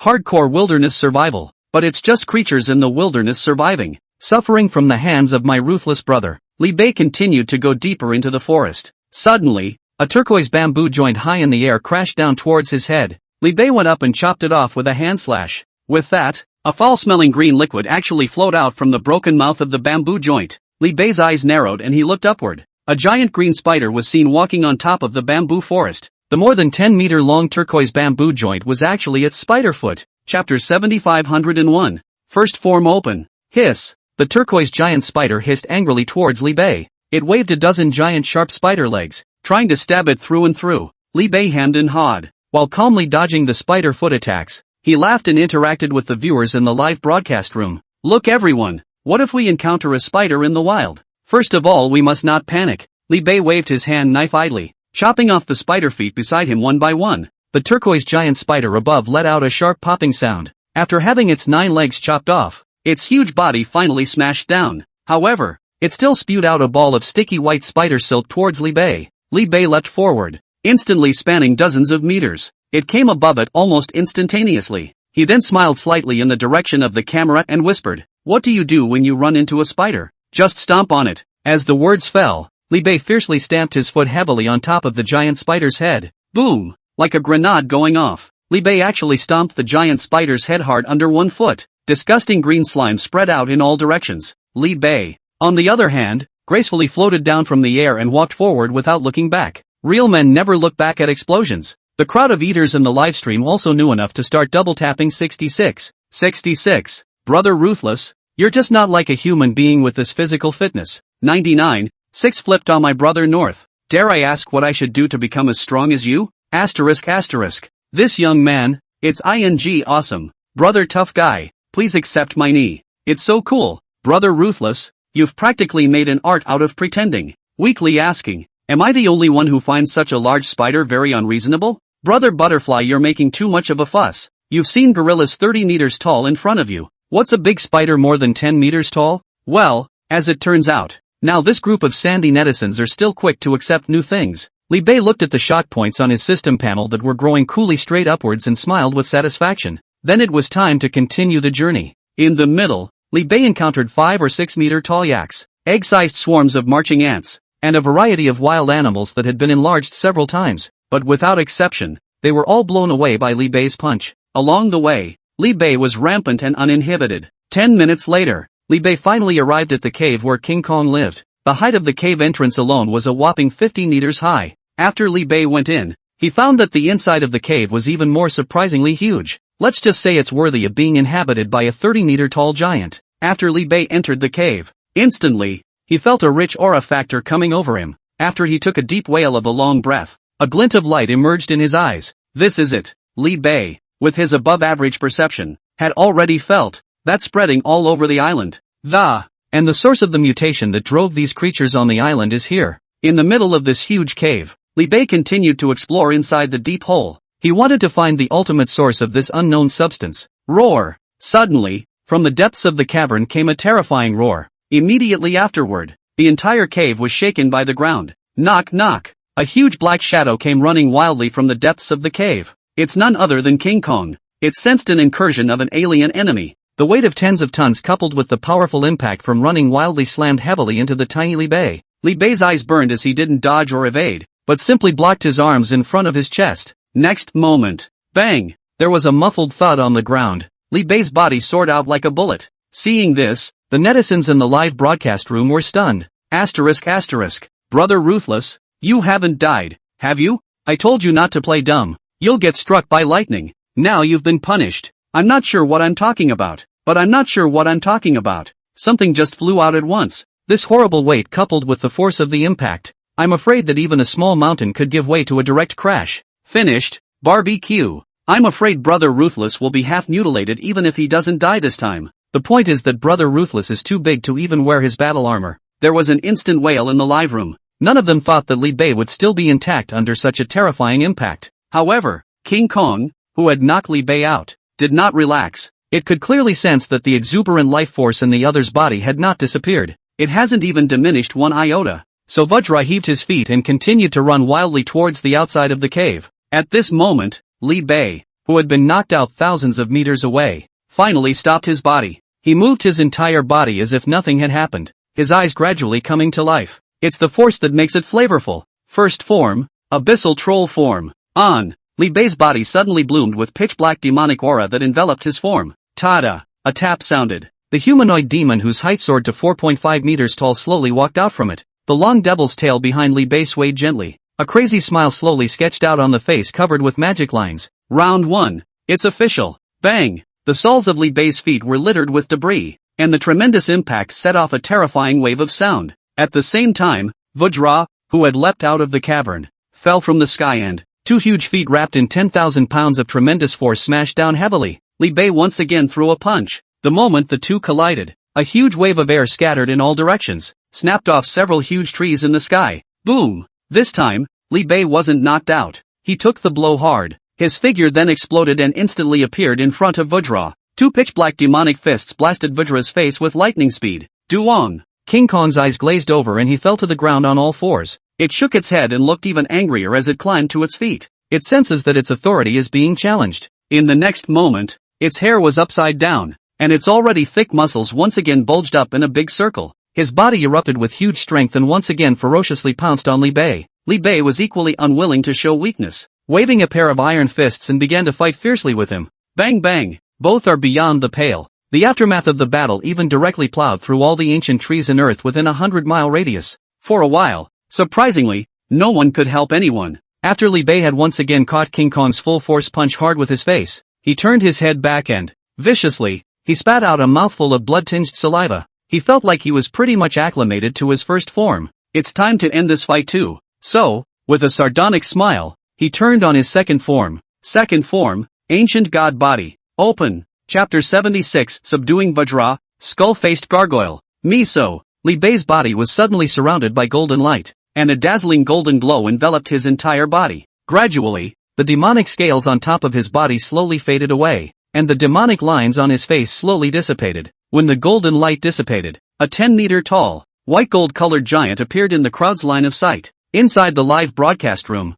the 600 million onlookers were once again shocked. I drop Mom. Ruthless brother, this is a hormone, suddenly soaring so high you do not want to die? I'm sure you are. You're really not a human being. Mr. Ruthless, it's like a ing dream. Is this still Blue Star? Gaia. Oh my god. Mama, come out and see God. I'm a scientist. I can explain this phenomenon. Special effects. It's definitely a special effect. It's a known fact that it's impossible to PA video. So it's ing real? Now, not only were the netizens in the live broadcast room shocked, even King Kong was dumbfounded. It stared with two big eyes, full of doubt, comparing Li Bei's current height to that of. Again, he compared his height just now. Is this the same guy? King Kong was confused, but Li Bei wouldn't give it time to react. Li Bei, who had opened his ancient god's body, slammed the ground with one foot. the tall body instantly transformed into a white gold lightning bolt that swept in front of Vajra. Hey! Lil North rocks King Kong with a barrage of love iron punches to the face. Several times the force of the previous punch sent the dazed King Kong flying out of the room. Boom! Vajra's body crashed heavily on top of a small mountain, collapsing half of it. In the flying dust, Vajra shook his somewhat dazed head. In the next moment, a white gold lightning bolt appeared beside it once again. Bang! Knock knock! Knock knock! Li Bei's figure was like electricity, and his heavy fists were like mountains. Just for a moment, the situation was instantly reversed. Poor Donkey Kong was directly punched down by Li Bei's set of combos. The bruised and swollen appearance made it look aggrieved. Actually, according to the lifespan of the Vajra lineage, at this point, King Kong was really just a kid who was still a minor. It's a good thing the orangutan community doesn't have an Underage Orangutan Protection Act, though. Therefore, Li Bei's hands were not soft at all. At this moment, Li Bei seemed to be possessed by Tyson, the boxing champion, and he dodged King Kong's gorilla iron fist with a sliding step. Another diving uppercut sent King Kong flying a long way out. Although with Li Bei's current strength,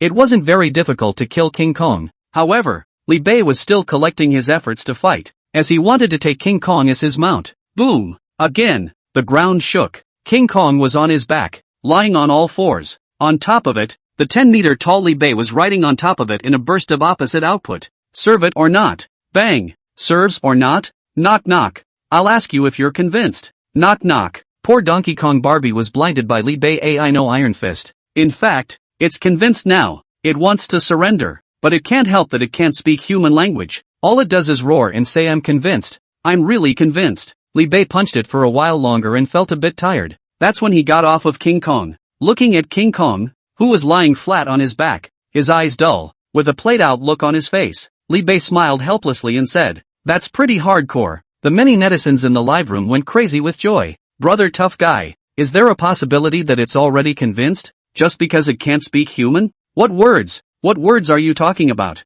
It doesn't speak human. That's why. My ruthless brother never misses a beat. I don't know if it's just me. I actually saw a look of resignation in the eyes of this giant gorilla. Poor gorilla. He's gotten so big for nothing. Beaten to tears by a human who is a whole lot smaller than he is. Ha ha. The picture is getting progressively weirder. Over here, Li Bei, who had caught his breath, once again rolled over onto the monkey, and he raised his fist to King Kong. Come on, let's get on with it. Ooh-hoo. The Vajra below hurriedly shook his head frantically, a whimpering wail emanating from his large mouth. With both palms together, he begged for mercy towards Li Bei. Now Li Bei finally read its meaning. He reached out and patted Vajra's big black face inquiringly. You're convinced? The Vajra underneath him nodded frantically, his eyes filled with submission. That's a good boy. Li Bei stroked its big head with satisfaction before letting go of King Kong. Rumble. Just then, a sudden loud and violent explosion came from the north side of the island. Jean Gang's face instantly changed, and he stood up while enduring the severe pain in his body. Li Bei similarly narrowed his eyes and looked back. Only a large plume of thick black smoke was seen drifting up from the north. Li Bei knew at a glance that this was the work of those beautiful country GIs again. Roar! Roar! At this time, the nose and face swollen Great Kong gesticulated towards Li Bei with a burst of hand gestures. After Li Bei looked at it carefully for a while, he realized that he didn't understand it at all. So he gazed at his mind and gathered his thoughts, and his powerful spiritual energy instantly surged into Vajra's mind. And a spiritual connection was established with it. In this way, he could understand what Vajra meant. North, skull gargoyle, danger, going to go and suppress. Li Bei nodded thoughtfully. He then unlocked the second form of his ancient god's body, and leapt forward and jumped on top of Vajra's shoulders. Call it with mental power. Go. Jean Gang received Li Bei's order, and only then did he begin to run furiously towards the north. Duong duong duong. Along the way, the ground shook and countless sky-high trees were pushed down. King Kong directly transformed into a bulldozer warrior and ran wildly towards the north with all his might. A few minutes later, the man and beast finally arrived in a huge valley. Looking down from the top of the mountain, there was a huge pit of corpses below. Inside, the bodies of countless prehistoric beasts are buried. Huge, eerie white bones stretched out from the ground. You could tell that there had been a fierce battle here. Ooh-hoo. Upon arriving at this giant pit of corpses, the Vajra mount under Li Bei's feet was clearly in a somewhat depressed mood, for it was in that great war that its parents died, leaving only the lonely one to grow up alone. Now not yet a teenager, but it has taken over the mission of its grandparents.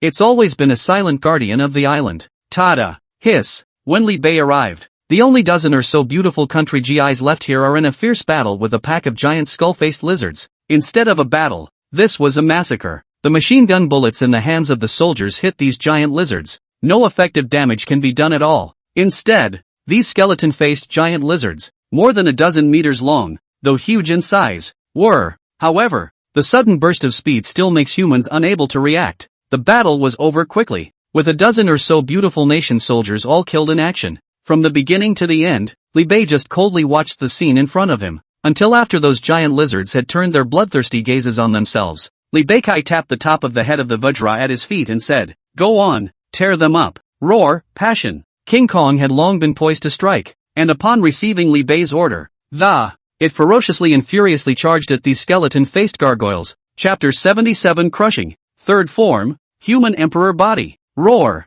hiss. King Kong was wounded, but still pressed the skeleton gargoyles. Its iron fist was able to send a giant lizard flying far away every time it landed. On the contrary, these skeleton lizards, perhaps it appeared as terrifying as it was unbeatable when dealing with those beautiful country GIs earlier, but in front of Vajra, it was no match for it. Sure, this was also due to the fact that these skeleton gargoyles that had just burrowed out of the ground were still just some juveniles. If it had been an adult skeleton lizard, I'm afraid that Vajra won't be able to hold out for long in his current condition, not to mention the skeleton giant lizard king that had killed King Kong's parents. Even King Kong, who was now in his prime, wasn't the slightest bit sure that he could defeat his opponent. Luckily, the explosion hadn't yet startled that skeleton gargoyle king. Rather than dragging his injured body, Vajra still quickly resolved these juvenile-bodied skeleton giant lizards, and it wasn't easy for King Kong after all that. It gasped for breath and crouched in the swamp, resting. Suddenly, a skeleton giant lizard with a length close to 20 meters long burrowed out from the bottom of its feet, like an earth dragon turning over. This giant lizard opened its sharp fangs and a bite on Vajra's neck. Vajra reacted quickly. Almost instantly, he used his two huge palms to deaden the huge mouth of this giant lizard. However, it was immediately followed by another skeleton giant lizard over 20 meters long that burrowed out of the ground. They have a clear goal in mind. It's all about screwing the last guardian of this island, King Kong. If it was put in its usual heyday, Vajra might not be afraid of the attacks of these two adult-bodied skeleton lizards. But the current King Kong had already been injured in the previous battle with Li Bei, and it also used up almost all of its stamina. Thus, this gave these two giant lizards a chance to take advantage of the situation. King Kong was pounced on by these two skeleton gargoyles. At the critical moment, Li Bei finally made his move. Without any nonsense, Li Bei directly opened his second form ancient god body. While his body instantly skyrocketed to 10 meters, he dashed over at extreme speed. A flying kick flipped one of the skeleton lizards over. Then he got the better of him and directly transformed into a white gold lightning that appeared beside the other party.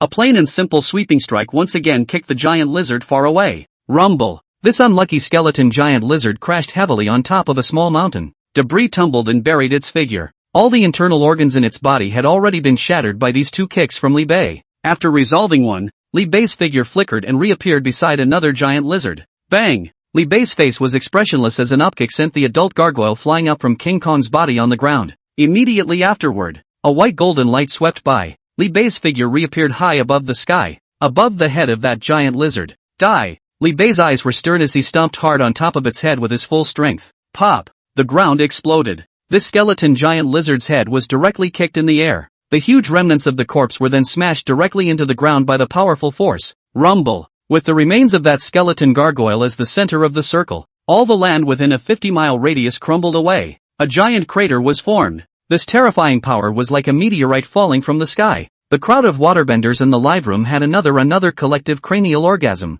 Powerful. This is just too powerful. Is this kind of power really something humans can do? Awesome. I, Brother Ruthless Man, am strong and invincible. I'm invincible everywhere I go. Watch this. I'm going to do a great job with this kick. Suddenly I feel like comparing myself to Brother Tough Guy. These giant lizard monsters with mere size advantage are weak. It's like playing a game. After the normal monsters, the elite monsters come out. After fighting the elite monsters, I wonder if there's a boss. As it turns out, sometimes the butterfly effect is a very metaphysical thing. Just as the netizens were still talking about whether there were any more powerful boss-level monsters, the ground beneath Li Bei's feet suddenly began to vibrate violently. Rumble, rumble, rumble. After a burst of ground shaking, a huge figure that covered the sky drilled out from the ground. It was a giant lizard king that was a full 50 meters long. As it unfolded itself in the air, its massive body instantly blotted out the sun. Dang! The moment this super giant lizard appeared, a compelling aura instantly enveloped the entire field.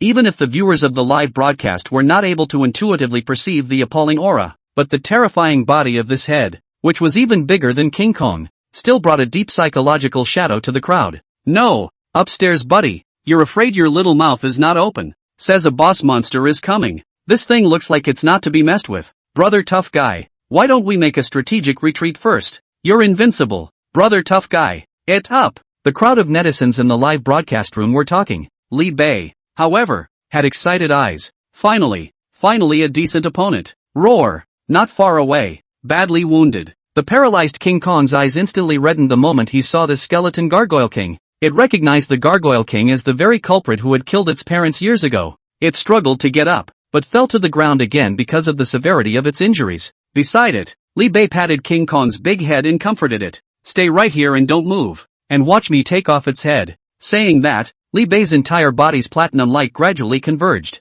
He took one step at a time towards this Gargoyle King. Slowly, his body grew smaller. Gradually, it shrunk from the original 10 meters to 5, 4, 3. Eventually it reverted to its normal form of 2 meters out of height. However, as he continued to shrink in size, the aura emanating from his body however became more and more terrifying. Third form, human emperor body. Open. Li Bei completely liberated all the limitations within his body. In an instant, the cells in his body mutated, moving closer towards the human race of the ancient times. A pale and ancient aura stirred out from Li Bei's body. Li Bei's limbs became even more slender and powerful, and both legs were gnarled with muscles. A layer of mysterious and inexplicable Xianhuang qi flowed endlessly above the earth-colored body. The long hair that was tied up at the back of her head fluttered without wind. In an instant, Li Bei's eyes changed, become belligerent and vicious. When looking at the 50-meter-tall skeleton Gargoyle King, it was as if they were looking at a huge piece of meat that moved. The ancient and noble aura made the Vajra beside him couldn't help but tremble.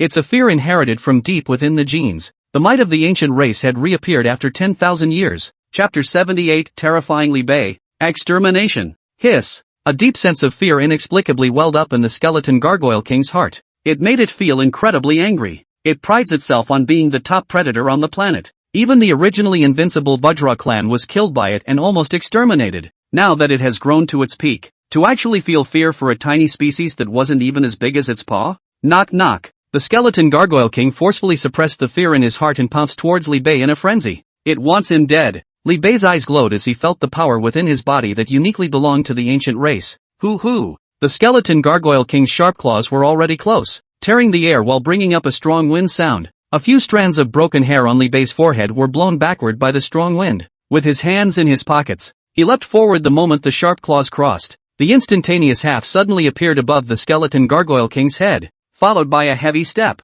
Boom! A thick Xianhuang qi spread out from the soles of his feet, directly stomping the pouncing skeleton Gargoyle King under his feet. The power of Xianhuang flowed endlessly, each strand of breath carrying the power of 10,000 pounds. A terrifying force like the whole earth pressing down. It made the skeleton Gargoyle King under Li Bei's feet unable to move. Hiss. Roar. It hissed angrily at the bottom of Li Bei's feet. However, no matter how much it struggled it couldn't move an inch. Rumble. At the call of the skeleton Gargoyle King, the entire piece of earth underneath Vajra's feet shook violently. It was as if an earthquake had struck. Boom. In the next moment, the entire giant corpse pit suddenly collapsed downwards by several meters. Hiss. Sharp hissing sounds emanated from the ground. Immediately afterward, amidst the astonished gazes of countless people, hundreds and hundreds of giant skeleton gargoyles burrowed out of the ground. Each one of them is at least a dozen meters long. Dozens of adult-bodied skeleton gargoyles led hundreds of juveniles to rush out of the ground. They scrambled, in a single surge, in the direction of their king. The corner of Li Bei's mouth slowly hooked into a bloodthirsty smile. The Xianhuang qi under his feet fluffed up. Bang! There was a thud. The skeleton Gargoyle King's head directly exploded. Green and red and white splattered all over the place. Yeah, sorry you guys are late yo. Li Bei teasingly smiled, then stomped on the soles of his feet. The figure brought out a series of residual shadows and went straight at the giant lizard army. Rip! Li Bei grabbed the upper and lower jaws of an adult-bodied skeleton gargoyle and tore it in half with a single effort. Bang bang! The soles of his feet made use of the Buddha Mountain Shadowless kick that he had learned from the movie, kicking out dozens of kicks in a row. Each kick could explode a skeleton giant lizard. No matter how angry and struggling these giant lizards were, all of them could do nothing about Li Bei. They couldn't even touch a strand of Li Bei's clothes, let alone injure him. Li Bei's hands were stained with blood, and he was able to kill at least one skeleton giant lizard with every strike. And he was extremely fast. These giant lizard monsters couldn't even keep up with his movement speed. Add to that his physical strength that was so abundant that he almost never ran out of steam, making him more of a monster in human skin than these gargoyle monsters. Li Bei's eyes were excited as he waved his Xianhuang heavy qi recklessly. He felt the militant signals coming from deep within his bloodline. The bloodline of the ancient race could only be fully utilized in battle. It's all about living for the battle and dying for the battle. Anything that doesn't kill me will eventually make me stronger. This is the true meaning of the bloodline of the ancient race. Slowly, Li Bei gradually realized this. The Xianhuang qi gushing out of his torso grew denser and denser as the movements between each move became more and more rapid. He grows in the midst of battle. Bang! With the swing of the last punch, after blowing up a skeleton giant lizard as a whole, Li Bei stopped fighting with some intent. At a glance, throughout the entire hundreds of miles of huge corpse pits, densely lay the corpses of thousands of skeleton gargoyles. As far as the eye could see, there was not another creature that could stand. After the battle ended, the Xianhuang qi that escaped outside Li Bei's body gradually collected all of it into his body. After he regained his normal form, he slowly walked over to Vajra.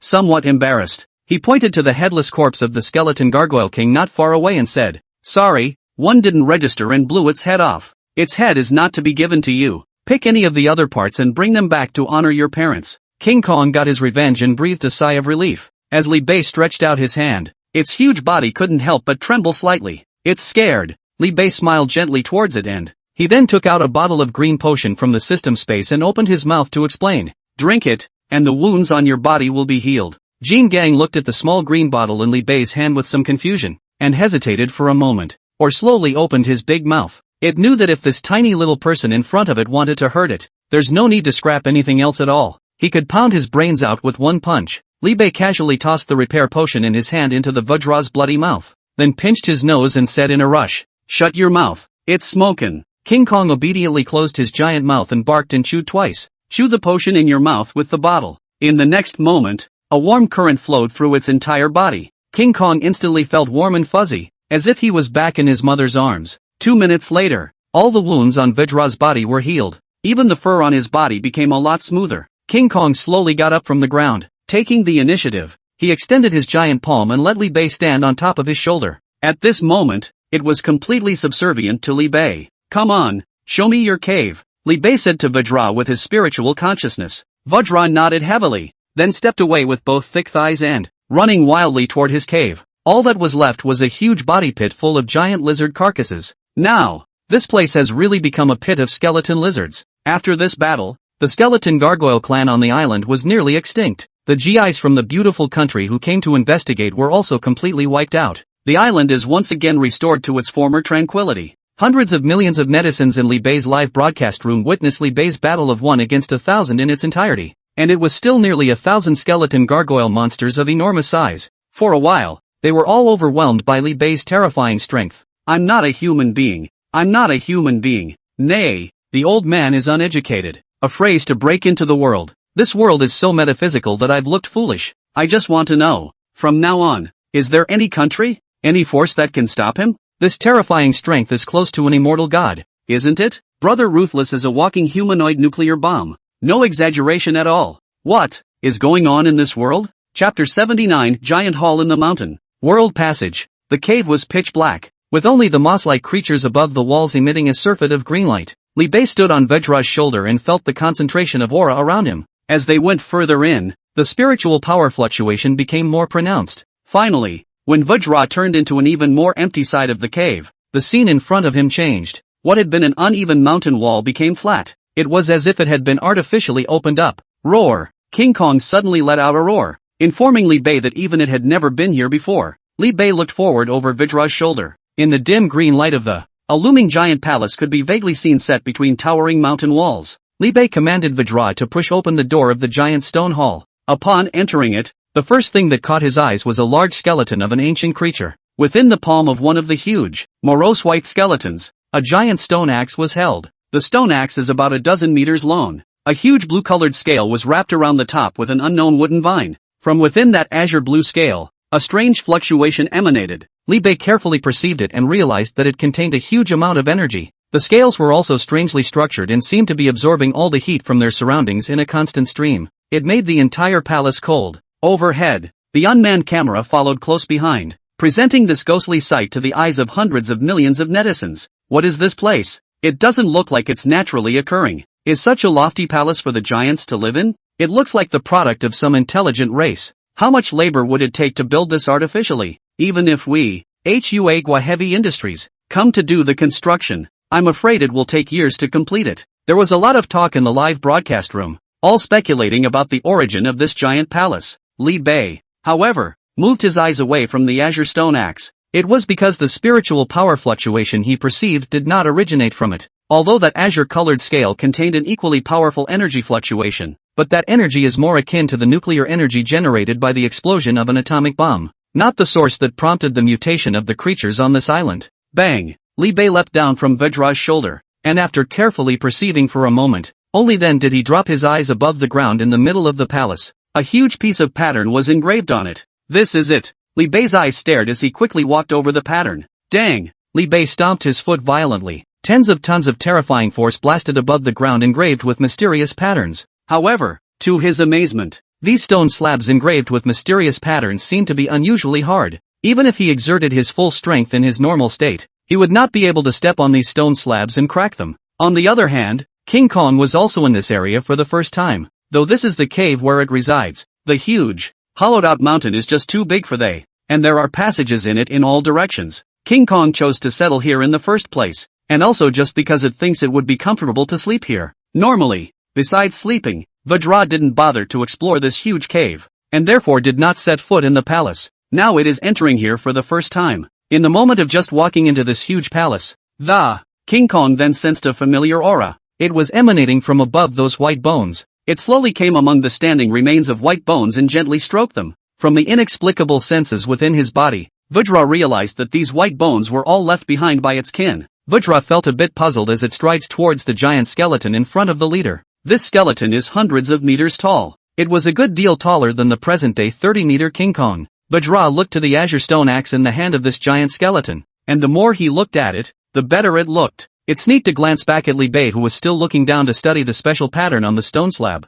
After realizing that the other person didn't have the heart to take care of himself, it was then relieved to climb up the giant skeleton. Following the giant skeleton's body upwards, King Kong soon reached the azure stone axe. It stole the feeling and scooped up the azure stone axe with one hand. Holding it in the middle of his hand, he played with it in a new way. In the meantime, ka-ching, a crunch. It turned out that the standing 100-meter skeleton had broken its leg bones because it couldn't withstand Vedra's weight. It collapsed toward the front. King Kong, who was climbing on top of the skeleton, was startled and jumped down from the head of the giant skeleton in a hurry. Boom, click, click. The 100-meter tall giant skeleton slammed down heavily with a loud roar. On Li Bei's side, startled by the loud noise, he turned his head back. Facelessly, he glanced at Vedra, who was holding an azurite axe in his hand. Jin Gang hurriedly lowered his head, not daring to meet Li Bei's eyes. That demeanor was like that of an errant elementary school student being reprimanded. Li Bei seemed to have suddenly thought of something as he waved his hand towards Vedra, who was not far away.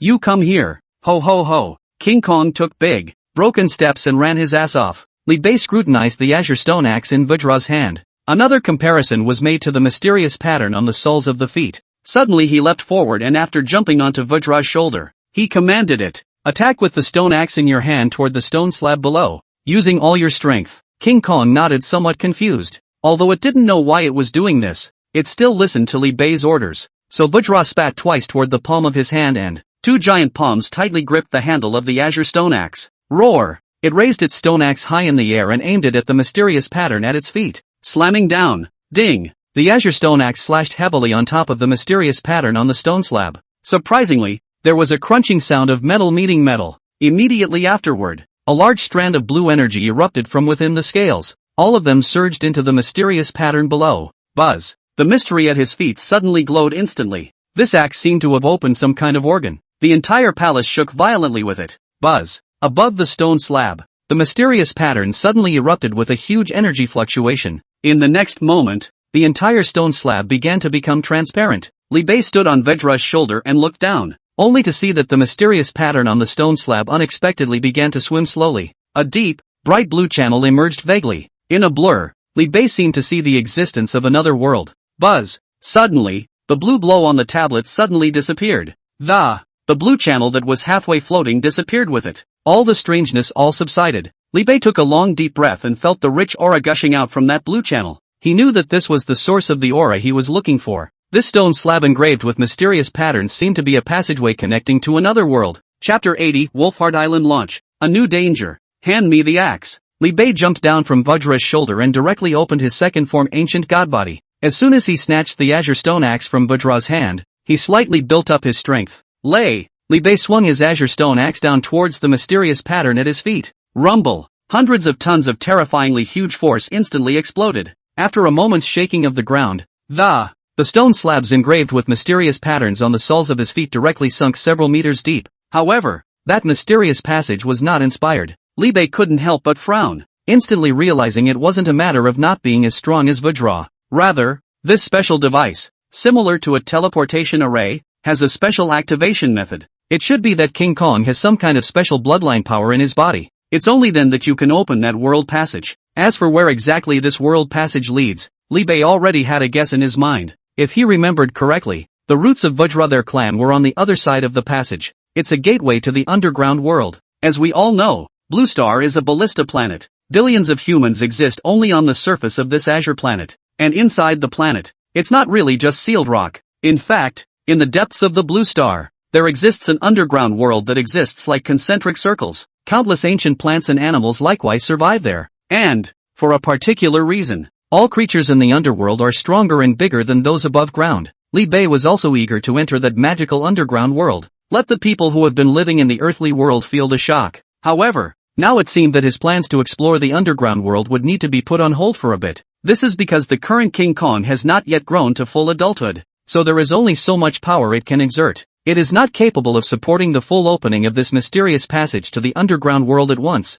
and besides King Kong, Li Bei also didn't know of any other keys that could open the underground world passage. Therefore, he could only wait now for King Kong to grow into his adult body after the. It's time to get into the underground world again and find out what's going on. Li Bei glanced at the simple-faced King Kong beside him and sighed slightly. There was some regret in my heart, but I felt it was harmless, though at King Kong's current rate of growth, it would take at least another 10 years or so for it to grow into an adult body. But it's good that Li Bei has a system mall. He could redeem some special potions from the system mall that promoted Vajra's growth, to help Vajra step into the strongest state of his adult body more quickly. Of course, the process doesn't happen overnight. Otherwise it's likely that it will cause Vajra's body to fail to adapt, leading to a genetic breakdown. The specific King Kong training program, Li Bei still need to go back and slowly study. As for now, since we can't open this passage to the underground world, Li Bei also felt that there was no need for him to waste any more time here. So with a wave of his hand, he recalled the unmanned camera, said to the camera,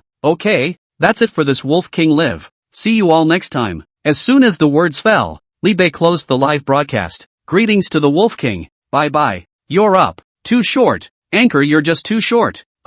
That's it? When's the next broadcast? Brother tough guy. You are my spiritual food. I can't eat without you. Woohoo." Another day of missing Brother Ruthless on the air. For Li Bei's sudden off-airing, netizens have long been used to it, though, but it still erupted into a strong wail. It also included many of Li Bei's foreign fans. That's right, due to the fact that Li Bei's live broadcasts have now officially gone international. With the unique live content, it allowed Li Bei to quickly accumulate a large number of fans on the extranet. Many of these foreign network Iron fans are even more obsessed with Li Bei than the Chinese Iron fans. I've heard that even the Sakura country, the beautiful country, and the Great Britannia Empire, which had previously been hoovered up by Li Bei, all have emerged as a sizable portion of Li North's hardcore fans. They even took to the streets at one point, railing against the evil behavior of their country. What's more, in some of the smaller countries in Southeast Asia, there are even a few fanatics who call themselves Wolf King congregations. In short, Li Bei was now completely famous all over the world. Every one of his live broadcasts is recorded by countless netizens and put on the internet for frantic rebroadcasting. The name of Wolf King Li Bei is now simply more famous than the name of the president of the beautiful country. On the other hand, Li Bei, after closing the live broadcast, he looked out over this storm-surrounded, isolated island of skull and bones. A thought popped into his mind. He's going to move Wolfheart Island. Not only is the natural environment very favorable and isolated, the most crucial thing was that the place was also filled with a faint spiritual energy. After relocating Wolfheart Island here, his own men would also be able to receive certain benefits. Say it and do it. Li Bei directly turned on remote operation. As a result of the previous major remodeling of Wolfheart Island, instead of it being an island, the present day, Rather, it would be more appropriate to say that it is an aircraft carrier disguised as an island. Therefore, it can be moved, and it's not slow. Wolfheart Island. Activate. When Li Bei gave the order to move, with a loud boom, the entire Wolfheart Island shook violently. Immediately afterward, Bill and the others, who were still on the island, were surprised to find that the island beneath his own feet seemed to be moving rapidly in one direction. The crowd that perceived this was somewhat baffled by It was a good thing that Big Steward Jill had once been told about it by Li Bei, so she explained the phenomenon to a group of wolf pack mercenaries, and as soon as they heard that this was Li Bei's handiwork, the look of astonishment in the eyes of the crowd instantly disappeared. So it's the boss who did this. That makes sense then. Where's the boss man? Where are we moving to? Hey, don't tell me that's the first time I've been on a moving island. What's it called? An island ship. That said, boss actually didn't bring us along this time when he opened the live broadcast. Disappointing. That's right, a 30-meter tall gorilla. I'd really like to see it with my own eyes. The crowd of wolf pack mercenaries were talking, their faces full of curiosity and excitement. They had been resting for too long, so they were desperate for Li Bei to take them out and make things happen. In the meantime, the beautiful state, Florida, a township on the outskirts. Rumble. In the silence of the dark night, a huge fireball that fell from the sky smashed down in the middle of a cornfield. The neighborhood was instantly awakened. Zip. In the wreckage of the broken spaceship, a pale white reptilian creature shaped like a human hand crawled out of it. Chapter 81, Space Crash. Alien beings? Rick is the sheriff of the town of Dum. At 40 years old, he was already feeling out of his depth, and every late night after work, he would always go to one of the town's taverns and have a few shots of vodka. Only after the alcohol paralyzed his sympathetic nerves could he get a hint of relief. The bitterness of the middle-aged man, whose 40 as a tiger wife makes him, after a busy day at work. The last ounce of energy in his body was drained. His son, who had just started elementary school, was feeling extremely empty from his boring and repetitive daily routine. He longs to make a dent in his life. That evening, as usual, he made his way to the town tavern and ordered 2 shots of high-proof vodka, ready to use the paralysis of alcohol to keep myself from thinking about the hardships of life. However, the peace of his life is shattered by a large fireball that falls from the sky.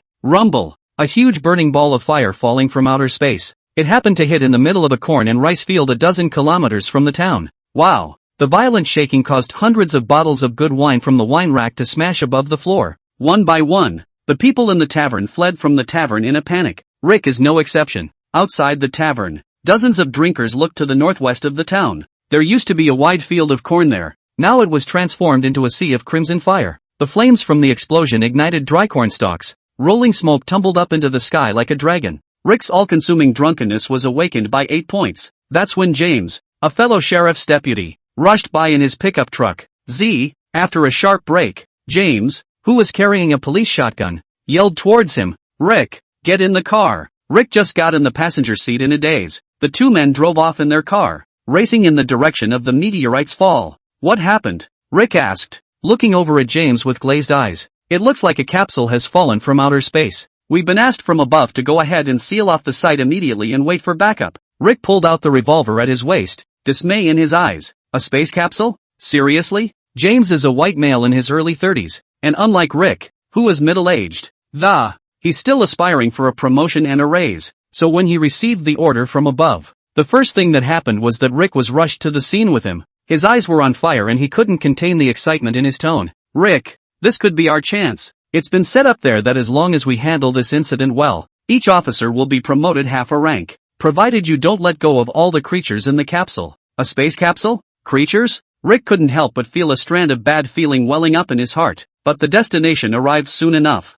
James stepped out of the car with a pull of the bolt and a flourish. Come on, man. Rick pushed down the uneasiness in his heart and walked down to the car after him. Dozens of officers were already digging fire breaks outside the cornfield at this point, to prevent further expansion of the fire. Next to it, 3 other fire trucks were spraying high-pressure water jets to extinguish the roaring flames. The town's police chief arrived on the scene at this time. It's organizing its men to go in first and start the rescue. Guys, orders came down from above. It's a research capsule affiliated with NASA, and there may be survivors in it. All we have to do is rescue the survivors and wait for someone from NASA to come and take over. Also, since it's a scientific research and experimentation capsule, there could be some dangerous experiments inside. As soon as everyone senses danger, all non-human life will be shot down immediately. Not a single experiment will be allowed to be released. Clear? Yes, Sri. A dozen sheriff's deputies, along with Rick and James, rushed in while the fire was dying down. Soon they found the crashed capsule. Only, at this point, the capsule had already broken in two under the strong impact. There were chipped metal parts all around. "Sir, there's someone here." James bears the brunt of this. Burrowed into the capsule and dragged a bloody man in a spacesuit out. After opening the helmet, only to find it filled with bright red blood. Obviously this person has hemorrhaged to death. Half a body was found here. Some sealed metal canisters were found here. Suspected experiments. One after the other. A group of police officers made discoveries. Only Rick was hovering on the periphery, and he was a little scared. Though the numbness of his normal life bored him and he kept expecting something big to happen. But when it comes to the big things, he doesn't dare to do so, especially upon hearing that there were still some experiments stored in the capsule. It reminded him of a live broadcast he had seen in a tavern 2 days ago by a man named Wolf King. From that yellow man's live broadcast he found out that aliens could actually exist in this world. And there will be a 30-meter tall super gorilla, as well as a previous virus leak that had occurred in Raccoon City. All of this was scaring Rick. He worried that he might run into the same thing this time. Alien beings? Or some such horrible being. He hadn't actually wanted to come, only to be dragged here by James in a haphazard manner. Now he couldn't leave even if he wanted to, unless he wanted to be fired. As such, it was all he could do to get as far away from the crashed capsule as possible. Clunk! Suddenly, as he stepped back, the soles of his feet seemed to have stepped on some long barrel-shaped object. One slip and he tripped and fell to the ground. Rick pulled out his tactical flashlight and shined it. Instead, it was found to be a long metal cylindrical artifact that had been opened. The original airtight barrel lid had flown off somewhere. Some pale white, viscous liquid flowed out of the cylinder. Rick's face went white as he heard a hint of unusual movement coming from behind him. He turned slowly, stiffly, the revolver in his hand loaded. Who's there? Shoo! However, just as Rick turned around for a split second, a ghastly white creature lunged toward his face. Rick dropped the pistol in his hand in horror as he blacked out and, the next thing I felt was some kind of thick object pushing its way through my mouth and into my throat. He tried with all his might to rip the thing crawling on his face away from him, only to find that the thing didn't move as if it were glued to his face. 10 seconds later, Rick lost consciousness. By the time he came to his senses again, instead, he found a pale white creature the size of a palm beside him. Rick crawled backwards in a hurry and felt for the pistol, thumping it with a couple shots to dry crush it. He climbed to his feet with a ghastly face and tried to go back to find his fellow officers. However, when he returned to the side of the caravan he found it. The dozen or so sheriff's deputies present, along with 7 or 8 firefighters, were already lying on the ground, coma, and beside them all was a strange pale white creature the size of a palm.